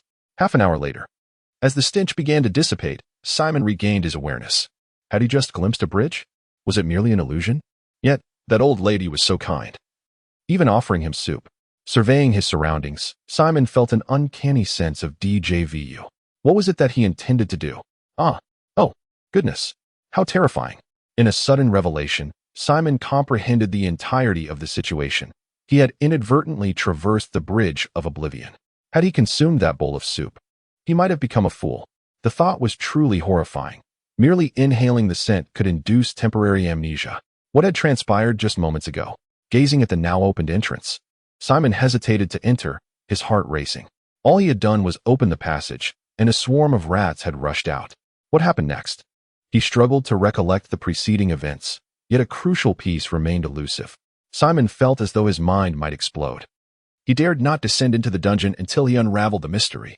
He could discern the distinction between life and curiosity. Wolf? Wolf. At that moment, Simon suddenly recalled that he was not alone. There was also Wolf. Turning his head to look, he found Wolf seated gracefully, seemingly unfazed. Wolf? A moment of enlightenment dawned upon him. Are you aware of what just transpired? Poison gas. So it was poison gas. Fortunately, Wolf's intellect had just activated, allowing Simon to easily comprehend the situation. Yet, it appeared that Wolf was not suffering from any memory loss. Was it possible that his soul and hers did not share the same essence? This is an exceedingly perplexing enigma, one that defies explanation. Simon, now comprehending the events that transpired, finds himself considerably less fearful. Yet, the toxic gas, what a formidable challenge! How on earth is he to gain entry? With no tools at his disposal, is Simon destined to remain trapped outside? Wait, how did those mice manage to escape alive? Could it be that they have developed immunity? The more he ponders, the more bewildering questions arise. Shaking his head to cast aside unnecessary thoughts, Simon begins to contemplate the nature of the toxic gas within the dungeon. It seems he fainted after catching a whiff of a putrid odor. Could this type of gas be FF-73? With a modicum of understanding regarding such substances, Simon surmises that FF-73 is a modified version of a formula passed down from 5 centuries ago. But what if this is the original version? Comparing the tale of the Arhut and the witch, Simon's perception of FF-73 evolves once more. The more he reflects, the more plausible it seems. Perhaps he has truly uncovered a hidden history. That gas must be a trigger-type toxin, right? I haven't done anything. Why would it suddenly? The mice. Suddenly, everything clicks for Simon. The mechanism is extraordinarily clever. How ingenious. Yet, the fact that those mice have survived for over 500 years is quite absurd. Now that he understands the nature of the gas, Simon's desire to venture into the dungeon reignites. If he proceeds with caution, surely he will be fine. The allure of that dark, ominous cave is irresistible. One misstep and his very spirit could be drawn away. Stretching his limbs, Simon gradually approaches the cave entrance. Remain calm. Simon, this is the secret lair of that witch. It shouldn't be riddled with traps. Although he reassures himself, Simon still cloaks himself in a layer of defensive energy. Navigating through the cramped passage, he arrives in an expansive chamber illuminated by eerie green crystals. Astonishing. Despite the dim lighting, the contents of the room astound Simon. Audacious garments, peculiar artifacts, and candle holders of uncertain purpose. This room serves as a veritable exhibition space, although time has dulled many of its hues. The remnants still reveal that the enchantress was indeed quite mad. No wonder she chose to remain by the side of that esteemed predecessor. How fortunate he was to have such a flawless companion. After exploring this chamber, Simon delved deeper, soon approaching the dungeon depicted in the tale. Tick-tock, tick-tock. At this moment, the distinct sound of dripping water could be heard. Yet Simon found no trace of water within the passage. A wooden door separated the cell from the corridor, with a gentle push. The time-worn door crumbled into a pile of debris. Peering through the opening, a series of cells partitioned by iron bars came into view. So many cells. Why had they remained forgotten for 5 centuries? Simon was perplexed. Given the convenience of this location, why had the Bright family never visited? Could it be that this was truly the secret lair of that witch? Continuing onward, as he gazed at the skeletal remains within the cells, Simon felt a profound sense of cruelty for the first time. Soon, he arrived at the final cell, the very one once inhabited by that esteemed predecessor. The sound of his powerful fist colliding with the bars echoed with a resounding thud. Simon's eyes widened in astonishment. This was the ability of creation. Upon closer inspection, he discovered that the iron bars appeared as if they were newly forged, showing no signs of wear from the passage of time. Could that witch be the possessor of the barrier fruit? If so, it would indeed explain why the Bright family had never uncovered this place. After a moment of contemplation, he drew his sword, enveloped in a formidable aura, and with a single strike, the clear sound of metal rang out as the barrier obstructing Simon's path shattered. Upon entering the cell, he found little evidence of his predecessor's presence. There were no inscriptions on the stone walls, nor peculiar letters. It was merely an ordinary cell. Simon felt a wave of disappointment wash over him. He had hoped to find that letter here. Had he truly overestimated the significance of this place? With a sigh, Simon's pilgrimage came to an end here. Exiting the dungeon, he returned to the initial room. The previous dungeon might still be preserved. Perhaps it would prove useful in the future. Now, with the knowledge of the guild's headquarters firmly in mind, he realized this was the location, although it required some renovation. There were still 2 rooms to explore. He should hasten to finish and return to discuss with Xiao Luo. Having been away from Xiao Luo for so long, Simon began to feel a sense of worry. The chapter is not yet complete. Please turn to the next page to continue enjoying the captivating narrative. To save time, Simon first headed to the room in the lower right corner. This chamber belongs to the Bahamut family. Upon entering, a cursory glance reveals no useful items. Indeed, this is merely a forsaken place abandoned by the 4 great families. Simon, filled with disappointment, now stands before the final room. What exactly does the Tiam family do? It seems no intelligence has been circulated about them. This enigmatic family has not instilled much anticipation in Simon. He merely wishes to inspect this room swiftly and return. With practiced ease, he pushes the door open, only to discover a situation starkly different from the previous rooms. The door will not fully open. What is going on? Curiously, Simon peers through the partially opened door and is astounded to find an abundance of books within. Glancing at the covers, he realizes they are treasures beyond measure. Unable to contain his excitement, Simon forcibly opens the door, seizing a book titled The Little Slave of Count Mark and another below it. The Young Lady Stuck in the Dungeon. Each title more outrageous than the last. Simon estimates there are nearly 10,000 books in this room. If there are this many here, what about Tiam Island? Tiam Island has vanished. Feeling as though he has missed out on a fortune, Simon's spirits dampen. Why? Oh, why has this happened? What grave misdeed has Tiam committed to warrant such harshness?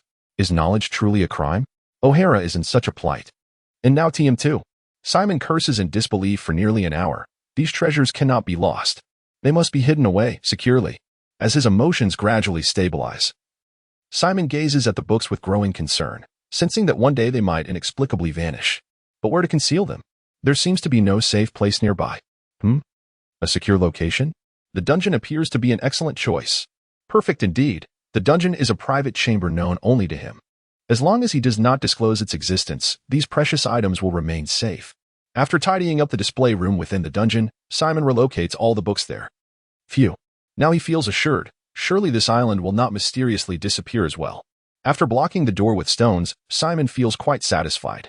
Okay. Time to find Shaluo. She should have emerged by now. After exploring Governance Island, Simon prepares to return to the hanging ship. Why is this happening? This suit of armor is exceedingly difficult to maneuver. In her room, little Luo, clutching the camera transformation device, felt a wave of frustration wash over her. This marked her 1,320th attempt. How on earth did Simon manage to execute it so effortlessly on his very first try? Could it truly be that she is simply inept? She has been grappling with this for several days now. Alas, she must persist. If she fails again this time, she will seek Simon's assistance. With renewed determination, little Luo took a deep breath and focused her gaze resolutely. Transformation. Perfect. Her movements were impeccable, and the nanocrystals were flawlessly integrated. Little Luo successfully donned her armor. Wonderful. At the very least, she had mastered the transformation. Now it was time for action. Cautiously, she lifted one foot and took a gentle step, finding no issue there. Then came a punch, but just then, the armor upon her flickered erratically. And in a moment of dazzling light, her transformation was undone. Why? Why was the duration of the transformation so fleeting? This renders her incapable of fighting effectively. This situation is not unprecedented. Xiao Luo is perplexed and cannot fathom what she has done wrong. Knock, knock, knock. Are you there, Sister Xiao Luo? A gentle voice pierces through the air, belonging to Xiao Xiao. Xiao Xiao? Didn't she return to the Swordplay Kingdom? Why is she back? Setting aside her transformation device, Xiao Luo rises to open the door. Sister Xiao Luo. Upon opening the door, Xiao Xiao immediately envelopes her in a warm embrace. After a considerable moment, they finally part ways. Xiao Xiao, did you not say you were going back to the Swordplay Kingdom for important matters? What brings you back? Seated at the small round table on the deck, the two engage in conversation. Of course I finished. Now, with nothing pressing at hand, I thought I might learn some swordsmanship from Simon. Learn swordplay from Simon? While Xiao Xiao's reasoning seems sound, Xiao Luo cannot shake the feeling that something is amiss. Has he ever demonstrated swordsmanship? How do you know he is certainly better than you? Sensing Xiao Xiao's motives may not be entirely pure, Xiao Luo begins to press for answers. How can you be so sure? Can't you feel the overwhelming sword aura emanating from him? At this moment, Xiao Xiao found herself perplexed. The formidable aura of a swordsman emanating from Simon should be perceptible even to an ordinary person. Shouldn't it? The soaring sword intent? Are you truly certain it was sword intent? Of course, my sword was trembling on that day at the exhibition. That day? At the exhibition? The words of Xiao Xiao became increasingly difficult to comprehend. Xiao Luo pondered and recalled that Simon had merely exhibited his domineering presence that day, devoid of any sword intent. Could it be that she is mistaken? Mistaking the domineering presence for sword intent? After some contemplation, Xiao Luo resolved to clarify. Xiao. When did Simon reveal his sword intent that day? When? It must have been during the confrontation with that fiery entity. At that moment, Aya was also behind me. The mystery unraveled. Xiao Luo comprehended fully that it was indeed Xiao Xiao who had misinterpreted. The oppressive aura was the conqueror's haki, and the trembling of the sword was likely due to Ai's excitement causing her to inadvertently brush against it. Xiao Xiao, is there a possibility, just a possibility, that the sword intent you perceived was actually? Impossible. Absolutely impossible. Xiao Xiao immediately countered Xiao Luo's conjecture, firmly convinced of her own judgment. Thus, the two found themselves in a stalemate. When Simon returned to the suspended ship, he was met with this peculiar scene. The young swordswoman Xiao Xiao was firmly gripping the table, biting her lip, while the aloof court maiden Xiao Luo stood with her arms crossed, looking down from a height. The 6 captains stood coldly around, observing the unfolding drama with detached expressions. What on earth is happening? I was gone for just a brief moment, and the tension has escalated to this extent. Moreover, how did Xiao Xiao return? The chapter has not yet concluded. Please click to the next page to continue reading. Observing the increasingly tense atmosphere, Simon realized he could not allow this mood to persist, for everyone here was his support. Silently stepping between the two, he slammed his hand on the table with a resounding clap. Startled, the two could no longer maintain their original stances. Simon, they exclaimed in unison, breaking the standoff. After a brief exchange of pleasantries, now, can you explain to me what exactly transpired? Sitting down, Simon sipped his milk, gazing at the 2 errant students across from him. It was her. And then, ultimately, this is the situation you see now? The explanation was succinct and clear, and Simon quickly grasped the essence of the matter. So, Xiao Xiao, you wish to practice swordsmanship with me? Yes, yes. Xiao Xiao nodded eagerly. However, but Xiao Xiao, isn't your father a renowned swordsman? Would it not be better to learn from him? Simon found it difficult to comprehend why she would seek him out for sword training when she had a legendary father. Him? Teach me? Simon, you must be unaware of how absurd my father is. With him around, the thought of practicing swordsmanship is utterly unimaginable. Simon's words struck a chord with Xiao Xiao, who began to speak rapidly, her mouth moving like a machine gun. Xiao Xiao, please calm down. I got it. Seeing that Xiao Xiao showed no signs of halting, Simon quickly gestured for her to stop. This was not his original intention. He was indeed familiar with Xiao Xiao's father, who, in Simon's memory, was a stern and serious figure. Could it be that this iron-faced military god is actually a doting father? A vivid image formed in Simon's mind. If you wish to train with me, Xiao Xiao, that is certainly possible. However, it will be quite arduous. Can you endure it? Since this childhood companion harbored such thoughts, Simon certainly could not refuse. Duct tape, Xiao Xiao is fantastic. The petite right hand extended a thumb, exclaiming, this is truly wonderful, Xiao Xiao, to receive Simon's personal guidance. Unlike me who can only practice alone. As tea was served, Xiao Luo, she has started her tea, Simon remarked. What does that mean, Sister Xiao Luo? Xiao Xiao blinked with a bewildered gaze, genuinely unable to comprehend Xiao Luo's words. Yet, despite Xiao Xiao's confusion, Simon clearly understood that Xiao Luo was feeling jealous. Xiao Luo, what have you been doing in your room for several days? Initially, Simon intended to divert the topic with this question, but, what have I been doing? Of course, I've been practicing alone. No one loves me anymore. Newcomers replace the old. Caught off guard. Simon truly did not anticipate that such a remark would strike a nerve. Observing Xiao Luo growing increasingly agitated, Simon had no choice but to unleash his ultimate move, a loving embrace. In the warm embrace, Xiao Luo halted her self-deprecating remarks. You idiot, she muttered softly. Under Simon's affectionate hold, Xiao Luo finally revealed her concerns. The transformation time is too short? Show me.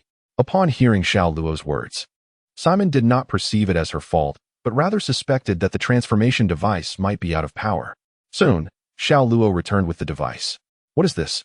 Xiao Xiao inquired, gazing curiously at the exceptionally high-tech gadget. Battle armor.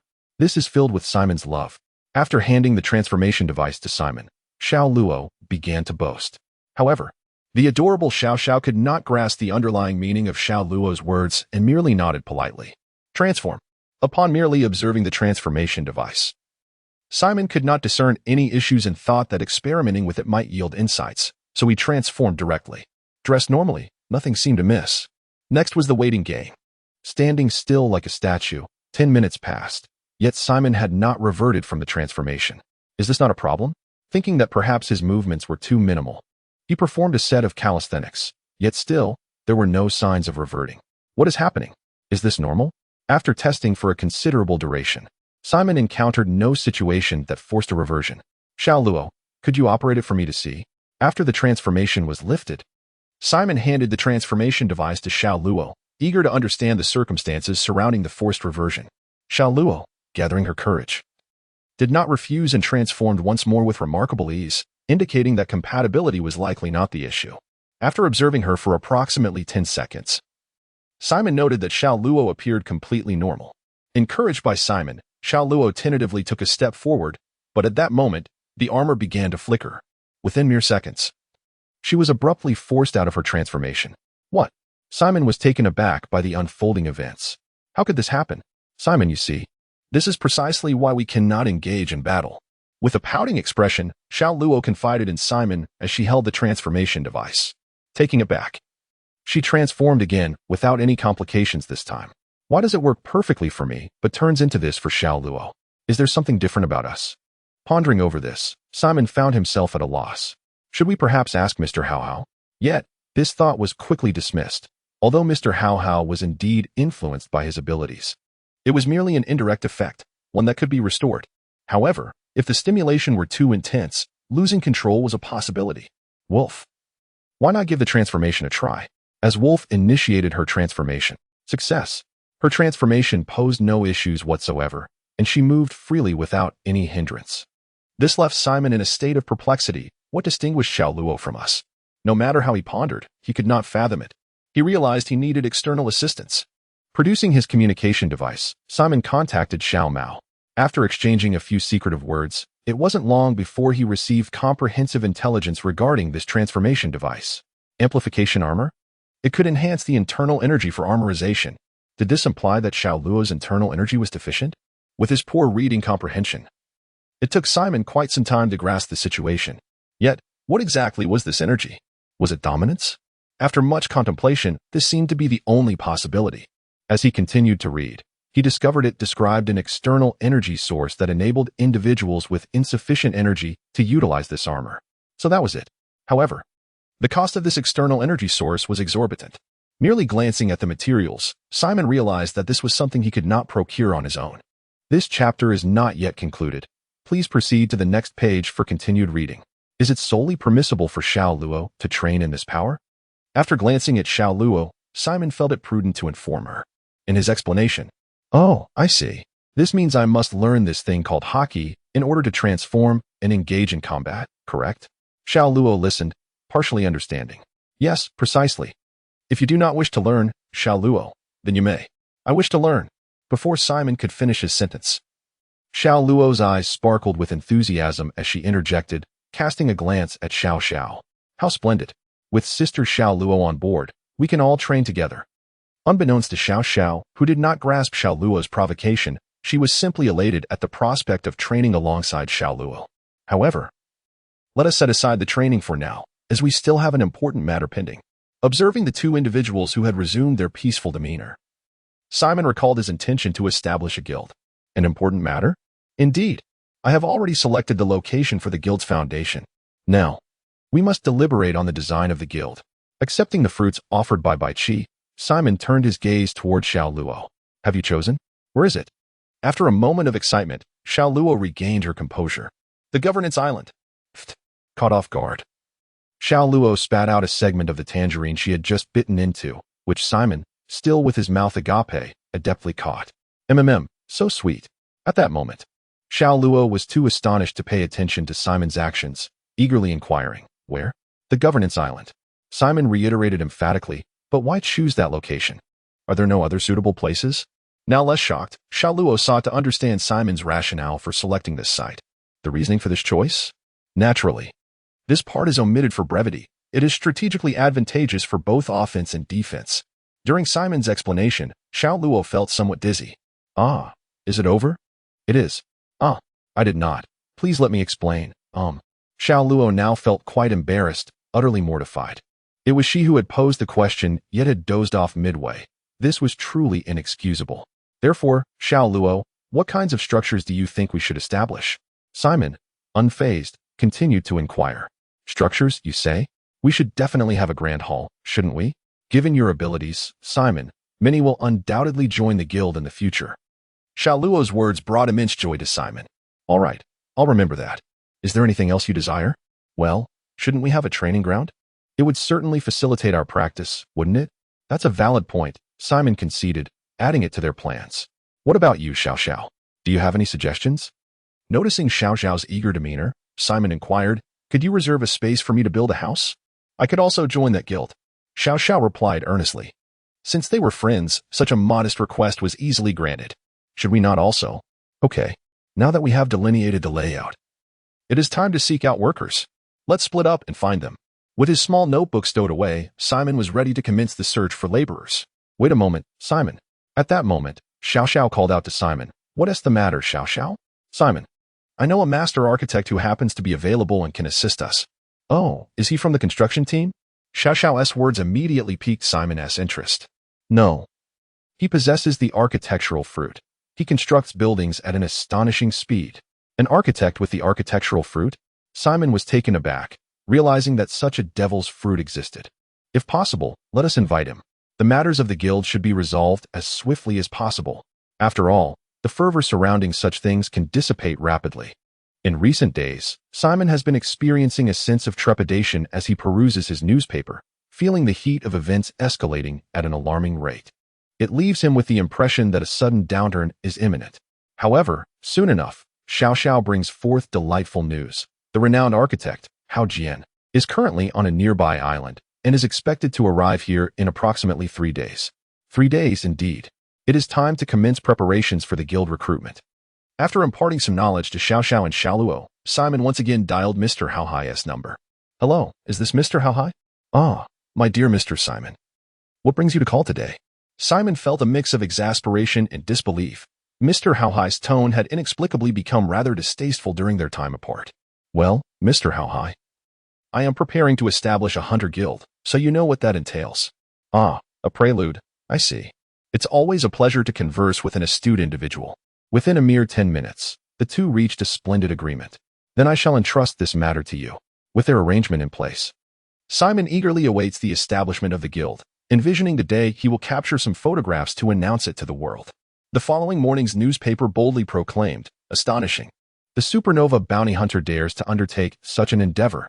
Although many regarded it merely as a tale, one individual perceived it differently. At the temporary base on the Root Islands, the blue-haired G has been troubled in recent days, yearning to champion Simon but lacking any opportunity. The moment the morning paper was released, it captured his attention. Lord Simon is forming a hunter guild? Where?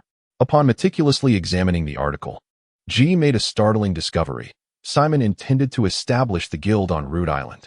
If I were to grant Lord Simon the land deed of the ruling island, could it be possible for him to become the king of this nation? This was no longer merely about championing Simon. The mission now held a genuine chance for success. Champion Simon, fulfill the task, and ultimately secure a promotion, all 3 birds with one stone. The more G contemplated, the more flawless the plan appeared. Without notifying his captain, he stealthily seized the land deed and set forth to Black Wind Island to seek out Simon. Beneath the blazing sun, with birds chirping joyfully above, Simon reclined in his chair, reveling in a splendid mood. His career had ascended to new heights, and the influential figures he once dreamed of being were now within his grasp. As he languidly swayed, enjoying the warm breeze, he suddenly sensed a shadow darkening the sky. With a start, he opened his eyes and exclaimed, "What on earth? Who goes there?"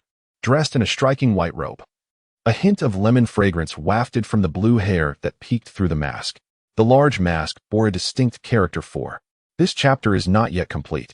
Please turn to the next page to continue enjoying the captivating content. The familiar attire evoked a particular mechanism in Simon's mind. Truly, he is Lord Simon, who instantly deduced my identity.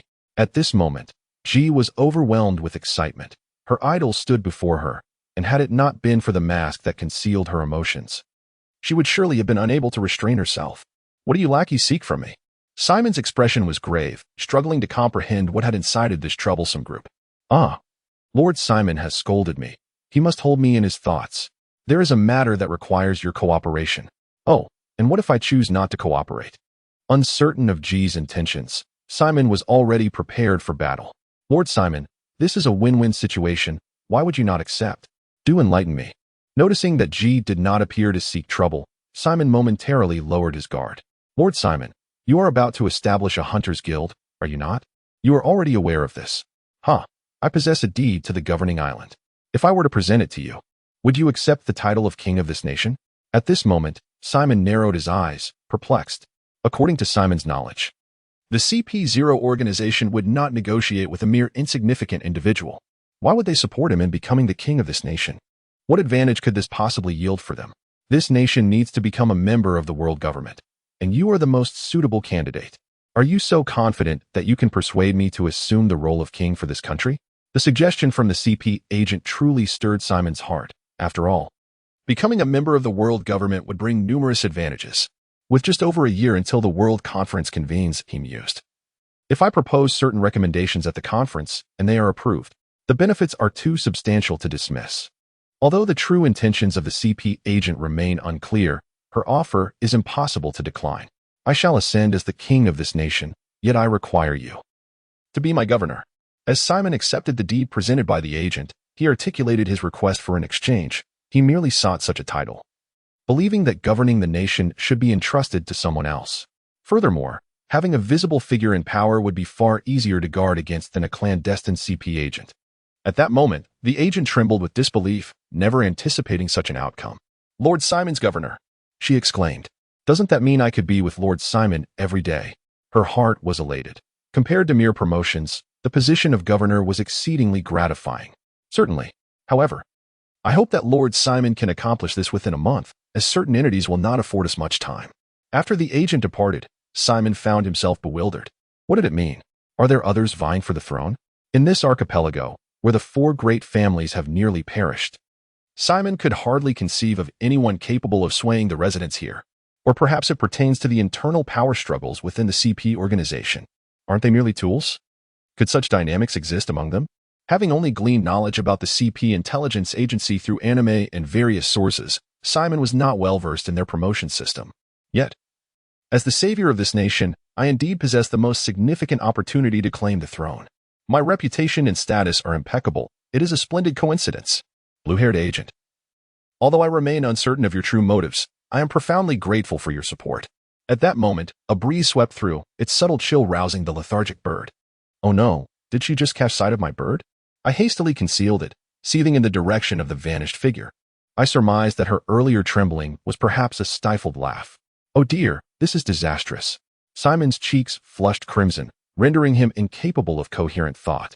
2 days later, at the dock of Black Wind Island, Simon and his companions awaited the arrival of the illustrious master builder, Hao Jian. Simon couldn't shake the feeling that something peculiar had transpired in recent days. Has something happened? During their casual banter, Xiao Luo voiced the question that had been lingering in her heart. Strange? Am I strange? Surely not. Simon, lacking self-awareness, glanced at Xiao Luo and then at Xiao Xiao, realizing there might indeed be something amiss. While practicing swordplay, Simon, you kept your hand on your belt. Xiao Xiao echoed the curiosity. Oh, well. Simon felt an intense embarrassment. He found it impossible to explain. Could he confess that his discomfort stemmed from being seen with the bird, leaving him feeling insecure? Clearly, that was out of the question. If something is troubling you, just say it. We will support you. Xiao Luo insisted with earnestness. Indeed, I, Xiao Xiao, am known for my unwavering kindness. Their combined insistence left Simon feeling increasingly distressed. Speak up, something is definitely wrong. If you remain silent. These two show no signs of relenting. Torn between options, he finally revealed. The truth is, I am to become king. The line between truth and deception blurs. Simon cleverly employed this impending event to mask his peculiar predicament. However, Xiao Xiao is utterly astonished, having received no prior indication. King, are you to be the ruler of Luogia? You are returning home? Returning home? Why would I go back to Luogia? Xiao Xiao's question left Simon bewildered. Isn't it Uncle Malachi who has passed the throne to you? Passed? My father is a duke. How could he bequeath the throne to me? Simon, are you truly unaware? Uncle Malachi is now the king of Luogia. The king of Luogia? The king? The king? Simon, taken aback, munched on a watermelon, stunned. When did this happen? How am I not informed? What has he been up to all these years? Upon realizing that Simon was genuinely unaware, Xiao Xiao began to enlighten him about the illustrious achievements of Duke Malachi over the years. In the year 1506 of the Sea Garden calendar, during the global conference attended by the king of Luogia, Duke Malachi, having endured a year of restraint due to the judgment of his son, instigated a rebellion. She exclaimed. In just 3 days, the entire nation of Luojia underwent a remarkable transformation. That autumn, the previous king was publicly executed. My dear, she continued, there's more to this chapter. Please turn to the next page for an even more riveting tale. In 1509 of the Sea Garden calendar, he wed the 12th princess of the kingdom of Fei Hua and rejoined the federation of the world government. Oh my, Simon was truly devastated. He was just a year short of it all. However, his father certainly indulged in extravagance. Upon learning of his father's recent circumstances, Simon felt a sense of relief, simultaneously quelling any thoughts of returning to Luojia. What you must understand, Simon, is that you are not meant to be the king of Luojia. What sort of king would that make you? Meanwhile, the ever-curious Xiao Luo, who had been listening intently, felt her curiosity reaching a boiling point. After a moment's contemplation, Simon decided that revealing the truth to them might not pose any issues, and thus he declared, "It is in this land, the source kingdom of the Lut Islands." "Dear? Are you quite all right, Simon?" Xiao Luo questioned, her incredulity evident. How could he utter such implausible words? "It is true, Xiao Luo. You must trust me. How long have we known each other? When have I ever deceived you?" His sincerity was palpable, and having never encountered such a situation, Xiao Luo capitulated. "All right, I understand. However, if you are merely to rule here, must you behave so peculiarly?" With a relaxed demeanor, Simon found himself once again ensnared in this cycle of contemplation. There were no excuses left. Perhaps it was time to simply accept that he was, indeed, a rather peculiar individual. Fortunately, at that moment, the esteemed architect Hao Jian finally arrived. As he disembarked from the merchant vessel, he immediately spotted Xiao Xiao at the dock and approached with his luggage in tow. "Xiao Xiao." As he neared Simon and the others, Hao Jian called out to her. "Who is calling me?" Still lost in the reverberations of Simon's revelation, Xiao Xiao turned around in confusion. "Ah, Master Hao Jian," she exclaimed. "Simon, the master has arrived. Look." Caught off guard, Simon stumbled slightly as Xiao Xiao tugged him along. Yet this unexpected gesture freed him from the terrifying cycle he had been ensnared in. "Is this the esteemed master?" Simon inquired, marveling at Hao Jian's grandeur. "Upon our first encounter, what captivated my gaze was a dazzling display of resplendent gold, golden crowns, golden earrings, golden nose rings, golden necklaces, golden bracelets, golden belts, and golden rings. Merely observing Simon instilled a sense of concern within me. Would he truly be safe wandering about adorned in such opulence? Xiao Xiao graciously declined the royal banquet invitation from the kingdom of flying bears, demonstrating the depth of our friendship. Yet, as soon as he spoke, Simon exuded the impression of a newly affluent individual. This voice is remarkably representative. After a brief exchange of pleasantries, Hao Jian fixed his gaze upon Simon, inquiring, "Are you the friend for whom Xiao Xiao requested my assistance in construction?" "Indeed, that would be me." Noticing the unfriendly tone in Hao Jian's voice, Simon was not inclined to be courteous. "Oh, quite audacious, are we? Do you have a reputation at sea?" Hao Jian narrowed his eyes, probing Simon. "Reputation? Do you not read the newspapers? Which recent edition does not feature me as the headline?" When it comes to arrogance, Simon had never bowed to anyone. "Hao Jian, I did not come here to quarrel. If you refuse to assist me, I shall." Observing the situation escalate, Xiao Xiao immediately intervened, her efforts proving remarkably effective. Hao Jian's demeanor shifted instantaneously, a smile spreading across his face that could easily swat a nearby mosquito. "Oh, I was merely jesting. This gentleman and I are quite the kindred spirits. Wouldn't you agree, my friend?" Momentarily taken aback, Simon found himself enveloped by Hao Jian's arm. "You." Such bravado. What could Simon say? He chose to overlook it. After all, he was here to enlist assistance. That is more like it. Where is the construction site? Let us go take a look. The master builder had spoken, and so they proceeded. Along the way, Xiao Luo and Xiao Xiao departed from the group for reasons unknown, leaving only Simon and Hao Jian. Despite the peculiar atmosphere, they successfully arrived at the island designated for construction. "Is this the site where we shall work? It appears rather expansive," Hao Jian mused, already sensing the arduous task that lay ahead. Considering it was to be his initial base of operations, certainly it must be opulent. Simon spoke with pride, though it was unclear what he was so pleased about. "Do you have the blueprints? What about the site plan? Is the remuneration prepared?" Hao Jian's 3 inquiries promptly deflated Simon's hubris. Blueprints? Plans? Remuneration? Upon reflection, Simon realized he had only prepared for the construction project itself, neglecting all else. "Well, master, I have the construction project. Perhaps you could assist in planning it? With a shameless grin, Simon presented the small notebook in which he had jotted down notes to Hao Jian. Me? Plan? Surely, you jest. Simon's unreasonable request ignited a spark of fury within Hao Jian, but his anger swiftly dissipated upon seeing Xiao Xiao and Xiao Luo return, laden with food. Of course. I can assist. We are all brothers here. In Simon's ears, his words sounded nothing short of a gritting of teeth. Yet, Simon paid little heed to such matters. Having seized upon Hao Jian's Achilles' heel, he was determined to exploit it thoroughly. What were you two discussing? You seemed so cheerful, all huddled together. At that moment, Xiao Xiao felt an overwhelming sense of relief. The two had grown so close in her absence. Surely, they must have become good friends. It's Xiao Xiao. We were discussing the guild's construction. Mr. Hao Jian is generously designing a complete set of plans for us, at no charge.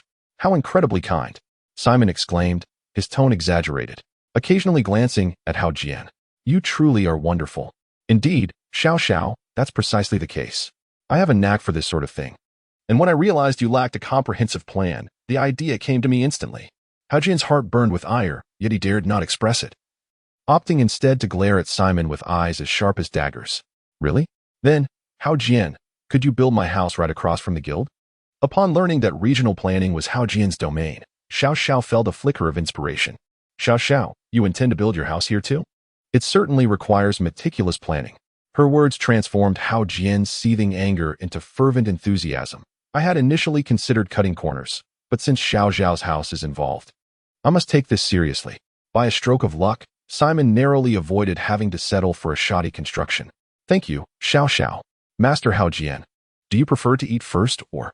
Simon, feeling a bit famished, glanced at the meal brought by Xiao Xiao and politely inquired of Hao Jian. Eat? What? Ahem, of course, we should eat first. How can we work on an empty stomach? Hao Jian had intended to dive straight into work. But upon witnessing Xiao Xiao serving the food herself, he quickly changed his mind. After all, work could be done at any time. But Xiao Xiao's cooking was a rare treat. Please serve me a portion as well. Thank you. Hao Jian wished to have Xiao Xiao serve him, but he did not want to appear overly eager. Just then, Xiao Luo, who had approached the food container, instinctively offered assistance. However, upon seeing the situation unfold, Simon swiftly pulled Xiao Luo aside. Xiao Luo, let Xiao Xiao serve that person's meal. Otherwise, we'll lose our free labor. Xiao Luo was left in a state of confusion, glancing between Hao Jian and Simon, utterly bewildered. After Xiao Luo finished speaking, she departed, leaving Simon in place, momentarily speechless. He pondered the validity of Xiao Luo's words and wondered if indeed there was something amiss. Come on, Hao Jian, be a decent human. Observing Hao Jian, who was on the verge of collapse merely from having received a bowl of rice from Xiao Xiao, Simon felt a pang of guilt. If I had known, I wouldn't have let Xiao Xiao serve him. Surely he won't faint, will he? Hao Jian's condition became increasingly exaggerated, his face flushed and hands trembling. However, after Xiao Xiao distanced herself, he reverted to a more normal state. How long can a meal last? From personal experience, Simon could attest it could stretch on for ages. When Xiao Luo and the others came to serve the meal, it was still far from noon. Now, the sky was faintly studded with stars. How could anyone be so peculiar? Simon had witnessed Hao Jian's eating habits firsthand. He consumed his food grain by grain, relishing each morsel for several minutes. A middle-aged man fixated on young girls. How terrifying. Thus, a rather mundane day slipped by. Dinner was also taken here, and Simon dared not allow the eccentric Hao Jian to lay eyes on his adorable lowly captain, Ai Luo. This time, Simon refrained from asking Xiao Xiao to serve the food, as he was increasingly anxious about the guild still being incomplete after several years. Why isn't it Xiao Xiao serving? Upon seeing Xiao Luo take over the serving duties, Hao Jian was visibly disappointed but restrained from making any inappropriate remarks. Why isn't it Xiao Xiao? You know very well. Perverse, sir. Xiao Luo, having seen through Hao Jian's character, felt a deep-seated disdain and wished to leave immediately. Eating the rice served by Xiao Luo, Hao Jian appeared quite normal. In a mere 30 seconds, a large bowl of rice vanished into his stomach, and an inexplicable surge of indignation fueled his work enthusiasm. Glancing at the notebook Simon provided, various arrangements began to form in his mind. Simon, are we really going to sleep here tonight? Perhaps we could find a hotel instead. Unable to endure the desolate governance island any longer, Xiao Luo voiced her thoughts. Hearing this, Simon found the suggestion reasonable. If they went to a hotel, that person would likely not see Ai Luo. So they decided to find a hotel on Igio Island first. Quickly finishing their meal, the group departed. The hotel on Igio Island was exceedingly comfortable. The following morning at 10:37:26 a.m., after enjoying a delightful breakfast, the group returned to Governance Island. Well, is this Governance Island? Am I still dreaming? Before him, everything instilled a sense of disbelief in Simon regarding the reality of his vision. The neatly arranged houses, the smooth roads, the intricate and winding streams, all of it signified a remarkable transformation of the ruling island. In an effort to ascertain whether he was ensnared in a dream, Simon delivered a sharp slap to his own face. Ouch, that stung. As he rubbed his tingling cheek, Simon became certain that this was no figment of his imagination. What on earth had transpired? Where was Hao Jian?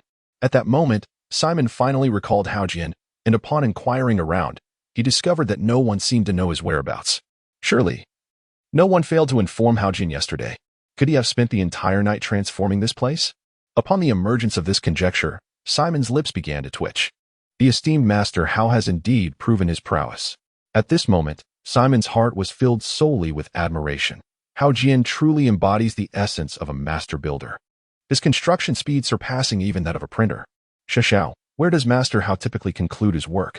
Having lingered here for a considerable time without catching a glimpse of Hao Jian, Simon, feeling the weight of idle waiting, sought counsel from the only informed individual, Xiao. Where could he be? I am at a loss as well. Xiao found herself in a quandary, having never encountered such a situation before. Previously, after completing his projects, Hao Jian would always seek her out. Alas, she was unaware of his whereabouts. Oh, I see. Perhaps we should search for him. It is only proper to express our gratitude once everything is completed. Due to the vastness of the island, the group dispersed in their search.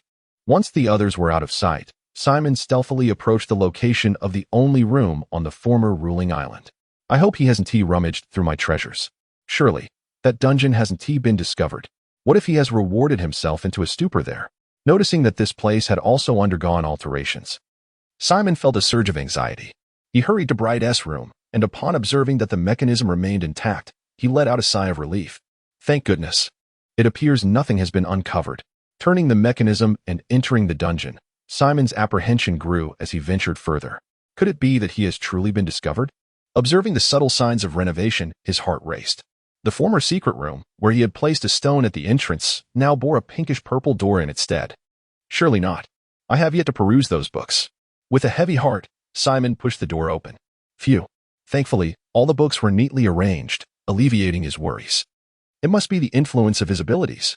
Perhaps he has never visited this place. The decor here seems to harmonize with that above.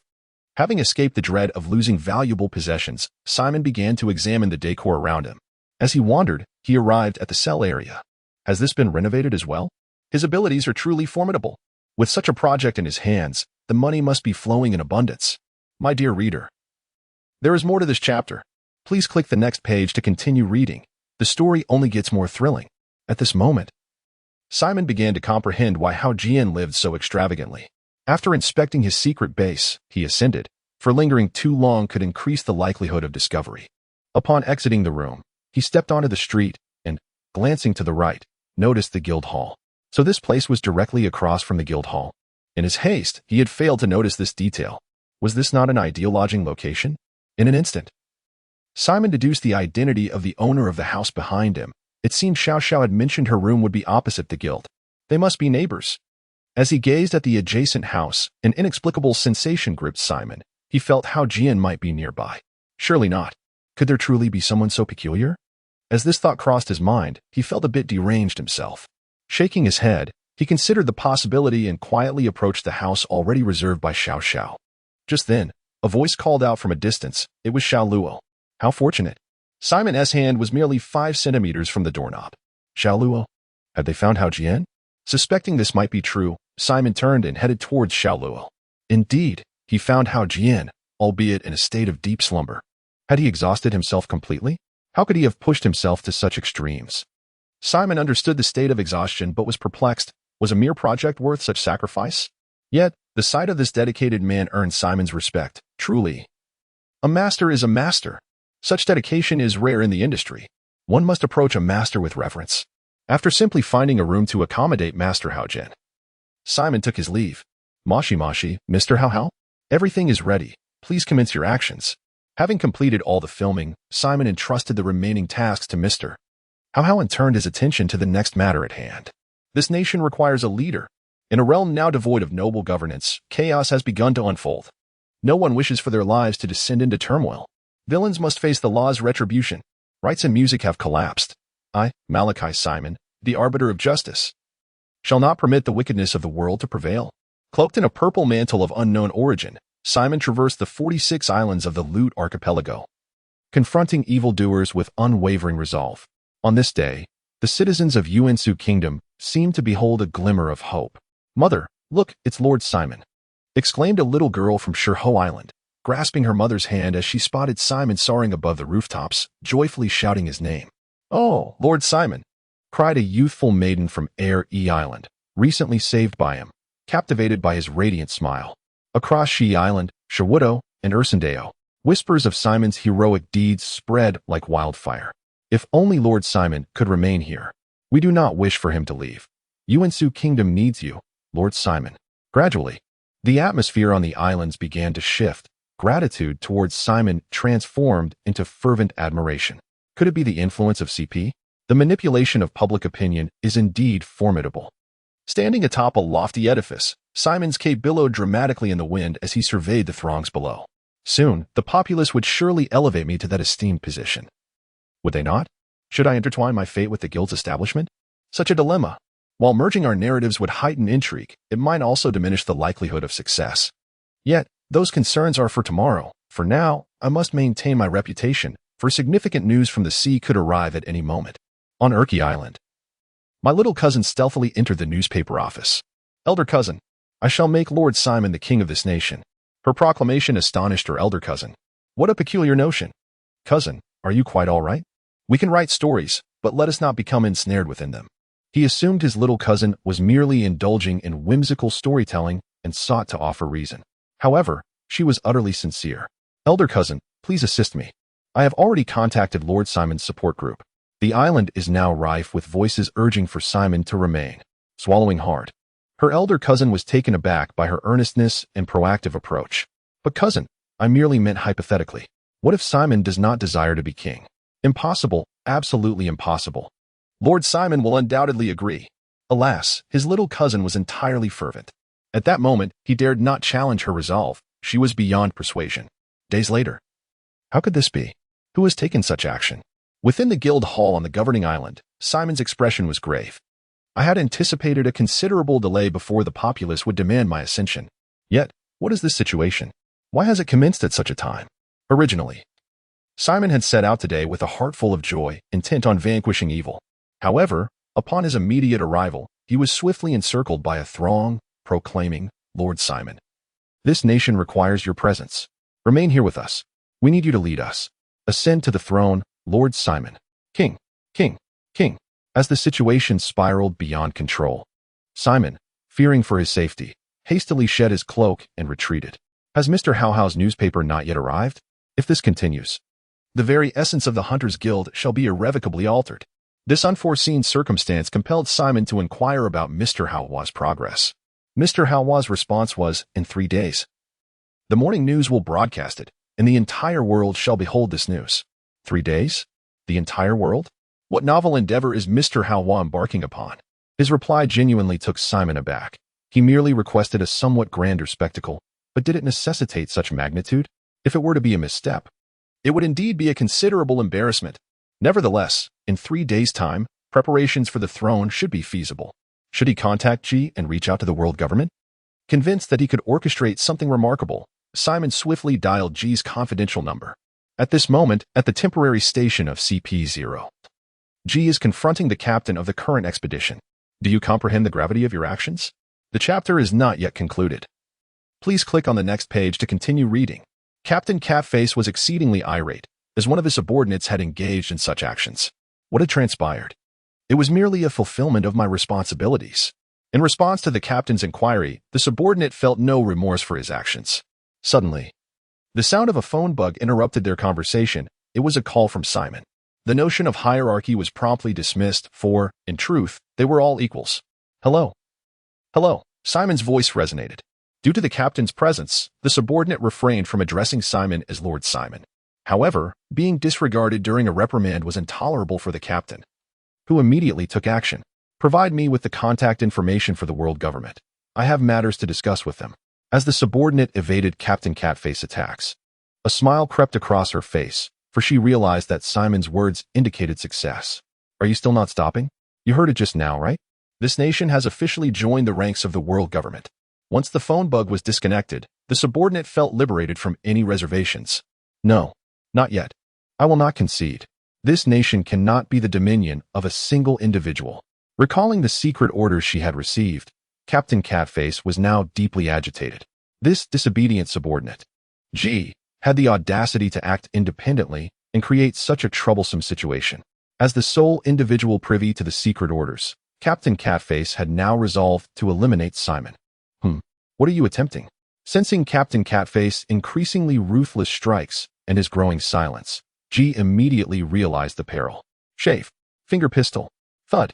The disparity in their strength was vast. Within mere exchanges, G was struck squarely in the abdomen by Catface's finger pistol. Thump. A swift chop to the neck followed, rendering G unconscious. Without sparing a glance for his fallen subordinate, Catface propelled himself forward with Shave, hastening towards Simon's location. Meanwhile, Simon, having obtained the world government's contact details, concluded the call with satisfaction. Securing their approval before his formal coronation would undoubtedly amplify his prestige, envisioning his name resonating across the world. He dialed the number with unwavering confidence. Yet, as the conversation unfolded, Simon was stunned to discover that the number G had provided belonged to none other than the 5 elders. Wait, what? Who is G? How does he possess the 5 elders' direct line? Are they connected through some exclusive channel? Though shaken, this revelation streamlined the process considerably. I am Malachi Simon, a newly ascended bounty hunter, now the self-proclaimed king of Jinsokyo. I wish to discuss my nation's inclusion as an allied territory. Simon spoke with unshaken assurance, omitting further introduction. He knew the figure on the other end was already aware of his identity. Malachi Simon, the condemned son of King Malachi of Rogia, your infamy precedes you. Should we grant his request? His status and notoriety align. No objections here. Approved. But that Jinsokyo, the very nation confirmed to harbor that artifact. Are we truly to sanction his rule over it? Yet his intentions appear genuine. The 5 elders deliberated, their opinions divided. After a vote, Simon's petition for allied status was denied. What? Rejected? Why? The elders' response furrowed Simon's brow. I've researched the prerequisites for allied membership. This nation meets every criterion. Does Jinsokyo conceal secrets even I am unaware of? In Simon's mind, a nation barred from voluntary affiliation with the world government could only mean one thing. It possessed something the powers above coveted. It was then that Simon recognized the necessity of scrutinizing this archipelago more closely. Bang! With a thunderous crash, the Catface burst through the door. What do you mean? CP0? Can't you enter properly through the door? In a moment of peril, Simon was taken aback by the sudden aggression of this individual, narrowly evading the attack. Finger gun. Bang. After hastily blocking the strike, Simon exerted force to push the Catface away. Was the mask different from the previous one? Could it be that a genuine conflict was unfolding? The Catface, relentless in his pursuit, escalated his attack frequency, offering Simon no opportunity to respond. Storm kick. Buddha's golden body shield. Faced with an onslaught of air slashes, Simon, realizing he could not evade them, activated his golden body defense. Starlight, star radiance. As he silently endured the slashes, Simon spotted a fleeting vulnerability in the Catface. In an instant, a glimmer of starlight traversed the space, and the Catface's left ear was severed. The impact of the sword light propelled him against the wall. At this moment, the relentless barrage of footwork finally ceased. Seizing the opportunity while the feline face was still engulfed in chaos, Simon lunged forward, his strong hand gripping the intruder's throat. Who are you? Why do you attack me? Despite his overwhelming fury, Simon sought to uncover the agent's intentions. I just spoke with the 5 elders, and CP0 has arrived. Is the secret here so monumental? In the fleeting moment when Simon's concentration faltered, the feline face forcefully pried Simon's hand away, declaring, "This nation shall not be governed by a single individual. An anomaly must be eradicated." Iron block, steel arm. The thick, powerful right arm, glimmering ominously, aimed for Simon's waist. Is it the 5 elders who sent you? Simon raised his leg to block the feline's massive right arm, determined to extract every detail he could. Bang! Bang!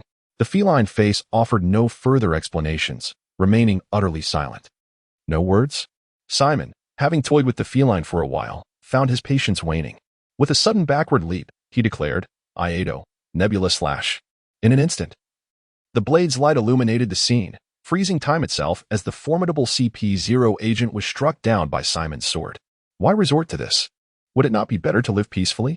With a flourish, Simon sheathed his blade, advancing toward the feline, now in 3 severed pieces. The feline, unable to speak, was consumed by regret for this impulsive act. If there is a next time, I must ensure to summon my comrades. I am quite intrigued by the secrets of this nation. Then it is imperative you enlighten me. Justice, evil image. With the experience gained from his previous encounter with pure cotton memories, Simon approached this time with remarkable proficiency. This chapter is not yet concluded. Please proceed to the next page to continue reading. After 10 minutes, do you remain utterly oblivious? Is it truly worth such fervent effort for an ambiguous edict stating the source nation must not become a realm of one? However, it is rather surprising that it was not dispatched by the 5 elders. The volume of information is staggering. Through it, Simon has discerned that the source nation indeed harbors secrets. Was that fellow's actions deliberate, or merely a stroke of misfortune? Did she genuinely assist me without ulterior motives? With increased knowledge comes greater contemplation. Simon now feels as though ensnared by a leash and resolves, I must become a member of the world government. The World Conference holds immense significance for me. With a wave, he cleared away the remains of the cat-faced corpse and made his way toward the CP0 headquarters, where a fate still hung in the balance for an agent. 10 minutes later, Simon arrived at the stronghold, contemplating the lifeless body on the ground. And a peculiar thought crossed his mind. Justice, truth-telling. This ability was developed by Simon during the questioning phase of the trial.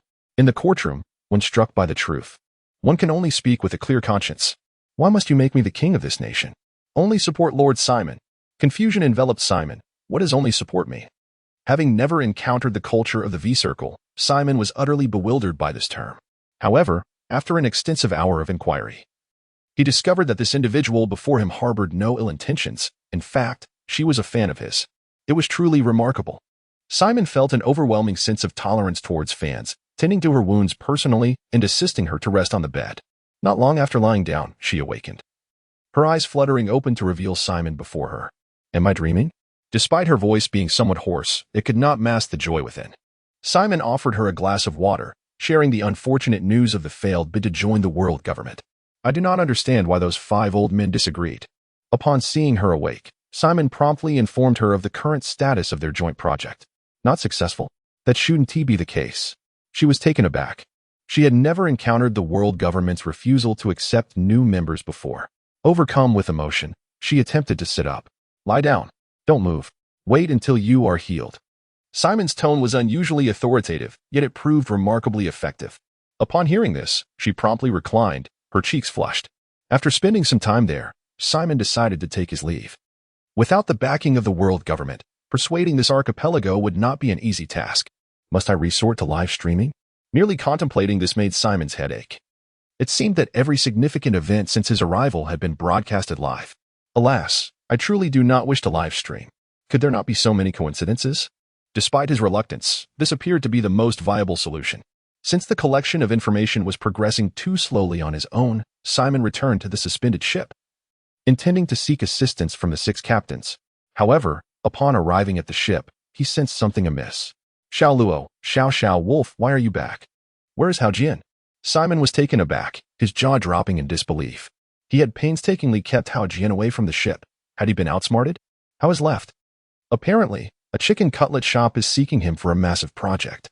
Xiao Luo recounted the recent events to Simon.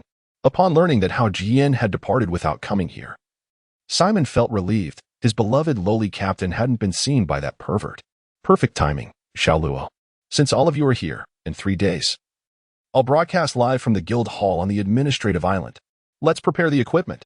Without questioning the reason, the group, having nothing urgent at hand, dispersed to make preparations. Unconcerned with where the others went to gather the gear, Simon headed to Urki Island.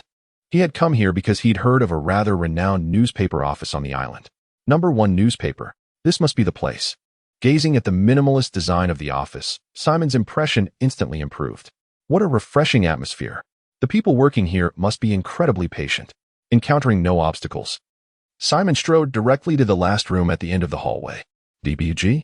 Whose office is this? His mind barely registering the peculiar name, Simon pushed the door open. Little cousin, I already told you this matter is impossible. Stop coming here, all right? Hearing the door open, the man hunched over his desk assumed it was his persistent younger cousin and began complaining without looking up. But after a moment of silence, he finally raised his head. Holy! The sight of Simon startled him so badly, he nearly leaped out of his seat. The fish tank behind him toppled over, landing squarely on his head. So, does this newspaper office rent out equipment? Though baffled by the man's dramatic reaction, Simon proceeded to state his purpose. Why, yes, absolutely. Mr. Simon, take whatever you need, anything at all. The man, apparently the big cousin, was practically vibrating with excitement, as if he wanted to hand over everything in the office to Simon. Brother, what should I call you? The enthusiastic cousin indeed rendered Simon somewhat awkward. I am just a simple cousin.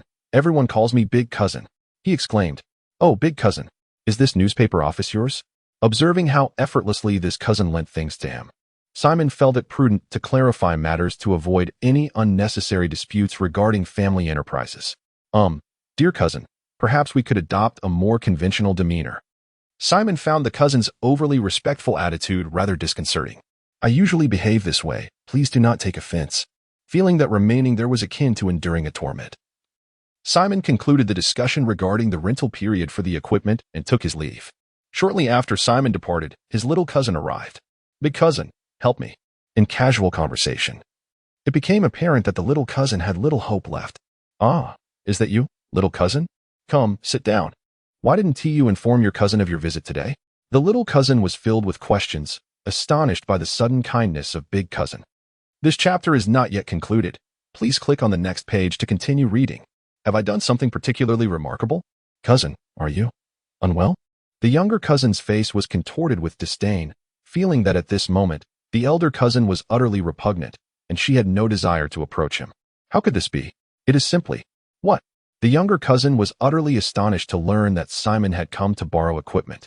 When did our small newspaper office gain such prestige? I must go? I absolutely must be there to deliver the items. This is indeed a rare opportunity for a close encounter with the idol, Simon, and it is certainly not one to be relinquished. The 3 days have passed swiftly, and the inhabitants of Nanhai have now grown accustomed to the daily headlines featuring Simon. If there were ever a day devoid of Simon's news, that would indeed be a major event. Despite the overwhelming resilience that has developed among the populace, today's newspaper delivered a striking blow, unequivocally revealing that astonishment knows no bounds. The Nanhai Daily proclaimed, the immensely popular bounty hunter Malachi Simon, the premier hunter guild of Nanhai.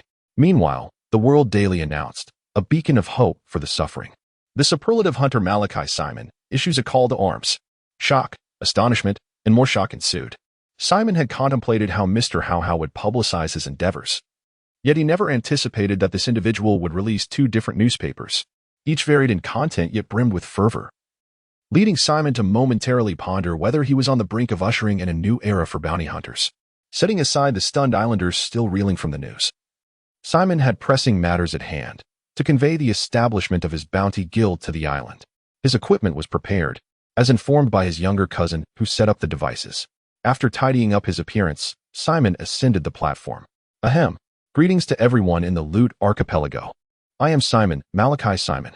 As Simon delivered his impassioned speech, his younger cousin, at that moment, was engaged in conversation with a phone bug larva. The stakes were high. They must ensure that Lord Simon perceives their enthusiasm. Once Simon concluded his address, a wave of excitement surged across the entire archipelago, with fervor undulating. It seemed his younger cousin was orchestrating something impressive. In order to prevent the world from descending into chaos, for the peace of the Loot Archipelago. Today, bounty hunter Simon establishes the Just Guild. Yearning for bounty, aspiring for justice, let the nameless hunters gather here with me to deliver righteous judgment upon all pirates. His resonant voice echoed throughout the archipelago, nay, not merely this archipelago, but across the entire South Sea. His audacious cousin had, astonishingly, broadcast this live event to all islands of the South Sea. The elite hunters marveled at Simon's audacity, while many among the lower-tier hunters began to feel compelled. If I join that super hunter Simon S. Guild, I surely won't have to worry about attracting any formidable pirate crews. Joining the guild means receiving Lord Simon's protection? How splendid! I adore Simon. I must become a part of this guild. Unaware of the fervor surrounding him, Simon hesitated atop the platform, pondering whether to conclude the live stream. At that moment, from the farthest reaches of the Unity Island, Blackwind Island, and Ihao Island, a crowd began to gather slowly. Dressed in unison, they brandished banners and chanted in unison, "Simon, Simon, King, King, Lord Simon, please become the king of this nation." Their momentum was formidable, and within a mere 30 seconds, the streets of the Lut Islands were filled with their presence. Below the stage, my thoughtful little cousin diligently relayed the broadcast from all the islands to Simon. Is this the opportunity to become king? Why do I feel no exhilaration whatsoever? Despite feeling the fervor of the crowd, Simon was reluctant to decline this remarkably perfect opportunity. Although there remained some disobedient factions on the island, he reasoned that addressing them could wait until after he ascended to the throne. "Silence, everyone. Quiet down." He waved his hand to calm the crowd, and the effect was remarkable. The islanders fell silent. I, Malachi Simon, hereby assume the throne of the kingdom of Yuan-Su. Oh, the 46 islands of Lut erupted in jubilation. The South Sea roared with excitement, and even some somewhat notable bounty hunters began to feel a stir of interest. Joining the guild now would mean the backing of an entire nation. Yet, there were those who were not as pleased. On Jogue Island, the headquarters of the Ghost Fire Group, the leader fretted, "What should we do? Simon is about to become the king of this nation. How can we continue our business?" The second in command of the Ghost Fire Group, with a grim expression, replied, "King? Who gave him the right to achieve that?" Unfazed by the second in command's concern, the Ghost Fire Group leader scoffed. With so many factions on the island, he doubted everyone would submit to Simon. On Airy Island, at the base of the Yellow Hairs, one member exclaimed, "Hey, brothers, what do you think? That guy wants to be king? I vehemently oppose it. I was just trying to woo a girl, and he snatched it away. Indeed, it's outrageous. When will we Yellow Hairs rise up?" Meanwhile, on Shurchi Island, among the Beggar Alliance, the leader stated, "If we let him ascend, my brothers will truly have nothing to eat." "Yes, leader. My little brother hasn't had meat in several days." At that moment, the leader, striking a wooden fish from a height, proclaimed, "All things are destined. This man's reign shall be short-lived. All believers may rest assured. Amitofu." The voice of the leader was irresistibly captivating, and the beggars below fervently bowed their heads, exclaiming, "Thank you, leader, for your enlightenment." Simon, now concluding his live broadcast from the elevated platform, though nominally the king of the elemental kingdom, possessed little actual authority over the realm. As the newly crowned monarch, shouldn't you consider taking some consorts? I possess extensive connections in this regard. Having successfully completed the first step of my plan, my little cousin was already contemplating the next move. "Dear child, please refrain from discussing the monarch's private affairs." Simon firmly rejected her advances in this matter. Is it appropriate to discuss such matters in such a public setting? However, since you possess connections, I would appreciate it if you could assist in rallying support. I am in need of some guards to ensure the safety of the island. A subtle approach serves two purposes. Guards? Oh, that works too. With a flicker of thought, my little cousin surmised that the elder sisters from the support group would likely not refuse. Without waiting for the equipment to be packed away, she slipped away, leaving Simon to reflect on the grandeur of the hall belonging to the Justice Guild. After drifting for so long, had he finally appeared on the stage of this era? Entering the hall and taking a seat at the elevated reception, Simon awaited the arrival of the hunters. "Simon, have you not recruited anyone to handle matters here? Surely, we cannot be the ones to manage everything." At that moment, little Luo realized that Simon had only prepared this building and had directly commenced his declaration. "What? You mean we still need to recruit people?" Having never engaged in such tasks before, Simon remained oblivious to his oversight. "Of course we need to recruit. How else can we venture out?" "Indeed, Simon brother, without personnel, how will you hunt the pirates? We would merely be trapped here." Simon was taken aback. Was the situation this grave? Imagining himself confined to this room, merely correcting documents, he instantly lost his motivation. Recruitment was imperative. Guards could wait, but personnel were essential. He wondered if that little friend had anyone in her network who would be interested in this role. Temporarily unable to leave, Simon found himself placing his hopes on his little cousin. "Surely, you have thought through the guild system?" A poignant question from little Luo plunged Simon into silence once more. "What? You mean you haven't? How will you retain anyone?" Perhaps it was the residual effects of her previous role as a palace maid, but she felt an overwhelming exhaustion in this unprepared state. Unable to bear it any longer, little Luo decided to take matters into her own hands. seizing paper and pen. A perfect guild system was crafted within a mere 10 minutes. Simon was astounded. What efficiency! No wonder I chose a palace maid. As for this system, Simon genuinely had no objections. It boasted a comprehensive promotion structure and reasonable punitive measures, as meticulously refined as a legacy passed down from a millennia-old kingdom. We should also revise the uniforms we designed earlier. Let us establish a hierarchy as well. With nothing much to occupy his thoughts, Simon contemplated the possibility of standardizing the attire according to rank. The three of them resumed their discussions and ultimately settled on 6 distinct levels. Gray robe, no notable achievements in capturing pirates. Green robe, successful capture of a pirate with a bounty exceeding 1 million. Blue robe, successful capture of a pirate with a bounty exceeding 10 million. Orange robe, successful capture of a pirate with a bounty exceeding 100 million. Silver robe, successful capture of a pirate with a bounty exceeding 500 million. Purple. Gold robe, successful capture of one of the 4 emperors. This ranking system was prominently displayed in a conspicuous location, ensuring that every individual entering the guild would be able to see it. Isn't it a bit excessive to include the 4 emperors? Simon pondered. Won't this attract the attention of those individuals? As the ranking system was finally posted, Xiao Luo felt a twinge of concern. The 4 emperors? They are unlikely to notice this place. My trivial antics may not even reach their ears. With a clear understanding of the situation, it seemed that Simon had not allowed his reputation to cloud his judgment. 3 hours later, his little cousin arrived at the Justice Guild accompanied by a lively entourage. At this moment, within the guild, only Simon and his 3 companions remained. My goodness, has the number surpassed 10,000? A flurry of QQ notifications filled the air, accompanied by an extraordinary aroma that overwhelmed Simon's senses, momentarily halting his thoughts. Fortunately, the gathered crowd seemed indifferent to Simon's awkward demeanor.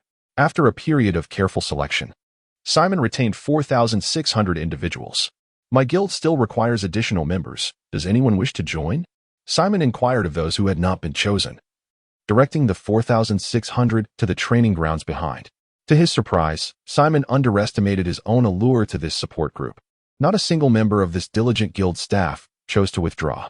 As a result, the 232 personnel were swiftly assembled. After expressing gratitude to his younger cousin, Simon and his companions commenced training these individuals. Xiao Luo instructed the staff, while Simon oversaw the 4,600 guards. 3 months later, the Just Guild was functioning remarkably well, with bounty hunters continually entering and exiting, and the island was alive with bands of kingdom guards tirelessly patrolling. On that day, Simon was instructing little Luo on the art of utilizing armament hockey when his transponder snail suddenly rang. Moshi Moshi, have you discovered the reason? Observing the expression on the snail's face, Simon paused his teachings. Lord Simon, I regret to inform you that I have found no pertinent information. This was, of course, to be expected. Now that the Gorasii were aware of his ascension to the throne of this nation, it was certain that all related information had been concealed. Well, return at once. The kingdom's regent. Yes, Lord Simon. I await your command. After terminating the call with the transponder snail, Simon remained largely unfazed. World government. I hope you can restrain yourselves from pressuring me to join the allied nations. In recent days, Simon awakens each morning in a state of astonishment. For the influx of hunters joining the guild has been nothing short of overwhelming. To date, there are already over 1,000 in green cloaks and more than 10,000 in gray. If he can successfully seize control of this guild, the world government will inevitably come to him for negotiations one day. Simon admits that he had previously underestimated the hunter community in merely 3 short months. He has attracted over 10,000 hunters. It is difficult to fathom how many lone wolves remain undecided. If they could unite all the hunters of the world, hunting down an imperial group would surely be a trivial task. A week later, a courier, returning from a clandestine location, appeared in Simon's chamber. Ah, you're back. There are still 3 rat nests on the island that need to be cleared. Passing a document to the courier, Simon meticulously planned his future endeavors. Oh, by the way, you may also summon the guards on the island. I have already informed them. Just as the courier was about to depart, Simon suddenly recalled something and hastily added, prompting the courier to pause momentarily before silently exiting. On the Isle of Nine, the headquarters of the Ghostfire Brigade, an insidious group notorious for selling counterfeit liquor. 3 months have passed, yet they show no signs of restraint. This nation has no need for such malevolent beings. With his finger blades donned, the courier commenced the cleansing operation. at the branches of the Ghost Fire Brigade on Shiho Island and Shi Island. Captains Shi Xie and Shi E executed a surprise raid under the governor's orders, successfully seizing 3 tons of counterfeit liquor, 3,000 cartons of fake cigarettes, and 200 lollipops. My lord, there is more to this chapter. Please turn to the next page to continue reading. It only gets more thrilling from here. The Ghost Fire Brigade, lacking formidable combat strength, was swiftly eradicated.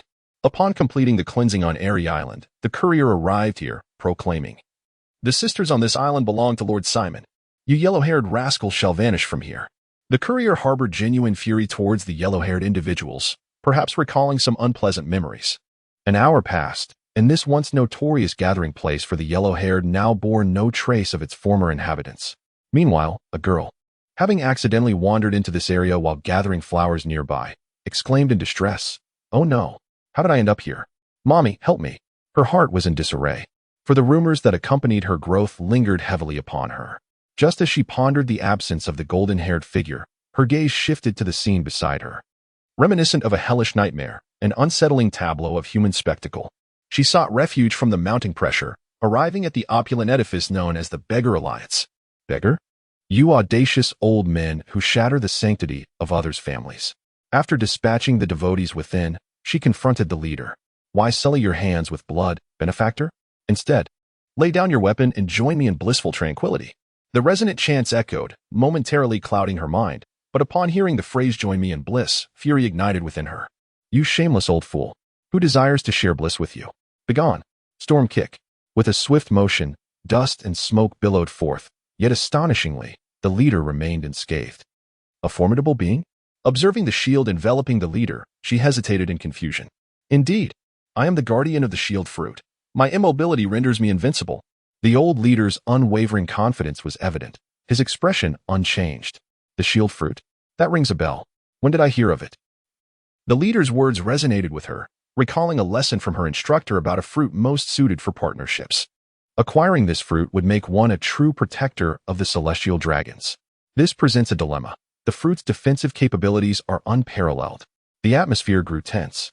As she found herself powerless against the fruit's abilities, its protection only surpassed by the barrier fruit, yet with far fewer usage stipulations.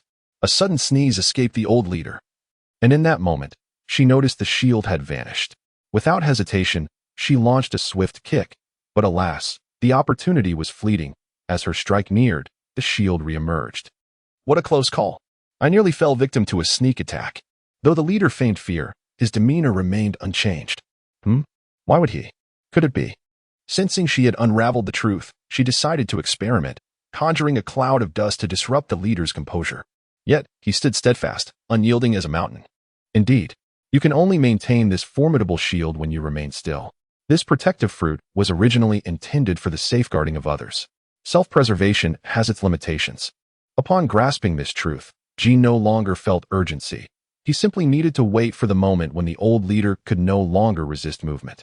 Approaching the venerable leader, Ji shifted his posture, preparing to strike when the leader made a move. An hour elapsed, yet the elder remained utterly motionless. 3 hours passed, and Ji scratched his thigh. 5 hours went by, and the monk sighed, suggesting surrender. He had once practiced meditation at a monastery in the kingdom of Luojia, achieving a record of 3 years in seated contemplation. Being scrutinized by a mysterious figure in white was quite discomforting for the old leader. 3 years? In your past? That was possible, but now it is absolutely unattainable. Ji smiled slightly, brimming with confidence as if he had uncovered some pivotal piece of information. You, the elder. Realizing he could not sway Ji, chose to close his eyes once more. At this moment, Ji concentrated all her mental faculties. Based on her observations, the elderly man before her was on the verge of losing control. Meow. With a swift and decisive kick, she seized the opportunity, cleaving the old man's body into 2 segments. How many misdeeds had he committed over the years that a mere feline cry caused him to falter? Disgusted, she spat lightly and departed from that repugnant place. Upon returning to Simon's office, Ji recounted all that had transpired. Indeed, it must be you. From now on, the affairs of the kingdom shall be entrusted to you. Do not let me down. Simon patted Ji on the shoulder before leaving the kingdom's designated office. Having already set aside the chaotic workload, it was time for him to become active once more. After months of recuperation, Simon felt somewhat unwell. and with a lull in pressing matters, he resolved to undertake some bounty missions. Glancing at the sky, he thought it best to visit Wolf for a nostalgic chat. The following day dawned with boundless energy. Picking up the morning newspaper, Simon sought to discover what had transpired in the world. World government certification, legal pirates. The 7 warlords of the sea. The world's greatest swordsman, Dracul Mihawk. The great pirate, Gecko Moria. The tyrant, Bartholomew Kuma. The fishman, Jinbei. The nightmare, Don Quixote da Flamingo. Oh. The ranks of the warlords have swelled. Only 2 positions remain unfilled. Continuing to read, Simon found little of intrigue in the news concerning the warlords. Pirate Crocodile clashes with Whitebeard in the New World at Sand Island, successfully retreating after the engagement. Wait, what? Can a retreat be deemed a success? Surely. Success cannot be so trivial. Amused, Simon found no delight in today's news. Hey, Simon, aren't you going to handle the documents today? A freshly awakened Xiao Luo gazed at Simon leisurely sipping tea with a puzzled expression. The documents had already been attended to by someone else, rendering further work unnecessary. This chapter is not yet concluded. Please click on the next page to continue reading. After sipping his tea, Simon felt that the world was truly magnificent. Hooray! This gives us the opportunity to explore other places as well. Clapping his hands, little Luo expressed his excitement. Of course, I haven't been out to sea in quite a while. Let's find a bounty mission soon, and we'll set sail. Little Luo joyfully waved his newly learned flower gestures. At that moment, Simon suddenly heard the sound of wings flapping. He looked up and wondered, is it the news bird? Hasn't it already broadcast the news once? Could it be a major announcement? The sight of countless birds soaring in unison was something Simon had only witnessed during monumental events. Upon purchasing another newspaper, his curiosity was piqued. The front page boldly proclaimed the exploits of the fiery leader of the red-lipped pirates alongside one of the 4 emperors, Kaido, the sea sovereign. A new pirate defeats Kaido and captures an island. Flame defeated Kaido. Simon's jaw dropped in disbelief. What kind of development is this? The tale of the Pirate King did not include this episode. Could it be the butterfly effect? Confusion enveloped him as he pondered what unforeseen circumstance had bestowed such formidable power upon Flame. As he continued reading, the newspaper offered no intricate details, merely reporting Kaido's arrival on the island and subsequent retreat, Flame King Island. How had she accomplished this? Had she been concealing her strength all along? Or had she acquired something extraordinary? The elements of intrigue, the mysteriously vanished island, the sudden surge in Flame's power. The nation coveted by the world government. Could it be that Flame's strength derived from the secrets of this nation? Simon contemplated, feeling his conjecture was likely accurate. How amusing. Those 5 old men must not have anticipated such a turn of events. Imagining the astonished expressions of the 5 elders brought Simon immense joy. Will the future mirror the scenarios depicted in anime? Let us not make it too absurd. Meanwhile, in Mariewa, the 5 elders scrutinized the newspaper detailing Flame's feats, their expressions grave. Had they confirmed it? Was it indeed that object? According to Tanuki's intelligence, it seemed so. What was the cipher pole doing, allowing her to seize it right under their noses? The bald elder, gripping his sword, slammed his palm upon the table. The cipher pole was unaware. It was a lapse on their part. What should be done now? They could not permit her to retain that perilous weapon. If they could act covertly, perhaps they could reclaim it. It seemed there was no other course of action. With unanimous consent, the 5 elders approved this decision. And what of Simon in the South Blue? His current power was not to be underestimated. Perhaps he should be granted a seat among the allied nations. That country no longer held any value for further scrutiny. Having hastily concluded this matter, they transitioned to the next agenda. After perusing the newspaper, Simon, accompanied by Xiao Luo and Wolf, made his way to the guild hall. Ah, Xiao, you're here so early too. As I stepped outside, I unexpectedly encountered Xiao, who had just left her home as well. Wow, Simon, are you off today? I was taken aback. It had been quite some time since I had seen Simon so leisurely, aside from his swordsmanship practice. It's not a day off. I have regained my freedom. From this day forth, those bothersome tasks shall no longer disturb me. As the group conversed and strolled, they soon arrived at the archives of the Justice Guild.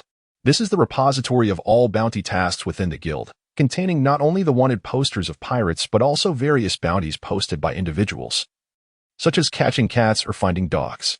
However, Simon's purpose in coming here is not to peruse these documents. Not this one, nor that one. Ah, found it. This is the one. The dossier was hidden away in a very discreet corner, a protective request from the Phantom Diva, and deliberately concealed by Simon. Is this the bounty mission you mentioned, Simon? You wouldn't be hoping to attend her concert, would you? Upon discovering this task, little Luo's eyes nearly rolled into the back of her head. How could that be? I merely find the island where the concert is held intriguing. Don't you share the same sentiment? Rubbing the back of his head, Simon's tone sounded somewhat evasive. Alas, so be it. This task is what it is. When shall we embark? Little Luo conceded, realizing that quibbling over the specifics of the mission was futile. Any destination would suffice. Of course, we shall set sail immediately. I have not seen my ship in months. Simon, brimming with anticipation, promptly organized the documents and departed without a moment's hesitation. Are we heading out to sea? At that moment, Xiao Xiao incredulously exclaimed, Shall I join? Little Luo extended an invitation to form a team. Well, that could work. After a brief hesitation, Xiao Xiao decided to accompany Simon and the others to sea, for she needed to learn swordsmanship. If Simon were to be away for too long, she would miss out on valuable lessons. Before proceeding to the ship, Simon first donned the custom-made uniform, a silver robe adorned with twinkling stars, featuring a design crafted by Simon and his companions on the chest. Thus donned, the silver-robed hunter set forth. With a somewhat dramatic flair, they truly were embarking towards the ship. Master, they called out in unison. After months apart, the 6 enchanting ship captains remained as stunning as ever. The ship, lovingly cared for, gleamed with a crystalline sheen. Raising the anchor, Simon ascended to the bow of the ship, unfurling the sails. Setting sail, their destination, Aishang Island. With a powerful gust of wind filling the sails, the ship surged forth, gradually departing from the Lud Islands. 3 days later, oh my, Crocodile has also become one of the 7 warlords. Simon mused as he perused the morning news, reflecting on how the current state of the world was beginning to align with the narrative he was familiar with. 3 years. Just 3 years. That monumental event should be on the horizon, right? Simon felt a twinge of uncertainty. After all, the situation with the flame was utterly unpredictable. She now possessed the capability to alter the course of that war, if she wished to reshape the tides of the sea. Must she prevent any contact between Flame and Ace? Is this truly the right course of action? In a state of confusion, Simon finds himself utterly bewildered, feeling somewhat helpless about the future. Alas, it matters not to me. I shall simply wait, for I currently possess no power to influence that war. This chapter is not yet concluded. Please turn to the next page to continue reading. Perplexed and unable to resolve his thoughts, Simon chose to adopt a laid-back approach. What connection does the world's progression have with him? His sole concern was to ensure his own prominence, leaving the fates of irrelevant individuals to others' worry. Taking a hearty sip of juice, Simon rose to his feet, realizing that idleness was indeed not an option. He found himself indulging in whimsical thoughts. Setting down his cup, Simon sought out Xiao Luo. The sea was remarkably tranquil, with only Simon's sailing vessel in sight. Under Simon's guidance, Xiao Luo had excelled in his studies, mastering the art of rapping quite commendable. Xiao Luo, your progress is substantial. Yes, precisely like that, he exclaimed as Xiao Luo, encouraged by Simon's praises, continued to practice. His soft right arm began to harden with the assertive rapping. Simon, at my current strength, what tier do you think I am? Upon completing his final rap, Xiao Luo felt a surge of curiosity about his standing. What tier? Perhaps you are at the level of an 8 million bounty pirate, Simon assessed, drawing from his encounters with various pirates. 8 million? Am I truly that weak? Xiao Luo was incredulous, unable to fathom that his mastery of the armed color had led to such a modest evaluation. You aren't deceiving me, are you, Simon? It feels as if something is amiss. The unusually low appraisal left Xiao Luo in disbelief. No, Xiao Luo. Your current strength is merely a slight increment above that of the elusive Ada. Observing Xiao Luo's puzzled expression, Simon contemplated, yet felt confident in his assessment. With Simon's confirmation, Xiao Luo struggled to comprehend the implications. Hockey. This is hockey, he pondered, feeling a significant blow to his confidence, which rendered his mindset more cautious. 3 days later, the sailing vessel docked at Aishang Island, bustling with activity. Look at this lively scene, Simon. Upon drawing near the pier, Xiao Luo was taken aback by the spectacle. Knowing that the phantom songstress was set to perform a concert here, naturally, the crowd would be considerable. Yawning and stretching, Simon approached the bow of the ship, only to notice the sign they were holding, Sindoli. What? Impossible. She cannot possibly be here. Upon hearing Xiao Luo's words, Simon was initially convinced that Xiao Luo was deceiving him. How could these 2 illustrious stars possibly host a performance at the same venue? However, As Simon approached the bow of the ship and beheld the throngs of people in the streets, he was rendered momentarily speechless. Why? Wasn't Cindy Lily? It was perplexing, according to Simon's intelligence. The dance sensation Victoria Cindy Lily had been 1,000 nautical miles away on Dodo Island just a day prior. Observing the fervent fans of Cindy Lily, Simon was reminded of disheartening memories. Why must this person's admirers be everywhere? Is it even possible to enjoy the music in peace? Frustrated, Simon, who had come here with a cheerful disposition, was suddenly engulfed by dark thoughts. Brother Simon, aren't we going to find that songstress? Xiao Xiao's sweet voice pulled Simon back to reality. Reflecting on his recent grim musings, he felt a wave of trepidation. This shouldn't be my mindset. Why would I think such things? Regardless of how annoying they are, I ought not to feel this way. Simon, Xiao Xiao's gentle inquiry interrupted Simon's contemplation. What is it? Xiao Xiao? We should indeed seek out the songstress. Xiao Xiao reiterated. The songstress? Oh yes, we should, Simon exclaimed. Why must this bothersome crowd obstruct our path at such a critical moment? I have completely forgotten my original purpose. Grumbling under his breath, Simon, accompanied by the lovely entourage behind him, departed the suspended vessel. Following the task prompt, Simon sought the elusive songstress and the venue for her forthcoming concert. Oh dear. Could these Cindy Lily enthusiasts disperse? If someone accidentally falls, it could lead to a calamity. Frustrated by the obstructive fans, Simon summoned his resolve, declaring dominion of authority. This technique is the second-level application of armament hockey by Simon, which utilizes the thrust generated by hockey to compel others to move in different directions. In simpler terms, it is an enhanced utilization of the repelling effect. Now it has become much more effortless. Wherever one wishes to go, there shall be no more obstructions. Although the glares from those being brushed aside may carry a hint of ire, Simon remains unfazed, for he is not an admirer of Cindy. Having escaped the throngs congesting the port, the streets are significantly less crowded. Surely, they cannot be gathered merely to welcome Cindy ashore. At this moment, Simon suddenly began to comprehend the individuals at the dock. However, isn't it a tad premature for your arrival? Surely, Cindy requires at least 3 days to arrive. Speechless. Utterly speechless. Could these fans not take a moment to inquire seriously? With the absence of the throngs of admirers, Simon retracted his imposing aura. However, just as he did so, he was unexpectedly collided into. Who on earth is this? Are they not paying attention while walking? Although it was Simon who was struck, it was the other individual who fell. Despite suffering no significant injury, the acrid scent of chemicals wafting from his nostrils was quite unsettling for Simon. I apologize. The person who had collided with Simon, upon realizing his mistake, quickly rose to offer his apologies, bowing deeply. You are Hogabok? Upon recognizing the figure before him, Simon felt a flicker of familiarity. Ah, you know me? Hogabok raised his head in confusion. Not personally, but I have seen reports about you. The genius surgeon and creator of miracles. In the presence of such an eminent figure in the medical realm, Simon maintained a semblance of decorum, for one never knows when he might require assistance in matters of health. Oh, I see. Hiss, hiss, hiss. Hogabok chuckled with delight but suddenly grew anxious. I must go meet my beloved Sindoli. Until we meet again.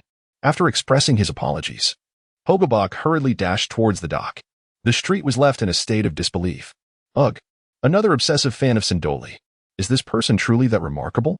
Dear Master, there is more to this chapter. Please click the next page to continue reading. The story only grows more thrilling. The fleeting respect Simon had harbored for the genius physician Hogabok instantly evaporated. Such a physician, even if Simon were to succumb to illness, he would never seek treatment from him. Simon, is the place we are looking for not that one? Pointing towards an open-air stage ahead, Xiao Luo gently tapped the murmuring Simon. Yes, it is indeed there, just as mentioned in the information, although it is a bit distant. Simon would not mistake that appearance. His favorite singer, awaits him just ahead. Unable to contain his excitement, Simon's arms swung back and forth. His legs whirled like wheels as he dashed off. Xiao Luo and Xiao Xiao exchanged glances, feeling unable to perform such an embarrassing display and thus opted for a leisurely stroll. Wolf, on the other hand, had no such reservations. Utilizing all 4 limbs to scale walls, leaving behind astonished onlookers applauding in admiration, Simon sprinted swiftly, trailing clouds of dust, and shortly arrived at the expansive venue. The soles of his shoes grazed the ground, gliding smoothly as he entered the center of the area with an exceptionally stylish flair. Hello, miss.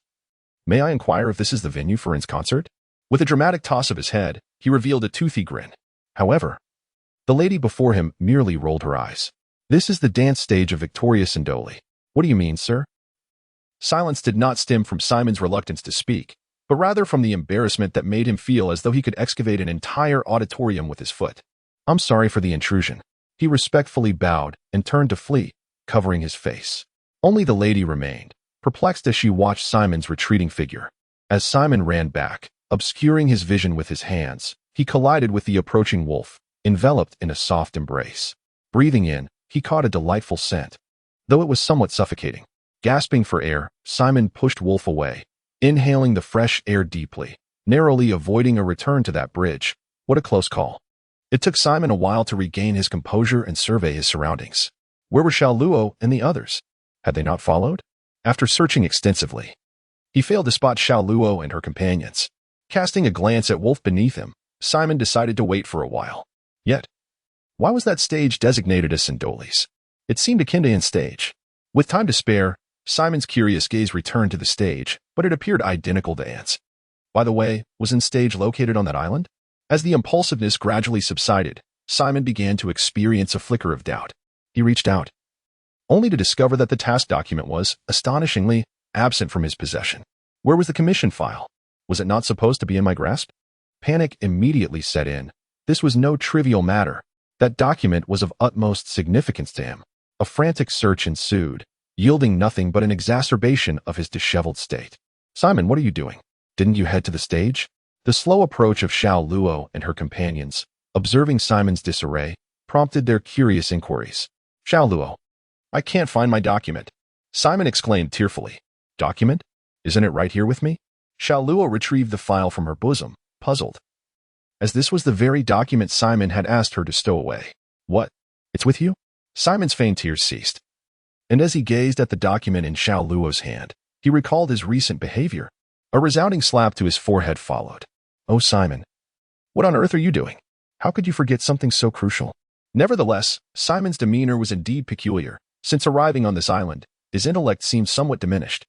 Was it his own doing, or, Xiao Luo, isn't that the venue for it? Did we take a wrong turn? Wrong turn? Surely not. This is the venue as stated in the document. In response to Simon's assertion, Xiao Luo opened the file to verify. Really? Observing Xiao Luo's expression, which bore no hint of deceit, Simon took the document from her, scrutinizing it closely, and indeed, there was no mistake. This was the correct location. But why was this the case? Checking the date inscribed on the document confirmed it was indeed the current time. If we're puzzled, why not simply inquire with it? Seeing Simon's turmoil, Xiao Xiao could no longer bear it. You haven't even met him yet. What is all this fuss about? Ah, that is a brilliant idea. Xiao Xiao exclaimed. How strange, it's truly odd. Someone of Simon's intellect shouldn't be grappling with such trivialities.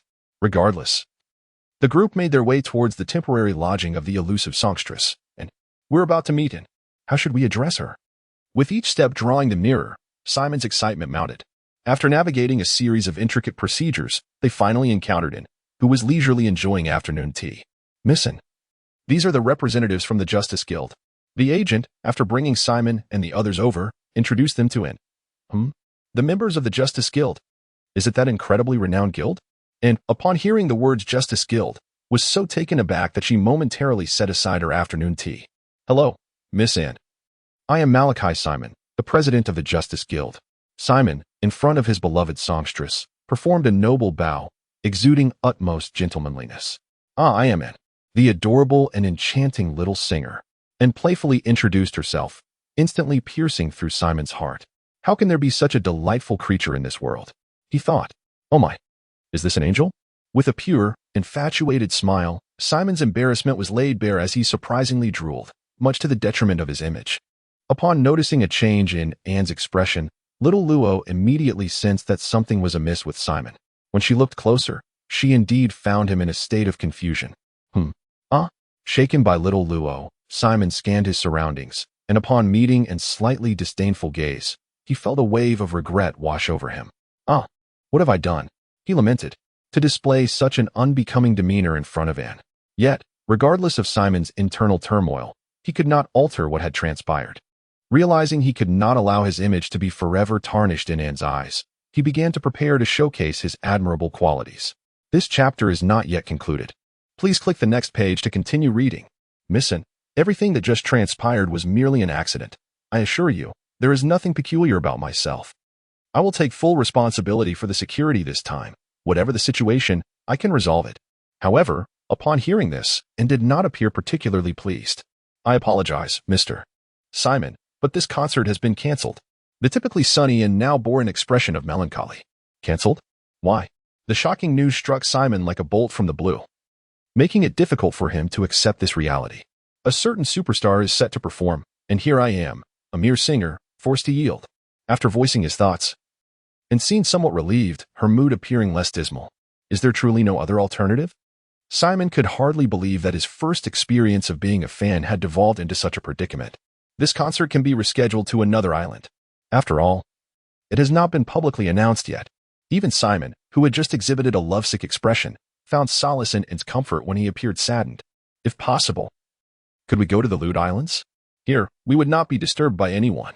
Upon hearing that a location change was feasible, Simon immediately thought of his beloved Lewd Islands. He genuinely yearned to hear the enchanting voice of the phantom songstress. And Lewd Islands? Should we go there? After playfully bouncing a couple of times, and turned to her manager, who confirmed that there were no issues with the itinerary and that they could indeed proceed to the Lewd Islands. The manager glanced at the schedule and provided a professional response. Oh my, that's truly wonderful. The fans are sure to be delighted, and was overjoyed. She never anticipated that after losing the opportunity to perform on this small island, she would have the chance to sing on the magnificent Lewd Islands instead. Excuse me. Dear manager, when can we set off? Simon was now exceedingly excited. His idol was coming to his homeland. The departure is set for 1 week later, and his upcoming itinerary will require some adjustments. The manager, adjusting her glasses with a smile, reassured Simon, we can head to the Lewd Islands in just 1 week? Is that really so? So soon? The timing truly exceeded Simon's expectations. Based on his prior knowledge of celebrity outings, he presumed it would take several months. Indeed, Chairman Simon only needed to complete the final tasks on this island before heading to the Lewd Islands. Final tasks? Can we assist? Simon was determined not to miss any opportunity. However, this was a matter of commercial confidentiality. Regrettably, the agent firmly declined, as the work at hand was rather private. Oh. Very well. Nevertheless, should you be prepared, feel free to contact me. My yacht is currently docked at the harbor, spacious and grand. We shall go. A remarkably amicable cooperation was established, and after a brief conversation, and her companions returned to their duties. Simon, why are we heading back to the Lewd Islands? Aren't we here for leisure? At that moment, Xiao Luo, who had remained silent until now, suddenly spoke up. Leisure? Did we not embark on this voyage to accomplish a task? That was merely a secondary objective, was it not? Simon, hearing this, responded somewhat dismissively. Sensitive Xiao Luo instantly detected the shift in Simon's tone. You. Simon, what is the matter with you? You were not like this before. It is rather unusual. Me? Unusual? What are you talking about, Xiao Luo? Looking up at Xiao Luo, Simon did not perceive any oddity within himself. I remain unchanged, all right? Xiao, you agree. Do you not? Feeling assured of his normalcy, Simon turned to Xiao. Simon, it seems you have been acting rather strangely since we arrived on this island. Hesitant and stammering, the young swordswoman Xiao finally voiced her thoughts. Why do you, even you, feel this way? Am I truly so peculiar? In disbelief, Simon inquired once more. Nodding in agreement, both Xiao Luo and Xiao confirmed his suspicions. Simon fell into silence.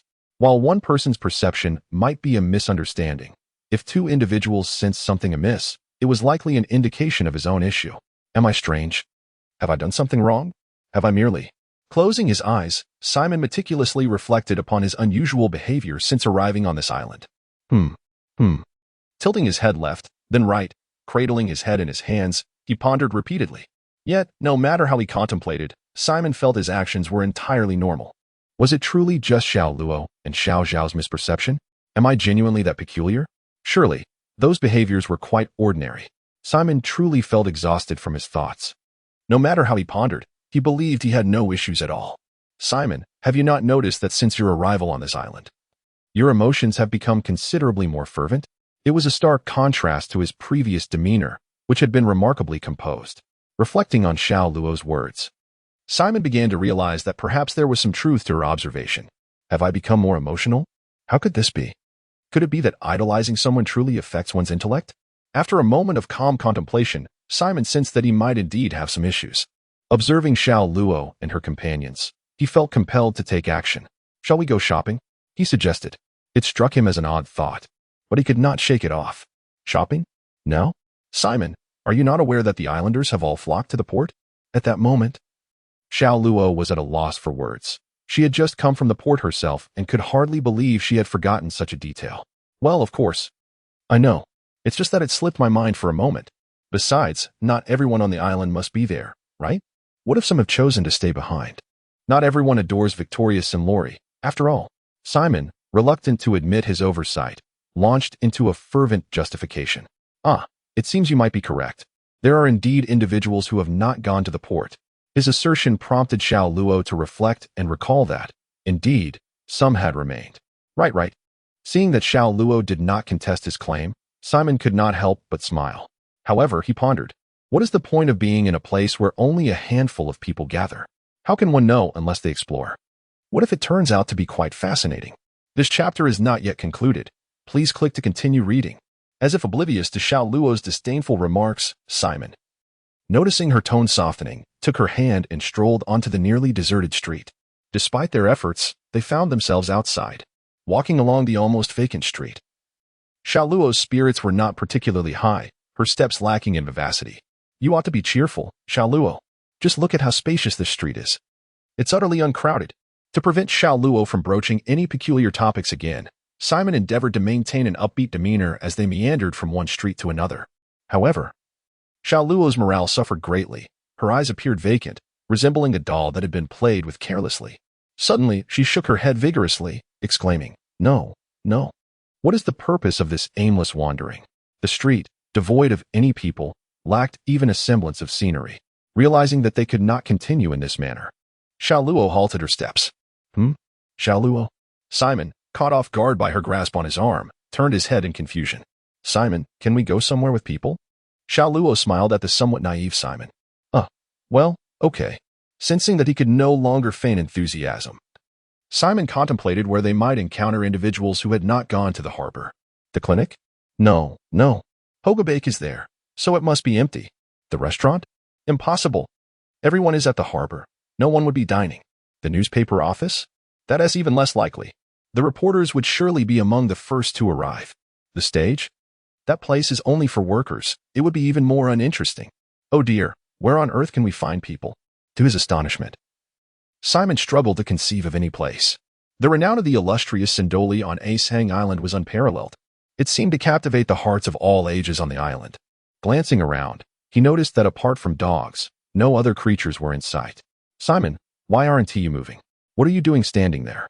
After a prolonged silence with no sign of action from Simon, Xiao Luo's smile grew even more radiant. I was just thinking. Her heartbeat quickened. The current scene was exceedingly challenging. If he did not pacify Xiao Luo, he might soon find himself tormented by an onslaught of questions. Brother Simon, why don't we visit the dojo? I've heard that the AI dojo on Asang Island offers profound swordsmanship techniques, free of charge. The scene, reminiscent of a battlefield, caused Xiaoxiao, who had been following them, to pause. After much contemplation, she finally thought of a place that would not attract the attention of Sindoli. The AI dojo. Is there such a dojo here? I've never heard of it. While I am grateful for Xiao Xiao's timely intervention, I must confess that I have never heard of the AI dojo. It is quite normal for you, Brother Simon, not to have heard of it. This dojo rose to prominence 6 years ago, only to fall into obscurity 3 years past. 6 years, 3 years. Reflecting on this timeline, Simon was still immersed in his training on Shakai Island during that period, leaving him bereft of any news from the outside world. What do you think, Xiao Luo? Me? I think it sounds all right. I haven't visited the dojo yet. With Xiao Luo's agreement, the group finally concluded their arduous trek down the desolate street. The AI dojo lies at the northernmost tip of the island. As they advanced towards the dojo, Simon cast a glance at Wolf and was reminded of a song, I am a stallion hailing from the north. Just as Simon was lost in the reverie of this melody, Xiao Xiao, who was walking ahead, suddenly halted. Alas! Simon, who failed to stop in time, collided with Xiao Xiao. What happened? Awakened from his musings, Simon looked ahead and immediately recognized a formidable figure, the warlord, Moonlight Moria. No wonder Xiao Xiao had come to a standstill. A warlord was blocking their path. Stepping in front of Xiao Xiao, Simon readied himself for battle. Why is Moria here? Shouldn't he be aboard the terrifying three-masted ship? Simon was genuinely perplexed by the appearance of this notorious figure before him. Look what I've spotted. The president of the Justice Guild, the infamous super hunter. What brings him here? Surely he isn't here to capture me. Recognizing Simon's identity, Moria also paused, for his purpose in this location was not to engage in combat. Capture you? I'm not that idle. Concerned that Moria might strike unexpectedly, Simon maintained his grip on the nebula. Squinting, your actions suggest otherwise. Shadow Sorcerer. A shadow surged swiftly from beneath Moria, and with a swift response, Simon parried with his blade, leading to a brief stalemate. Hey. Is this what a warlord is like? Resorting to ambush tactics? Scatterbats! Without uttering a word, Moria launched another attack, filling the air with shadows that obscured Simon's vision. Starlight. Waltz. Fearing a surprise attack on the women behind him, Simon unleashed this defensive sword technique. While it may lack significant offensive power, its protective capabilities were remarkably effective. Are you done yet? If this continues, I shall truly be compelled to retaliate. Anger began to rise within me. It is no wonder that such a renowned bounty hunter possesses considerable strength. Would you care to join me as a companion? What does this mean? Moria's recent actions left Simon utterly perplexed.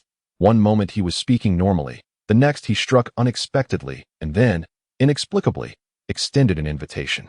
Moria, are you jesting? Do you truly believe I would refrain from taking action?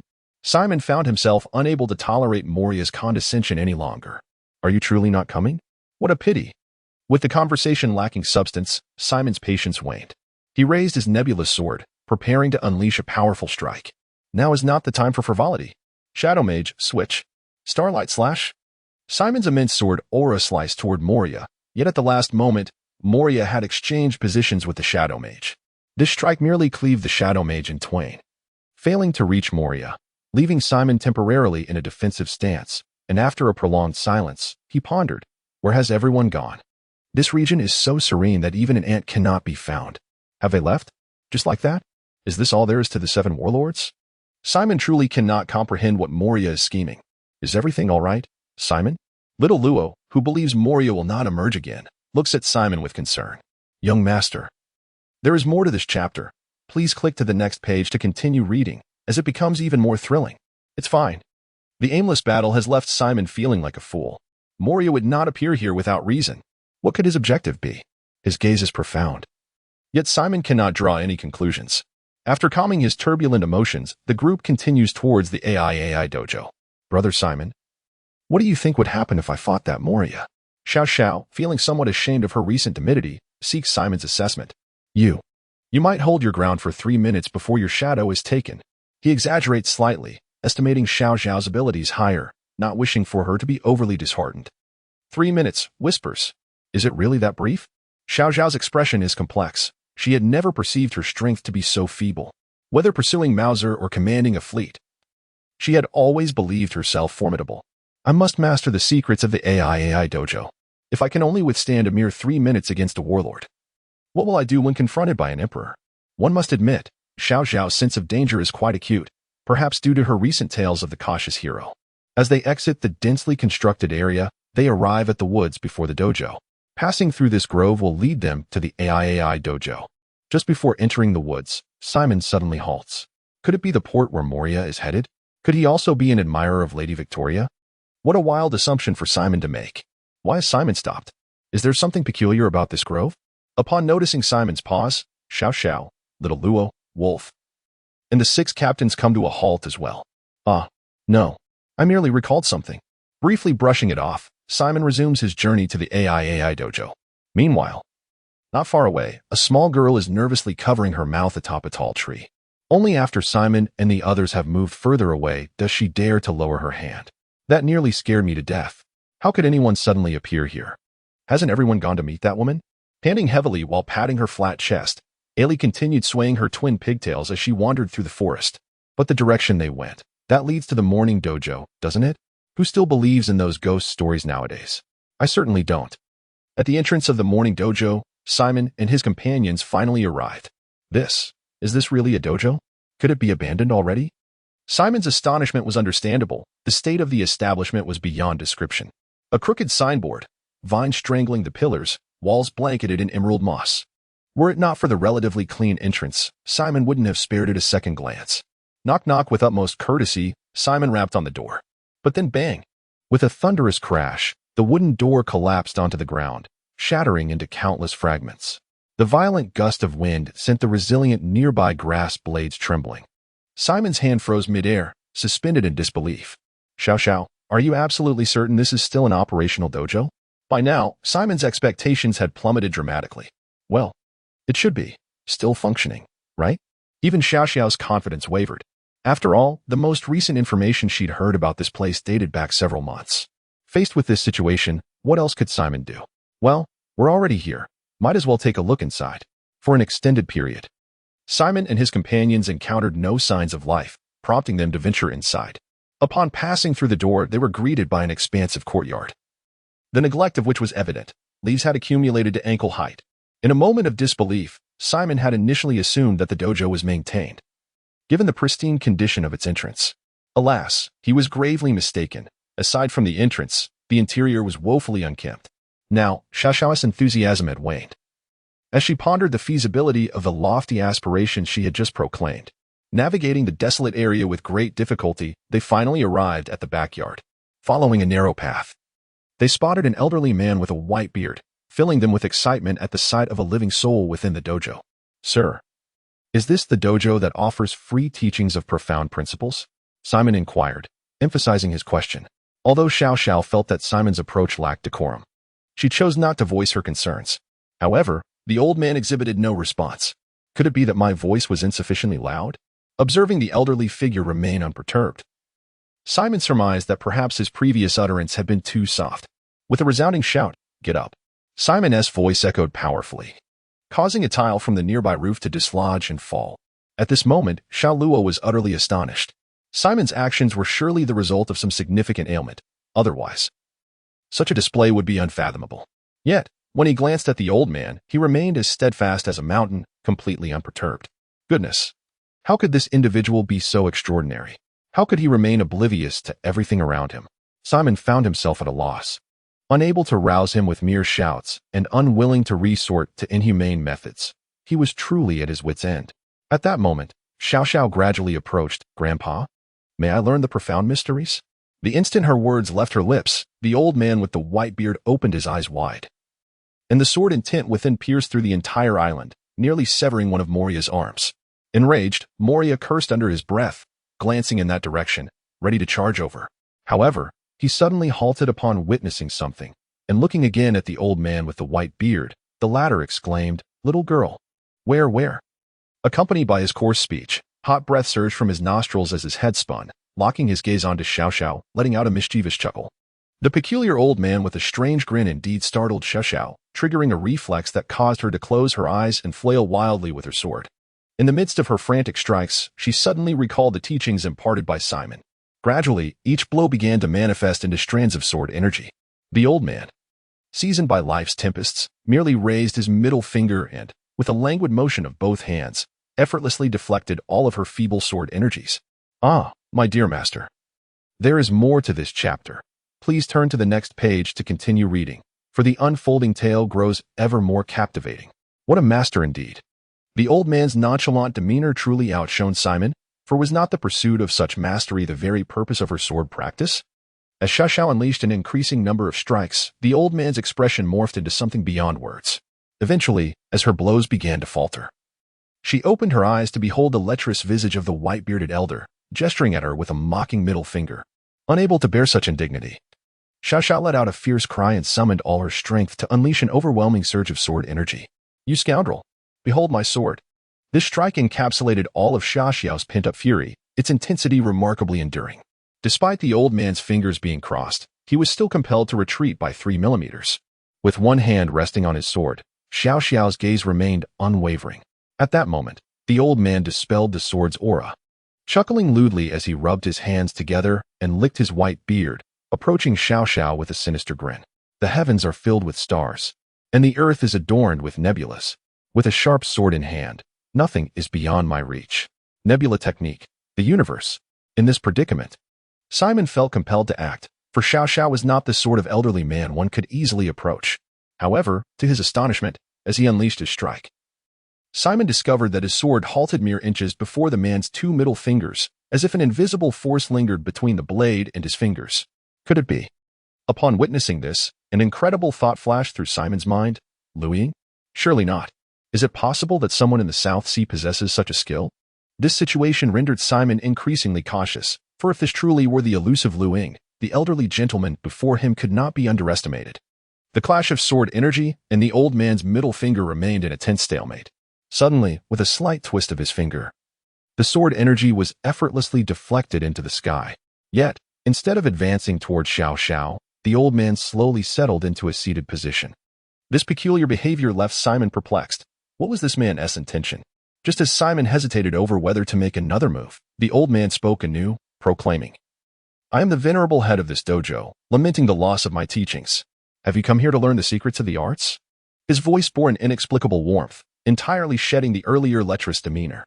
A profound silence enveloped the 10 members of Simon's group, their collective astonishment at the old man's transformation rendering them momentarily speechless. 3 minutes passed. What brings you to my dojo? If you have no business here, I kindly ask that you depart. It became evident that the old man's previous benevolence was but a facade. Nearly 3 minutes had elapsed before he began to exhibit a rather irritable disposition. Depart? Old man, what just is this?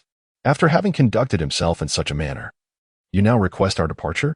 The elderly gentleman's words were met with disdain by Simon, who had just startled Xiao Xiao and now, for reasons unknown, seemed to have lost his nerve, wishing to dismiss his companions. Such an easy resolution was hardly conceivable. Just moments ago, this young friend, I must confess, I am quite bewildered by your statements. Upon awakening, I found you all brandishing swords and knives in my direction. The essence of my character is one of unwavering defiance. No matter how Simon articulates his thoughts, this old man remains steadfast in his ignorance. After this exchange, Simon felt his blood pressure rising, and several times he was tempted to draw his blade in anger. However, recalling the elder's graceful techniques reminiscent of falling cherry blossoms, he refrained from acting. Now, they remained in a stalemate, with time passing without any sign of progress. Brother Simon, why don't we first delve into the mysteries of this place? I am perfectly fine. At this moment, Xiao Xiao seemed to have regained her composure. She glanced at the somewhat ethereal old man, still yearning to grasp the profound truths of this place. However, for Xiao Xiao, the issue transcended mere understanding. It was a matter of dignity. If she were to forgive this old man so easily, who could say what absurdities he might perpetrate next? Simon, well aware of such matters, steadfastly maintained his stance. Oh, dear child, how can you utter such words? The old man protested. I am a person of integrity, upright in both action and demeanor. Upon hearing Simon's remarks, the old man, Imu, grew increasingly dissatisfied. After all, he considered himself a paragon of virtue. How could he possibly engage in any dubious conduct? Such slander was utterly unfounded. Unable to endure the situation any longer, Simon raised his fist, enshrouded in a protective aura, and charged at the old man. What are you doing? Are you bullying an elderly person? Strike me again, and I shall retaliate. Faced with Simon's formidable blow, the old man could no longer maintain his celestial demeanor. He twisted and turned, desperately evading Simon's attacks, appearing quite disheveled. Isn't this old man supposed to be quite formidable? Simon mused, perplexed by the old man's refusal to retaliate, even retracting his signature middle finger. Old man, apologize, or I shall leave you with a head full of bruises. Ignoring the old man's threats, Simon continued to unleash. How could one not seize such a splendid opportunity? With a powerful grappling technique and a series of relentless punches, Simon displayed an astonishing ferocity, silencing the old man completely. After 30 minutes, feeling a twinge of fatigue in his hands, Simon paused, stepping back to observe the old man. Now, will you apologize? He inquired, yet the old man remained unconscious, oblivious to Simon's words. Why do you not respond? Do you still wish to endure my iron fists? Simon, receiving no reply, kicked the old man once more. By sheer chance, it seemed he had struck a reflex point, causing the old man's body to convulse momentarily before falling still again. Feigning unconsciousness, are we? Witness my iron might. The old man's earlier movements led Simon to believe he was merely pretending, prompting him to unleash another barrage of punches, each blow landing with fervor and intensity. However, this time, the old man lay motionless, As he continued this relentless assault, doubts began to creep into Simon's mind. Shouldn't he be reacting? Why is he still unresponsive despite my relentless efforts? Could it be that he truly is not a master? For a fleeting moment, a troubling thought crossed his mind. Is it possible he has genuinely lost consciousness? But this notion was swiftly dismissed. Impossible. He is a master skilled in the art of combat. Simon adamantly believed the old man was merely pretending. Could my strength truly be ineffective? Is he simply choosing not to move? Gradually, Simon's confidence began to waver. Was it possible that this elderly gentleman was simply granting him an exit from this confrontation? Desperate for a response from the old man, Simon quietly unsheathed his celestial sword. Brother Simon, please, cease. He is truly unconscious. Wielding a sword could lead to dire consequences. Having observed the situation intently, Xiao Xiao, after meticulous consideration of every detail, arrived at a startling conclusion. The old man has truly lost consciousness, hasn't he? Xiao Xiao. What are you saying? He is a formidable master. How could he succumb to my fist? Do not be deceived by appearances. Gripped by Xiao Xiao, Simon earnestly instructed her. Yet, he truly is unconscious. Xiao Xiao found herself at a loss for words, stammering. Alas, Xiao Xiao, you must trust my judgment. If you doubt me, observe as I give him a kick. He will surely react. As Simon prepared to demonstrate, he pried Xiao Xiao's hand away, lifting his foot. Stop it, Brother Simon. At that moment, Xiao Xiao grasped Simon's hand once more, causing him to lose his balance. In his panic, his foot came crashing down onto the old man's body. With a slip, both he and Xiao Xiao fell backward. Aware that the old man was behind him, Simon swiftly swung his empty right hand backward, propelling himself to regain his footing. Phew, that was close. Fortunately, he did not topple over, otherwise, Simon would have been at a loss for what to do. However, what had he just stepped on? It felt rather soft. Turning in confusion, Simon noticed a distinct footprint on the old man's abdomen. It was unexpected to have inadvertently stepped on such a place. Yet, there was no reaction. Could it be that he truly is unconscious? With this unforeseen incident, Simon began to believe that the old man was indeed in a state of unconsciousness. Brother Simon, he truly is unconscious. Do not try any further. Now completely unperturbed, Xiao Xiao persistently held on to Simon. All right, I understand. He is indeed unconscious. I will not attempt anything further. Now that Simon recognized that the old man was genuinely unconscious, he had no desire to bully a defenseless elder. However, how could this old man block my strike if he is not a master? I had exerted 6 parts of my strength. Having determined that the old man was not a master, Simon's confusion only deepened. What method did the sorrowful Imuti employ to conceal his swordsmanship? The old man had already succumbed to unconsciousness, and in this nearly deserted dojo, Simon and his companions found nothing of value. After a thorough search, they resolved to await the old man's awakening. It was all due to Xiao Xiao's steadfastness. She genuinely yearned to grasp the profound essence of this sword technique. 5 hours later, the sky had descended into twilight, yet the old man remained in slumber. In the woods, a joyous Ellie discovered a towering tree, where she perched to admire the splendid sunset. Ah, how serene. At this hour, the inhabitants of the island must have just concluded their lessons at the dojo. As she gazed at the sunset, the 14-year-old Ellie was reminded of scenes from her childhood. Why had things transformed so drastically? Her small head brimmed with vast uncertainties, and Ellie felt a profound melancholy. What transpired on that fateful day 3 years ago? In Ellie's memory, all changes began 3 years prior. That day, while frolicking in the woods, she lost her way, resulting in her tardy return to the dojo. It was quiet, eerily quiet. The dojo had never been so silent. At that time, she had yet to comprehend the dojo's transformation. Everyone had vanished, leaving only the sorrowful Imuti, the headmaster. He was kind, personally escorting her home that day. Yet, thereafter, Ellie could never again enter the AI dojo. But were those people still at the dojo now?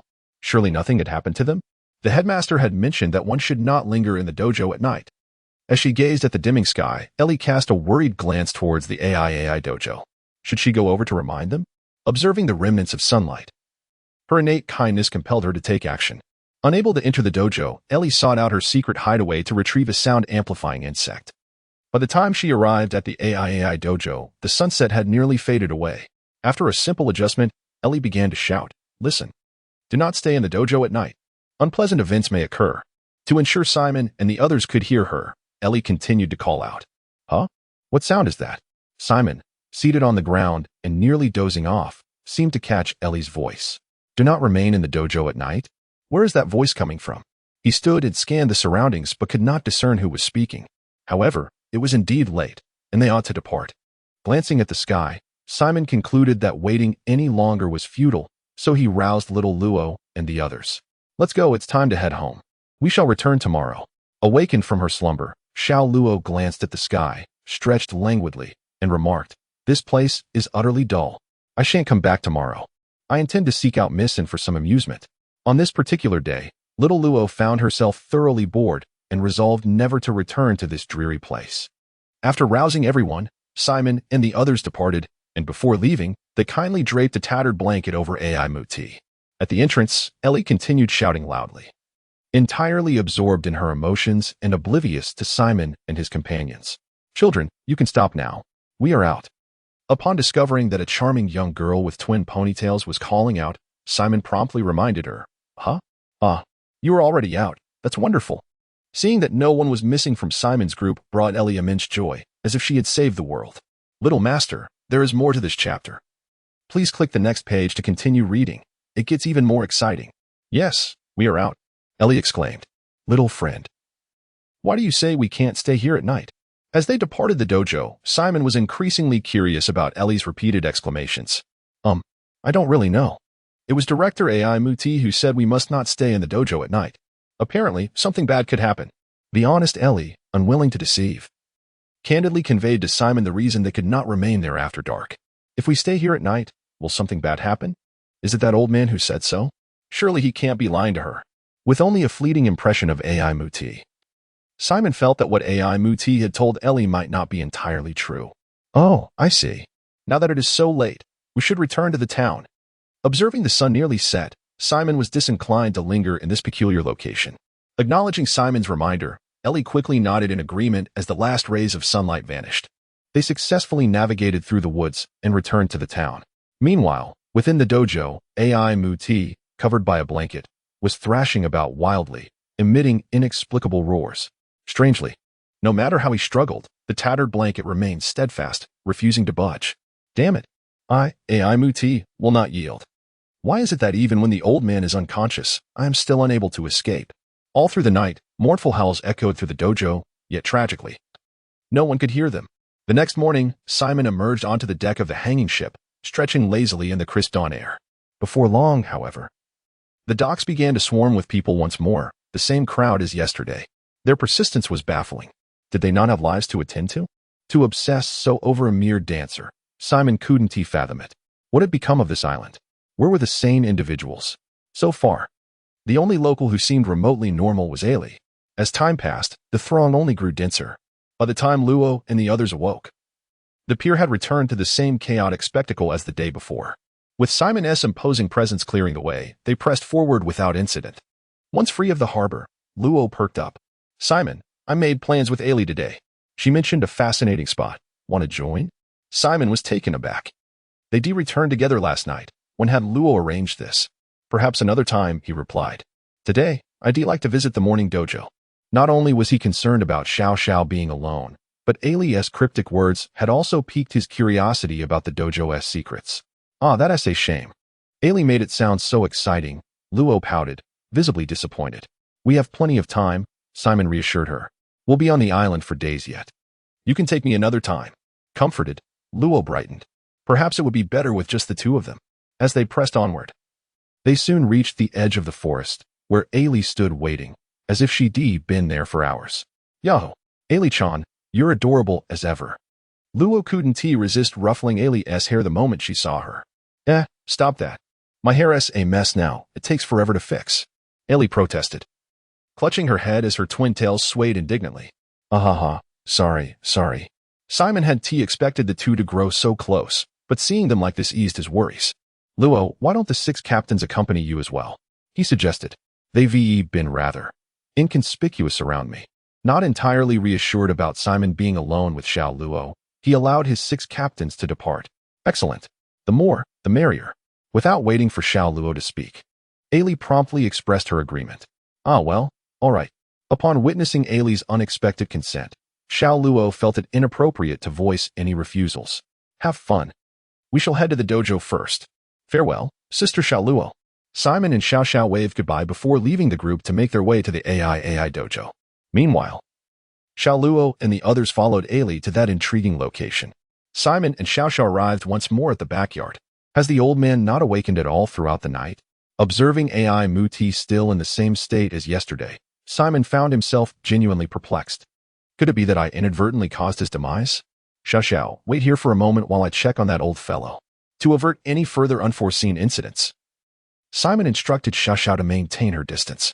Approaching the seemingly lifeless AI Muti, he quickly discerned something amiss. What on earth is happening? Is he awake or not? The entire scene felt peculiar. The tattered blanket was unscathed, yet the old man's head resembled a chaotic nest. The ground bore a jumbled array of marks. If he is awake, why is he still lying here? But if he hasn't awakened, how did these marks appear? It was bizarre. The dojo emanated an eerie aura, especially after hearing Ailey recount that tale. What secrets does this dojo hold? Perhaps I should stay here tonight to find out? Simon's curiosity became increasingly uncontainable. Old man, are you awake? Respond to me. Simon had not come to this place merely to witness an old man slumbering. After several calls, AI Muti remained unresponsive, seemingly oblivious. Could it truly be that he has passed? Even though Simon deemed this possibility unlikely, he placed his hand near AI Muti's nose. Upon confirming that the old man was still breathing, Simon felt a wave of relief. He's alive. Thank goodness. I almost thought I would never uncover the secrets here. With a pat on his chest, Simon pondered his next course of action. I must rouse him. He has already slept for a day and a night. Gazing at AI Muti's countenance, Simon found his hand inexplicably itching to act. My lord, there is more to this chapter. Please turn to the next page to continue reading, as the best is yet to come. Licking his lips, although feeling a bit bashful, he resolved it was necessary to awaken AI Muti. Forgive me, old man. With a reluctant apology, Simon showed no mercy as he delivered a resounding slap. Simon, why are you hitting him again? He is an elder. Seeing Simon's relentless actions, Xiao Xiao hurriedly stepped beside him. Xiao Xiao, I'm merely trying to awaken him. I can't let him continue sleeping. Pointing at the still unconscious Aim Tai, Simon explained to Xiao Xiao. Eh? The old gentleman hasn't woken up yet? Simon, you were too rough yesterday. Realizing that Simon was indeed attempting to rouse Aim Tai, Xiao Xiao chose to refrain from further comments. Could you not try a different approach, Simon? What if you accidentally knock him out again? However, seeing Simon poised to deliver yet another slap, Xiao Xiao felt a sense of disapproval. Oh, that does seem plausible. It would be unfortunate if he fell unconscious again. I still wish to learn a few things. Reflecting on this, Simon acknowledged the validity of her concern. His method of awakening did indeed appear flawed. A careless application of force could lead to unintended consequences. Yet, he mused, but this old man, lacking skill, why pretend? If you can't fight, just speak up. Why persist in this charade? Unbeknownst to Simon, he was the one who had silenced Aim Tai's speech the previous day. As he surveyed his surroundings, he realized there were no apparent tools to aid in awakening the elder. Xiao Xiao, have you seen any water buckets around here? A water bucket? I don't think I've spotted one, Xiao Xiao replied, unable to assist Simon with his query as she had not noticed any buckets. None. Must I? Simon glanced downward but interrupted his own thought. Aim Tai is an elder. How could I do that? He lamented, feeling quite vexed about the situation. Yet suddenly, a brilliant idea struck him. Unable to awaken? A slumbering prisoner?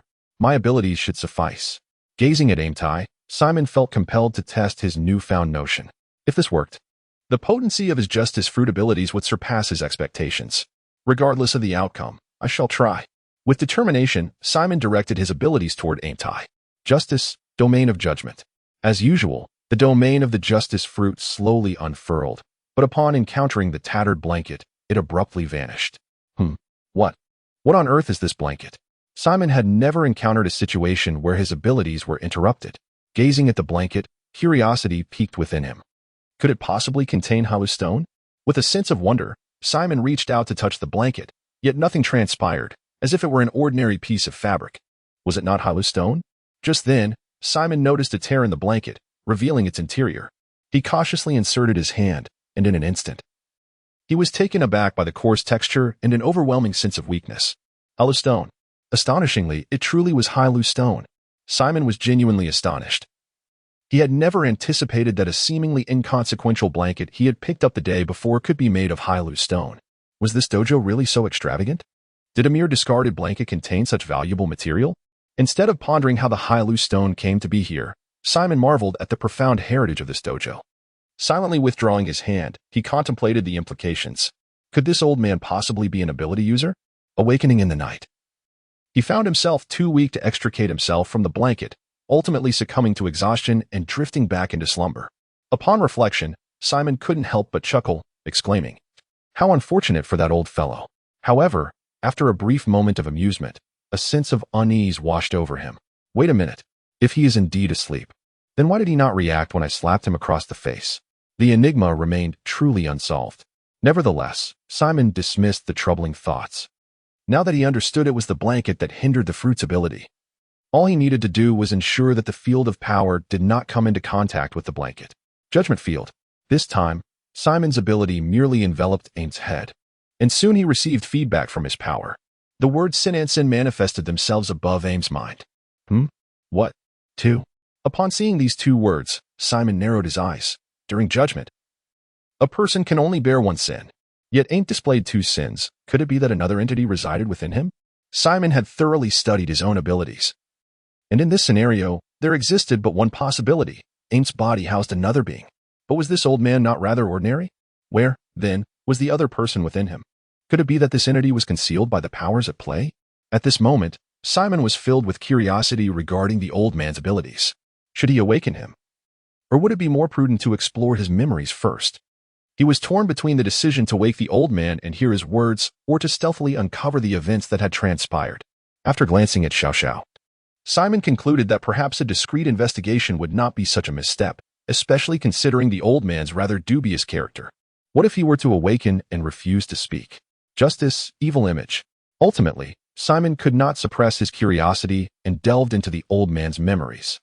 The first scene that unfolded was from 6 years ago. Director. Sister Tila is in the newspaper. A man with spiky purple hair excitedly approached with a newspaper in hand. Before him appeared the headline, "The Soar Master Tila destroys an island with one strike. Bounty soars to 1 billion. Tila. Truly, she is my most accomplished disciple. This is absolutely splendid." At this moment, Aimu was exceedingly joyful. As a 3-day banquet was held in the dojo. In the subsequent 3 years, the number of individuals seeking to apprentice at the dojo steadily increased. That day, Tila's news abruptly ceased, yet Aimu did not confide in anyone. In the evening, his youngest disciple, Tamai, approached his chamber. "Tamai, why have you not returned home at such a late hour?" The chapter continues as empty as usual, anticipated Tamai might approach him with questions. Yet to his astonishment, the gray-haired Tamai launched an indiscriminate assault without warning, enveloped in an ominous aura of dark mist. "Tamai, what are you doing? Stop this at once," MD pleaded, attempting to reason with him and restore his sanity. But Tamai only responded with a grotesque leer, his eerie crimson eyes betraying no semblance of humanity. Heh. He. As time wore on, Tamai's frenzy escalated uncontrollably. Boom. A deafening explosion hurled them outside the chamber, where the gruesome scene before them rendered MD speechless, mangled flesh strewn about, splatters of blood painting the walls, and a shattered short sword in pieces. "Tamai, did you do this? Answer me." MD's voice thundered with fury as the world around them seemed to bleed crimson. Now, Tamai could only emit guttural roars. Grara. A flash of steel severed Tamai's limbs in an instant. MD stepped closer, his blade raised high, yet despite his wrath, it refused to descend. At this moment, the severed limbs of Tim began to emanate a dark aura. This situation evoked a certain legend in Aimu Ti's mind. Could it be that entity? In a flurry, he picked up an arm and examined it closely. Indeed, it was that thing. "Tim Ai, where have you been?" After a moment of contemplation, Aimu T seemed to have made a decision, and then the body of Tim Ai on the ground transformed into a swirling mass of dark mist, which began to surge forth. At this moment, Aimdai seemed to lose control over her body, beginning to sway incessantly. After what felt like an eternity, a timid little girl approached the dojo. "Eri, why haven't you gone home?" Aimdai's tone was peculiar, as if she were suppressing something within. Eri got lost. Perhaps feeling a touch ashamed, Eri spoke in hushed tones. Subsequently, Aimdai escorted Eri home, advising her not to venture towards the Ai dojo before returning herself. In the forest, the scene grew increasingly unsteady, yet she seemingly found her way back to the dojo. A voice echoed, "Seal." Time then abruptly leaped to the moment when Simon and the others arrived here. Returning to the present, Simon found himself bewildered by this strange narrative. What an inexplicable turn of events! After witnessing Aimtai's memories, Simon was utterly perplexed. What had transpired? Why had a figure named Tim AI emerged out of nowhere? Who was this person? How had they annihilated the dojo? The only certainty Simon possessed was that Tila had vanished. As for the dark energy and the massacre, he was utterly at a loss regarding their nature. It seemed that the memory projection was indeed flawed. Glancing at the old man, Simon contemplated that awakening him might yield clearer insights. Thus, he resolved to make an attempt. Rubbing his hands together, Simon began his preparations, starting with the customary judgment domain. He then initiated the evaluation. Confirming that the right hand's domain remained active, Simon proceeded with the subsequent steps. The criminal record had been displayed, and the next phase involved the suspect's response. This location should be justice, defense. After infusing the concept into the domain, Simon awaited the old man's reaction. Yet it appeared ineffective. Had he failed? Was something amiss? Observing this outcome, Simon began to adjust, patiently making minute modifications again and again. Brother Simon, is he still not awake? Shall I take over? For such an extended period. Xiao Xiao had been observing Simon as he performed a mysterious ritual over the head of Imu-T. Yet it was a single utterance from Xiao Xiao that momentarily distracted Simon. Remarkably, what Simon had been struggling to achieve just moments before suddenly came to fruition. Imu-T stirred, his head gently swaying from side to side. Due to the proximity of Simon's hand to Imu-Ti's head, this slight motion caused the hair to brush against Simon's hand, tickling him. In response, Simon did not answer Xiao Xiao, but turned to gaze at the old man instead. It was then that he noticed Imu-Ti's eyes slowly opening. Upon awakening, Imu-T appeared bewildered for a moment before his gaze fell upon Simon's face, which caused his eyes to widen in shock.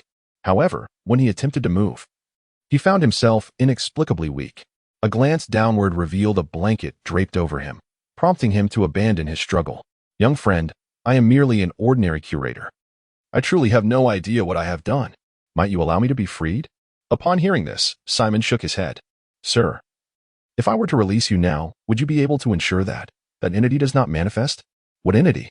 A question from Simon left Imu-T perplexed, but soon realization dawned upon him. Is it him? Nothing occurred yesterday, did it? However, the excitement within Imu-T quickly waned as he regarded the blanket covering him with a complex expression. So this is how it is. After a brief contemplation, he grasped the situation and ceased his pleas for Simon to release him. Given his current condition, he recognized he might indeed lack the strength to contain that entity. Might you enlighten me regarding the origins of this incident? Having discerned that the individual responsible for such actions against Xiao Xiao was not Simon, Imu-T was eager to hear the tale. Should you seek to learn swordsmanship, I would gladly impart my knowledge. However, it is perhaps best for you to remain unaware of this matter. It brings great harm. Imu-T spoke earnestly, seemingly concerned for Simon's well-being. Sir, I possess some strength as well. Perhaps I could assist you in dealing with this entity? Unwilling to relent, Simon continued to press Imu-T for answers. Brother Simon, what incident are you referring to? Since AI Mu awakened, Xiao Xiao, who had been eavesdropping, posed a perplexing question. Her inquiry caught Simon off guard, leaving him utterly at a loss for words. Old sir, look at how eager my sister is to learn, he urged. What had initially been a mere attempt by Simon to divert the conversation unexpectedly led to. The chapter continues. To my surprise, Empty agreed immediately. Very well. Since this young lady also wishes to know, I shall recount the tale. The events unfolded so abruptly that Simon found himself momentarily stunned. This old man. A Lulakan, perhaps? Could that lecherous figure from yesterday truly have been him? The elder's sudden shift in demeanor left Simon questioning his own judgment. But such matters could wait. Now was the time for the old man's story. It was a legend passed down through 5 centuries on Asing Island. 500 years ago, the invincible war god of Luajia Kingdom clashed with a certain witch upon this very land. The battle was cataclysmic, skies darkened, the earth trembled, and the island was left in ruins. The witch, shrouded in sinister black energy, resembled a demonic specter. Yet the war god seemed reluctant to strike her, merely evading her assaults. After 7 days, a blinding golden radiance suddenly engulfed the island. The war god emerged victorious. The witch had vanished. From the fissures of their battle, the war god carried forth a girl as ethereal as an angel. From that day forth, this island bore the name Ace Hang.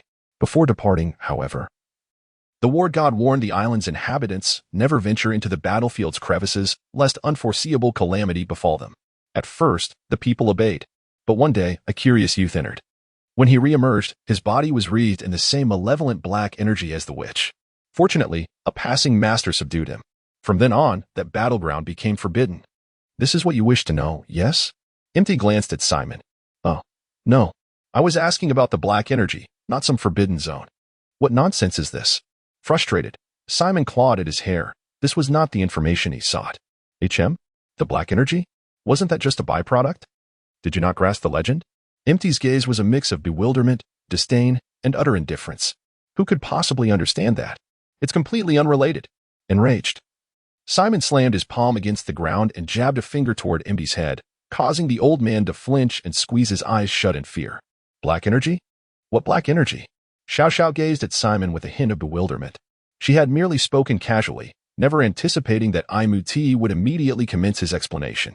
It was thus, and so, Simon leaned closer to Xiao Xiao, articulating the matter with clarity and brevity. Oh, I see. Now Xiao Xiao understood. What had frightened her that day wasn't this old man before her, but rather another presence dwelling within him. Is this black energy truly so important? Brother Simon, you seem terribly eager to know about it. Though comprehending the origin of the incident, Xiao Xiao remained puzzled by Simon's attitude. Not particularly eager. It's just been weighing on my mind, making me rather uncomfortable, Simon admitted, scratching his head to indicate his casual concern. Nodding in understanding, Xiao Xiao suggested. Since Brother Simon wishes to know, let's trouble this elder gentleman again.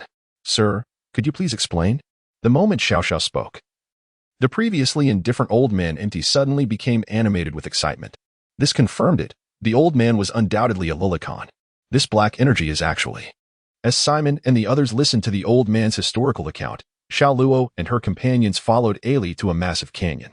Ailey, is this the interesting place you mentioned? It just looks like an ordinary ravine, Xiao Luo remarked upon arrival, finding nothing particularly remarkable. Oh, there's more here than meets the eye. Ailey responded mysteriously. Legend says this was the battleground of two great figures, holding unimaginable secrets. Unimaginable secrets? You've never been here before? Xiao Luo's sudden question caught Ailey off guard. What nonsense. Of course I've been here. Ailey stammered unconvincingly. All right, let's hurry inside. If we delay, we might not finish exploring today. Before Xiao Luo could press further, Ailey dragged her toward the canyon. Hey, slow down, Ailey. It's so steep here, what if we fall? Xiao Luo's protests echoed through the air as they descended into the great chasm, carefully navigating the steep cliffs. They found the canyon floor overgrown with tangled vines. Ailey, are we really supposed to be here? There's not a trace of human presence. Contrary to expectations. Xiao Luo grew hesitant. Of course, Uncle Abi said this place is perfectly safe. Ailey declared with absolute confidence. Uncle Abi? Upon hearing an unfamiliar name from Ailey's lips, Xiao Luo found herself at a loss for words. Oh dear, Uncle Abi is indeed Uncle Abi. He is renowned on the island. His words must hold truth. Xiao Luo's inquiries seemed to irk Ailey, who reiterated time and again that Uncle Abi could not be mistaken. Is that so? Could it be that Ailey has been influenced by that Abi? Ailey's demeanor bore an uncanny resemblance to someone under a spell. A sight Xiao Luo had vaguely witnessed in the dungeons of the Kingdom of Lamentation. This place cannot truly be a forbidden zone, can it? Would it be prudent to leave now? The unrest within her intensified, and Xiao Luo contemplated turning back several times. Yet the innocence reflected in Ailey's eyes rendered her unable to abandon her. Alas, perhaps I should observe a while longer. With 6 captains present, surely nothing insurmountable could occur. Casting a glance at the 6 captains beside her, Xiao Luo's confidence seemed to swell. During her moment of indecision, Ailey had already sprinted ahead to a distance. Resolute, Xiao Luo pursued her along with the 6 captains. Upon reaching Ailey, they discovered her halted before a cave that resembled a temple. This chapter is not yet concluded. Please click on the next page to continue reading. Is this the historical text? Upon arrival, Xiao Luo immediately spotted the large black stone.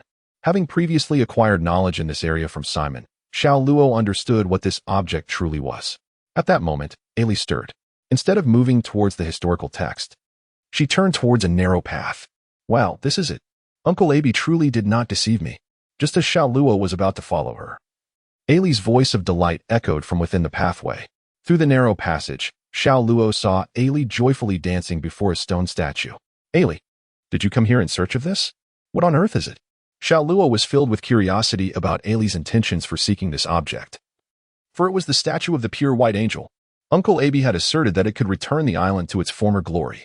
With her eyes closed, Ailey responded to Xiao Luo's question, her hands clasped tightly as she began to pray. Pure white angel, return to the past? Merely these two phrases led Xiao Luo to conclude that Ailey had undoubtedly been deceived. Simon had informed her that even the devil fruits could only propel one into the future, not the past. How could she dissuade Ailey? Should she merely stand by and witness these potentially perilous actions? Torn between her desire to intervene in Ailey's foolish endeavor and her uncertainty on how to approach it, Xiao Luo felt immensely conflicted. Fortunately, nothing untoward occurred. It shouldn't be like this. Uncle Abi said this is how it must be done. After waiting a considerable time without achieving her desired result, Ailey appeared bewildered. Observing Ailey lost in thought before the statue, Xiao Luo sensed an opportunity to uncover Ailey's true intentions for being here. Ailey, can we talk? As Xiao Luo approached Ailey, the specifics of their conversation remain unknown to us. 10 minutes later, Ailey, wearing a disappointed expression, departed the location alongside Xiao Luo. The black gas is this. In the mournful dojo, Aimee informed Simon and the others of the true nature of the black gas. So that's how it is. Consuming the yin fruit transformed them into shadowy whips. Through Aimee's explanation, the reasons behind these individuals' peculiar transformations became clear. The yin fruit, of the paramecia type, allows its users to emit bizarre energies that plunge those nearby into a state of darkness. However, it is truly outrageous. The technology to imbue objects with devil fruits existed 500 years ago? Due to a lack of understanding regarding these peculiar technological concepts, Simon found himself unable to make a sound judgment about whether the situation was indeed normal. Although Aimtai had elucidated the origin of this phenomenon, there remained an unspoken question. Why could he remain so lucid after such an entity had infiltrated his body? In response to Simon's inquiry, Aimtai offered a bitter smile, revealing, I am a charged individual of the devil fruit. In the absence of any viable solutions, I impulsively infused this entity into my being. It was evident that Aimtai deeply regretted this decision. Realization dawned upon Simon as he nodded in understanding. If this is a whip imbued with the powers of a devil fruit, then why not simply cast it into the sea?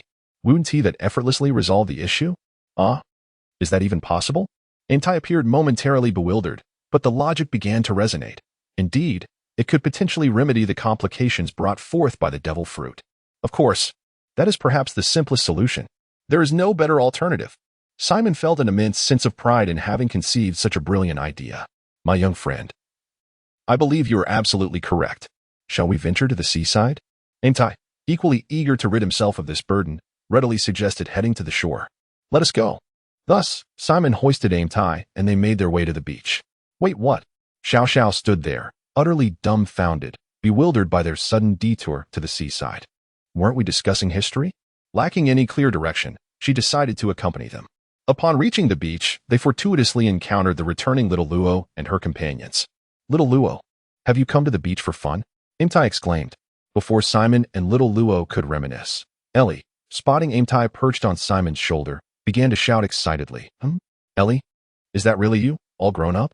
Following the familiar voice, Aimtai recognized the once little girl Ellie and couldn't help but exclaim in astonishment, Director Grandpa, how did you end up under this peculiar blanket? It had been quite a while since Ellie had seen Aimtai, who had been momentarily set down by Simon. There is a reason for that. Ellie, have you been happy these past years? It is evident that Aimtai was reluctant to engage in this topic and swiftly diverted the conversation. The atmosphere on the island had turned sour, as the others no longer wished to play with Ailey. Upon hearing this, Ailey felt a pang of discomfort, her lips forming a slight pout.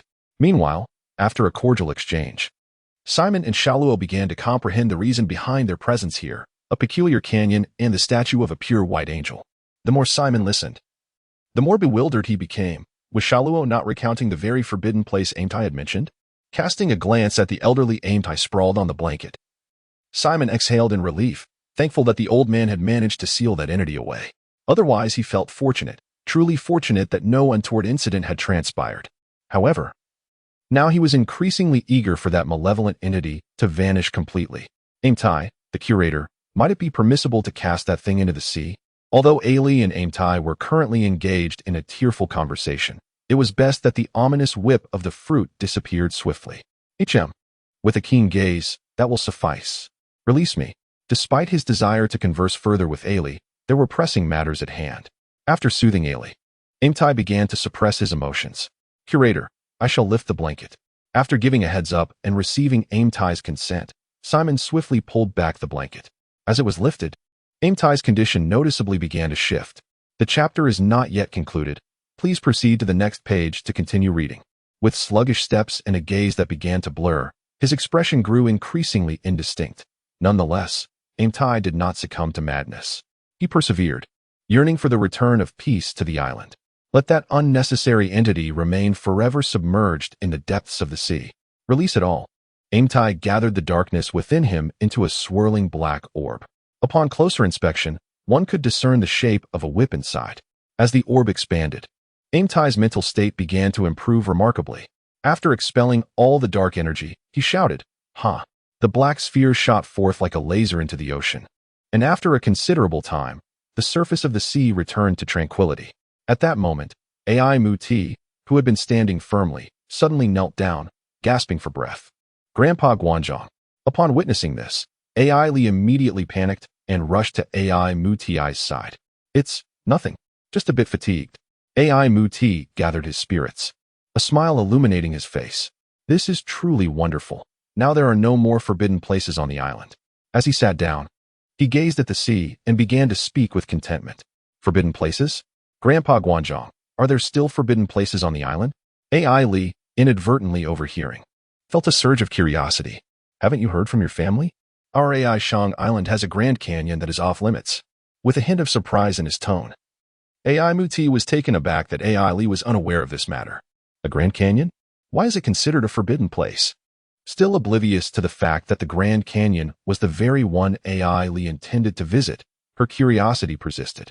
Well, it's an hour passed, and Ai Muti finally completed the tale for Ai Li. Huh? That place was actually forbidden? Why did Uncle Ai Bai say there was a pure white angel who could take you back to the past? Confused, Ai Li was now uncertain about who was telling the truth. Ai Bai, didn't he pass away 3 years ago? Upon hearing that Ai Li had received this information from Ai Bai, Ai Muti's gaze shifted, sensing that something was amiss. He contemplated, but refrained from voicing his thoughts. From the events of 3 years ago to the current Ai Bai, Ai Muti vaguely felt that someone was up to something extraordinary. Brother Shimeng, can we learn the profound arts now? After waiting for what seemed like an eternity, without any sign from Shimeng and Ai Muti, Xiao Xiao finally voiced her long-held desire. Learn the profound arts? Indeed, now should be the right time. Pausing his conversation with Xiao Luo, Shimeng approached Ai Muti. Old Guanzhong, if there's nothing else, let's return to the dojo. My sister wants to learn the profound arts. Simple and direct, clear and concise. Upon hearing Xiao Zhao's desire to learn the profound arts, Ai Muti forgot all about Ai Bai and eagerly stood up, preparing to head back to the dojo. Oh, this sister wants to learn the profound arts? Ai Li was utterly astonished, not expecting that Shimeng and the others had come here not merely for a visit, but for learning. After all, the last person to study here had been 3 years ago. Could it be that the effect of the pure white angel has emerged? Is the dojo finally returning to its former glory? In little Ellie's heart brimmed with uncontainable joy. Never expecting such an effect, she had truly believed they had traveled back in time. The group of 12 journeyed onward, each harboring their own thoughts. Soon, the Sorrow Dojo came into view. Finally able to enter, Ellie couldn't suppress her excitement, skipping in circles around the training hall without pause. Grandmaster, how do you teach this secret technique? Upon reaching the rear courtyard's training grounds, Simon grew impatient. After so long, even he yearned to try. Of course, it's taught hands-on. Come here, miss. With that, Mournful Muti extended his hand toward Xiao Xiao. Slap. Simon intercepted with a swift tiger claw grip, seizing Mournful Muti's wrist. Old man, leave my sister's training to me. Teach me instead. His smile was thin, his eyes cold, an eerie aura radiating from Simon. TCH. Mournful Muti clicked his tongue in mild displeasure before reluctantly withdrawing his hand. Over here. I'll demonstrate once. His tone dripped with impatience, as though he had no desire to teach at all. Pfft. This old man, throwing a tantrum after being called out? Simon observed him. No longer seeing a grandmaster, just a petulant child. Coming. Muttering under his breath, Simon took his place where Mournful Muti had pointed. Watch closely. This is a technique capable of annihilating an island with a single strike. The moment Mournful Muti gripped his sword, Simon's perception of him shifted entirely. This man is a true master. Just as Simon braced himself for awe, mournful Muti suddenly raised his middle finger. What is this supposed to mean? The blatantly mocking gesture nearly drove Simon to draw his blade in fury. Then, with both middle fingers crossed before his chest, mournful Muti bellowed, "Nin nin, mournful netherworld." A colossal wave of sword energy erupted from the crossed fingers, forming an X. The very skies darkened at its release. Though no tangible destruction followed, the sheer force of the technique spoke volumes. This was no ordinary secret art. "Well, young man, did you learn anything?" Simon clicked his tongue. "Old man, who are you fooling? That's just your ability. Not a swordsmanship secret at all." Snapping out of his daze, Simon realized mournful Muti had discarded his sword mid-technique, leaving nothing but those crossed middle fingers. Young man, though I used my ability, the technique itself is genuine. This is indeed the mightiest sword struck by my beloved disciple, Tila." Upon hearing Simon's words, Aimtia felt a twinge of embarrassment. However, he proceeded to elucidate the reason behind his actions. "Tila? The renowned swordsman, Tila?" Aimtia's words evoked memories of that exceptional swordsman from Simon's recollections. "Precisely." Nodding in affirmation, Aimtia conveyed his agreement, revealing the truth of the matter. Just how much of that old man's prowess can be emulated? Since this is a matter of learning. Simon naturally sought clarity. "This chapter is not over. Please click the next page to continue reading." However, at this moment, Aimuti hesitated, remaining silent for an extended period. "What is it? Is there something that cannot be said?" With Simon's persistent questioning, Aimuti gradually revealed the truth. Merely 1/10. What? 1/10? It was hard to believe that the sword energy, which he had to defend against with all his might, was only at the level of that swordsman, Aimu. "Director, please, you must teach me this profound technique. I too am a swordsman." Upon realizing this, Simon's demeanor shifted significantly. For this technique could elevate him to the ranks of the powerful. It was unexpected that Simon had become so polite. Aimuti found himself somewhat unaccustomed to this. Yet he soon began to revel in the situation. After satisfying his own whims, Aimuti finally commenced teaching Simon. To his astonishment, Simon, who had been slow to learn swordsmanship, managed to grasp this technique in a mere 30 minutes. Is it really that simple? As Simon effortlessly executed a technique, he was taken aback by how quickly he had learned it. "Young man, this is merely the surface. Until you can wield a sword that can obliterate an island, you have only just begun to understand this technique." Aimuti's words broadened Simon's horizons. It was the first time he had heard of distinctions in mastery of a technique. No, this old man is mistaken. Mastering a technique means mastering it. It has no relation to the ability to destroy an island. Reflecting on his swordsmanship instructor Lingon's past teachings, Simon frowned and disregarded Aimuti's incessant advice. The essence of a technique is realized through understanding, not mere practice. Since I was able to execute the technique, my mindset must have been aligned. What was I thinking at that moment? Closing his eyes in meditation, Simon endeavored to recall the recent events. Anger? I felt a hint of dissatisfaction towards Aimuti. Could it be that my conqueror's haki was weeping? In a moment of epiphany, Simon unexpectedly connected the essence of his conqueror's haki with the concept of anger and sorrow as the foundation of this technique. Integrating his newfound understanding, Simon attempted once more, Aimu's sword, anger at injustice. With a single swing, he found that the strike was indeed stronger than the last. It seemed Simon's intuition had not led him astray. Aimuti, witnessing Simon achieve a breakthrough in mere seconds, was left speechless in astonishment. A genius, an unparalleled genius. Perhaps this technique could shine brilliantly once more. Is my dojo on the verge of a resurgence? Aimtai had already succumbed to a daydream. After several attempts, Simon, who felt he had nearly mastered the technique, sheathed his sword with an expression of sheer delight. Aimtai, Aimtai, he called out, observing the lewd grin on Aimtai's face. Startled by Simon's loud voice, Aimtai looked around in astonishment. My young friend, do you find the learning somewhat challenging? Do you wish to delve deeper in the dojo? Noticing Simon standing straight before him, Aimtai stroked his beard and nodded. Delve deeper? Old man, are you jesting? Simon retorted, his expression one of incredulity. Why this attitude? My young friend, are you not afraid I might withhold the secrets from you? Aimtai, still reeling from Simon's respectful demeanor, furrowed his brow and threatened. Old man, do you even hear yourself? Teach me the secrets? You can't even master them yourself. Aimtai's unexpected response stripped away any lingering respect Simon had harbored for him. You, how dare you speak to me in such a manner? You are finished. Even if you begged, I would not teach you those secrets. Simon's words instantly incited Aimtai's ire. His face contorted in a mix of fury and disbelief, as though to say he would never forgive Simon for such insolence. What on earth is wrong with this old man? Haven't I already learned the secrets? Simon, at a loss for how to respond to the old man, sighed. Well, since you insist, farewell. Xiao Luo, Xiao, let us depart. Ignoring the old man's antics, Simon beckoned Xiao Luo and her companions to leave the dojo. Brother Simon, have you truly mastered the secrets? Xiao inquired, her mind still preoccupied with the dojo's teachings. Of course I have. Who do you think I am? A genius. Of course I would master them. Simon proclaimed confidently, patting his chest to assure them that everything was under control. With Simon's reassurance, Xiao ceased her inquiries. It was only after they had walked a considerable distance that Aimtai finally realized they were genuinely leaving. Surely not. Are you really departing? Will you not learn the secrets? At this moment, Aimtian still hoped that Simon was merely coercing himself. However, to his dismay, Simon and his companions had genuinely departed.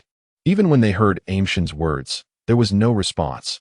They continued to walk silently until they vanished from sight. Only then did Aimtian truly realize that Simon and the others had no intention of mastering this profound technique. Was it not powerful enough? Should he not be kneeling before me, beseeching me to impart my wisdom? Sitting despondently, Aimtian still could not comprehend where things had gone awry. Half an hour later, after wandering the dojo, Ellie approached Aimtian. Why are you the only one here, Grandmaster? Where are Sister Xiaoluo and the others? Seeing Aimtian alone in the dojo, Ellie questioned with a look of confusion. Instantly, Aimtian clutched his heart in anguish. It hurt terribly. Gazing at the innocent Ellie, he found himself unable to reveal the truth. Ellie, they had urgent matters to attend to. It seemed quite important. Aimtian, lacking principles, spun a lie to salvage his image. Oh, so that's how it is. No wonder Sister Xiaoluo didn't come to say goodbye. Upon hearing Aimshin's explanation, Ellie appeared enlightened.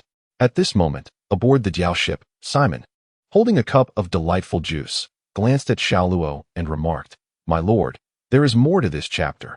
Please click next page to continue reading. The subsequent events are even more thrilling. Xiaoluo, are you truly unconcerned about not bidding farewell to Ellie? Unexpectedly, upon hearing this, Xiaoluo exclaimed, Ellie. I forgot about her. I thought she left first. After taking a few steps toward the deck, Xiaoluo paused, contemplating. Perhaps it's for the best. After all, we are from different worlds. It might be wiser to limit our interactions. Reflecting on it, Xiaoluo felt she did not know Ellie well enough. What is Xiaoluo doing? Observing Xiaoluo's halting movements, Simon, puzzled, took a large sip of his juice, indicating his bewilderment. Brother Simon, come teach me swordsmanship. Before Simon could inquire further, Xiaoxia, who had been ready, eagerly urged him on. Oh, here it comes. With his juice in hand, Simon made his way to the training room on the ship. Upon arriving, he noticed Xiaoxia had tied her twin ponytails into a single one and donned specialized training attire. How professional. It seems I cannot afford to be careless. Observing Xiao in such a state, Simon couldn't help but reminisce about his own training days. Brother Simon, where do we begin our lessons? She inquired eagerly. Shall we start with your demonstration? As Simon set down the juice, Xiao immediately began to ask questions. Demonstration? No. Before delving into this profound technique, I must first assess your swordsmanship. Upon hearing Xiao's inquiry, Simon waved his hand, indicating that his teaching method differed from others. Swordsmanship? In what regard? Xiao was perplexed. Hadn't she been learning swordplay from Simon for several months already? Why was there still a need to evaluate her skill level? In this regard, Simon said, demonstrating a movement for Xiao. Upon observing his actions, she quickly comprehended and began to replicate them. Yes, quite good. Simon remarked, if you master this technique, your offensive power should increase approximately tenfold. Having assessed Xiao's foundation, Simon concluded that her strength would significantly enhance upon mastering this technique. Really? It can increase by that much? Xiao exclaimed, her delight evident, as this was an unexpected and substantial increase. Simon then commenced the instruction of this profound technique to Xiao. Time accelerated, and the next morning, Simon was awakened by the raucous sounds from the dock. Why is it so lively? It's been 3 days. Can one not get a moment's peace? Rubbing his sleepy eyes, he grumbled as he made his way to the deck. Upon arriving, Simon quickly understood the source of the crowd's excitement. Victorious and Dolly? It's her. He gazed at the figure surrounded by admirers for a moment before shifting his attention elsewhere. However, Just as he turned to retreat, he suddenly spotted Morlia. Morlia? What is he doing here? It was unexpected that Morlia had not joined the throng, which immediately piqued Simon's interest. Following Morlia's gaze, he saw Hogabek. Could Morlia's intention be tied to him? It seemed that years later, Morlia's ship doctor would resemble this individual. Piecing together the clues, Simon gradually began to grasp the truth of the situation. Morlia Hogabek, the star maid, could this Victoria Sindoli be the same unfortunate soul who fell from the stage and met her demise? Glancing towards the direction where Sindoli had vanished, Simon hesitated, contemplating whether he should warn her. Simon has come for breakfast. At that moment, Xiao Luo called Simon for breakfast. And in an instant, Simon cast aside thoughts of Sindoli. Just a mere dance star, and one I do not particularly fancy. He mused. Let it be what it may. It is of no concern to me. Upon returning to the cabin, Simon was greeted by an incredibly sumptuous breakfast spread, lavish to the point of incredulity. Xiao Luo, what prompted such an extravagant breakfast today? As he savored a honey-glazed chicken leg, Simon found himself puzzled by Xiao Luo's motivation for this opulent meal. Of course, it is to celebrate. The raucous crowd has departed, at least for now. Xiao Luo's reasoning was impeccable, and Simon felt an inexplicable lift in his spirits upon witnessing the absence of the throng. After a brief breakfast, Simon resumed guiding Xiao Xiao in her mastery of the profound arts. It must be said that Xiao Xiao possessed a commendable degree of insight. She was already beginning to carve out some semblance of form. As time pressed on, 3 days later, a jubilant shout echoed, "Here I come," on the deck of the suspension ship. Simon, who had barely skimmed through a newspaper, heard in Yuanqi's voice, have you finished your tasks? Are we ready to set sail?" Upon catching sight of it, Simon eagerly inquired about their departure. "Tomorrow, we shall indeed set sail," and waggled her fingers, providing Simon with the precise time of their voyage. "Tomorrow? The folks in the Leto Islands must be eagerly anticipating our arrival." With confirmation in hand, Simon found himself at a loss for how to express his joy. However, Xiao Luo and her companions soon arrived, alleviating Simon's awkwardness. By the way, do you have any specific requirements for the stage?" At that moment, Simon suddenly recalled that he had forgotten to set up the stage. He quickly inquired, "The stage? Just keep it simple. Any deficiencies can be compensated for by my fruit ability." However, and seemed unconcerned about such matters. She was confident that her skills could resolve any mishap. Fruit ability? And are you an ability user? What power do you possess? Upon hearing his words, Xiao Luo was taken aback and eagerly asked about her abilities. I am the Phantom Fruit's Phantom user. Everything I touch will manifest as a phantom, and declared, "I can never tire of vitality. Could you show me?" Xiao Luo, brimming with curiosity, implored to see a demonstration. As long as there's an image, anything can be rendered as a phantom, and replied, and Xiao Luo's excitement surged. Scanning the surroundings, she spotted the newspaper in Simon's hand. Without taking the time to read the article, she eagerly presented the image side to him. "Here it comes. Phantom. Phantom." As an activated her ability, a ball of fire materialized in midair. Fire Fist. Simon was momentarily stunned by the sight, lost in thought. Ace. Is that news about him? Has he already set sail? When Simon regained his senses, the phantom had vanished, and Ace had indeed embarked on his journey. The time left for him to develop his powers was dwindling. Taking back the newspaper from Xiao Luo, Simon contemplated how to elevate his strength to an unparalleled level. "And your ability is truly remarkable. It seems incredibly useful." Xiao Luo, however, was untroubled like Simon. She continued to engage joyfully with and about her powers. Coming back to reality, Simon gazed at the newspaper in his hand, eager to understand what had transpired. The report about Ace had reached the South Sea. Fire Fist Ace rejects the warlord position. The recruitment of Ace as a warlord? Had the plot progressed to this point? When did he set sail? Why had he not seen any prior reports? As he read the article, disbelief washed over Simon. The timeline had indeed arrived at this juncture. No. Moria has yet to acquire his ship's doctor. How has Ace already set sail? The story did not align with the anime he had watched.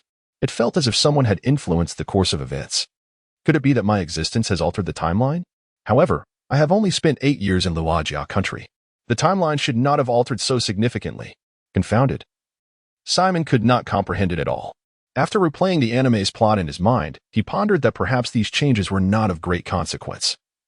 It seemed to be merely a discrepancy in the timeline. Surely, nothing that was meant to transpire had been overlooked.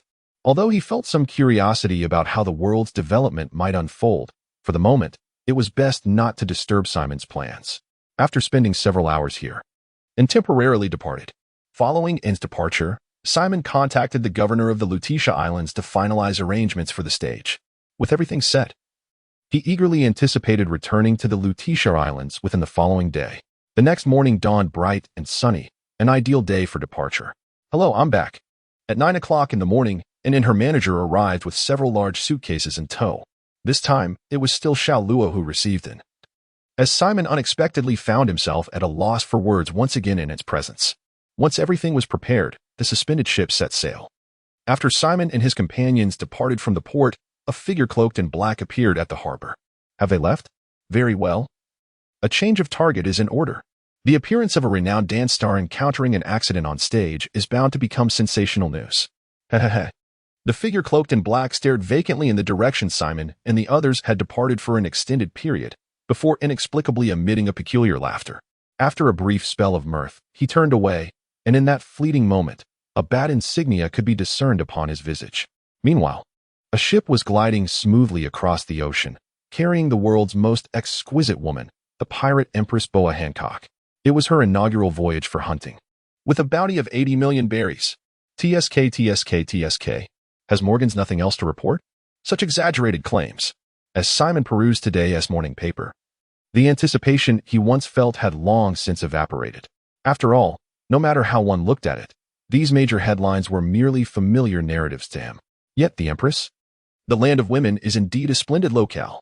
Gazing at the clouds above, resembling dog heads, Simon began to fantasize about what his experience would be like should he enter the land of women. Observing the lewd expression plastered across Simon's face, Wolf tilted her head in confusion, her tail swaying rhythmically. Ahem. No. I am a significant figure. How could I indulge in such daydreams? It is merely the land of women, a place I desire to visit, and no one shall impede me. A fleeting glance at Wolf caused Simon to sit upright. Realizing he had unwittingly become the subject of ridicule from a mere creature. Ah, what delightful weather. Today, the South Sea is remarkably tranquil as well. After a moment of idleness, Simon, finding it rather dull, began his usual antics. Just then, bang, bang. The sound of cannon fire from the southeast rudely interrupted Simon's musings. Isn't this rather awkward? I had just proclaimed peace. Could they not wait a moment? Distracted from his reverie by the cannon fire, Simon turned to behold a large vessel pursuing a small wooden boat. Pirates? Are they so brazen? Do they not regard my Justice Guild? Upon recognizing the individuals being chased by this pirate crew, Simon's ire surged. Bring the ship closer. Filled with indignation, he strode to the bow of the ship, bellowing for the crew to close the distance. Meanwhile, aboard the small wooden boat, the younger brother Miko was in a state of panic as their pursuers drew near. What should we do? The elder brother urged him not to lose hope, exclaiming, Do not give up, Mika. We still have a chance. Lord Simon is currently on Aeson Island. Should we reach it, we shall be saved. In the duo of brothers, the elder sibling, Miko, though somewhat fatigued, endeavored to inspire his younger brother. But brother, I'm running out of strength, Mika exclaimed, and as he uttered these words, the pace of his strokes began to wane. Mika, hold on. Soon we shall. Lord Simon's ship. Miko interrupted. Look, Mika, it's Lord Simon's vessel. We are saved. While still encouraging his brother, Mika suddenly caught sight of Simon's ship ahead. Has Lord Simon arrived? Mika momentarily doubted his brother's words. Yet upon following Miku's astonished gaze, he too beheld Simon's ship. In that moment, hope for survival surged within them, ignoring their near-exhausted bodies. They gritted their teeth and resumed rowing with renewed vigor. At this moment, aboard the pirate ship behind them, Captain Dako had spotted a grand vessel ahead. A grand ship? Let me take a look. Upon hearing his subordinate's words, Captain Dako curiously seized the telescope. What is that ship? Malachi Simon. My lord, there is more to this chapter. Please click to the next page to continue reading. The excitement intensifies. Upon seeing Simon at the bow of the ship, the telescope slipped from Dako's hands, and trembling, he urged his crew, Hurry. However, a misunderstanding ensued. His subordinates believed Dako intended to accelerate towards the ship. Instantly, they became invigorated, hastening their actions. Quick, run. One of the crew members, eager to earn Dako's favor, was suddenly petrified by this unexpected turn. Captain Dako, aren't we supposed to approach that ship? Where are we running to? Yet, There were always those among the crew who were unyieldingly straightforward, demanding clarification. What do you mean by approaching the ship? Do you think I am Jack? Run. That ship belongs to Simon. But at this juncture, it was too late for such revelations. The black-haired pirates were now merely 3 nautical miles away from Simon's vessel. An escape was no longer feasible. Amid the chaos of the black-haired pirates, Simon drew ever closer. Meanwhile, the twin brothers finally reached beneath Simon's ship, gasping for relief. Brother, we survived. They embraced, tears streaming down their faces as they secured the rope Simon had tossed overboard to the bow of their vessel. Did little Rosha make it out? Which pirate crew are they from? Grasping the nebula tightly, Simon prepared his sword techniques. The black-haired pirates have a bounty of 8 million berries. They emerged 2.5 years ago. Amidst the plethora of bounty notices, little Rosha struggled to locate this relatively obscure pirate crew. Oh, just a small pirate crew? How dare they pursue members of my guild? With Simon's furious roar, a colossal arc of sword light was unleashed. The colossal beam of sword light traversed a vast distance, swiftly severing the mast of the black-haired pirate's ship. It was over. There was no escape. Just as Dacko turned the ship around, he had not yet had the time to celebrate when he beheld the shattered mast, which sent him plummeting to the ground in fright. Was the captain truly this inept? Was he merely a bounty hunter? Perhaps his prowess was merely a fabrication. Seeing the disgraceful character of the captain he had chosen, Geoffrey was utterly speechless. A fabrication? Well, that did not seem entirely unfounded. After all, wasn't he that infamous bounty hunter only 1 million berries more than him at the start? In his panic, Dacko pondered Geoffrey's words and realized that he was indeed an 8 million berry pirate. If he exercised caution, perhaps he could escape Simon's grasp. If he could exchange a few blows with that rising star of bounties, his own reputation would surely soar. The more he contemplated, the more exhilarated he became, envisioning a bright future ahead. Lads, do not panic. Arm yourselves. We are pirates. The deluded Dacko completely forgot his earlier fear and was now brimming with bravado. With Dacko's rallying cry, the pirates aboard the ship gradually regained their fighting spirit. This is our captain. We shall forever follow you. Meanwhile, standing behind Dacko, Geoffrey stared in disbelief at the unfolding situation. How had it come to this? Dacko, are you truly in your right mind? There is no conceivable way we could win. Did you not see that sword energy just now? Shaking his head, Geoffrey had utterly lost hope in his mentally challenged captain. I'm sorry, Captain, but I refuse to be slaughtered alongside you. I have a promising future awaiting me. Whispering a few words to himself, Geoffrey stealthily made his way to the edge of the ship and leapt into the sea. Meanwhile, Dacko remained oblivious to the absence of his first mate, continuing to command his crew to prepare for battle. Why had they stopped? Simon, having just unleashed his sword strike, looked on in astonishment as the black-haired pirates suddenly ceased their movements. Was there a master among them? The reaction of the pirate crew left Simon no choice but to be cautious. After all, their response was exceedingly peculiar. Soon, the 2 ships drew near, and observing the eager demeanor of the pirates aboard, Simon's vigilance reached its zenith. Could it be that there truly were some ancient silver coins luring me into a trap? Contemplating this notion, he silently enveloped himself in a layer of armament hockey. Malachi Simon, today, I shall reveal to you that reputation on the seas pales in comparison to true strength. When Dacko laid eyes on Simon, his confidence soared even higher. So thin? How much power could he possibly possess? Surely he cannot withstand even a single blow from me. With his confidence at its peak, Dacko could no longer contain his urge to demonstrate his prowess. Black hair fist technique, rigid roots. As Simon leaped onto their ship, Dacko raised his robust, dark hand, swinging it towards Simon. Is he truly this bold? To his astonishment, an attack was launched upon his arrival. The fervor within Simon ignited. Starlight slash, eternal moment. Drawing his sword, he unleashed a rapid series of slashes, and when Simon reappeared, he was positioned behind Dacko. Sizzle, thud. After a brief pause, Dacko was reduced to mere fragments. Who else dares to challenge me? Silence enveloped the scene, following Simon's dispatch of Dacko. Not a single soul aboard the ship uttered a word. What is amiss? Wasn't he the intention to halt the ship and confront me? Hoping to unearth the hidden ancient silver coins, Simon spoke once more, but the reaction from the crew was far from what he anticipated.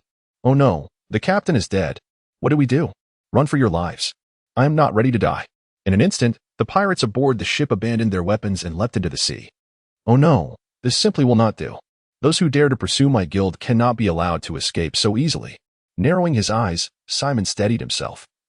and with swift swordplay ensured that none of the pirates could depart the vessel alive. 2 minutes later. None? No skilled fighters? Why have you anchored the ship? Has my name lost its grandeur in the South Sea? Although it was merely Dako's impulsive decision, this incident made Simon realize that his reputation in the South Sea might not be as formidable as he had believed. Have I not set sail to capture any pirates recently? How could such insignificant scoundrels dare to challenge me? After a meticulous examination, Simon concluded that this band of pirates was entirely comprised of mindless fools. Upon returning to the ship, he hoisted the two brothers from the small boat below onto the vessel. This chapter has not concluded. Please click to the next page to continue reading. Simon sat beneath the shade of the umbrella, inquiring about the reasons behind the pursuit of the two individuals. What? They have been chased merely for passing by. This reason rendered Simon speechless. He had contemplated the possibility that these two individuals had overestimated their capabilities by challenging that pirate crew and subsequently being pursued. However, he had never imagined that a pirate crew in the South Sea would relentlessly chase them upon recognizing the emblem of his guild. Indeed, Lord Simon, we initially intended to enjoy ourselves in Pleasure Street, but unexpectedly, precisely, we had no intention of causing any trouble. The two brothers wept heart-wrenchingly, pouring out their grievances to Simon without holding back.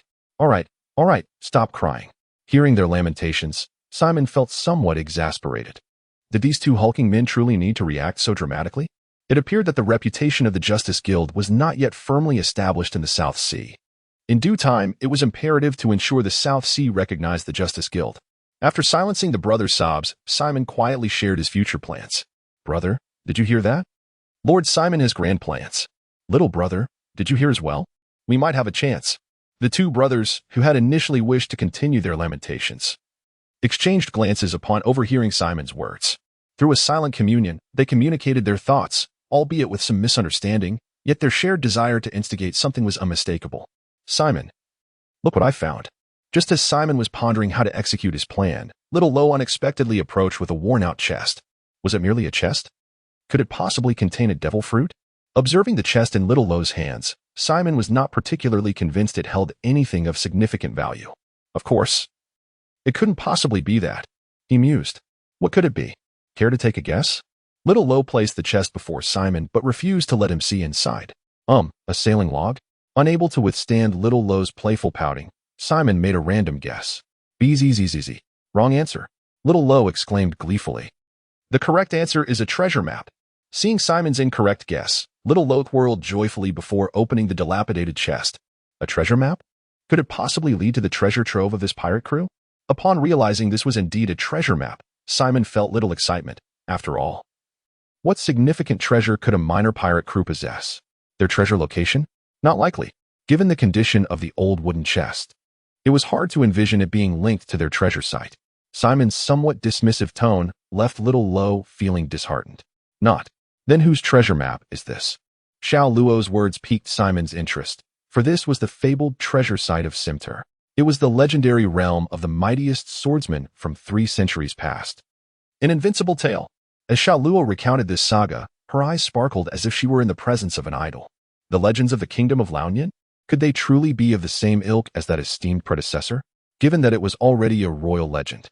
Simon felt it must surely be on par with the great figures of his own nation. Consequently, he scrutinized the treasure map in Xiao Luo's hands. Hiss. What exactly is depicted on this map? At the moment he unfurled the treasure map, Simon was bewildered. Was this truly a treasure map? Even a child's doodle seemed superior. Xiao Luo, do you know which island this map represents? Simon, having examined the map from every conceivable angle, turned to Xiao Luo, asking which island it was.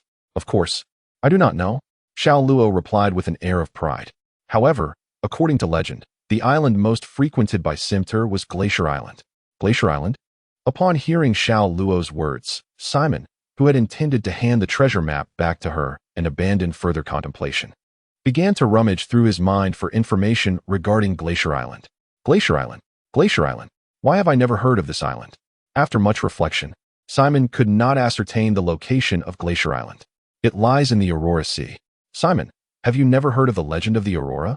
Unable to contain herself at Simon's puzzled expression, Xiao Luo exclaimed. The Aurora Sea? Oh, that sea. Upon hearing Xiao Luo's description, Simon finally recalled where that was. No wonder I couldn't remember. However, That place is rather distant. If we are to seek treasure, we must wait a while longer. Confirming the treasure area, Simon returned the map to Xiao Luo. No worries, as long as we can go. Xiao Luo, happily stowing away the treasure map, beamed with delight. 5 days later, the Diao ship, after a prolonged voyage, finally returned to the waters near the Lut Island chain, the last seat of the 7 warlords, Shoddy Crocodile. The renowned dance star, Victoria Cinderelli, tragically perished in the South Sea stage accident. Fire Fist Ace has entered the new world. Over these few days, the newspaper seemed to have become more vibrant, with fresh topics emerging daily. Victoria, has it ultimately come to this? It appears the timeline might be slightly askew, yet the narrative remains unchanged. Although Simon had confirmed his suspicions, he did not feel particularly elated. Soon, Simon's vessel arrived at the port of Black Wind Island. Here, Simon had not arranged any welcoming ceremony. He simply disembarked within in a rather ordinary manner. Wow, is this the Lute Archipelago? It looks quite splendid. Upon stepping ashore, and began to curiously survey the surroundings. Of course, it is, after all, one of the symbols of the South China Sea. Hearing N's praise filled Simon with pride. However, do you still wish to accompany me? Here, you are free to depart if you wish. Among the group, there were 2 individuals whose presence contrasted starkly with the others, the twin brothers. My apologies, my apologies. I didn't react in time. Farewell, Lord Simon. With an awkward smile, the Makumi brothers departed from Simon's company. Without these 2 conspicuous figures, Simon's spirits lifted considerably. Before long, they arrived at Governance Island, a place Simon had chosen for Anne's performance. Lord Simon, the stage is ready, right over here. As they reached the connecting bridge of Governance Island, G appeared, discussing the details of the stage. The stage. Is it truly prepared? This chapter is not yet concluded. Please click the next page to continue reading. How astonishing. And was utterly taken aback by such efficiency, never anticipating that the stage would be constructed in merely a few days. Previously, when she prepared stages, it required at least half a month. When she and G arrived at the venue, and was already in awe, but her astonishment only deepened. She had presumed that a stage built so swiftly would lack distinctive features, merely being an ordinary setup. However, this stage was entirely unlike her expectations, with its elliptical canopy, expansive backdrop screen, dazzling lights, and rotating connecting scenes. Is it truly possible to perform here? Could it be too extravagant? Am I really worthy of gracing such an exquisite stage? The opulence of the stage left Anne quite intimidated. Yet, it was a concert after all. She must embrace the joy of it. Believe in yourself, you can do this. And held great confidence in her admired singer, Simon. Well then, I shall prepare, she declared. Such a magnificent stage demands a performance befitting its grandeur. With that, Anne instructed Xiao Luo to escort her to the dressing room. While Simon waved goodbye in her departing direction, he then redirected his focus back to his manager. Should we inform the others on the island? They deserve a time frame to anticipate this event. It was evident that Simon was genuinely invested in ensuring the concert's success. Certainly. However, let us keep Anne's presence here a secret for now. The manager readily agreed, and they proceeded to discuss various details. Once the particulars were settled, Simon sought out his cousin from the #1 newspaper, for he was the most experienced individual on the island. After Simon had prepared everything, G suddenly called out to him, Lord Simon, a document from the world government. The world government? Simon was puzzled, having done nothing that would warrant correspondence from them. Upon receiving the document from G's hand, he discovered it was an invitation for the Yuansu nation to join the alliance. This document surely wasn't intended for me directly, he mused. After a moment's reflection, Simon realized it was likely meant for the CP. Nevertheless, since the world government harbored such intentions, he would acquiesce. It seems the World Conference is approaching soon. This incident can only be described as a delightful surprise. Initially, Simon believed he would be unable to join the member states before the World Conference. However, he promptly replied to the world government, expressing his agreement to join the member states, leaving the remaining matters to be handled by others. With the much-anticipated concert of his beloved songstress approaching, Simon was not inclined to engage in any other activities at that moment. Yes, Master Simon. Upon receiving Simon's directive, G departed to proceed with the necessary arrangements. 5 days later, thanks to the promotion by Big Cousin, the island's populace was well aware that today marked the commencement of the Phantom Songstress's concert. Given that it was recommended by Simon, all activities on the island were temporarily halted to appreciate the enchanting performance of the songstress. Are you ready? Backstage at the venue, Simon held a communication device, inquiring of Anne, who was donned in her performance attire. "This scene is merely trivial. I have prepared in abundance for this performance," he remarked upon witnessing Anne's confident demeanor. With that, he stepped to the center of the stage to announce the commencement of the show. As Simon emerged onto the stage, the island erupted in fervor, with women of all ages brandishing signs bearing his name, waving them enthusiastically. "Ladies and gentlemen of the Lutetia Isles, I am your king. Today, I have brought the phantom songstress here to perform. Let her witness your enthusiasm." There was no need for Simon to elaborate further. The atmosphere was already electric. With the introduction concluded, Simon descended from the stage, marking the moment for Anne to shine. "Hello everyone. I'm Anne. Let us enjoy today's performance together." As she spoke, and produced two images from her attire, and with a mere touch, two cartoon dragons materialized on stage. What is that? Is this truly the songstress recommended by Master Simon? Incredible! With Anne's display of skill, the audience's excitement soared to unprecedented heights. Then, Anne began to sing. "I am the cutest. My voice is the most beautiful in the world." Her melodious and playful voice enveloped the crowd, evoking a sense of comfort that seemed to dissolve all worries, allowing them to revel in the moment. The concert lasted an astonishing 6 hours. By the end, everyone on the island was thoroughly entertained, chanting encore, encore. Even as the performer, Anne, was preparing to leave the stage, the audience clamored for her return. Given the fervor of the crowd, Anne had no choice but to reappear for yet another performance. "Mina, did you enjoy today? Did you find Anne's voice charming?"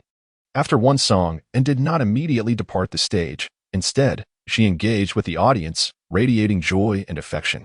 The response was overwhelmingly positive, suggesting that Anne would gain many new fans after this event. In the distance, perched atop a tower, was the renowned journalist, Peter Parker, capturing the moment with his camera, documenting it on stage. The populace of Nanhai, who had not seen any recent news about Simon, would surely be astonished upon hearing this report. "I have a premonition that this will become a sensational story." Peter Parker, having snapped numerous photos from various angles, brimmed with confidence, his instincts assuring him of success. Interestingly, after breaking the major news about Simon, he stumbled upon a mysterious devil fruit. Upon consuming it, he transformed into a Zoan-type user, gaining the abilities of the spider fruit, which provided him with an extraordinary sense of perception. This newfound power has enabled him to uncover a multitude of trending stories, and he firmly believes in its efficacy. Meanwhile, on stage, Anne finally calmed the exuberant islanders, announcing that Mina's concert had reached its conclusion. "Please return home safely." With the curtain drawn on this splendid performance, Anne's concert was nothing short of magnificent, inspiring me to sing along.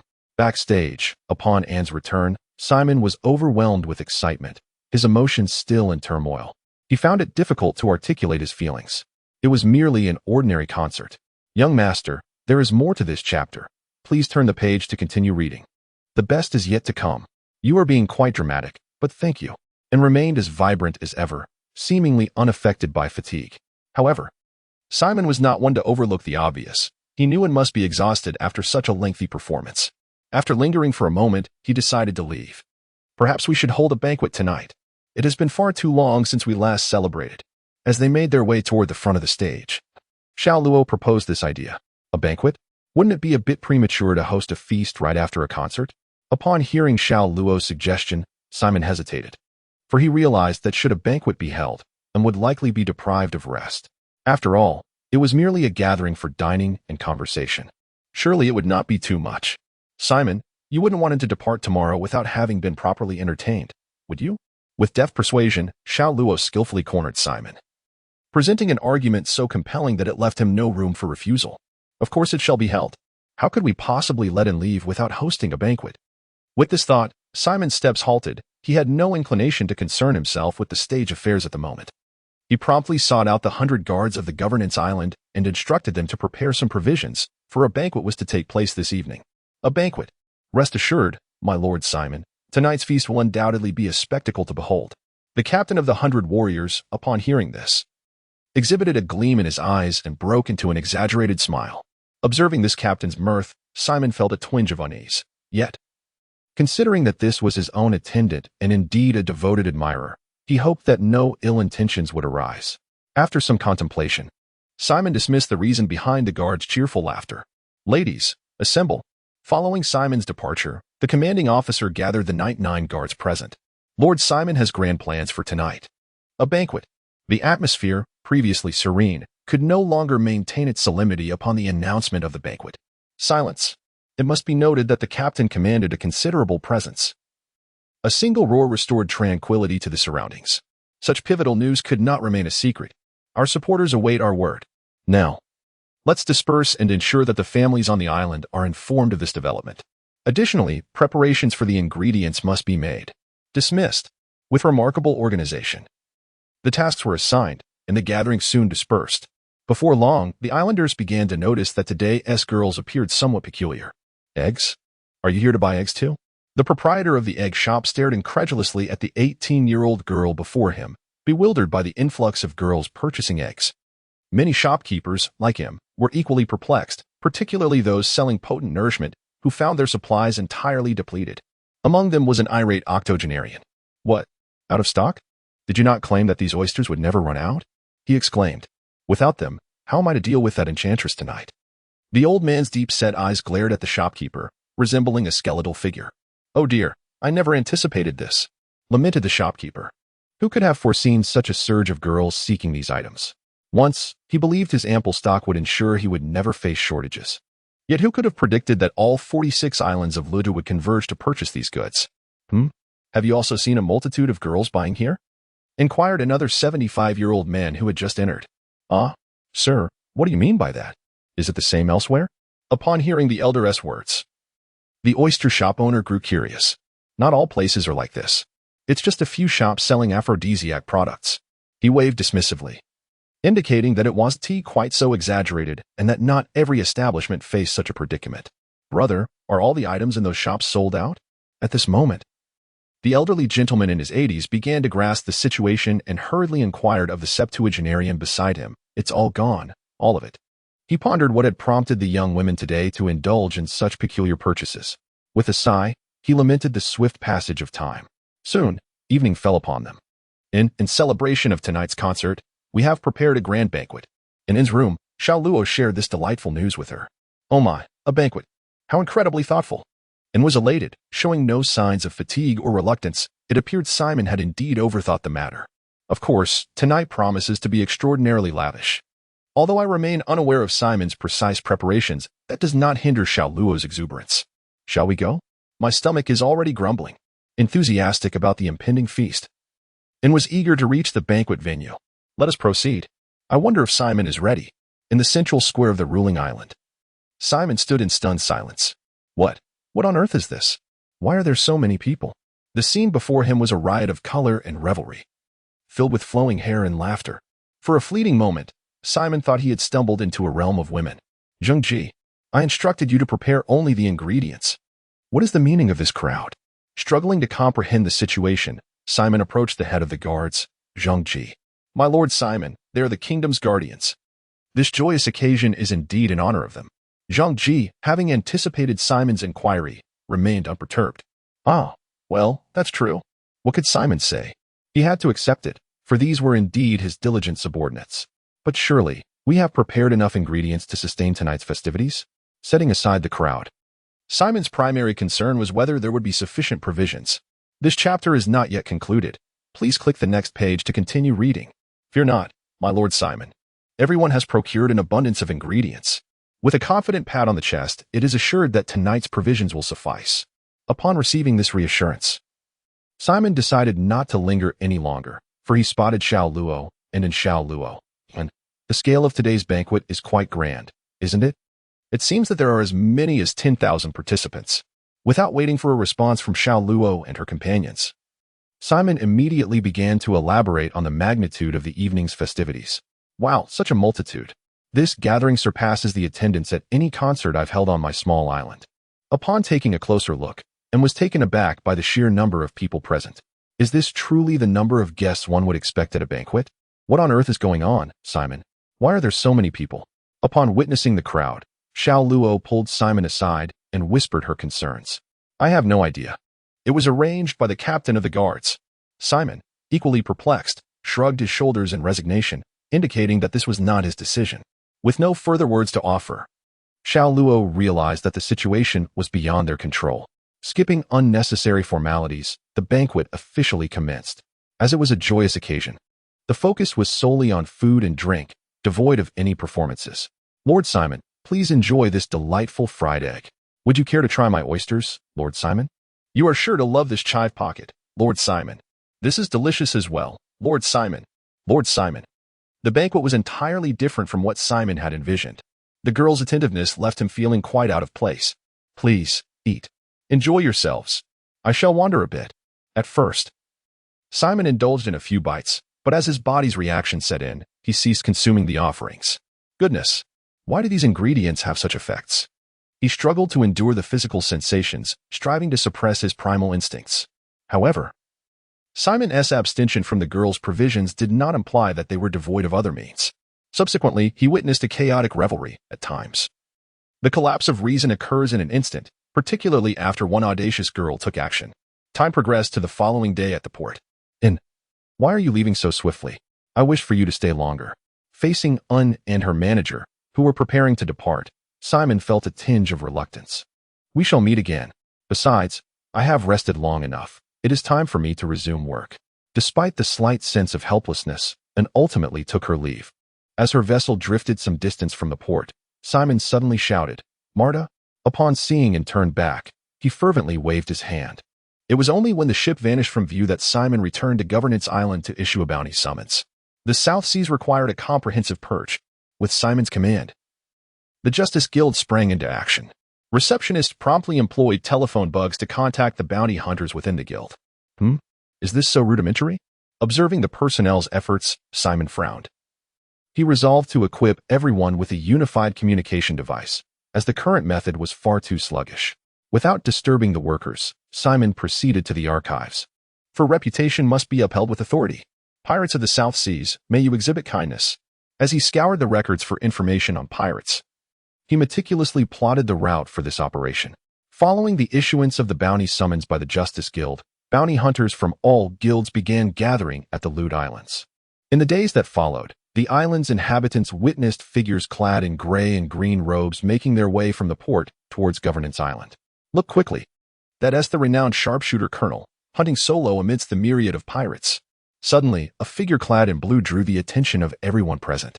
The arrival of the colonel seemed to mark the beginning of an event, as 5 other figures in blue robes, raucous sword Oil, flirtatious Chi-Chi, long-armed Dakian, swift-legged Dahu, and Manus flying Tion soon joined. Oh my, what a grand spectacle.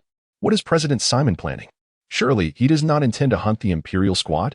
Flirtatious Chi-Chi, seated in the guild's exclusive area, exaggeratedly fluttered her eyelashes. The Imperial squad? Chi-Chi, are you jesting? We hardly have enough orange robes among us to take on the Imperial squad. We would merely be courting death. As soon as Chi-Chi finished speaking, raucous sword Oil began to chime in sarcastically. TCH, perhaps it's you who lacks the courage. Upon hearing this, Chi-Chi immediately countered. She was not one to suffer in silence. You, perhaps struck at a sensitive point, raucous sword Oil found himself at a loss for words. This is the guild's first assembly call. It must be significant. Mantis flying Tion, with a mindset solely focused on profit, chimed in, but when will President Simon arrive? Was this gathering scheduled for now? The quick shooter colonel, seated in his position, exhibited signs of impatience. He was not a man blessed with much tolerance. However, Simon did not keep them waiting long. After the arrival of these 6 figures in blue, he had already been waiting behind them. President Simon. Look, it is President Simon. With Simon's appearance, the atmosphere reached a crescendo. Is that truly President Simon? Doesn't he appear particularly formidable? Yet among the crowd, there were still those who regarded Simon with disdain. Esteemed bounty hunters of the Justice Guild, welcome to my kingdom. Simon, seemingly unaware of his standing among these hunters, chose to greet them in the guise of a king. What a pretense. As Simon spoke, more hunters grew discontented with him. The purpose of today's gathering was to hold a grand hunt in the South Sea. After a brief pause, Simon unveiled the name of this undertaking, the Grand Hunt in the South Sea. The name left the hunters in attendance somewhat perplexed, eagerly awaiting Simon's elucidation, as it was evident that the details eluded their understanding. Allow me to clarify. The era of the great pirates presents both opportunities and perils, giving rise to bounty hunters like us. Indeed, this is our era. My dear friends, there is more to this chapter. Please turn the page to continue reading. For what lies ahead is even more thrilling. Why are the pirates so audacious? It is simply because we have yet to intervene. Oh. As Simon reached this point, the atmosphere in the venue soared to an exhilarating height. To ensure that the pirates recognize their rightful place, I have resolved to lead everyone in a hunt for the South Sea pirates. The bounty for the pirates you capture will be yours to claim, and the rewards for those hunted will be distributed entirely among you. Revel, hunters. Simon's words had a profound impact, leaving the hunters momentarily speechless. What? Distribution of bounties. Oh, long live President Simon. Eternal love for the Fairness Guild. Once the hunters regained their composure, they began to extol Simon, their spirits reaching a euphoric crescendo. Yes, splendid. Follow my lead. The hunt commences. The hunter's enthusiastic response greatly pleased Simon, and after uttering his final words, he departed towards the port. As Simon passed by, 6 figures clad in blue robes exchanged silent glances and followed suit. What is that? Well, with the hunters embarking on their expedition, the island's residents expressed their awe, each one stopping to witness this magnificent spectacle. What are you all going to do? Lord Simon, a brave little girl in the crowd inquired upon seeing Simon. To bring down the hammer of justice upon the wicked pirates. Recognizing a hint of familiarity in the girl, Simon responded, Wow, is Lord Simon actually going out to capture pirates? With such a grand operation, surely many notorious pirates will be apprehended. Although the little girl did not fully grasp the implications, the adults present felt an exhilarating thrill. Thus, amidst the anticipation and excitement of the onlookers, Simon and his crew set sail from the Rout Archipelago. What is our course, Simon? We won't just be wandering aimlessly at sea, will we? Given Simon's history of improvisation, little Luo voiced her concerns. Aimless wandering? Absolutely not. This time, I have devised a comprehensive plan.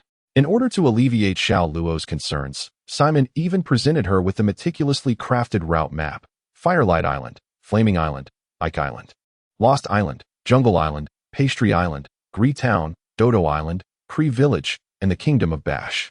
Heavens! Simon, are we truly visiting so many islands this time? It seems we are traversing the entirety of the South China Sea. Gazing at the intricate lines on the map, Xiao Luo was astonished by the orderly plan. Since the goal was to cleanse the South China Sea, it was only logical to inspect every corner of it. Otherwise, certain petty pirates, oblivious to her formidable reputation, might continue to disregard her esteemed guild, which would certainly vex her. With a far-reaching gaze, it appeared that Simon was poised to become the sovereign of the South China Sea. As their voyage continued, they encountered countless minor pirates. However, Simon refrained from engaging them, deeming them too insignificant. Although Simon did not take action, the bounty hunters accompanying him showed no mercy. Upon spotting the pirates, they descended upon them like locusts upon a field, leaving nothing unscathed. After several days of wandering the seas, Simon and his crew finally arrived at their first planned island, Firelight Island. Run! A massive fleet is approaching from the sea. Before Simon and his party could set foot on the island, chaos had already erupted. By the time they landed, the scene was left in utter disarray. Do these people not know of my esteemed guild? Why do they panic at the sight of our ship? The residents' reactions stung Simon, further solidifying his resolve to patrol the South China Sea. Hunters, the mission begins. Let this island know of our guild's presence. To promote his guild, Simon chose to rally the formidable team of hunters behind him. Oh, very well, leader. The hunters were eager to seize such an opportunity, as their recent bounties had been abundant. Moreover, with an enhanced reputation for the guild, they might even earn the status of elders one day. Hey there, old man. Wait a moment while I speak with you. Young lad, allow me to tell you a tale. Although some actions were rather unrefined, the outcome proved effective, as the islanders grew less fearful of Simon and his hunters. While the guild members busied themselves, Simon unexpectedly encountered the village chief. Are you the chief of this village? Why are you not running about like the others? Observing the leisurely old man with a white beard sipping tea, Simon voiced his inner doubts. The commotion is surely the domain of the young. As for me, I no longer possess such vigor. I can only accept my fate here. After a hearty laugh, the village chief, Huati, spoke with a hint of resignation. If pirates were to truly arrive, what would we do? They can be quite ferocious. Confounded by the village chief's line of thought, Simon expressed his bewilderment. Pirates? They are bound by principles of righteousness. If one remains prudent, they should still. Simon, look here. Just as Huati was elaborating, Xiao Luo seemed to have discovered something, interrupting the chief mid-sentence. Xiao Luo, How can you rummage around here? We are not pirates. Upon witnessing Xiao Luo's actions, Simon was rendered speechless. How could someone intrude into another's home and start searching recklessly? I'm sorry, Simon. Xiao Luo sincerely apologized upon hearing Simon's words. So what exactly did you find? It's this. Simon, look quickly. The duo's antics caused Huati to halt his stroking of his beard, his body stiffening and eyes widening in surprise. Isn't that just a tunnel? What is so fascinating about it? Upon realizing the nature of the discovery, Simon's interest waned considerably. Apologies, Chief. The maid is rather thoughtless. But what purpose does this tunnel serve? After promptly expressing his apologies to the village chief, Simon redirected the conversation toward the tunnel, attempting to ease the awkwardness. Ah well, my lord, there is more to this chapter. Please turn to the next page to continue reading, as the story becomes even more engaging. For some reason, the village chief now appeared somewhat flustered, as if he were reluctant to discuss the tunnel. Observing the old man smile, yet remain silent, left Simon utterly perplexed. Could there be an unspeakable secret hidden within that tunnel? Now I'm quite curious. Just as Simon hesitated over whether to press further on the subject of the tunnel, Xiao Luo seemed to have discovered something else. Simon, look. This thing can actually see the sea. What? We can see the sea from here? Surveying the towering structures around him, Simon found it hard to fathom that one could actually glimpse the sea from this vantage point. Intrigued, he approached Xiao Luo, eyeing the peculiar contraption before him with eager anticipation. Meanwhile, witnessing Simon's departure, Huati exhaled in relief, only for his momentary solace to dissolve into sheer mortification upon realizing where Simon had wandered. Wow, it's true. You can even see the flags clearly. Simon murmured excitedly as he observed the scene, before a sudden realization dawned upon him. A mysterious mirror revealing the sea. A concealed tunnel whose purpose remains unspoken. The village chief's unerringly composed demeanor. Could it be that this old man has prepared everything so thoroughly? Stealing a sidelong glance at the chief, Simon's mood plummeted as if trampled by a mythical beast. Damn it. After parting ways with the theatrically cautious chief, Simon and the others returned to the hanging ship. That village chief was absolutely hilarious. Xiao Luo burst into laughter the moment they boarded, tears streaming down his face. Was it really that amusing? He was just being slightly more cautious than necessary, with a touch of exaggerated expressions. Simon sighed, utterly bewildered by Xiao Luo's inexplicably low threshold for humor. Of course it was. Even Wolf's lips curled up. Xiao Luo retorted, pointing at Wolf. Wolf's lips curled? Are you seeing things? I don't notice anything unusual about her expression. Simon scrutinized Wolf, but found her countenance as impassive as ever. Look right here, Xiao Luo insisted, gesturing emphatically at the corner of Wolf's mouth. This? You call this a smile? Simon squinted at the barely perceptible 3-degree curvature. It totally counts. As their debate raged on, far across the waters near Flare Island, a pirate ship emerged on the horizon. Listen up, you lot. Last time, we failed to track down that old fox Huati. This time, we will find him. Captain Duo Hua, the rebranded Duo Hua pirates, bellowed from the bow, his crew roaring in response. Hey, why is the captain so obsessed with finding Huati anyway? Rookie crew member Jeffrey paused mid-mop, turning to an older sailor beside him. Why, you ask? Upon hearing Jeffrey's inquiry, the seasoned old sailor chuckled softly, gesturing with his hand. It seems I have been rather thoughtless. Here, take this. After a brief moment of bewilderment, drawing upon his previous experience as first mate, he swiftly grasped the situation. Indeed, quite impressive, young man. Very well. Allow me to share a tale with you. After receiving the cigar offered by Jeffrey, the old sailor patted the nearby barrel, signaling for Jeffrey to take a seat, his eyes glimmering with the fire of gossip. Jeffrey set aside the broom and sat down. Speaking of the fiery maiden, one cannot help but mention his delightful granddaughter. She is truly a formidable presence. Her stature is indeed as large as your head. Her waist, however, is not thicker than this barrel. Such a sight evokes both admiration and pity. As Jeffrey listened, confusion began to creep in. What on earth was being described? Wait a moment, hold on. What do you mean? The old sailor, interrupted by Jeffrey, took a puff of his cigar, exhaling a large circle of smoke. A formidable presence? Is his granddaughter plump or? Oh, you mean that? No, his granddaughter is not plump. Rather, she possesses an astonishing figure, you see. As he spoke, the old sailor raised his eyebrows several times. A truly astonishing figure. But what does this have to do with the captain seeking the fiery maiden? Young man, why the haste? I have yet to finish. Taking a deep breath, relishing the aroma of the cigar, the old sailor continued leisurely. My tale, please. Continue, old friend. Realizing he had spoken unnecessarily, Geoffrey resolved to remain silent until the old sailor concluded his narrative. Ahem, where were we? Ah yes, a sight to behold. My friend. Oh, indeed. She is truly beautiful. In all my years, I have never encountered such a lovely individual. Yet, beauty aside, she possesses a truly fierce temperament. Just the other day, our captain laid eyes upon her and, enraptured, sought to make an advance. However, this fiery maiden was not of such amiable disposition and promptly delivered the captain a resounding slap. Crack. The sound was so loud that even I, witnessing from afar, felt the sting on my face. How could the captain endure such an affront? He could not. He retaliated. Yet, who could have anticipated that this fiery maiden would be so formidable? Our captain, with a bounty of 50 million, could not withstand her onslaught and was swiftly brought to the ground. Could the captain tolerate such humiliation before so many witnesses? Certainly not.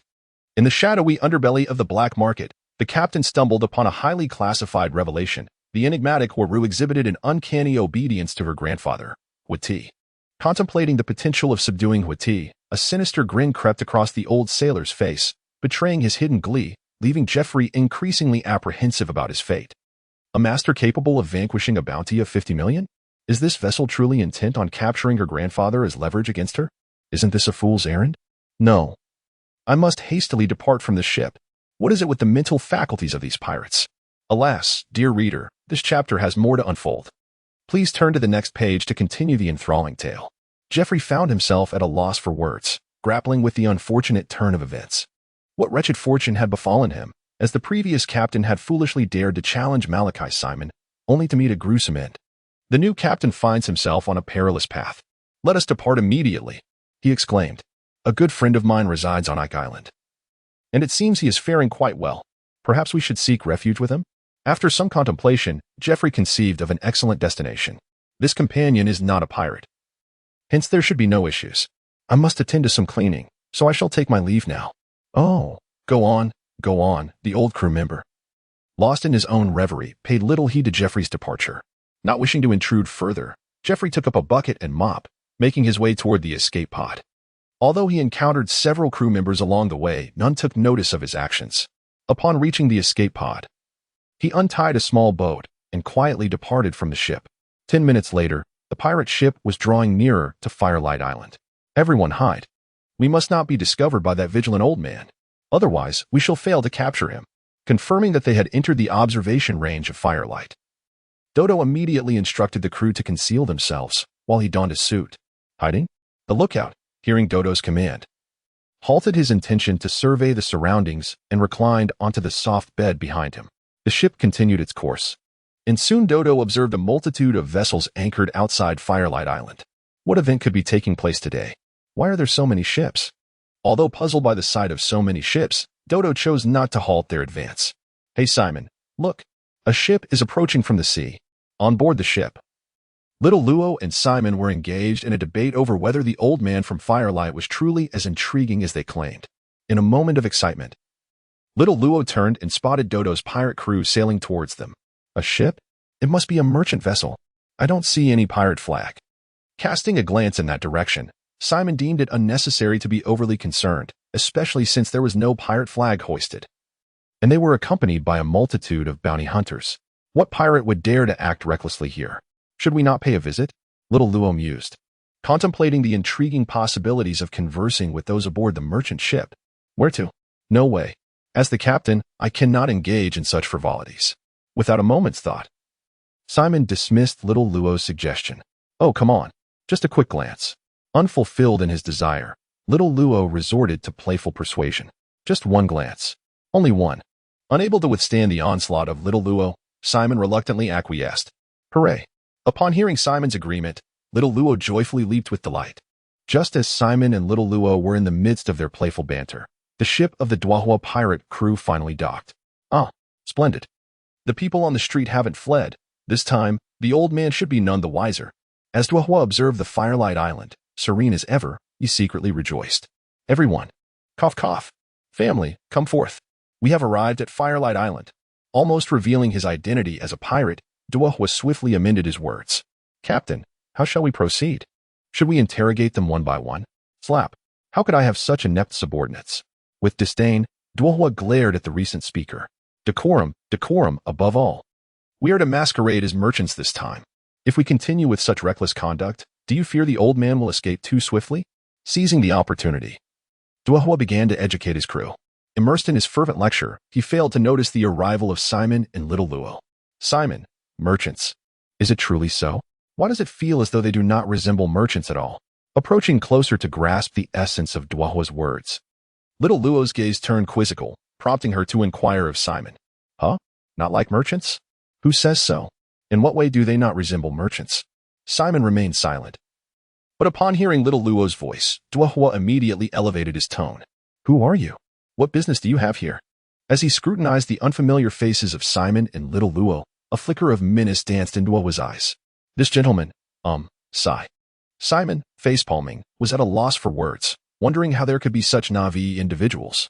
With a sudden, powerful move, Simon slammed Duohua's head onto the ground. Captain, what are you doing? Release us, Captain. With Simon's actions, the surrounding crew members of the Duohua pirate crew became agitated, rolling up their sleeves. Ready to confront Simon. Enough of this racket. With a fierce glare, Simon's aura radiated dominance, causing all the raucous pirates to roll their eyes in submission. Hey, Simon. Why did you do that? Just because he doesn't look like a merchant doesn't justify such actions. Little Luo, still bewildered by the unfolding situation, cast a reproachful glance at Simon. Gasped. Little Luo, do you not see? He was never a merchant. Sitting atop the calamity, Simon took a deep breath.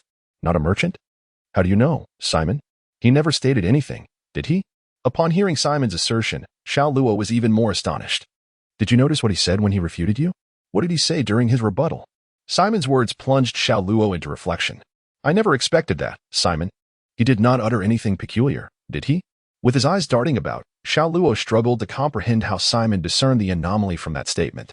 Alas, it is already so evident. Fine. Let me explain.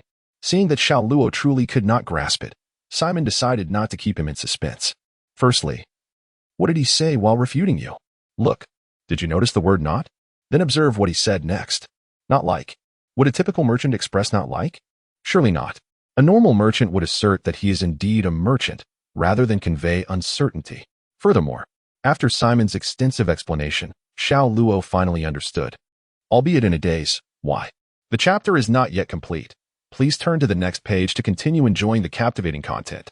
Although I cannot comprehend, Simon. You are truly remarkable. To uncover the true nature of this individual from such a trivial detail.